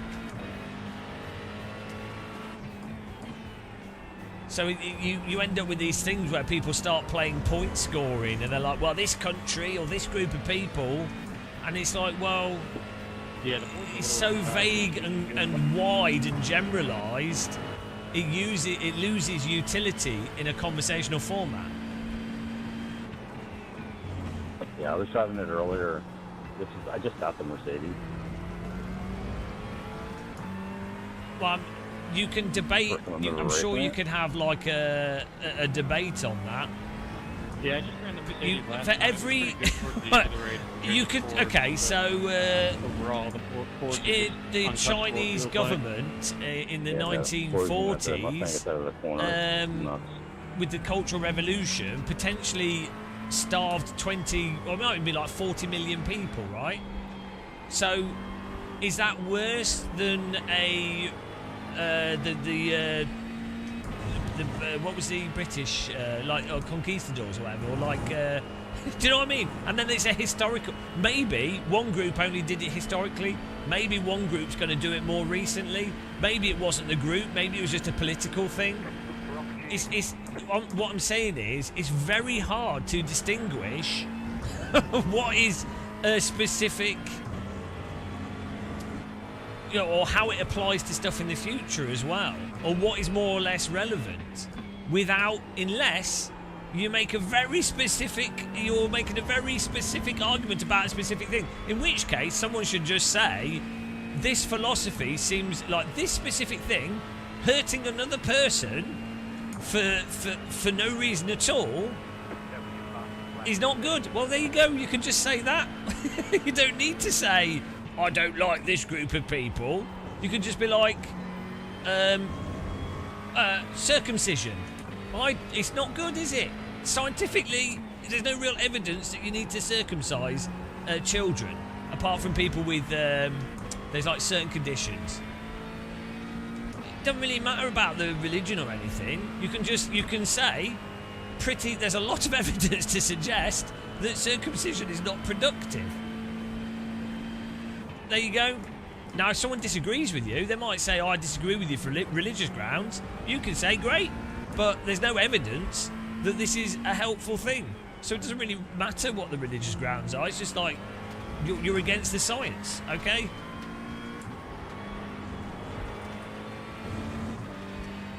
No, I don't know why you go, you're just... I'm just going to ban you eventually, to be honest. You're just making the stream tedious. But you... bloody... Jesus Christ. Right, you made this... You know what you've done? You realise what you've done? You made it a neutral vibe stream. It was good vibes. No, you come in the chat... and then you turn the stream into these boring discussions that are worse than iRacing time model discussions.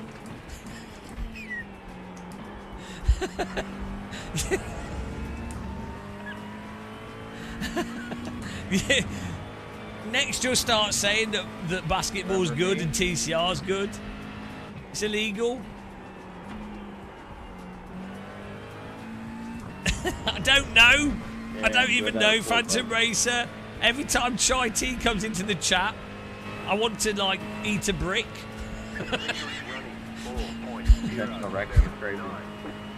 It's ridiculous. Yo, tell me post-race, I'll send in a report.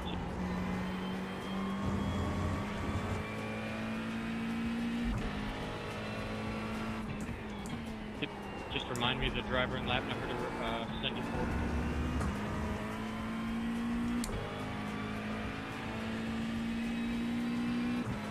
From wheel cars are rubbish.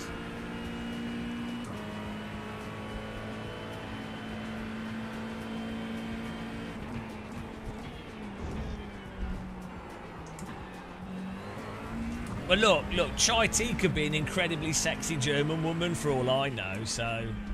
Or they could be a bot, or they could just be like a random person. You just don't know, do you? Could be alien. I don't know. They better make a bloody good cup of chai tea. No, it's not about streamer makes statement, you give a little pushback. It's totally fine to say, to give an actual point. Your pushback, as I say, you start going off about like specific, but you make broad statements about like groups. That's like, for a start, from a streamer's perspective, it's like, well, I don't know what you're trying to achieve.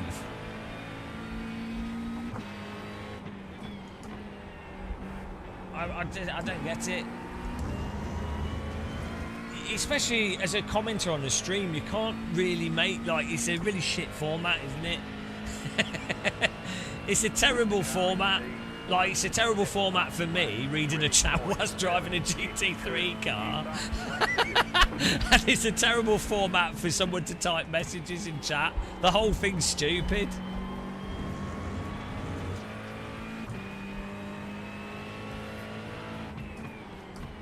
But as I said, the thing is, I actually try to engage with the chat because I like, I'm an idiot.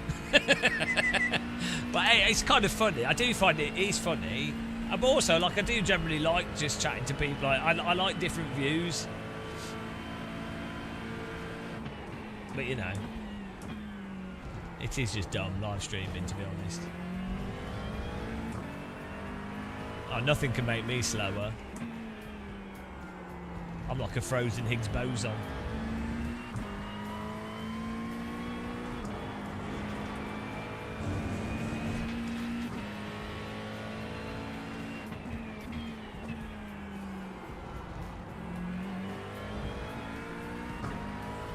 I drive better when I'm not thinking about the driving.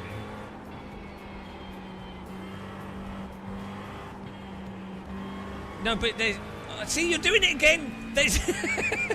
There's a difference between being politically correct, which is that's one thing.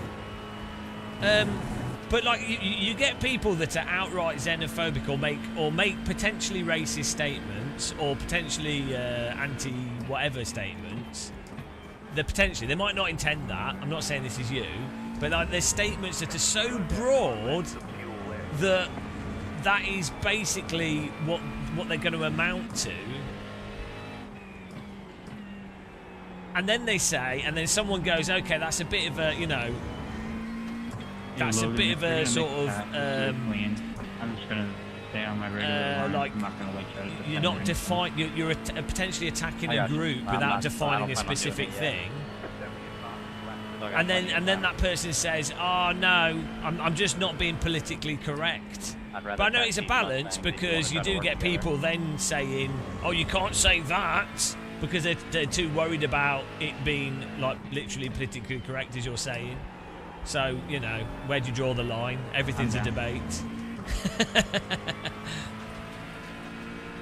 Just embrace the hot lap lifestyle. But as I say, the format of a live stream is just terrible, but I do enjoy the stupidity of pointless debates, and I do think it is. I think it is a problem for live streams where it's just sim racing and nothing else, and there's sort of that, you know. So even if this is stupid and unproductive, having general conversations, I do think it is a little bit better in some ways than just going, oh, this is what position I'm in. But you know, I think it's better to, even if you're wrong, not you, like me or anybody, it's better to sort of generally discuss things.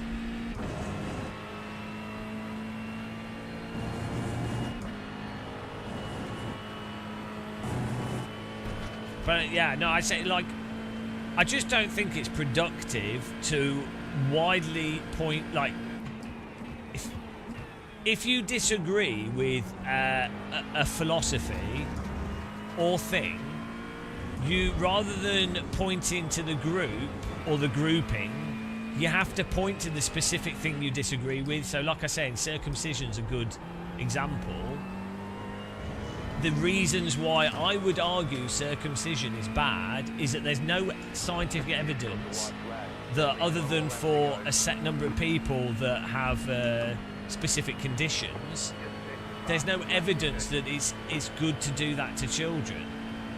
Like, there's very strong evidence that it's really not healthy. Right? So there's loads of stuff. Like vaccines. It's like there's really strong evidence that polio vaccines are bloody good. So that's what I think that's what people have to generally try to do.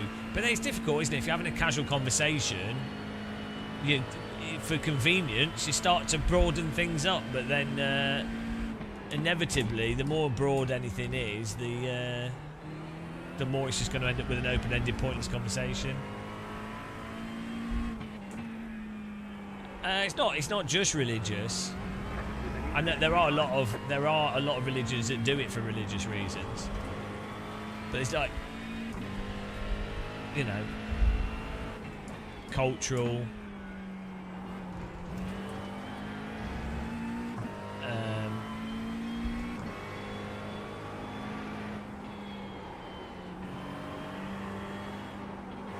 Aim for peace, yeah.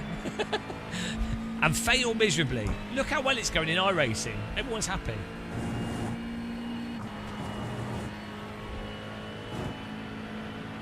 Now, what is it with you? Everything comes back to Judaism with you. It's constant.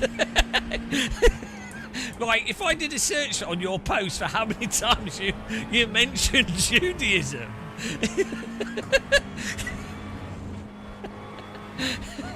No, but like, it's just kind of bizarre that it, yeah, I don't necessarily disagree on that point. That I don't know if it is. You might be right. I'm not saying certainly made it easy compared to the Merc. Yeah, you were gone. There's a lot of people. It's not just that, but I mean, there's probably other religions. I know there's like tribes that do it as well. GT3 here in a long time, but As I say, it's not. really well. 2044. This week raced at 2037 in the Ford. Yeah, I mean, there's a lot of people with it that aren't religious. So, and it, again, for like medical reasons. That's a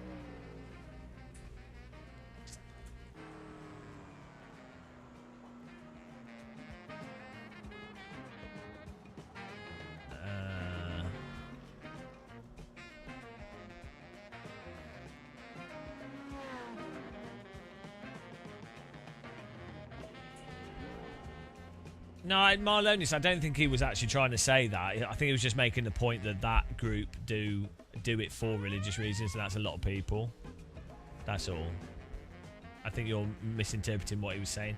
But as I say, like, the problem is religion is by default very charged because a lot of people. So you don't necessarily have to even bring up the religious component of stuff to have a discussion on it. Say that again.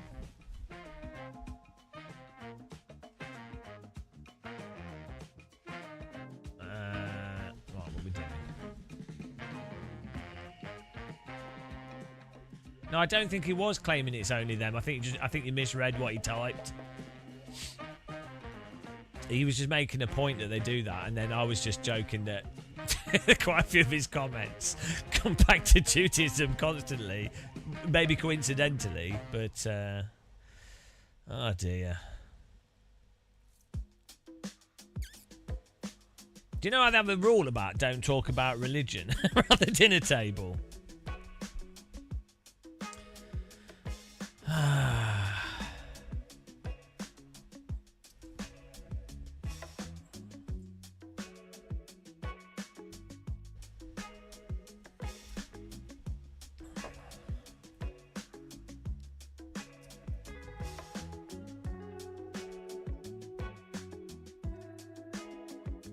Right, what are we doing next here, guys? Alright, let's do the Draft Masters. That always goes well. And when's the next? Oh yeah, we can do the Draft Masters and the Ring Mark. This has been fun.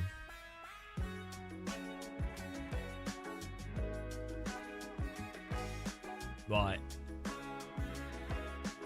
Can we have someone come in chat that can say something hilarious.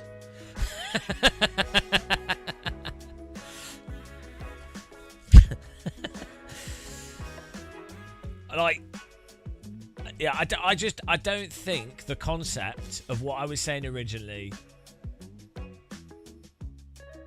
overgeneralization, I think is something that happens too much for the most part, and I don't think it's that productive. It's a mistake that all people make. I make it in conversation. It's just easy to do, but then it opens you up to accidentally straw manning and a whole bunch of stuff. And then the concept of trying to break things down to like an individual, like a perspective of like if you're having a conversation with someone, or like the individual ideas, that's like the thing to be doing. This is what I say always with like the media and a lot of these online things. They always take like a generalized hypothetical view of stuff. It don't matter what it is. It could be like politics or anything. And then the actual issue at hand never really gets specifically covered very well. And it's a lot of talking past each other. Right? So, like I was saying earlier in the stream, you have like someone saying, they'll make a claim, and then it's just the media regurgitating something that a think tank has like put out, but they haven't even like checked if that is particularly scientifically valid or to what degree it all like comes together. And they haven't then gone into other research, and then they haven't presented clearly that all they're doing is parroting what a think tank has said. And then it gets then multiple news media then start repeating that, and then it turns into a story that everyone's on the same page about a certain issue when the actual issue at hand has never actually been discussed. It's really weird. And like, as I say, a good thing to do whenever you see like an assumption come up about anything. You see it in sim racing, there'll be like an assumption that iRacing is the most realistic. Aspects of it are great, as we always say, but there's aspects that are rubbish, and you just can't break it down that simply. And so you actually would have to go into each individual key point and really like go, well, how is that useful? How is that not useful? Where does this work, or how does it compare to other things? You know, you'd have to really go into it to have anything of value at all. But most of the conversation is on such a high level, superficial high level, because that's what can be transmitted quickly. And that's what you notice with a lot of stuff. And I think being aware that that's the case is something that's worth really being clear about, because I think that's just that awareness of how high level and superficial and not actually delving into the actual workings of things, how high level everything is, and then people get really angry with these high level concepts and talking past each other, and that's where a lot of the frustration is coming from, because a lot of it is this person thinks that this person's actually arguing something different, or they don't even know what they're talking about. Guys, we can move away from the circumcision conversation. Yeah, as I pointed out earlier, there are very well-known medical reasons to have circumcision to babies and to adults. It's not just a...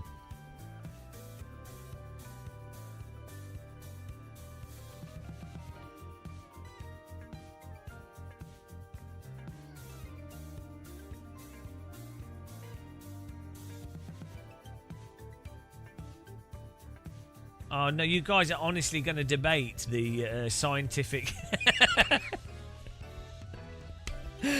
You want to have a debate in my chat? The vibes are neutral, Entillion, because there's people in chat debating the scientific merits of circumcision. Welcome to the live stream. Where's the best place to have a debate about the scientific merits of circumcision? I think it's in Game of Muscles live stream chat. I'm sure they'll get to the bottom of it. Oh no! Oh bloody hell! You could just, guys, you could look into some papers on it if you want. To be fair, driving iRacing often feels like you're being circumcised, so you know.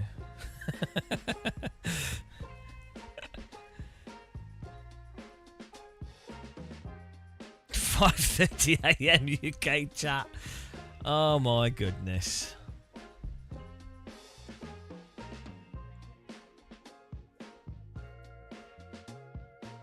Right.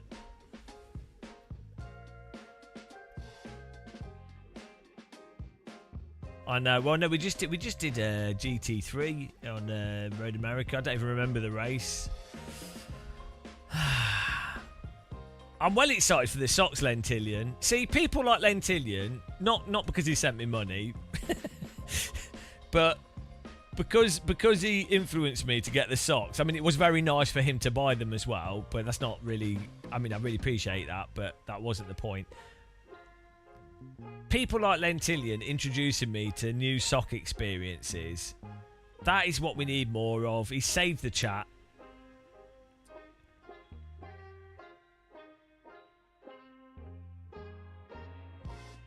Brought to you by socks. Oh dear.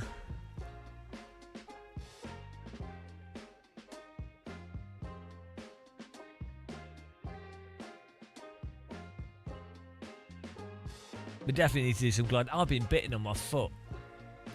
I thought I felt being bitten on my foot, and I've just noticed the midge fly up from my foot. That's going to itch like an ass. Fun story about what you're about to tell us. A fun story about socks. Oh, here we go. I bought a 3-pack of Dickies socks when you was in mid-high school. That was 20 years ago. Are you still using them? It's neutral vibes. It's neutral vibes at the moment. Bloody hell. We're going to have like a... I want to be able to talk about philosophy, but I don't want it to descend into tedious religion discussion.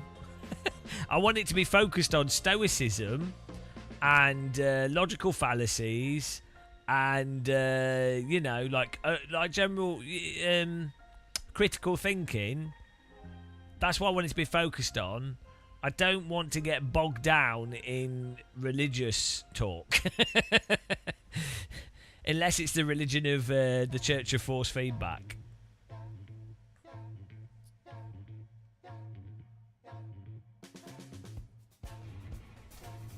Ah!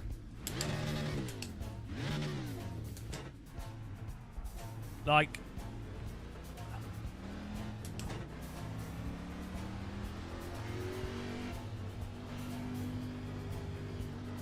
Well, it wouldn't surprise me, Chai. Oh, you've done it again! Back to religion! Back to... You mentioned another religion!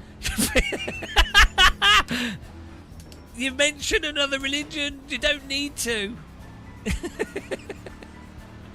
Also, yeah, it wouldn't surprise me that Stoicism's like, 2,000-3,000 years old. So it wouldn't surprise me that a lot of newer philosophies incorporate lots of aspects of it.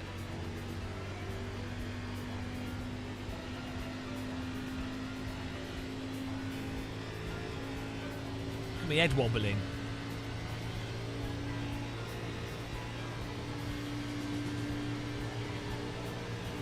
"10 years at best." No, is the Roman emperors that... Yeah, I don't know. I reckon they probably stole it. They just wrote teachings, they called it. They just wrote stuff down. But they would have stolen it from someone else, and then they would have got someone else to write it down, and then claimed they came up with it. Guarantee it. I guarantee it. There's no way that like the Roman emperors would have been complete arses, and then they would have gone, "Oh, I've heard these stories," because for sure they didn't come up with it on the split. The ones that all the times when you hear about these famous people in history that come up with all this stuff. I mean, it could have been them, but it's, you know, it's probably like even Michael Jackson. even Michael Jackson didn't come up with every single song that actually made him Michael Jackson, right? He had like producers and other people writing songs and then choreographers. You know, he was just a focal point. Obviously very talented, but it's false. It would be false to attribute Michael, like the concept of Michael Jackson, to just one person. You know, that's the same with anything. That's not. People like to fixate on the one person conceptually. That's the opposite of what we were talking about earlier with grouping. On one level, people want to group stuff and have discussions on concepts using grouping to discuss them. But on another level, there's this fictionalized individualization as a way to understand a concept. This must have a name. This like the study of like the nature of people to group or not group conceptual ideas, and then how that is used. Get ChatGPT out.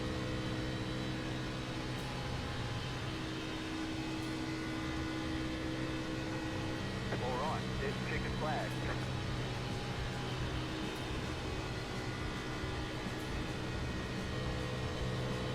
Hee hee.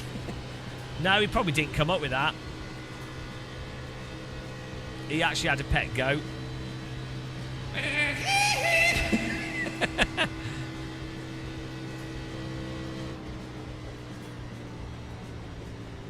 Michael Jackson. What a character.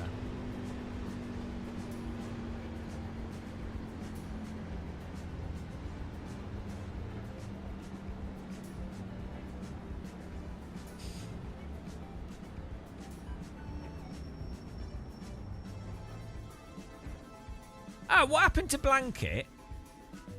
Are they like they must be like 20 years old now. Hang on. I need to see a picture. Who is MJ's child Blanket? Was it Blanket?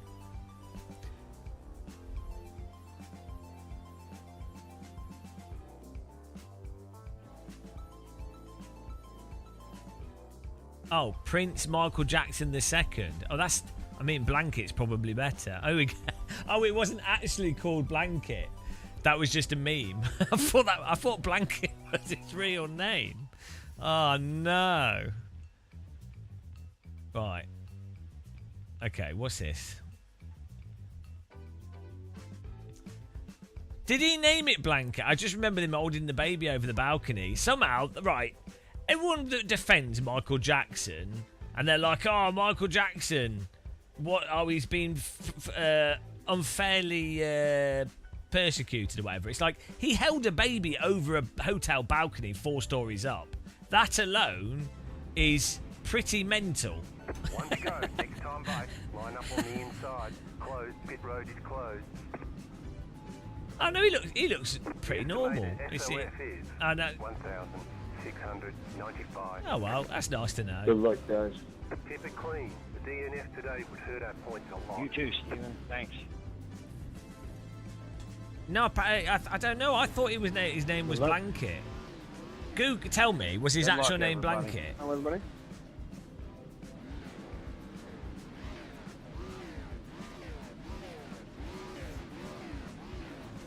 It's called the moonwalk because when you do it, it looks like you're constipated, and astronauts, after eating all the dried food, are all constipated. So it's not to do with the walking, it's actually to do with constipation. Most things in life, when you look into them, are to do with constipation. Do it 2 times in a row. So, just remember, everybody, you don't win in turn 1. Surprisingly. That's what she said. Number 2 position car, me and him came in first and second. Fastest or 4. Yeah, we came in first and second. At least I thought we did. Takes real talent. You finish first and second. 1 left to green. No, I mean the There's a tide for both tide cars. Do you Hell think, yeah, tide cars, Lentillion, if you baby. put, Let's go. do you think if you put those socks, like the individual toe socks, if you put them on a baby, do you think the baby would try and remove them, or do you think they would put up with it? Would it? Because babies typically don't like socks.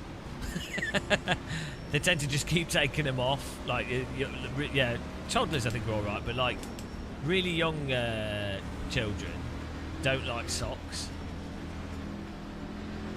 But I wonder if having individual toes separated out would actually feel more natural to them, and they would not take them off. It'd be a pain in the ass to put them on a child, though.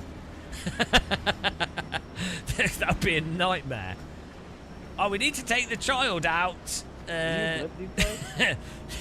for a walk, because children are like dogs. You have to walk them. Who's that? Oh, sorry, it's 9 PM. Couldn't get the sock on. Yeah. Also, baby's toes are very, very small, so it'd be 10 times harder. Maybe this is a really bad idea. I thought in my head, I thought, oh, this could be a great application of the toe sock. Maybe it's a missed potential. Well, what you could do is just get like wax and dip a toddler's feet in wax. Not like too hot, but then they'd have wax shoes, and then you could just melt the wax off. Maybe that would work. I don't know. I'm just trying to think of solutions to toddlers removing their socks. It's really annoying having to pick up toddlers' socks. Oh dear.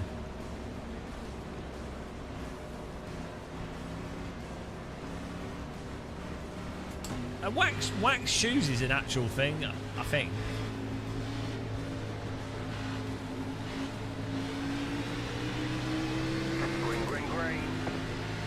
Pretty sure I've seen that being done.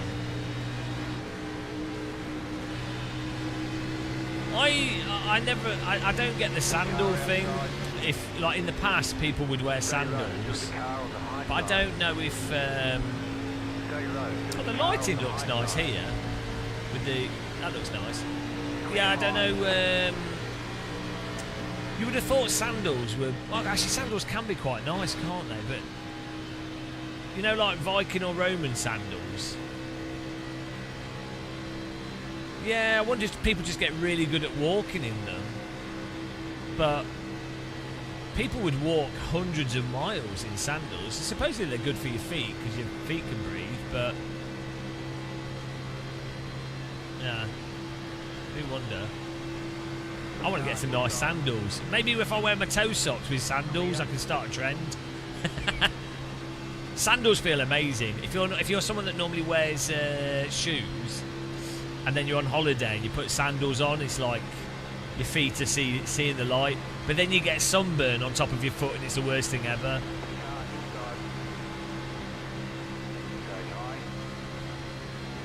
You wear I knew it. I knew it. I knew you were one of those people.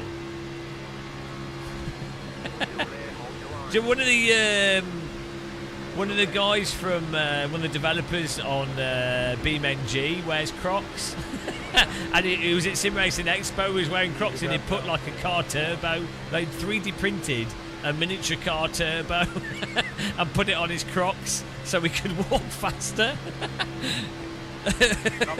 So stupid. Oh dear. That's why BeamNG is such a good game. You have people like that working on it. You're good. That's what you need.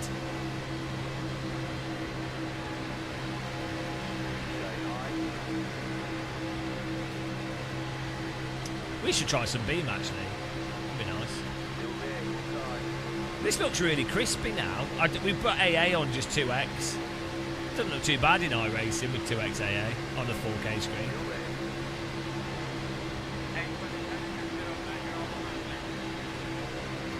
This guy's a bit loose.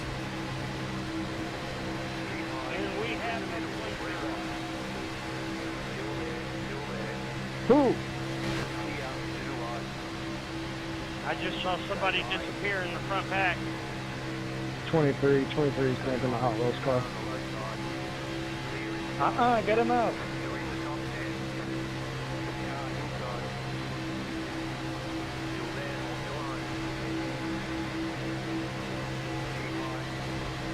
Well, do you remember the thing with shoes for a long time? Finding comfort's a life mission. Do you remember the thing with walking? Oh, death behind us.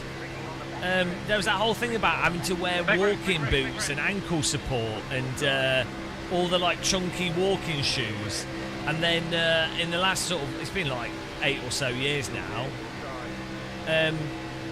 Oh no. To just in the last 8 years or so.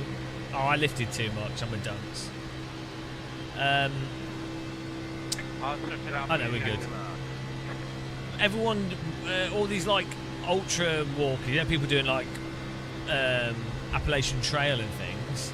They're all wearing trainers. I mean, even people mountaineering are wearing trainers. So, like, turns out that really light shoes that dry easily, still grip the floor. Alright, here we come. Are like actually way better for your feet. I'll fall to the back.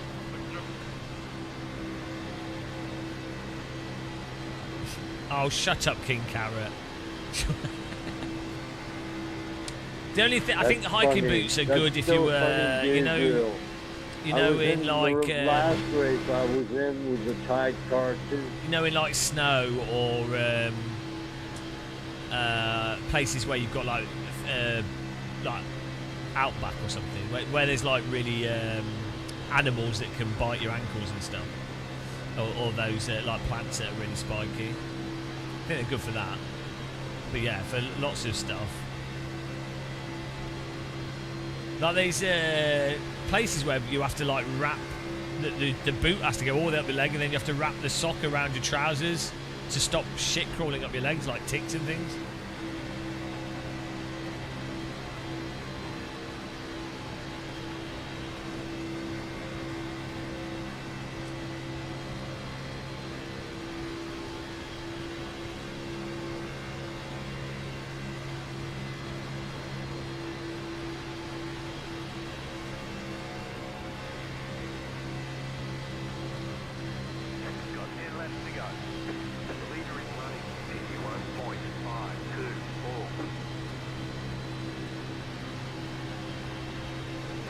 Are they your worst nightmare? I mean, what about being slowly eaten by a rabid mountain goat? or I don't know. What about having to live stream iRacing at 5 in the morning whilst people talk about circumcision? That, to be honest, I think that's worse than ticks.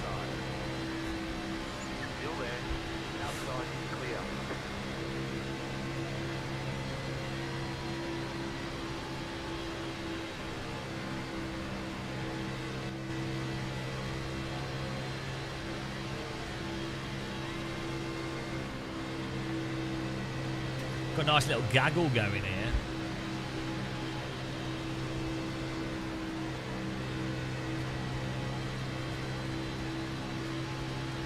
Oh, look at this. I'm getting I really want to play some GoldenEye. I keep saying this. I need to pick up an N64. GoldenEye!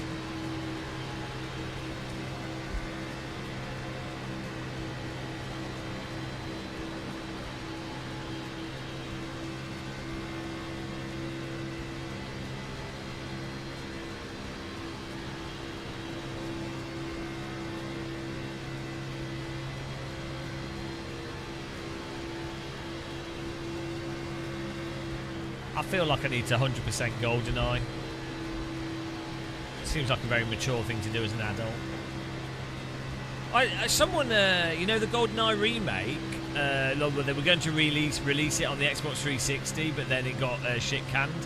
But someone's managed to get the. It was like it wasn't like emulated, but it was like a port, upscale port and everything. But someone's managed to actually supposedly have it so that you can run it, but you'd have to, in order to get it to run, you need to find the ISO. I don't know if it's on the internet, but that happened last week. So in theory, it's possible to play the remaster that was never released. I don't know if anyone actually has. Number 15's all over the bloody shop.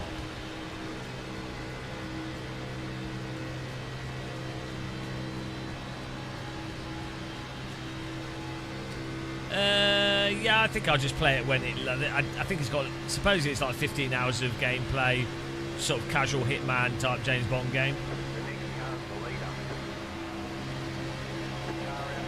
So I think I might play it in a few years' time when it's £5. Yeah, I'm sure it'll be an alright game.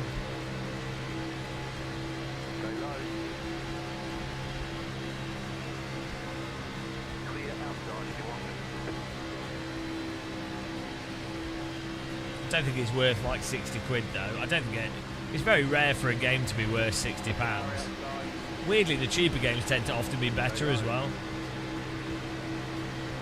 And the games that I tend to play the most tend to be like rando indie games that cost £15 and end up putting hours into them.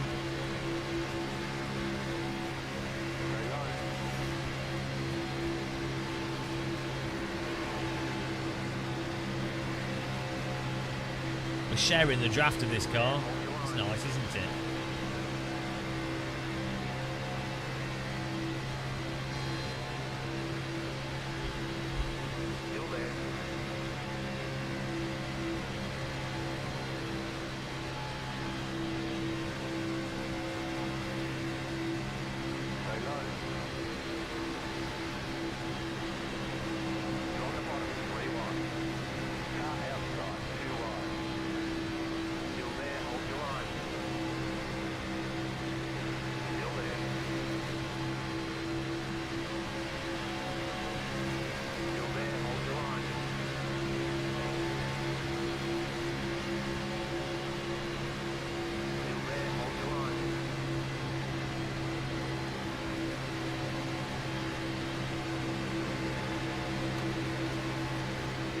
Going to be a spicy finish if we don't die before.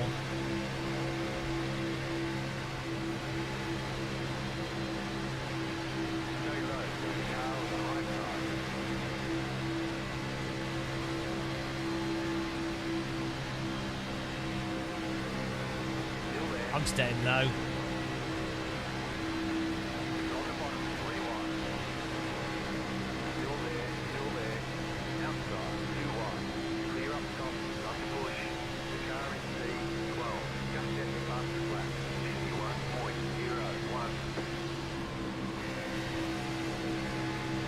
Where's he going?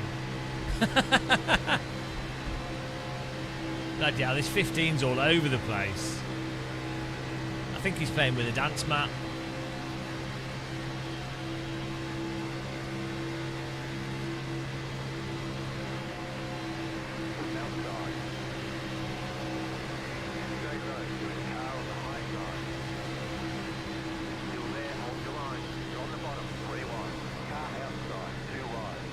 Oh my God! Guys, we might win this. We might win this. Ah, we got 2 laps to go.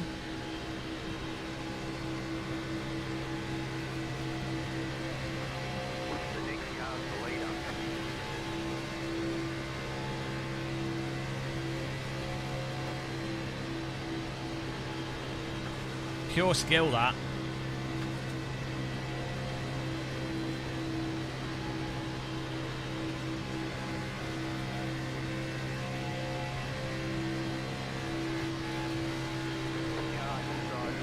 Why is he wobbling so much? Driving a straight line, mate.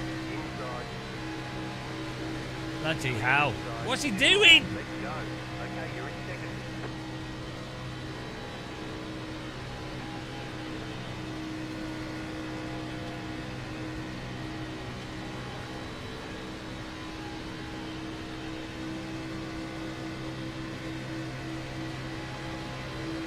Stop wobbling. Oh my goodness.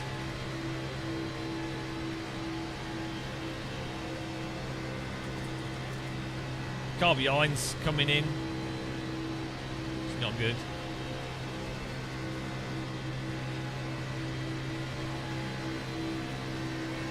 What are you doing? Oh my god. It's putting the car behind us into play.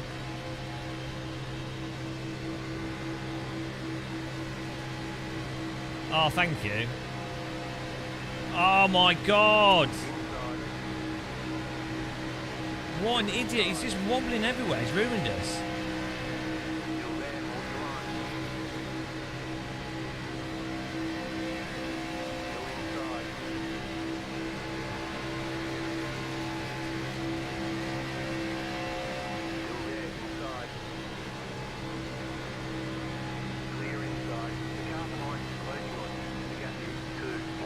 Absolutely wobbled us out of the way. Total scam. Well, it's bullshit. He just wobbled. He's wobbling so much I can't actually race him. I don't know if that's netcode or him being a shit driver. I had to just abandon our... Wrecking on the front stretch. Nice run. Solid work. Oh, this game. I wonder if that's netcode.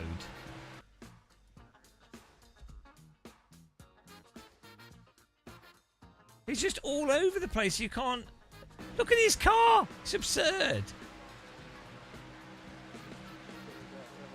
So you can't side draft someone that's wobbling. Look at him. What is he doing? No, he's wobbling everywhere.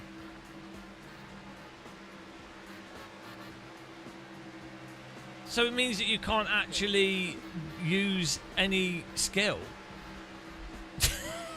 So stupid. Like, if you're not getting wrecked by people, you then just can't beat someone because they're wobbling. I mean, you know, it's a dice roll anyway, but let's have a look at his input.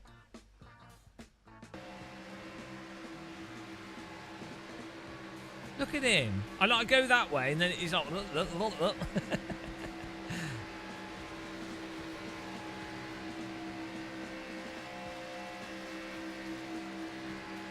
Man, was he just blocking? Yeah, like, I think he was just blocked. Maybe it's him. So what's the point? Like where do you draw the line between blocking and actually driving? Like, it's so dumb. Like, what? It's stupid.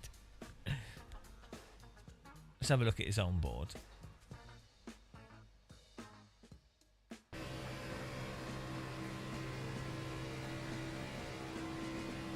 Is that him just blocking? So you basically, as the car behind you, should just drive into them and spin them off.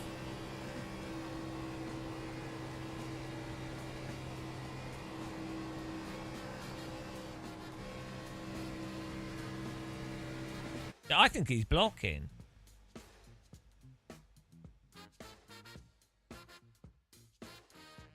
Because he seemed to be able to hold a line until we're behind him, so he's just wobbling all over the place on purpose.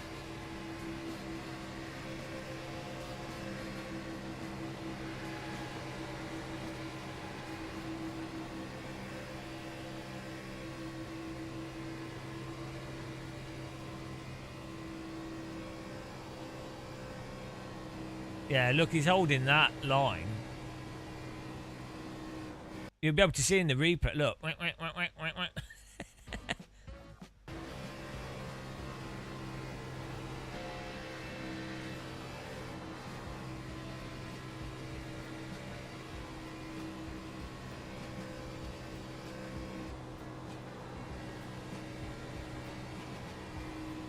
Well, so I think in real oval, the car behind would have just driven into him, or the car behind could have gone side by side, and it's not like the problem is it's hard to tell in iRacing if it's them blocking or lag. So I didn't want to risk driving into him if it was just lag. I don't want to wreck, I don't want to wreck someone that's just lagging. Oh, he let off on the straight. Well, there you go. I mean, I guess he would argue that he's just racing.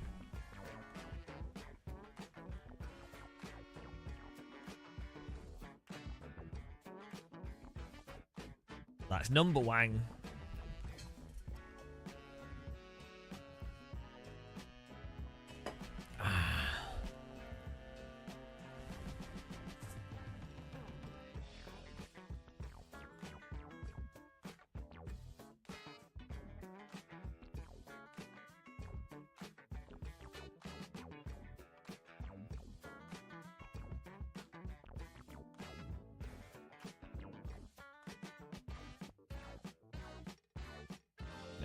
What are we doing?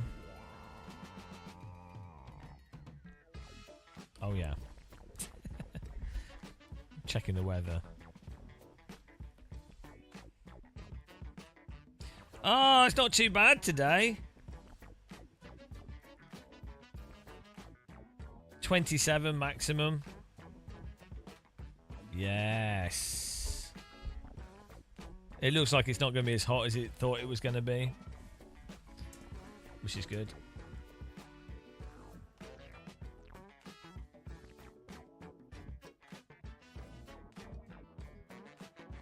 Wonder. Oh yeah, we should have watched to see.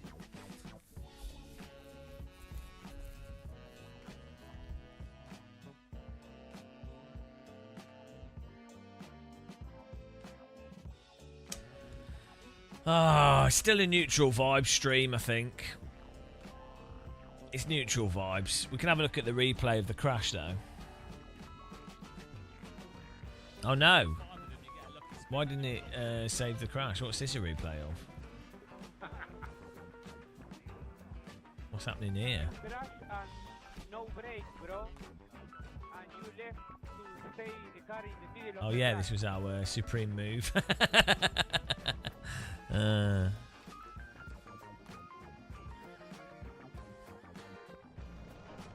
Oh, rocket. Don't know why there's a rocket launch, but there you go. Off it goes. Beautiful.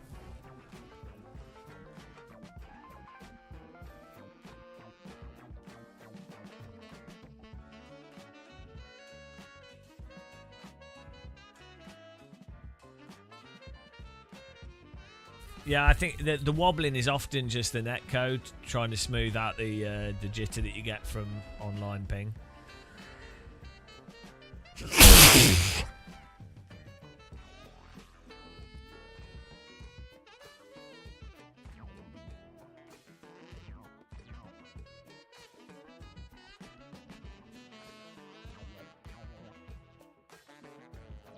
Blessed be.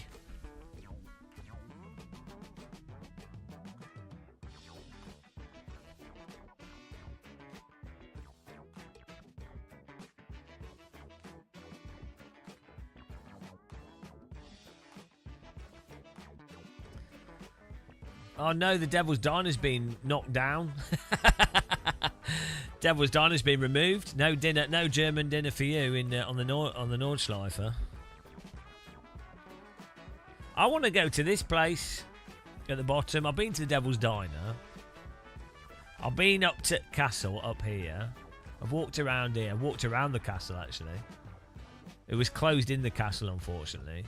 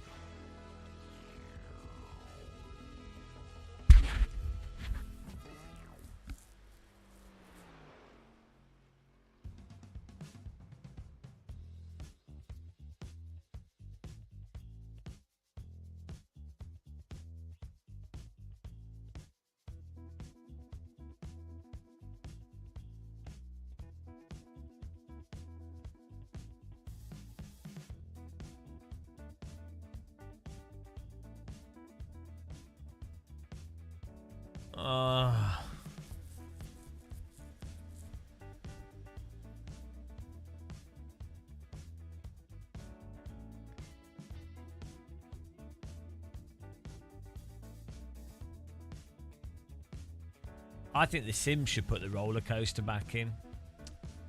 for one day. I wonder how much it would cost to reopen the Nordschleife roller coaster.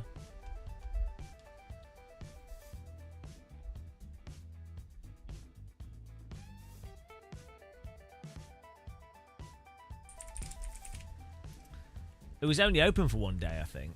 Nordschleife roller coaster.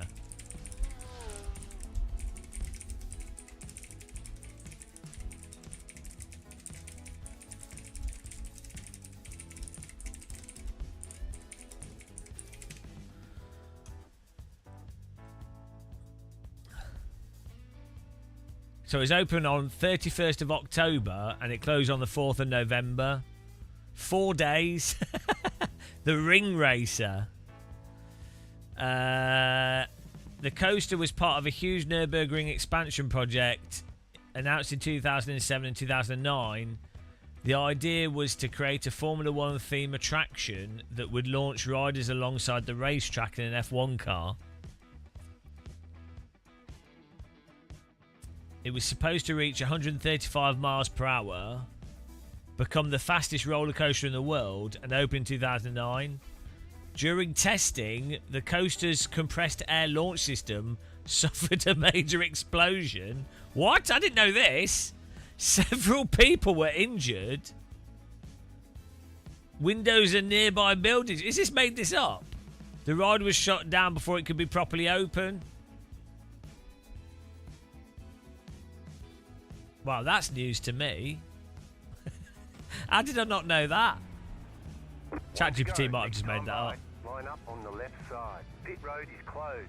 The estimated SOF is 1,828. It's competitive out there. Head down, stay sharp.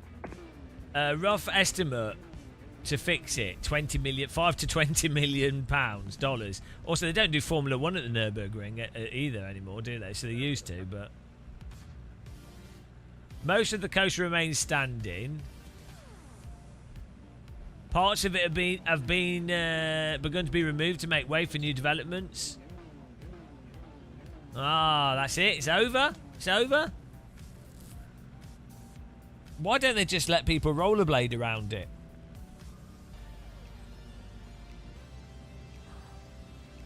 It cost 12 million euros.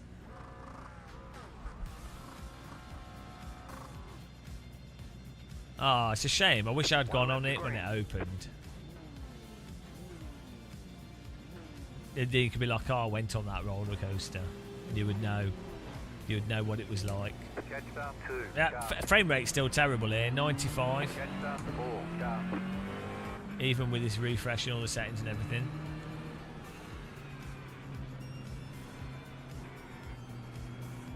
Although that's better than 60 FPS. But still.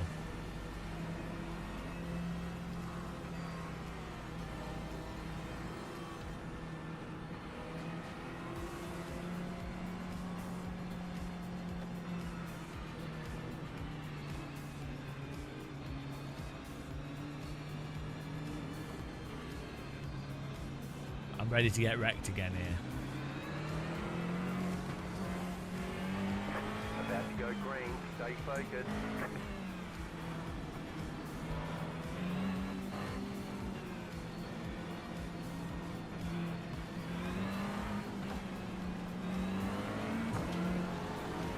Green, green, green.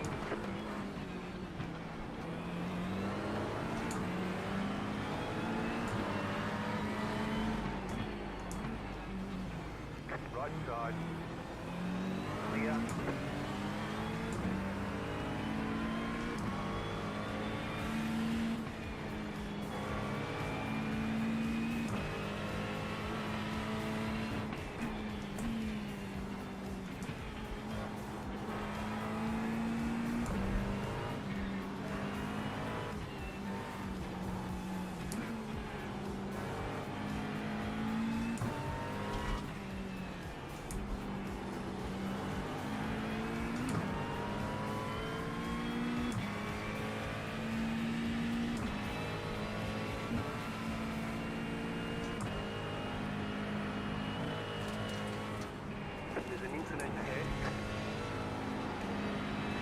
can't see anything.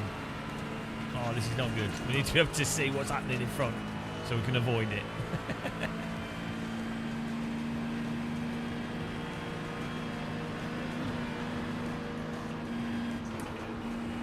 Bloody hell. Where's he going? Oh, nice move.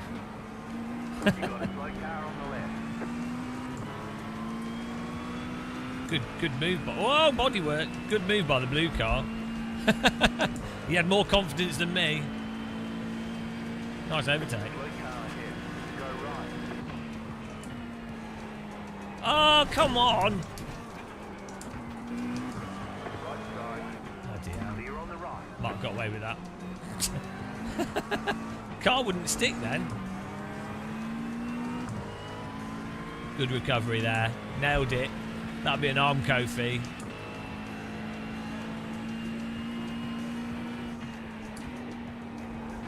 Car's in mint condition. Nothing to worry about.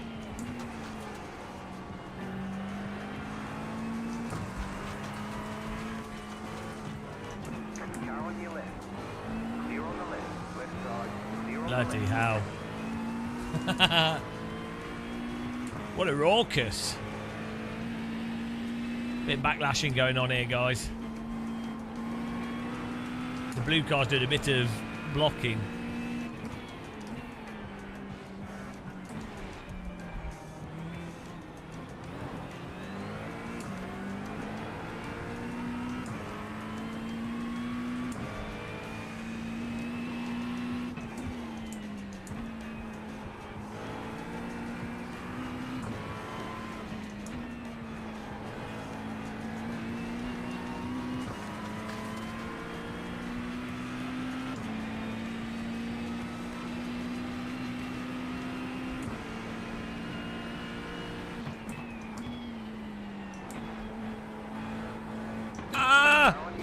Oh my god! I have to I had to brake for the car in front and the car behind just ramshackles me ass. Is that car okay? No. iRacers cannot react to stuff. They just can't. They can't adjust to what's happening. I managed to avoid the car in front. I should have just ploughed him. Hopefully it's only a little bit of damage. We'll see. We'll see when we come to this corner.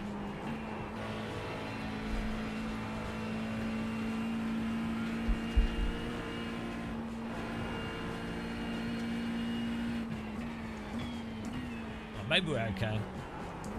I took a right pound in there.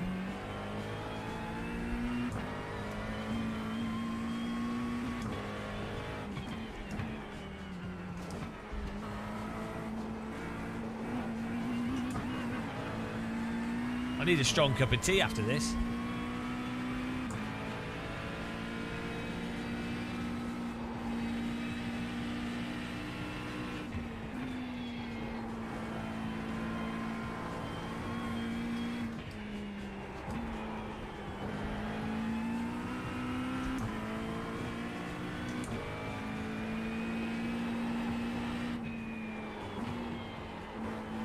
Oh, the car seems a bit understeering.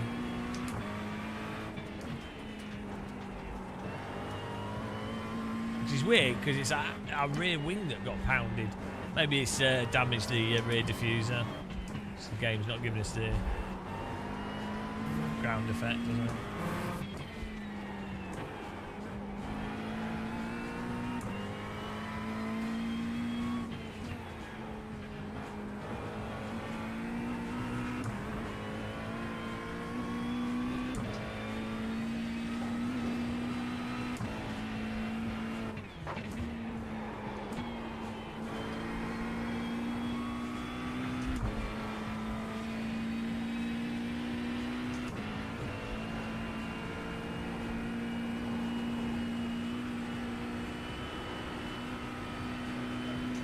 We're still going.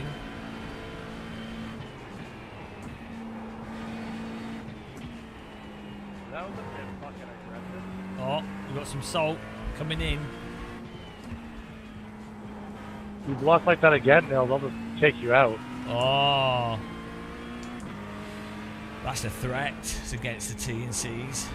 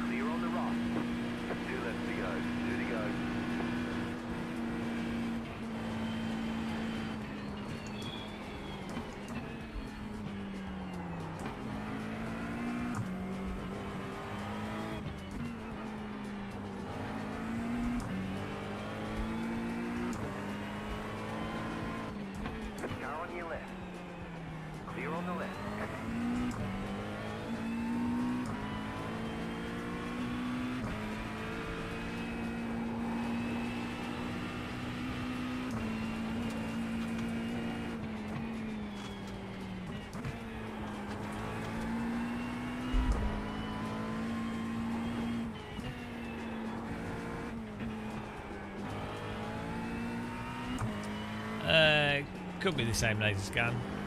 It's hard to tell. Nürburgring licensed the same data to multiple people.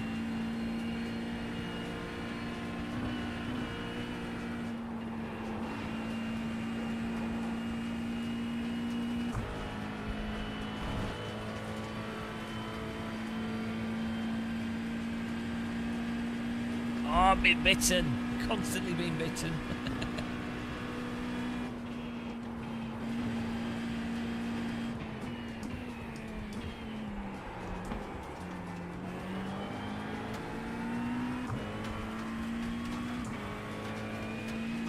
I think iRacing has high resolution track meshes.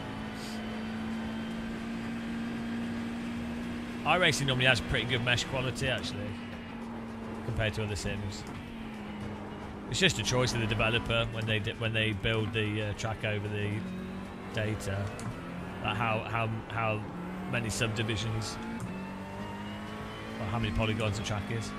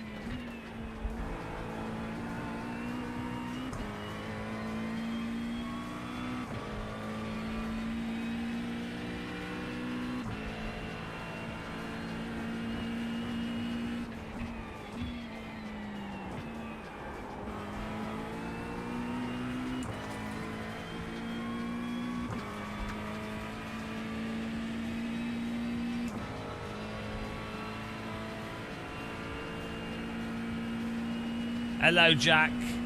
We did get lashed a few times, yeah. Not too much, though.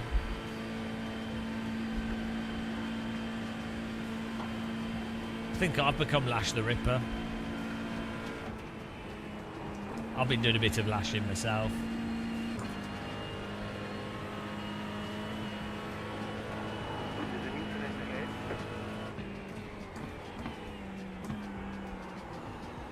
Well, there's a bit of body work. You got a slow car on the left, left side. Keep to the right. Clear on the left.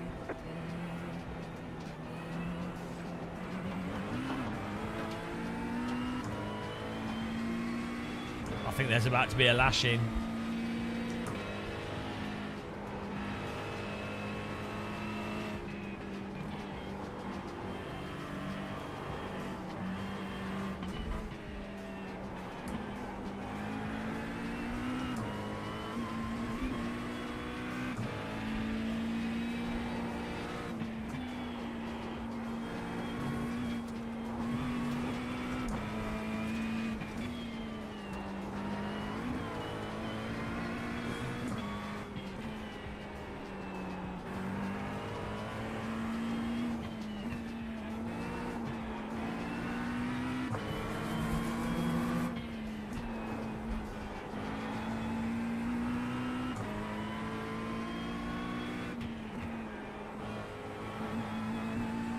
The pace car is out of control. Oh, thanks for following.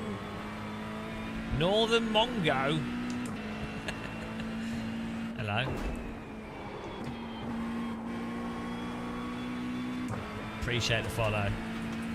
You will regret it, but if you follow, you can then unfollow. So that's pretty fun. Think of what you can do with that choice. What a decision.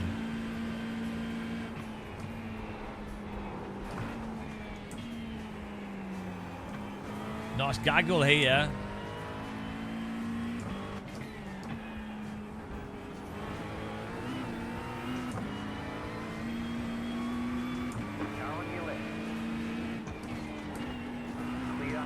Bloody hell, he was not going to give that up, was he?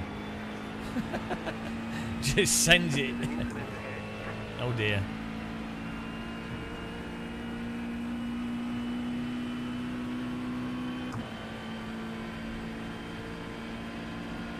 Fake tans. I thought you typed fake trans.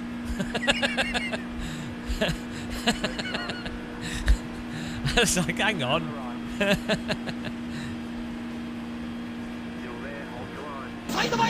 Side by side. Yeah, it's backlash. Backlashing. When someone drives into the back of you to pass you. White flag, white flag.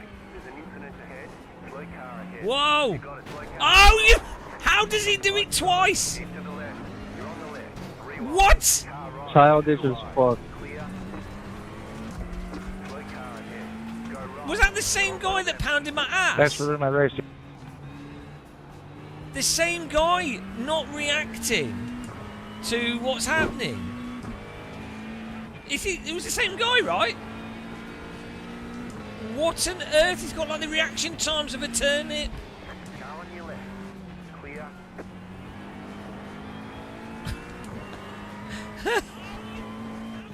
Okay, but I don't know how my car's still rolling here. I think iRacing might have reduced the damage, which is good. That's a big improvement. Are iRacing actually listening to my feedback? My force feedback feels really light.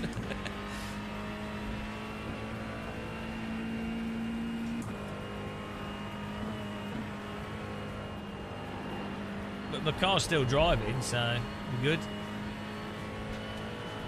He pounded my ass. He backlashed me really hard. Jordan, I'm pretty sure Jordan was the same guy that did it previously. I've been pounded by him multiple times in this one race.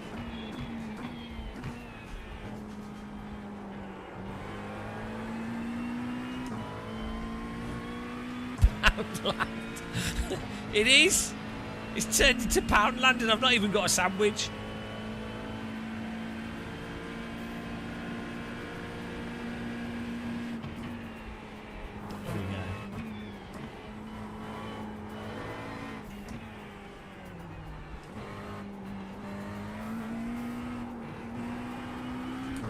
Bloody hell.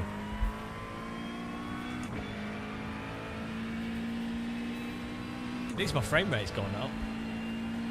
I've been pounded so hard I've gained FPS. Don't know how that works.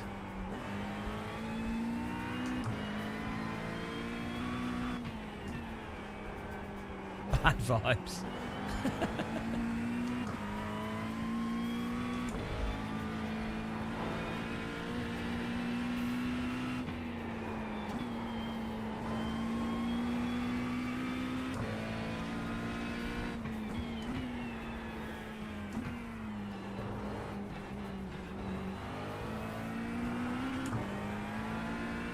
got about 2 laps of fuel left.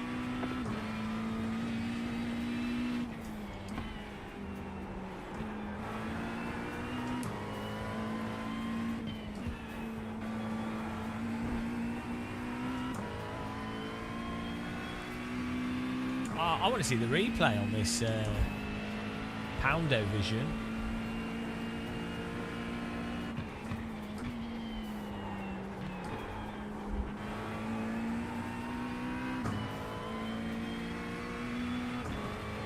Honestly, it looks like iRacing might have reduced how much damage you get from contacts, which is really good, because it was utterly ridiculous in the past. I think in the past we would have lost our rear wing by now. It's a big improvement.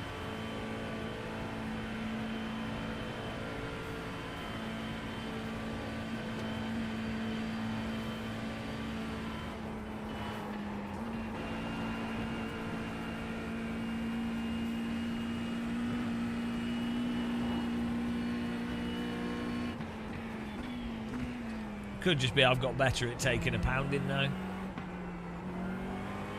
I've gone full discount.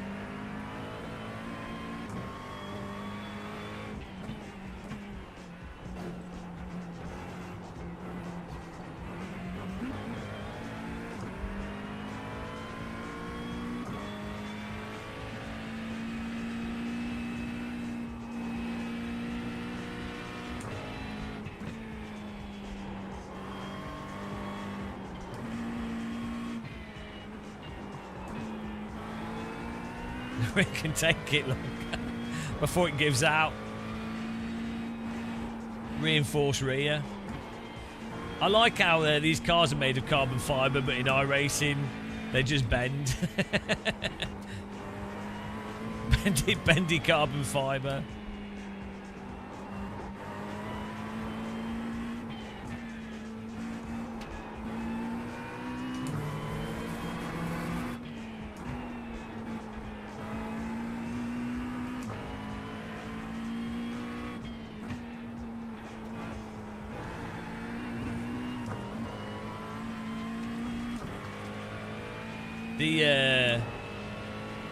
That Ocean Gate sub wishes it had bendy carbon fibre. Maybe that's what happened. They played iRacing and they were like, oh, this material is fantastic for a submarine. It deforms before catastrophically collapsing, giving us plenty of warning that there's a problem. Fools. They must have known that despite iRacing also being the most realistic, iRacing GT3 cars are special. Oh, he's pounded the blue car now.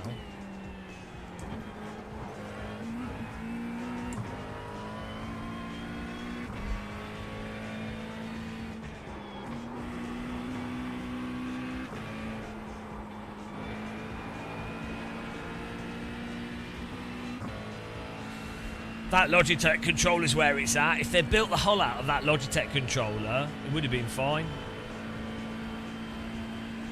They should have built the whole of that submarine out of Nokia phone.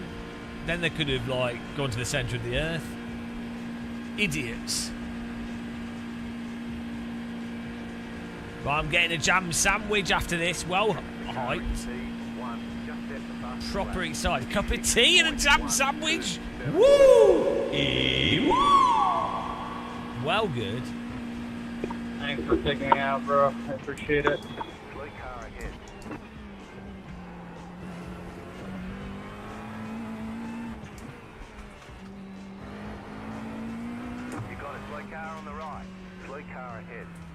Right, let's have a look here. Let's have a race crash investigation. It's over. No, I'm talking about the 90s version, the good one. The only good thing from OceanGate is that they would have heard a noise, and that would have been it. The mass says the implosion would have been quicker than you can blink.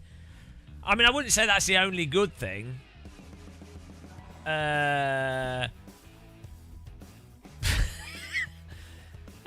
It's probably multiple good things. The fish got a free dinner.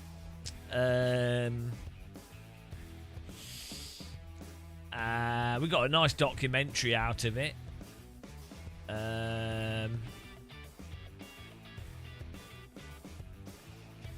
we were reminded how good Logitech controllers were. There's multiple good things. Yeah, it's unfair to say the only good thing. Yeah, but unfortunately, the morons always take down non-morons with them, don't they? That's a shame, really. If only the morons would only take themselves down, it would be a happier world. Right, here we go. Let's just check this out. This overtake by the blue car was really good here. It goes full send around the outside.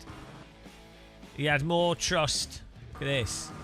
He's like, I've seen a way through. Well, good. And then he almost got jammed. He almost backlashed that car, but he got through. Good driving by him.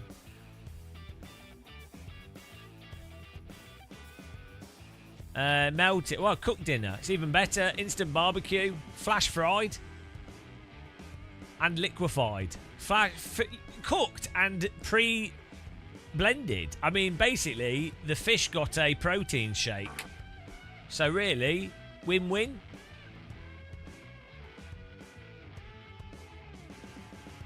It's all the rage these days. Everyone loves a bit of protein. Yeah, just need a bit of sauce on it.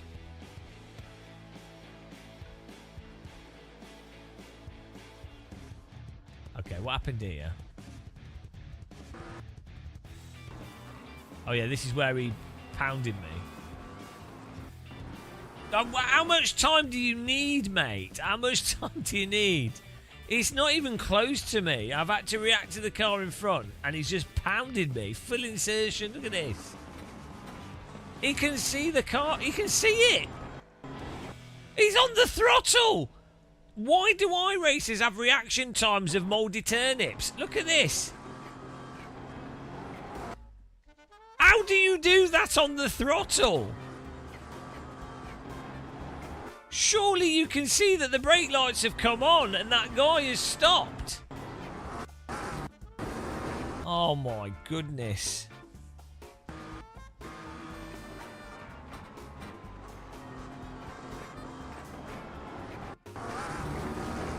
Bloody hell. Absolutely ramshackled.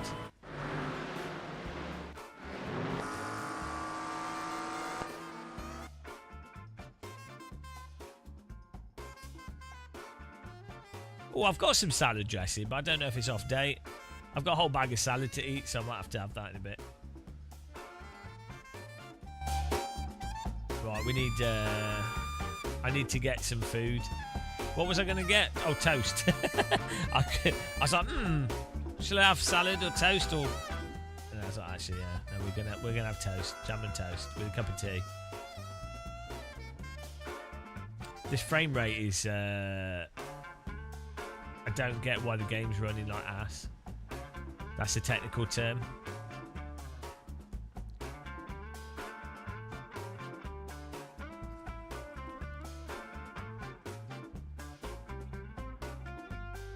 Okay, it's the end of this lap. Wow, look how fast we're going. Speed demon.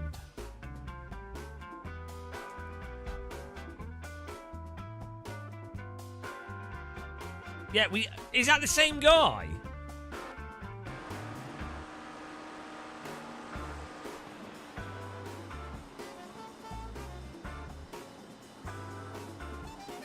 What is he doing? Zero. Totally brain dead. Absolutely 100% brain dead. It's actually a turnip driving the car. Then we've got... You can see that there's cars crashing here, smoke, and again he's just throttled right into my ass, and then just driven through here. What a turnip! What are you doing? How do you do this? How do you drive into me, then proceed to drive full speed here, and then drive into me again? Bloody hell! What is wrong with you? What are you doing? Like, how on earth are you functioning? How are you breathing? Oh my god. Oh. Does he eat other people? This guy's... Is he driving with his eyes closed?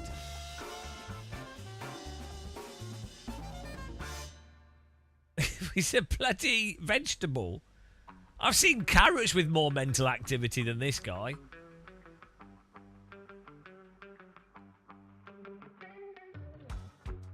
At least you can eat a cat. What is he doing?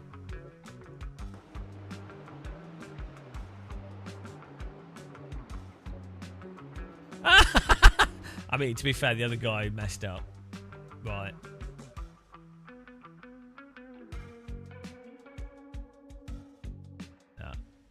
That was it.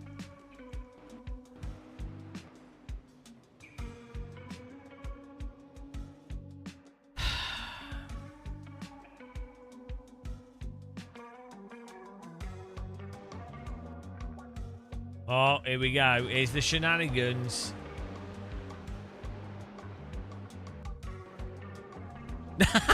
Neither of them made the corner. What are they doing? Why is he in reverse? Right, I mean, neither of them made the corner here.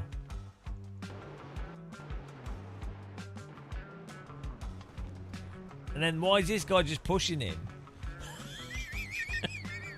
And why is he in reverse? What? I just don't understand what's going on, guys. What's happening? Neil's Hamburger? No way is that his real name. That's not his real name. Come on. Neil's Hamburger. That can't be real. Is that real? I mean, I guess it's someone from Hamburg. Like maybe that is a real name. Neil's Hamburger. Do you know what you could say he's done here? Do you know what he's done here? Is he's made mincemeat of this car. Neil's Hamburger. I hope that's his real name. That's the best name ever. He's been burgered. Don't try and overtake Neil's Hamburger in the last corner. He sandwiched him. What a patty.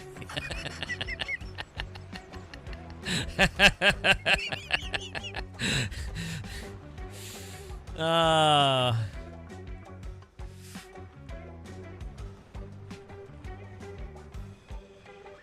mean, that can't be his real name.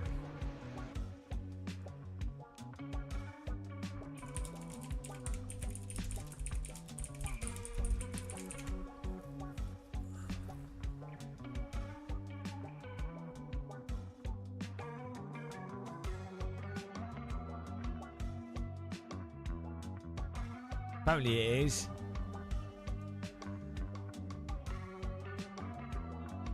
I mean, that's amazing. I mean, obviously it's just named, like, if you're from Hamburg. Like, Berg is like citizen of, you know. But, like, yeah, I mean, that is pretty amazing. I've never seen that name before, though. It's top notch.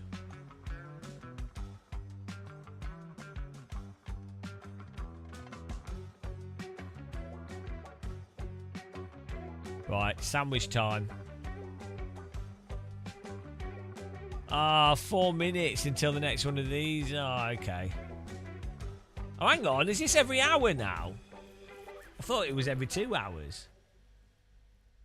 Oh, it's every hour. Oh, we could do another one of them. I need to get my frame rate better, though. Right, I'll be back in a minute, guys. Just going to get a sandwich.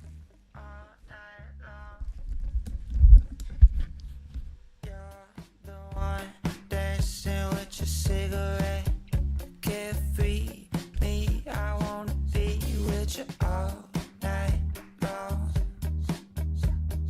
all night long. Baby, you move me like a movie.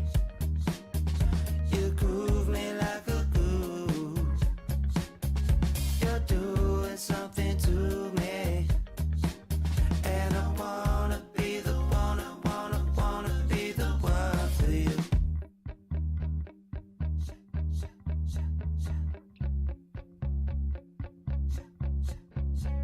Stay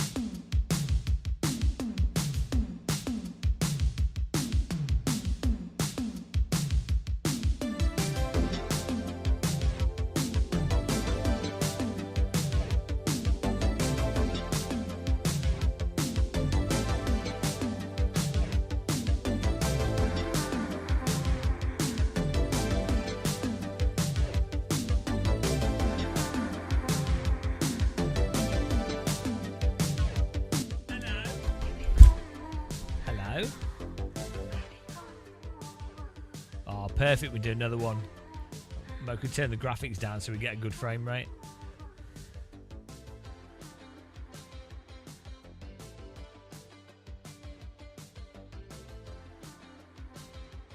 Hello? Streamageddon? We're not sleeping because it's too hot, so we're just live streaming. We've got a jam. How you doing?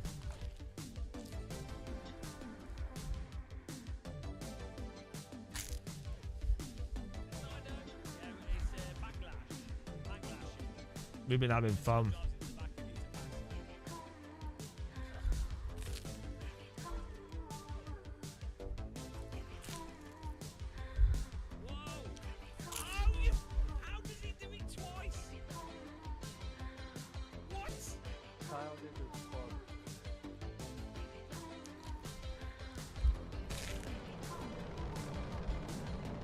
Why do we keep getting the rocket?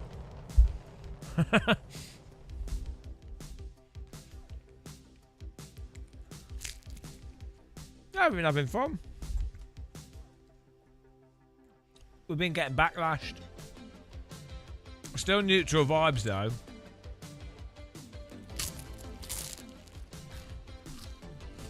Random, you you wouldn't believe it.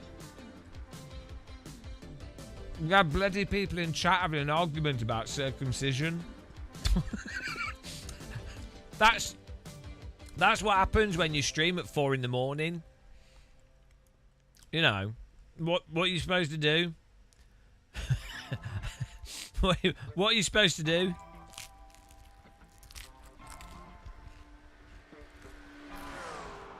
I mean, really?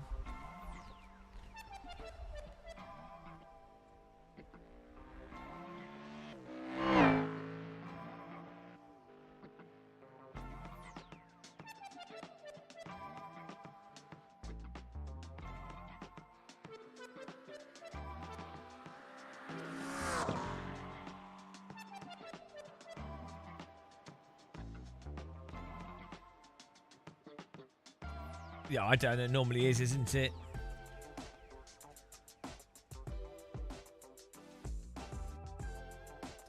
I don't know why the game's running like so badly. Like it's ridiculous.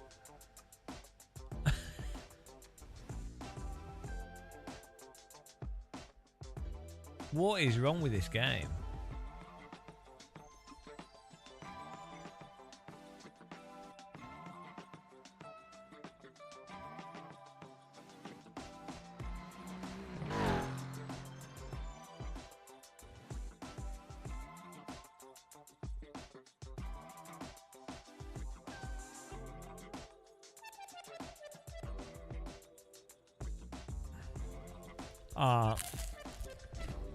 Yeah, I need to double up my voodoo too.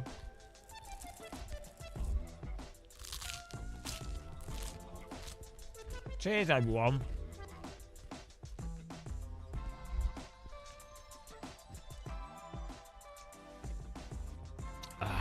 Tea and toast.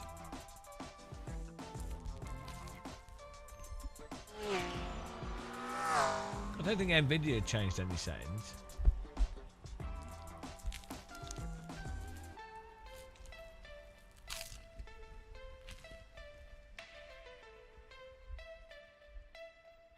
I think it's a CPU issue, if anything.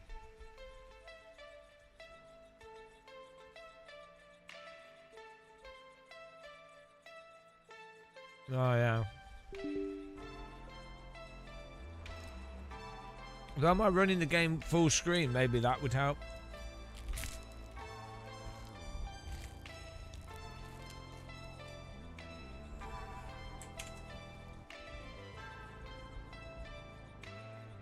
Yeah, it's full screen.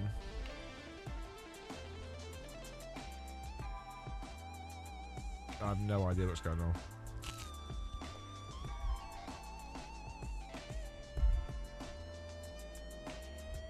Well, we're running.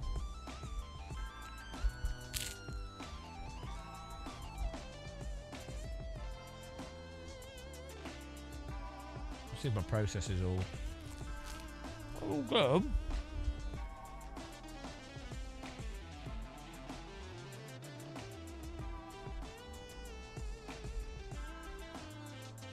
Well, that makes just be anything else.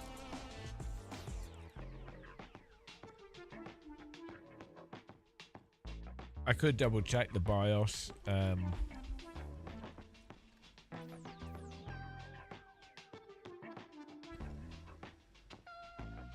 But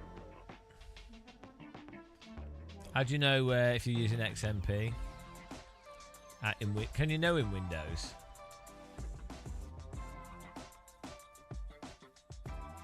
No, it's not, because we're not really running the game at like max settings or anything. Like the process, we're using G-Sync,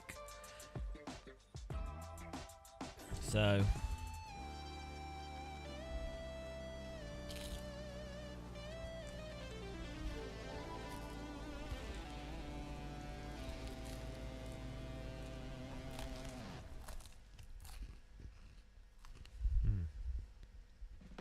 toast as well, good. My Lidl's toast. I freeze my toast. What about you guys?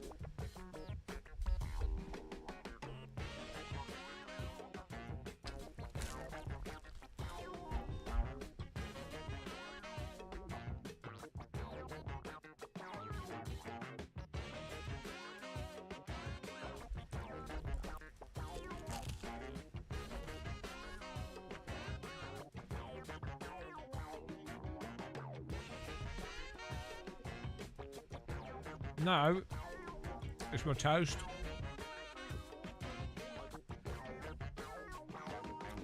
Actually, interestingly, when you heat bread up, it becomes hard. But also when you freeze it, it becomes hard. When you heat water up, it becomes gas. I guess you just need to heat your toast up enough for it to become gas. Everything becomes gas eventually, if you heat it enough. Or, if you go on the Ocean Gate submarine, there you go. I want more toast now.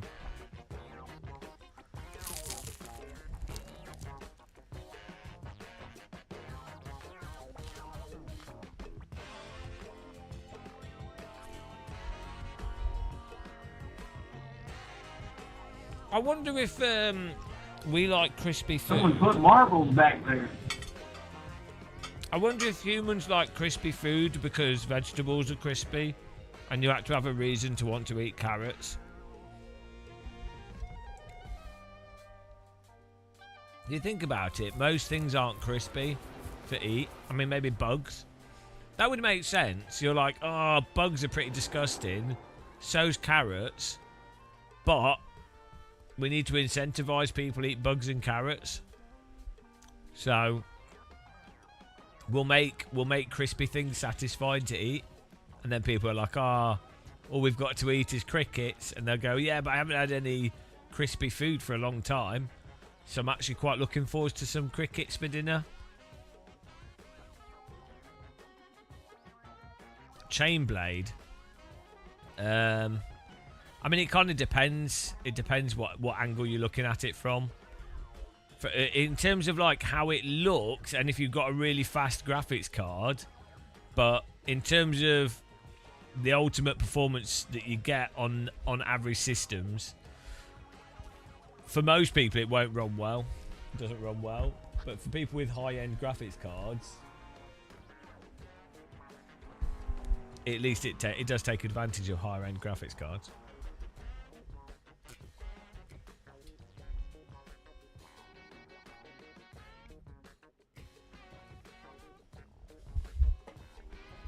I think exactly the crispiness of the carrot hides the carrot. When you cook them, they're soft, and then all the terribleness of a carrot comes out. It can't hide behind the crispiness. What food is crispy but bad? Just about all crispy foods are good. Crisps. Bacon. I now want a cookie. I might get a cookie from Lidl's later. I'm on our sim racing here.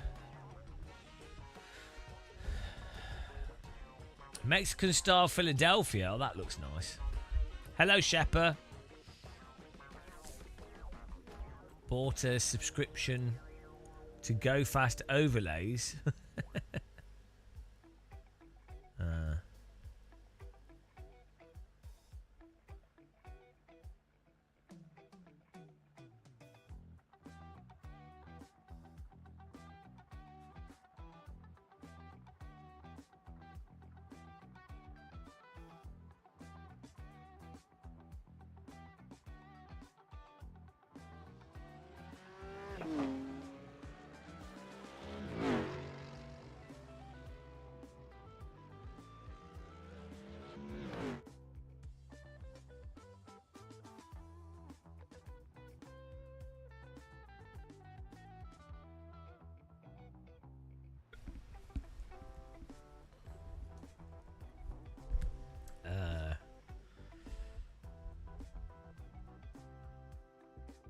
Nothing's happening on Reddit.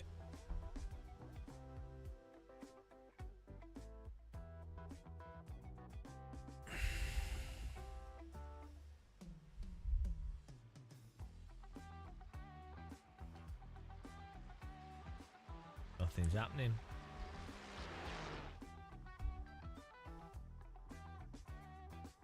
Pork scratchings is good.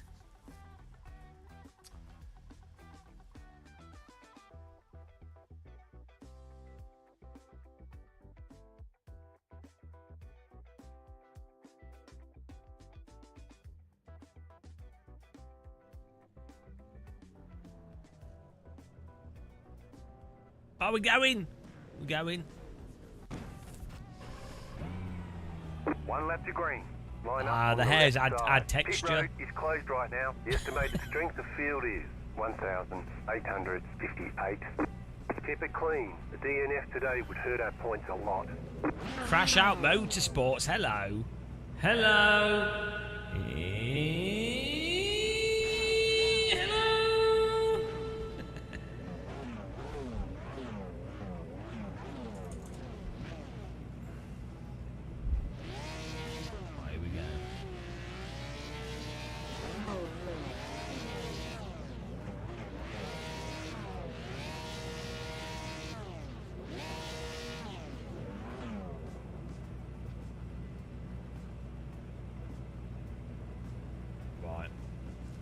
117 FPS. Maybe we found the solution. Maybe One not. left to green.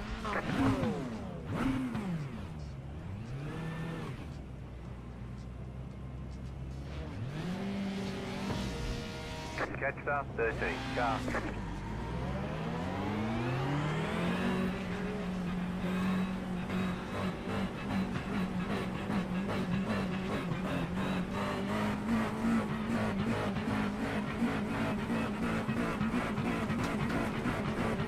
Catch start 3. Car.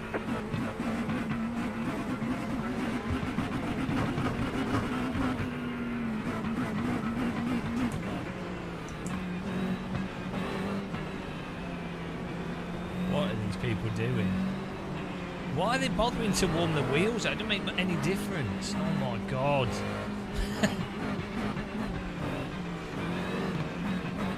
About to go green. Stay focused.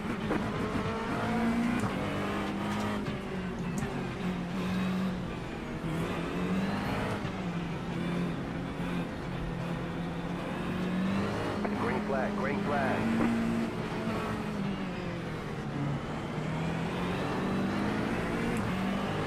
I know, back to 90 FPS. Doesn't make any difference what we do.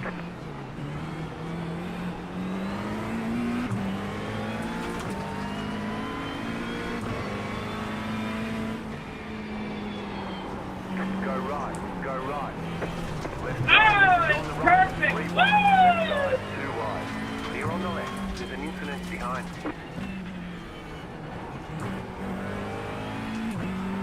Well, I hate you so much. there goes another accident. We managed to avoid it. Great crash avoiding skills. There's an incident behind. Genius. We're getting pretty good at this. The pace car is out of control. Whoever's in that light blue Porsche, I am going through malicious efforts to get you banned.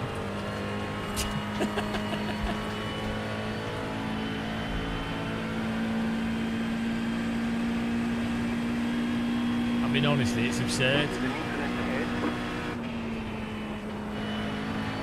The car in front has gone off. The car in front has gone off. I fucking hate you, dude. I hope you die. Oh, nice. That's not very nice. Positive gaming moments going on here. I can't hear a word that dude's saying. Can anyone else? Fucking yank. Does iRacing moderate the voice chat at all in this? Everyone playing this game is having a really fun time. Thank you, James. Mallorca, nice. Whereabouts in Mallorca?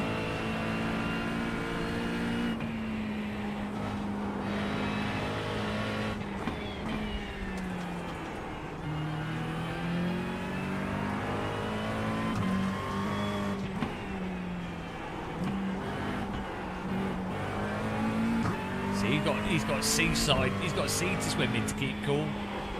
I don't have that.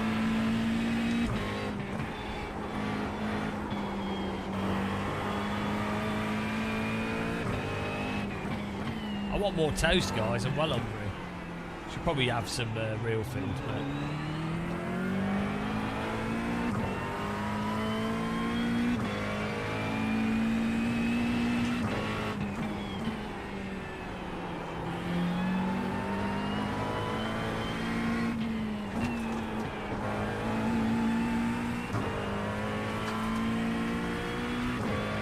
Is the chili done? It's it. I've got it in my freezer and fridge.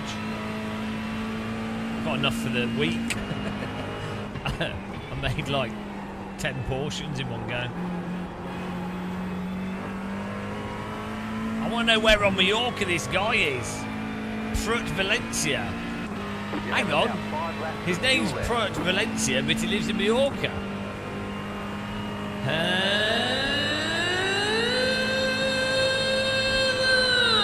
Chili dog. Yeah, we made a mega chili yesterday. Mega multi-day chili sesh. We put lentils in it this time. And even more beans.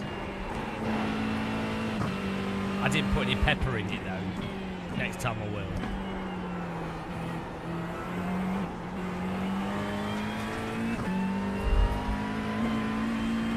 No, it was in the slow cooker. When we had a break, we took it out. Like 5 hours in the slow cooker is a bit too much. I'm having a good time. Yeah, pretty good. It's a neutral stream. We had 8 hours of positive vibes, good vibes. We're now in neutral vibes.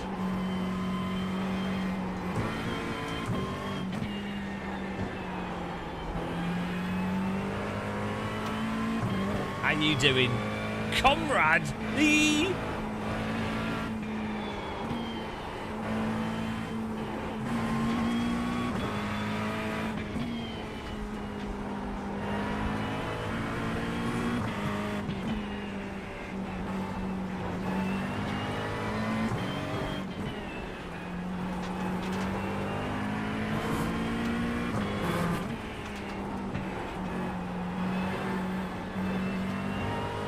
Oh, insect food tips.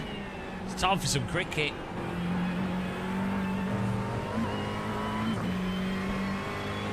We're going to be eating insects when we run out of food. In the UK, there's lots of ants. So I guess that's what our diet will be. Ants and woodlice. I mean, maybe woodlice are alright. Maybe if you caught a load of woodlice and fried them up with some butter, maybe they're alright. Some olive oil, woodlice in olive oil, maybe that's alright. We've got limpets, we've got plenty of fish.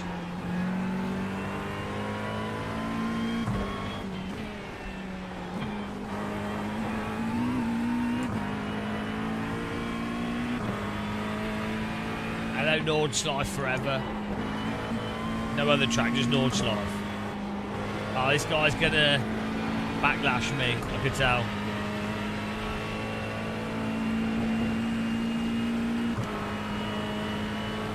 No, I tend not to eat meat, no. Would a vegetarian eat a beetle?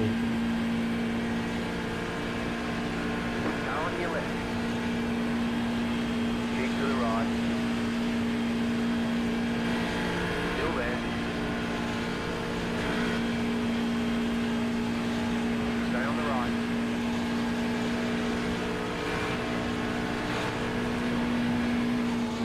Still there, hold your line. Clear, 2 more, let's go.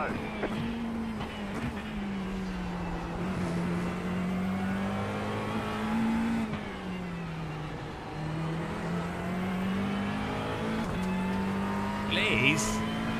It's not technically meat. I mean, from the Beatles' perspective, it is. Flesh of cricket.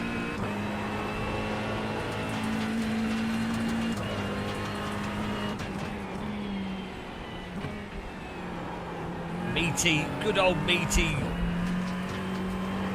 ant leg.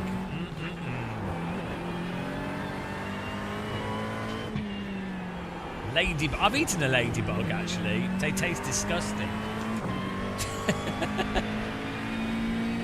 It wasn't intentional. I was cycling and accidentally one flew in my mouth. It was so disgusting. Really bitter.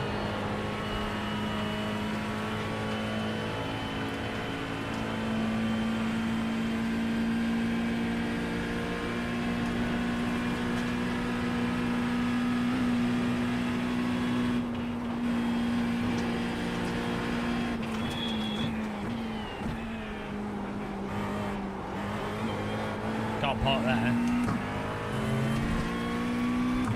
Braised, sautéed beetle. Maybe if they cook, they taste alright though. Imagine they're probably just crispy.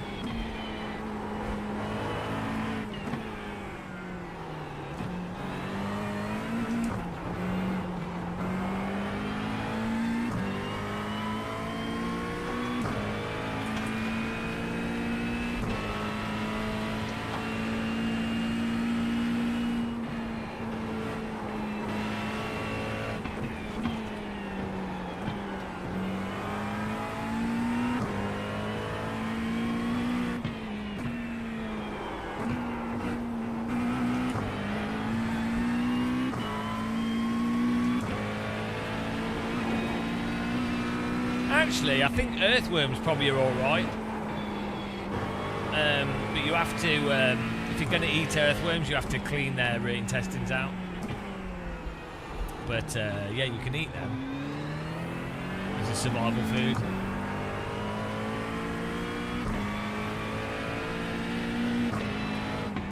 I imagine earthworms, if you, they probably taste better than limpets. If you squeezed it out the soil and intestines, and then boiled it, or cooked it, crisped it up on a fire, I think it'd be alright. Goodbye, porcupine! Yeah, actually, earthworm, to be honest, I don't think we've been...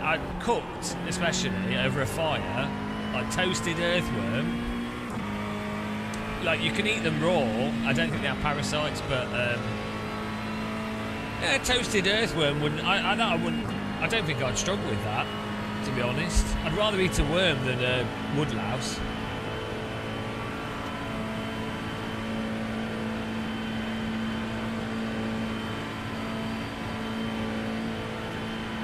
I'd eat mice and small birds.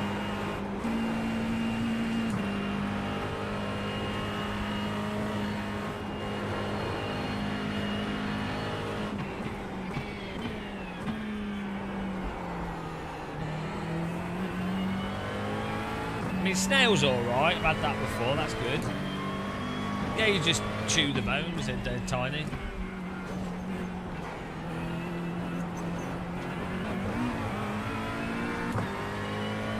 Like a robin.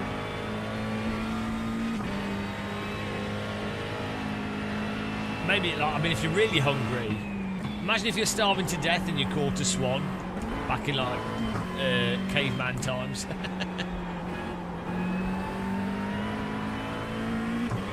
You'd be like, bloody hell, look at this. What a catch.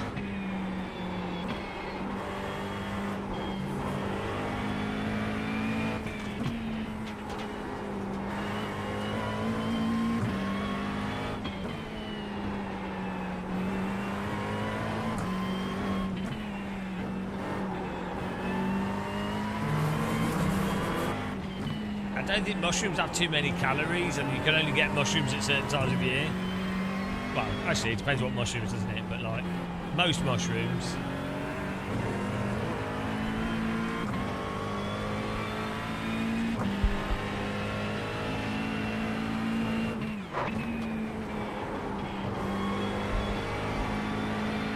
Well, you can pick a shit. Mushrooms grow in massive amounts, and you can pick a lot of them and dry them, and then you can eat them all year round. So that's a good thing with mushrooms.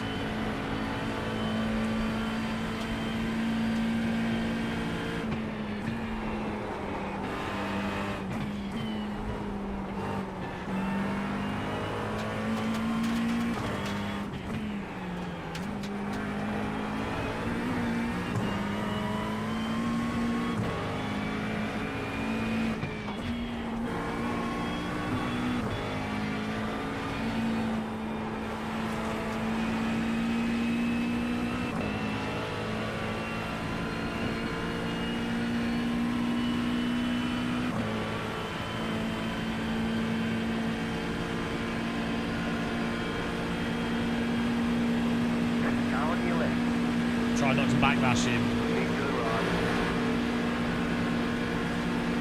Keep to the right.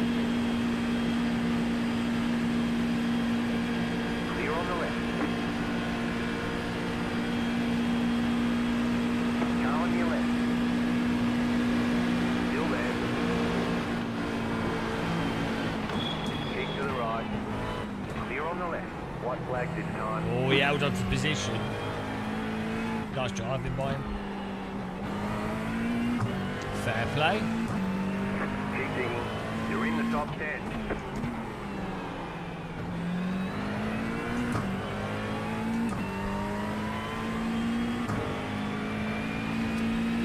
Good driving by him.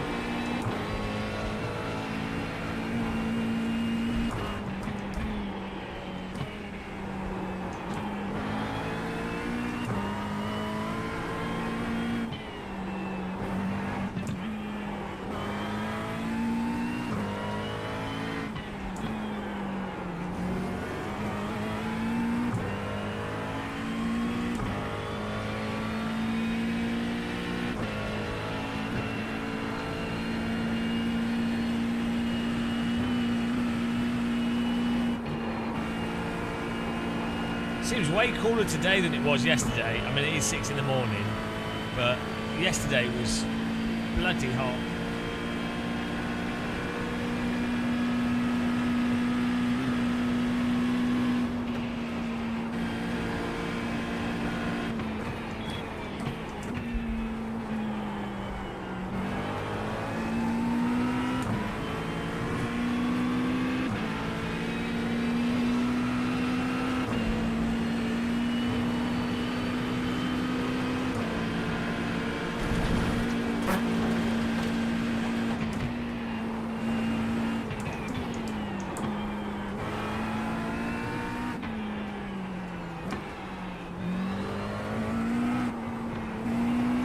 This guy's driving really well. Shane Hartenant. Nice driving.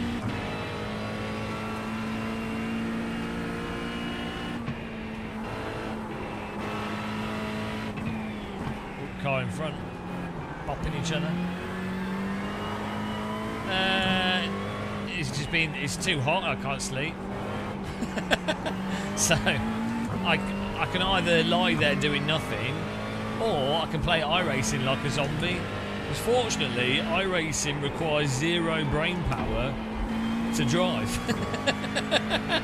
Weirdly, somewhat weirdly, of all the simulators, iRacing requires like the least amount of mental effort to play, because it's just most of it's just drawn out and slow. It's very strange, but it actually works out well when I'm tired. All my brain's not working. I could do. We could go out and get some critters. I'll get some worms to cook up. I would actually like to go. It could be fun to live stream fishing in the ocean and then catching dinner and cooking it. I've only ever caught mackerel and crabs in the ocean. Never. Oh no, I've caught catfish before.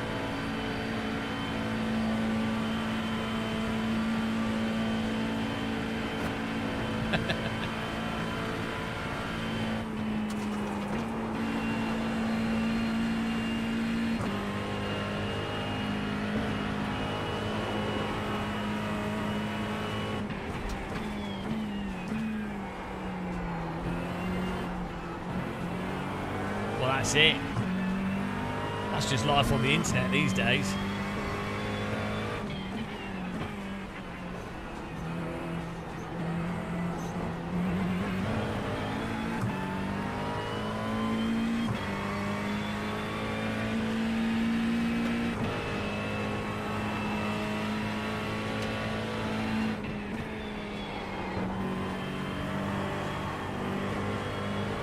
A lot easier to drive when the game's not running at 60 FPS. Real drivers don't have to put up with low frame rates.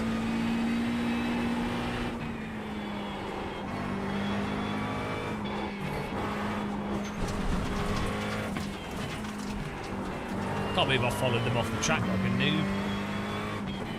What a noob.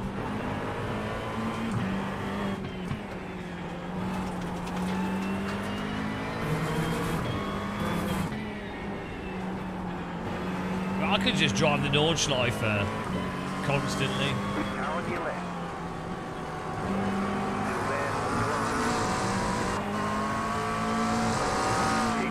Are you kidding me? What? What on earth? These guys.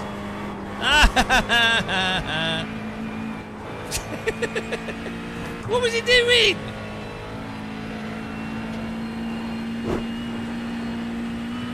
A bloody nipple.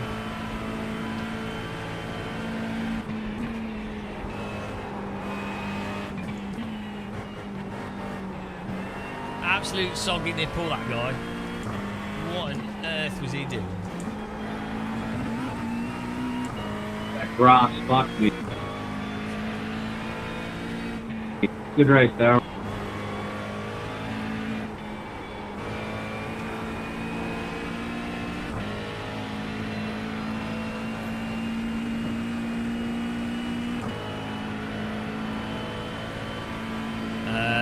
Probably quite old.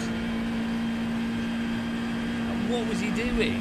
He's obviously lost the corner there, then fights it to the death, and then drives into us. Fortunately, I know how to brake accelerator catch. What a turning. Car in speed, 1, just set the fastest lap, 34.997.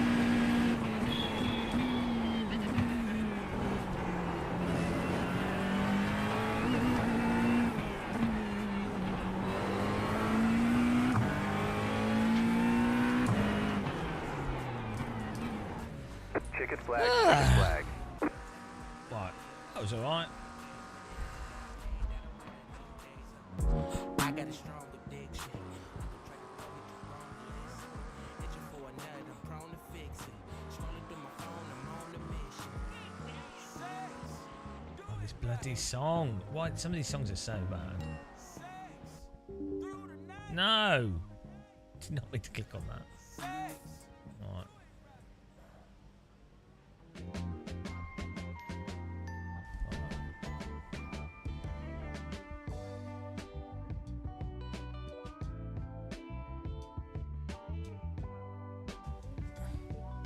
We could do mix things up with one of these. Let's do that.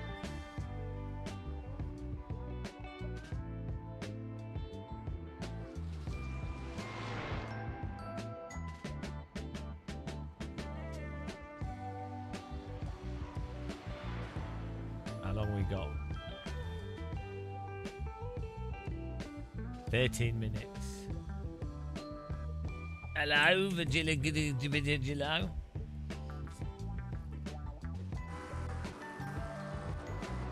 Right, what on earth was going on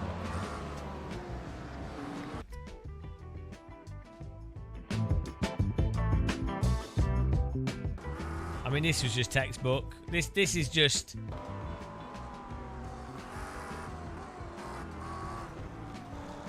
I calculated.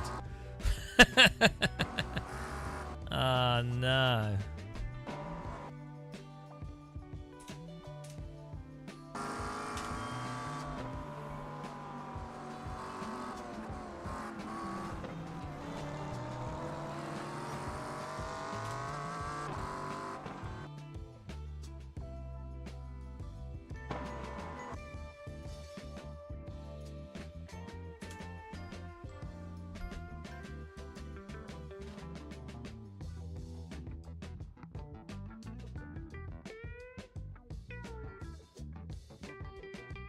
Where's he going?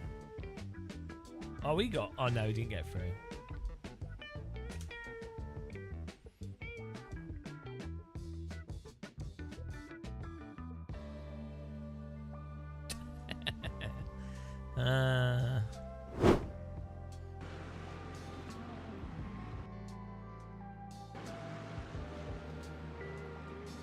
Oh, it's a clown car. This guy was almost wrecked us. Oh, no.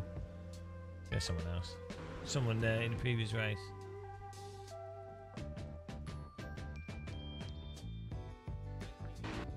Why is the biscuit tin cutting across him? I mean, yeah, he's no sticking a bit, but there's zero awareness. He's got overlap. Sure, he's not that far ahead, but it's a relatively flowing corner, and you would know that there's another car near you, so you know they've probably got overlap. Purple Racing Cataclysm.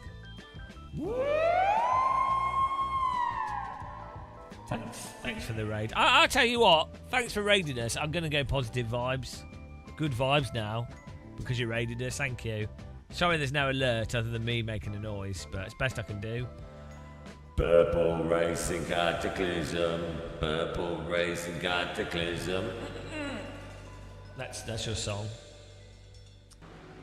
Right, why is a biscuit tin? Why do iRacers do this so often? You know there's going to be a car next to you. You don't need to apex that tight.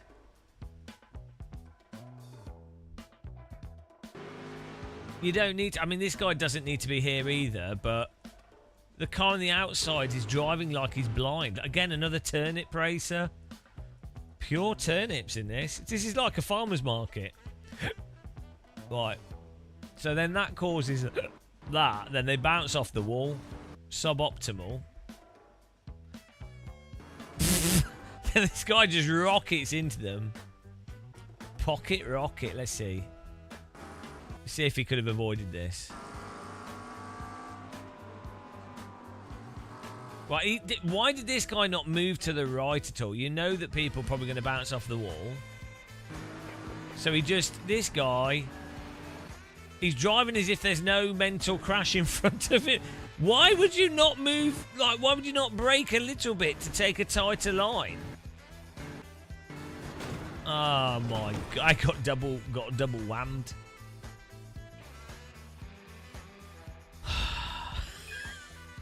Let's see. And then, you know, just do what I do. Look at that. It's not hard. Why can't they all do what I do? Look, it's simple. It's really simple to avoid the crash. Look, you're looking ahead and you're like, what's going on? What's going to happen? Oh, look, they've crashed.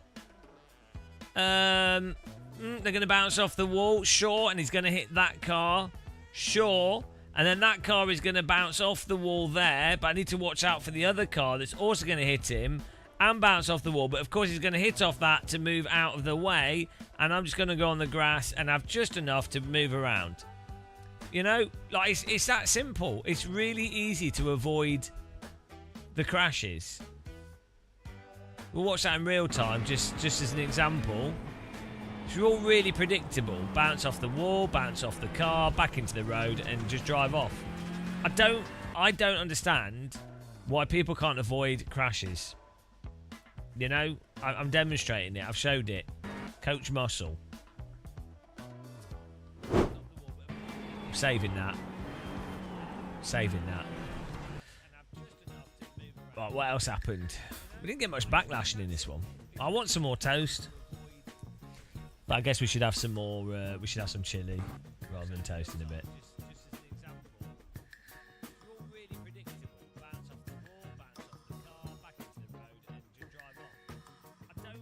Chili.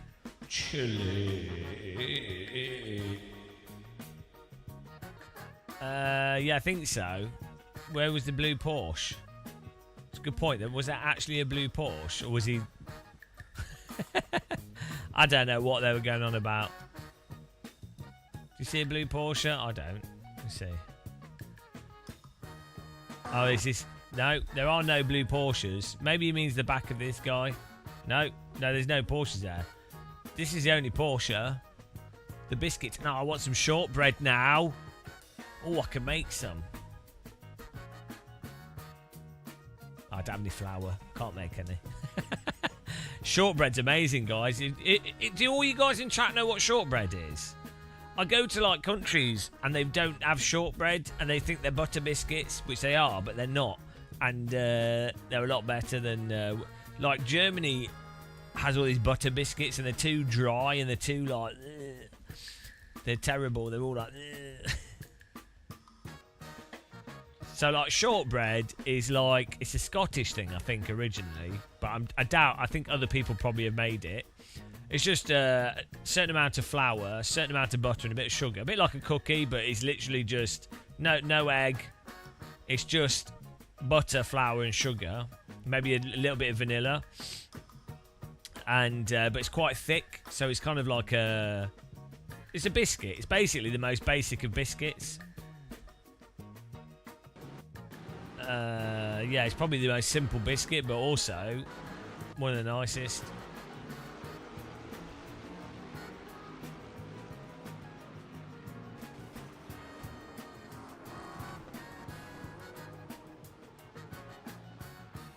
Lol.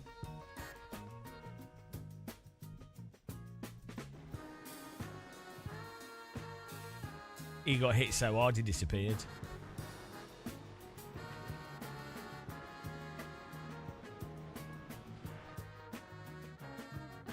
$5 minutes. Do you guys like to see the list of things we've been doing? No, we don't do Porsche Cup. We don't talk about that. Well, it's not as bad as TCR, at least. So we've got these... we've been working on these lists today. It's really important. We have the worst sports from least worst to worst. So baseball, high-level basketball, horse racing, cricket, and sim racing esports is the worst sport. The worst spectators... We have baseball spectators, but we're not sure about that. We actually need to... There's probably something else. We've not worked it out yet. Tennis spectators are terrible. Football spectators are awful. Golf has, like... There's no reason that you wake up in the morning to go and sit in a big crowd and watch someone hit golf balls. It's not that the spectators are particularly obnoxious. It's just that if you go to watch golf, you are a psychopath. And then breakdancing spectators are absolutely the worst.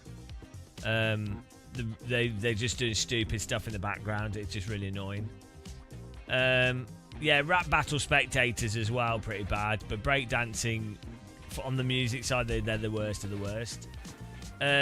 Competitors, the most annoying competitors, anything Richard Branson does is really annoying. Basically, just Richard Branson's annoying.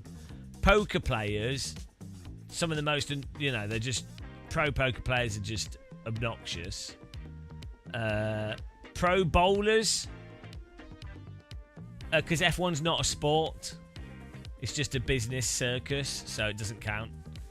Pro bowlers, anybody that takes bowling seriously, there's something wrong with them. Everest climbers, if you're gonna climb Everest and stand in a queue with other climbers, you deserve to fall off it, really. But yeah, just people climbing Everest, they should all be sacked. And chess players, all of them. All chess players pretending that they're really clever and acting all smart because it's chess, but all they've done is memorize a bunch of stuff. They're like iRacers, but with little wooden pieces on a square board. Awful, absolutely awful. And the fact is, I was saying this earlier, if you are actually clever, like a genius, and people think, the Magnussen, genius chess player, Kasparsky, I don't know, whatever the other ones are, geniuses. It's like, well, why are they playing chess? Why, if you were truly genius, why would you play chess? How is it useful to anyone? If you really were a genius, you would be like a sim racing live streamer, right? You'd do something useful. So that's the problem with chess players. Like, it's a misplaced sense of genius, and it gets to them, and they all have big heads. Literally have big heads. You see, the heads are like, ugh. They're like bobble heads. So just terrible people, really. I don't think, and they always have that pretentious, contemplated chess face. Do you know what I mean? Like I'm a complex intellectual chess player, and they have that kind of like serious, what a clever person face. And you see it in the films whenever actors are playing chess players, they just have no expression or emotion because they're too clever for emotion. Honestly, chess players they're just terrible.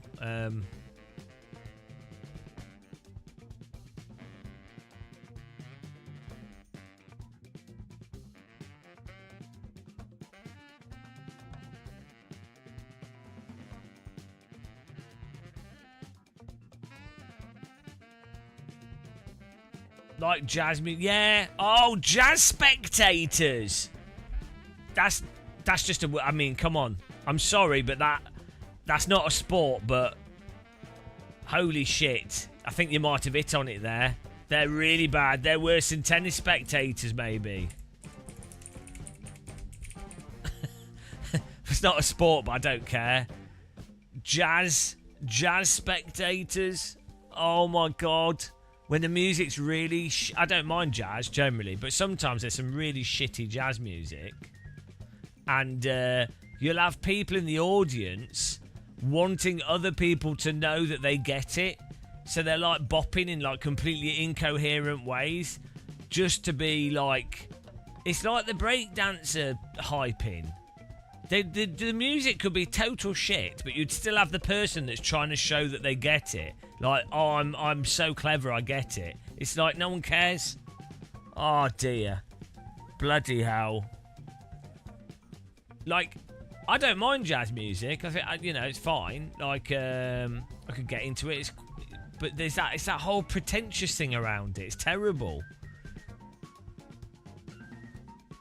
So they're jazz spectators. I mean, jazz musicians as well. A lot of them probably should be thrown in the River Thames. We've got bowling there as pro bowlers as the worst competitors.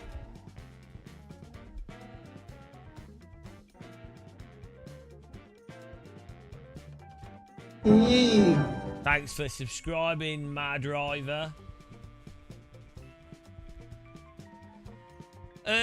I think if I don't know, I just think the world would be a better place without chess, actually. I think chess is actually awful. I think it's a really overrated activity. You know.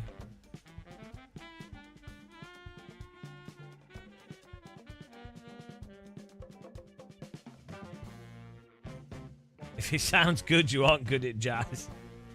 But you know, like those art exhibit. Oh, those bloody art exhibits where they'll have someone banging a table and being an idiot, and then you'll have a room full of pretentious yuppies that are like, oh yeah, wow, oh, you know, oh my god. It's like, I mean, you could. So the thing is, nothing wrong with someone doing whatever art they want to do, or like stupid shit, or bang their head against the table. That's fine. But like, encouraging it, yeah, like Yoko Ono, it's like, right, I actually think it's fine for someone to just do bits of screaming if they want to, or like do whatever. I don't actually care. I think that's fine. Like Dada art or like whatever mental stuff is totally fine. But like, don't pretend. Don't like. Tell you know, it is a bit shit. That's fine, but don't pretend it's like some sort of genius when it's like everything, just a bit stupid. Everything's a bit stupid. Even supposed genius is a bit stupid. It's all a bit stupid. It's more intellectually honest to just be like, yeah, this is all a bit stupid. So yeah, Yoko Ono. We should do a music special. Here we go. We're going to need another category here. We've got to do a music special. The worst music. Here we go. Paste duplicate. We're getting full here. Right, music.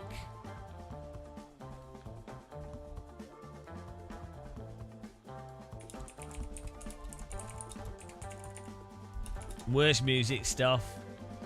So put like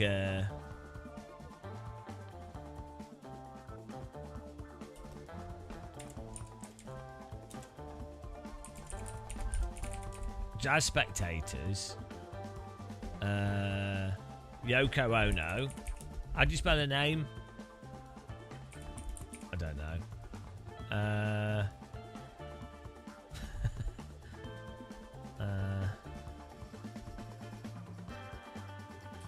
Yoko, oh no! Oh no. She's still going, you know. She's still doing annoying shit. Oh no! It should be oh no. Oh no. Vinyl fans. Oh no, the bloody DJ. Like, oh god. People stood around a DJ. Anybody stood around a DJ, they should be shot on the spot. Right. There we go. This is beautiful. Great. We'll think of more. We'll just we'll leave this one up whilst we think of more things.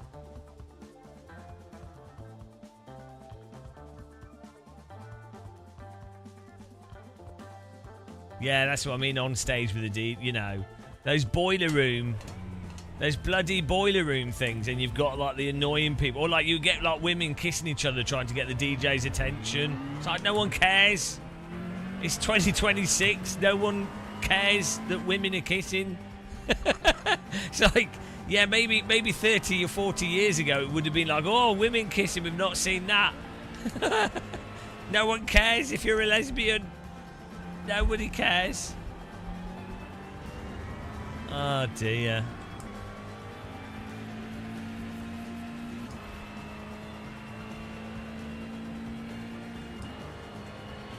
Bloody, yeah. The people having to dance in the background, showing that they really get the music. Oh, but it ruins music. I really like dance music and this stuff, and I don't mind bullshit arty music, but why do you have all these people that have to be so pretentious around it all?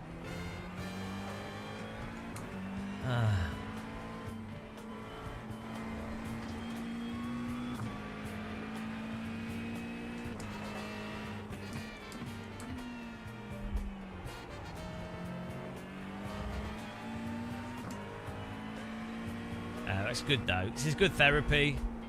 These lists are getting... I'm like Stalin or something. Just building lists. We can use these in our dictatorship. I mean, it's still like a really liberal dictatorship. Like, you've got DD wheels, sim rigs. People are allowed to do what they want. They're just not allowed to be annoying. They're just not allowed to be pretentious with jazz music. They can break dance. You're just not allowed to be over the top whilst people break dance. Do I like... not really. I mean, I don't know. It's iRacing. They haven't really updated the time model, to be honest. Like, it still has all the iRacing issues. So, I mean, it's all right. Like, it's just iRacing. It's literally just iRacing. Nothing's changed. The cars still don't drive like cars, but yeah, I mean, you can. We've been having fun on these tracks.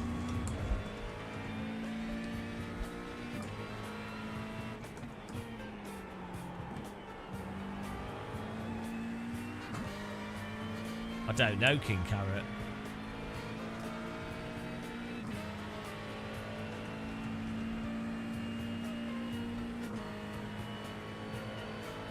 Yeah, people with mobile phones at concerts. Did someone say that? Bloody hell. People go to like a concert and then stand there and film it from their phone when the concert's being filmed on a DVD or broadcast or put on YouTube, so they could just watch it back on YouTube anyway.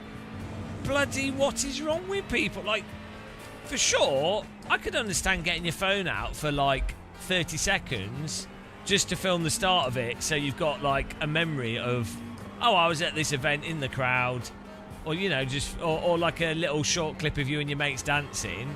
That's really cool. That, you know, that makes perfect sense. It's like a photograph at a concert. That's a nice memento to remind you of what was there. But the people that just stand there filming the whole thing, like, it's like, what is wrong with them?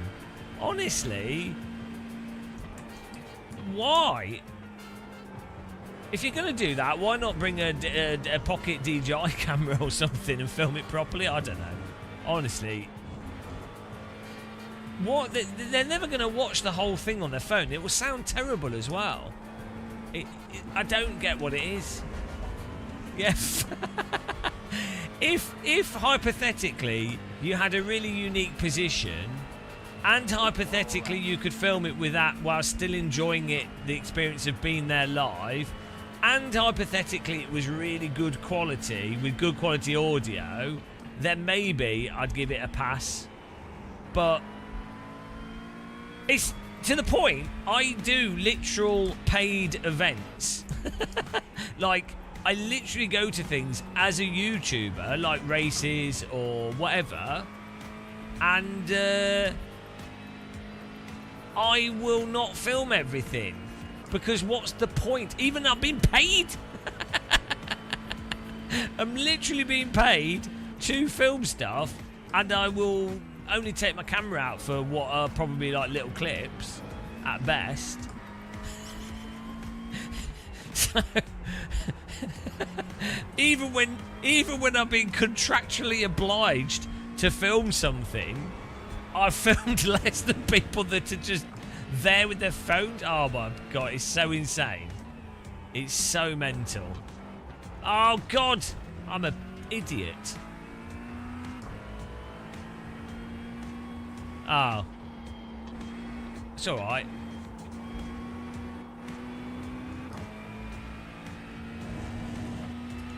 What, the bacon, the people filming? Yeah, because the other thing is, it ruins it for you if you're in the audience, because all you can see is glowing phones in your face. They need to do what they do in German nightclubs, where you have to either put a sticker over your camera, or like hand your phone in, or basically they just have a rule that you're not allowed to take your phone out.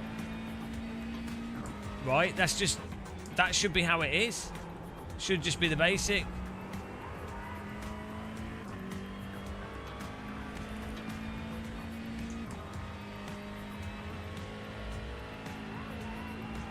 Yeah, I think that's totally reasonable. Unless someone's got like I think it's fine to say you're allowed. You know, I think it's a bit drastic to make people have to hand the phones in. Like I think someone should be allowed to have a phone on them, and they should be allowed to check their phone, like out the way. But you shouldn't be allowed to film or hold your camera up or wear camera glasses or anything like that. Oh yeah, people blocking the view. Oh dear, yeah, people are terrible. One lap to green. Line up on the right side. Closed. Pit road is closed. The estimated SOS is 2,254. Yeah, totally blocking it for everyone. Or people holding big flags. I think if you have like a kid, a child on someone's shoulders is totally fine, because the child won't be able to see it all. They should have like automated turrets on the stage, and if anyone over 16 is on top of someone's shoulders, it shoots them. Not with a bullet, but like with a brick or something. That'll learn them. It can start with a small brick and gradually get larger till it's a boulder from Norway. It starts as a little pebble, just keeps getting bigger. Until a helicopter flies over and drops part of Stonehenge on them. But you know, you build up gradually. There are plenty of warning. One lap to green.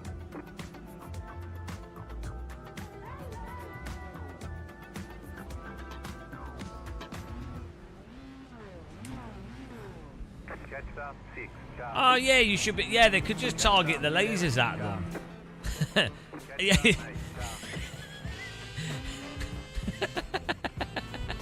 Hello, Rich. Oh, no, we're just chilling out. I couldn't sleep because it's too hot, so I thought we'd just live stream. Rather than sit there like a pleb, I might as well make some money. Pay for my aircon bill.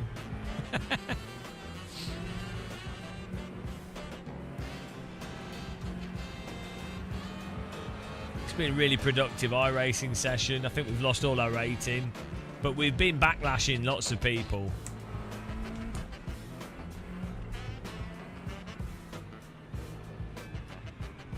I think at this rate, I'm gonna have to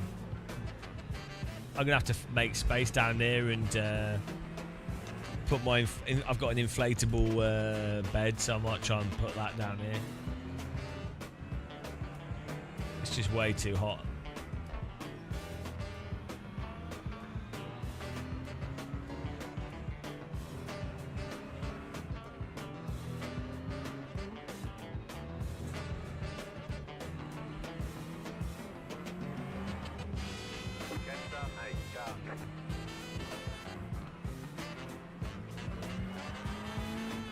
I think we need a full outlap, don't we? That's vital here.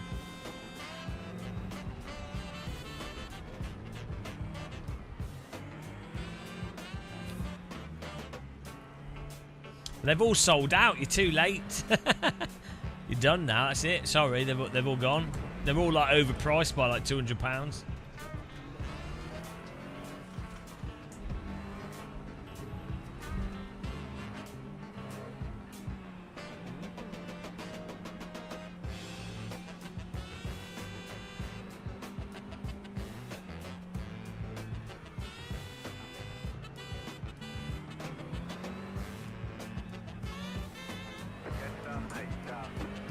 Morning, Nick Foxy. How's it going?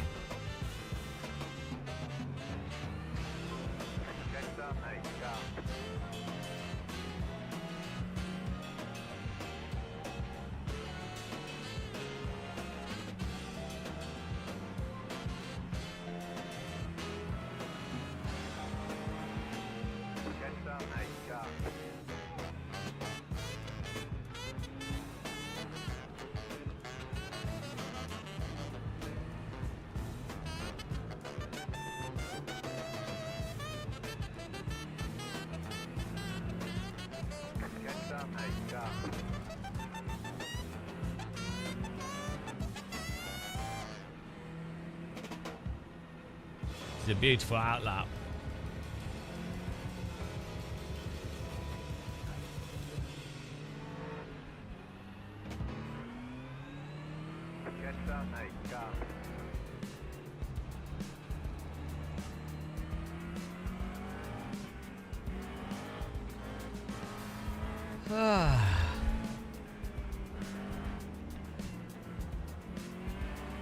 Here we go.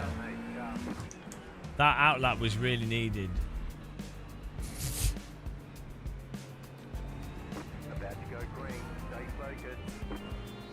Why don't they have a half outlap on Road America? They do for other tracks.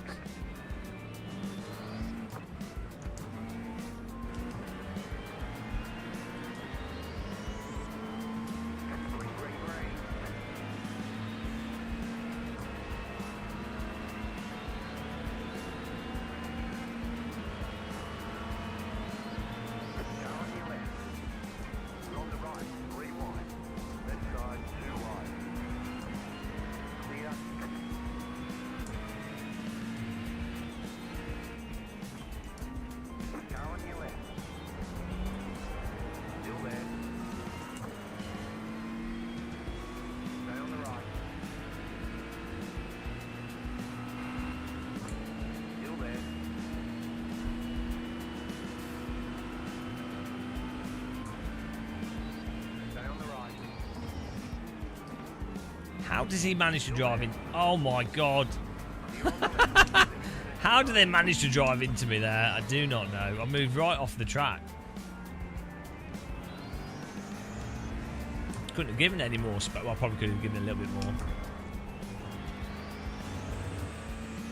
Oh, that guy, that BMW looks like a right pump fest.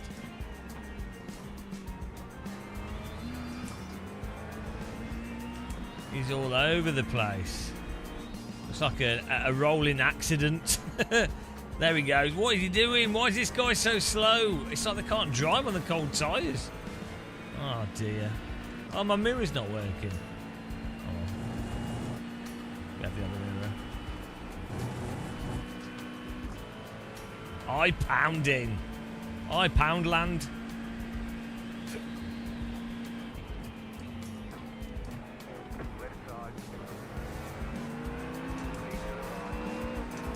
Oh, I'm stuck behind this.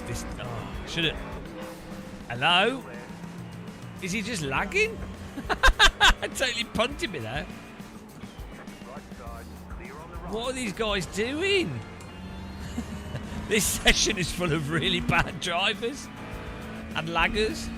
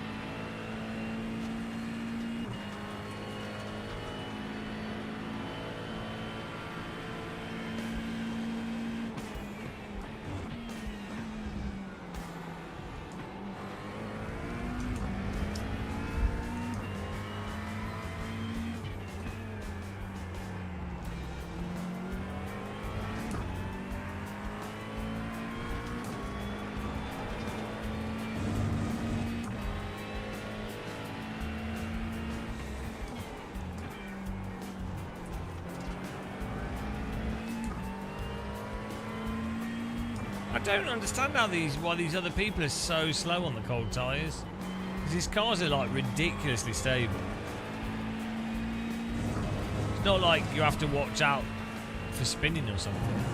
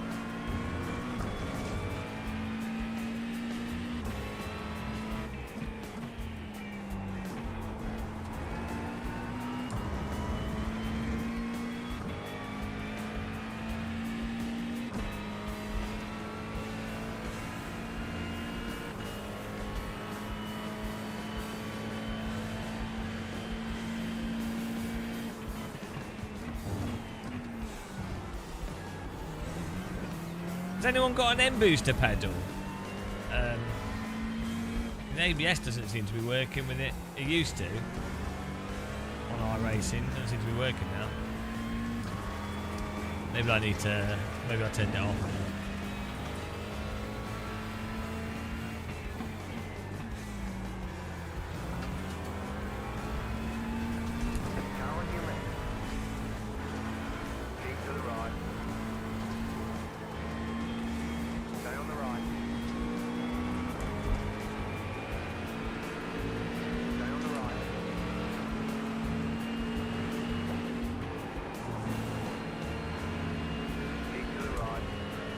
I have to get 4x for driving completely perfectly. Bloody hell. Stay on the right. Clear. Do like a really good, really nice move. 4x. How dare you overtake, taking advantage of the other guy's big mistake. 4x. Why so stupid? Other car drives into you after they've driven off the road. 4x. Which wouldn't matter, but you end up getting a DQ very easily in this. Clear on the left. You're in the top 10.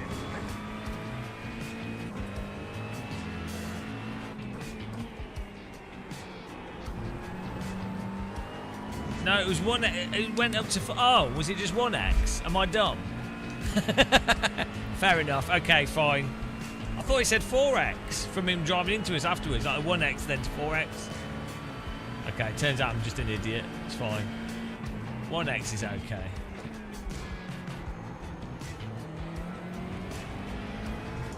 Rewind it and check. I have to apologise for the slander towards iRacing in that case. I'm just paranoid. It's the chemtrails. So apparently in Germany, chemtrails are like a big popular conspiracy thing. My microphone was quiet, guys. All streaming, no one said. So yeah, apparently chemtrails are like a big thing in Germany. For like a long time. Which is really weird because it's not a big thing in the UK.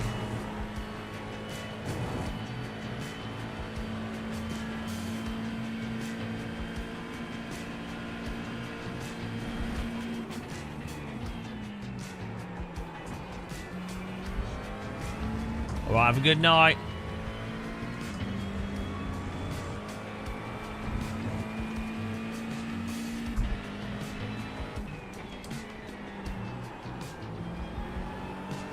Oh, carnage up front.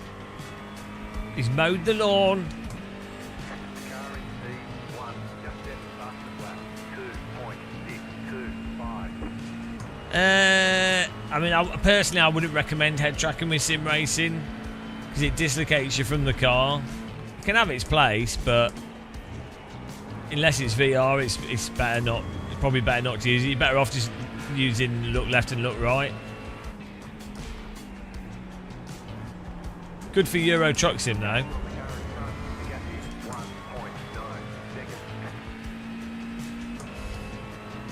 Good for flight sims as well.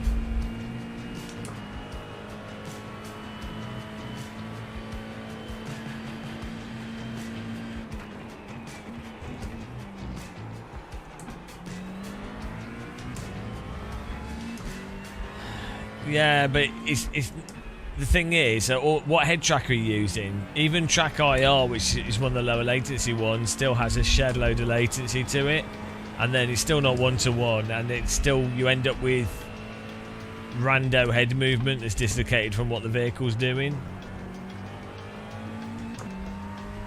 So you might as well just, you don't need to be able to see slightly left and slightly right.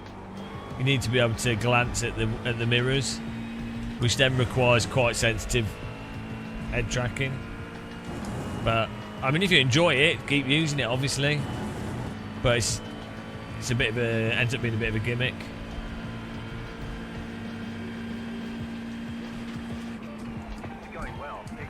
Yeah, no, I've done that myself. It just ultimately ends up being a bit of a. I mean, I'd use it for. You know, if you were doing cruising in AC, but like, I mean for like serious sim racing, competitive sim racing and what have you, then.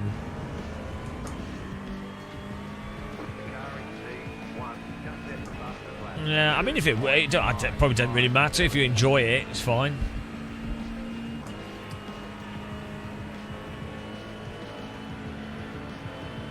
I can see how some people might like it. Like having a static camera can make it feel as if you're disconnected from the car.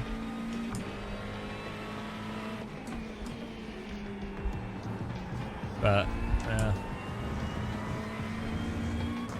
start field review and stuff. Just do whatever you feel like, innit? Don't think any of it matters ultimately. As long as you drink tea with milk.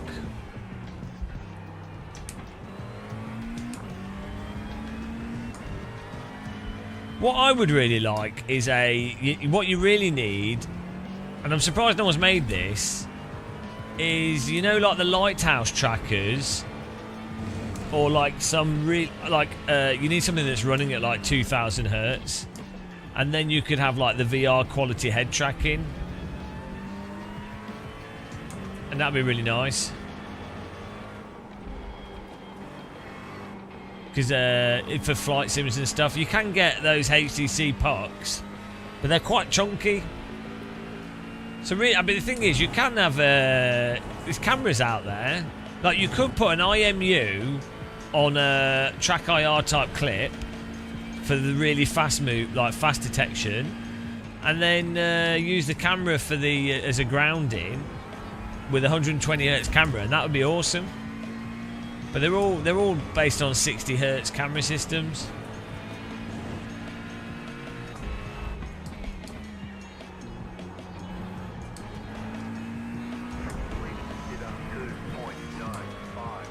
Yeah, I know what you mean.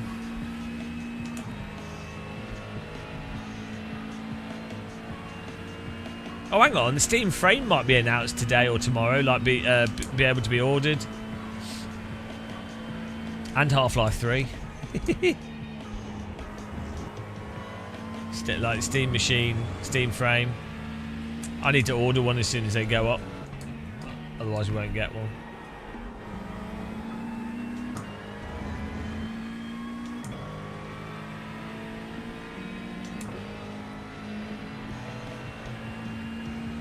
I think it'll be about 1,200. At cheapest, 999. It could even be like 1,399. I think it'll be like 1,200.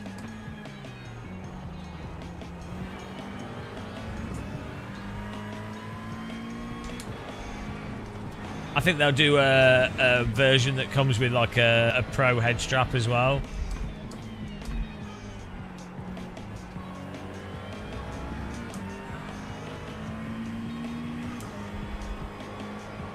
Well, the reason it'd be worth it would be for the foveated video straight from the PC, eye tracking built into it, which will allow it to run a lot better, games to run better, and then probably well, the integration with Steam being better, and it not being Facebook.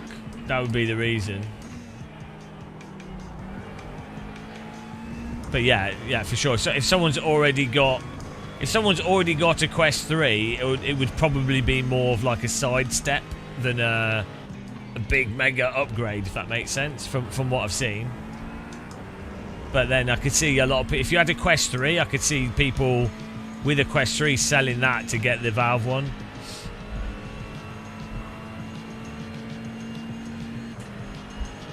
Just having all your Steam.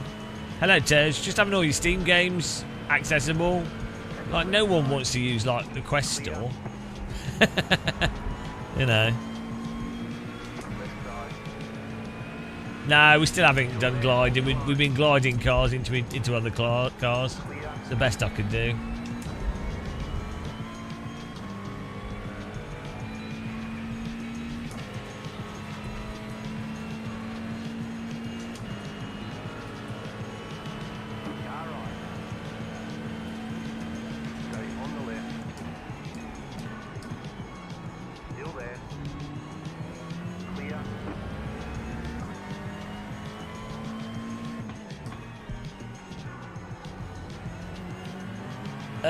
Well, the problem that VR's had is more... It's because the problem with VR is just the games are shit. The Quest 3 hardware and just faster PC graphics cards are great. But the problem is that most of the really good VR games are like super niche indie titles, which is fine. They're actually really good. Like VTOL's bloody amazing. Compound, really, really good. It's not really simple, but really fun to play. Driving sims and stuff, fantastic. But the difficulty is you need... well, first of all, most of the games are a bit shit. Like the high-budget games, they don't really seem to understand. So what we really needed... is, you know, games like the games that are 2D games need VR mode, and you play them with a gamepad, but in VR you can look around in VR. So you're just using VR like a head tracker, because there's this big like reluctancy to do that, because it's like, well, it's not using the features of VR. But the fact is, most people, they don't want to come home and wave their arms around like a tit. You know? I never understood it with VR. This thing of like, oh, VR, we want to stand up and pick things up. It's like, who wants to do that? Sure, have the hand controllers so you can shoot and aim guns, but no one wants to like bend over and constantly. That's not a fun game mechanic. The reason why Doom and Quake and shooters and stuff are fun is because you sit there with your gamepad and you're flying spaceships and shooting monsters and running around very quickly.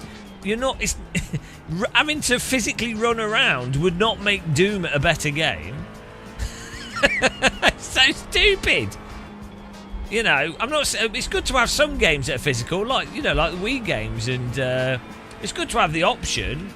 But it's really weird to make almost all VR games standing games. Like, what you want? That's obviously stupid.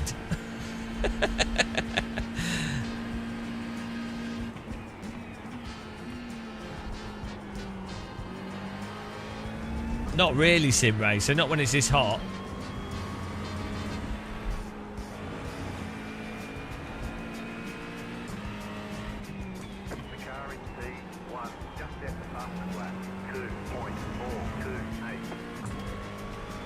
So yeah, there's loads of, and then they've got those VR RTS games where you have to point and pick up all the pieces and do all this stupid hand shit. It's so dumb. It's so obviously stupid. I don't know what they're thinking. Oh, he's gone. He's gone. Like, using a VR headset with a mouse and keyboard is actually awesome. Ah, they always are, Sim Racer. It's just the heat. I can never sleep when it's really hot.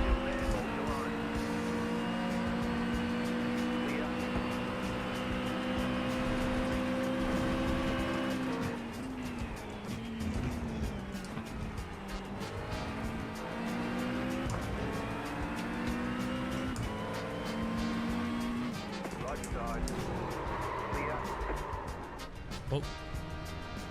Sorry about that. It's a bit ambitious. 0x!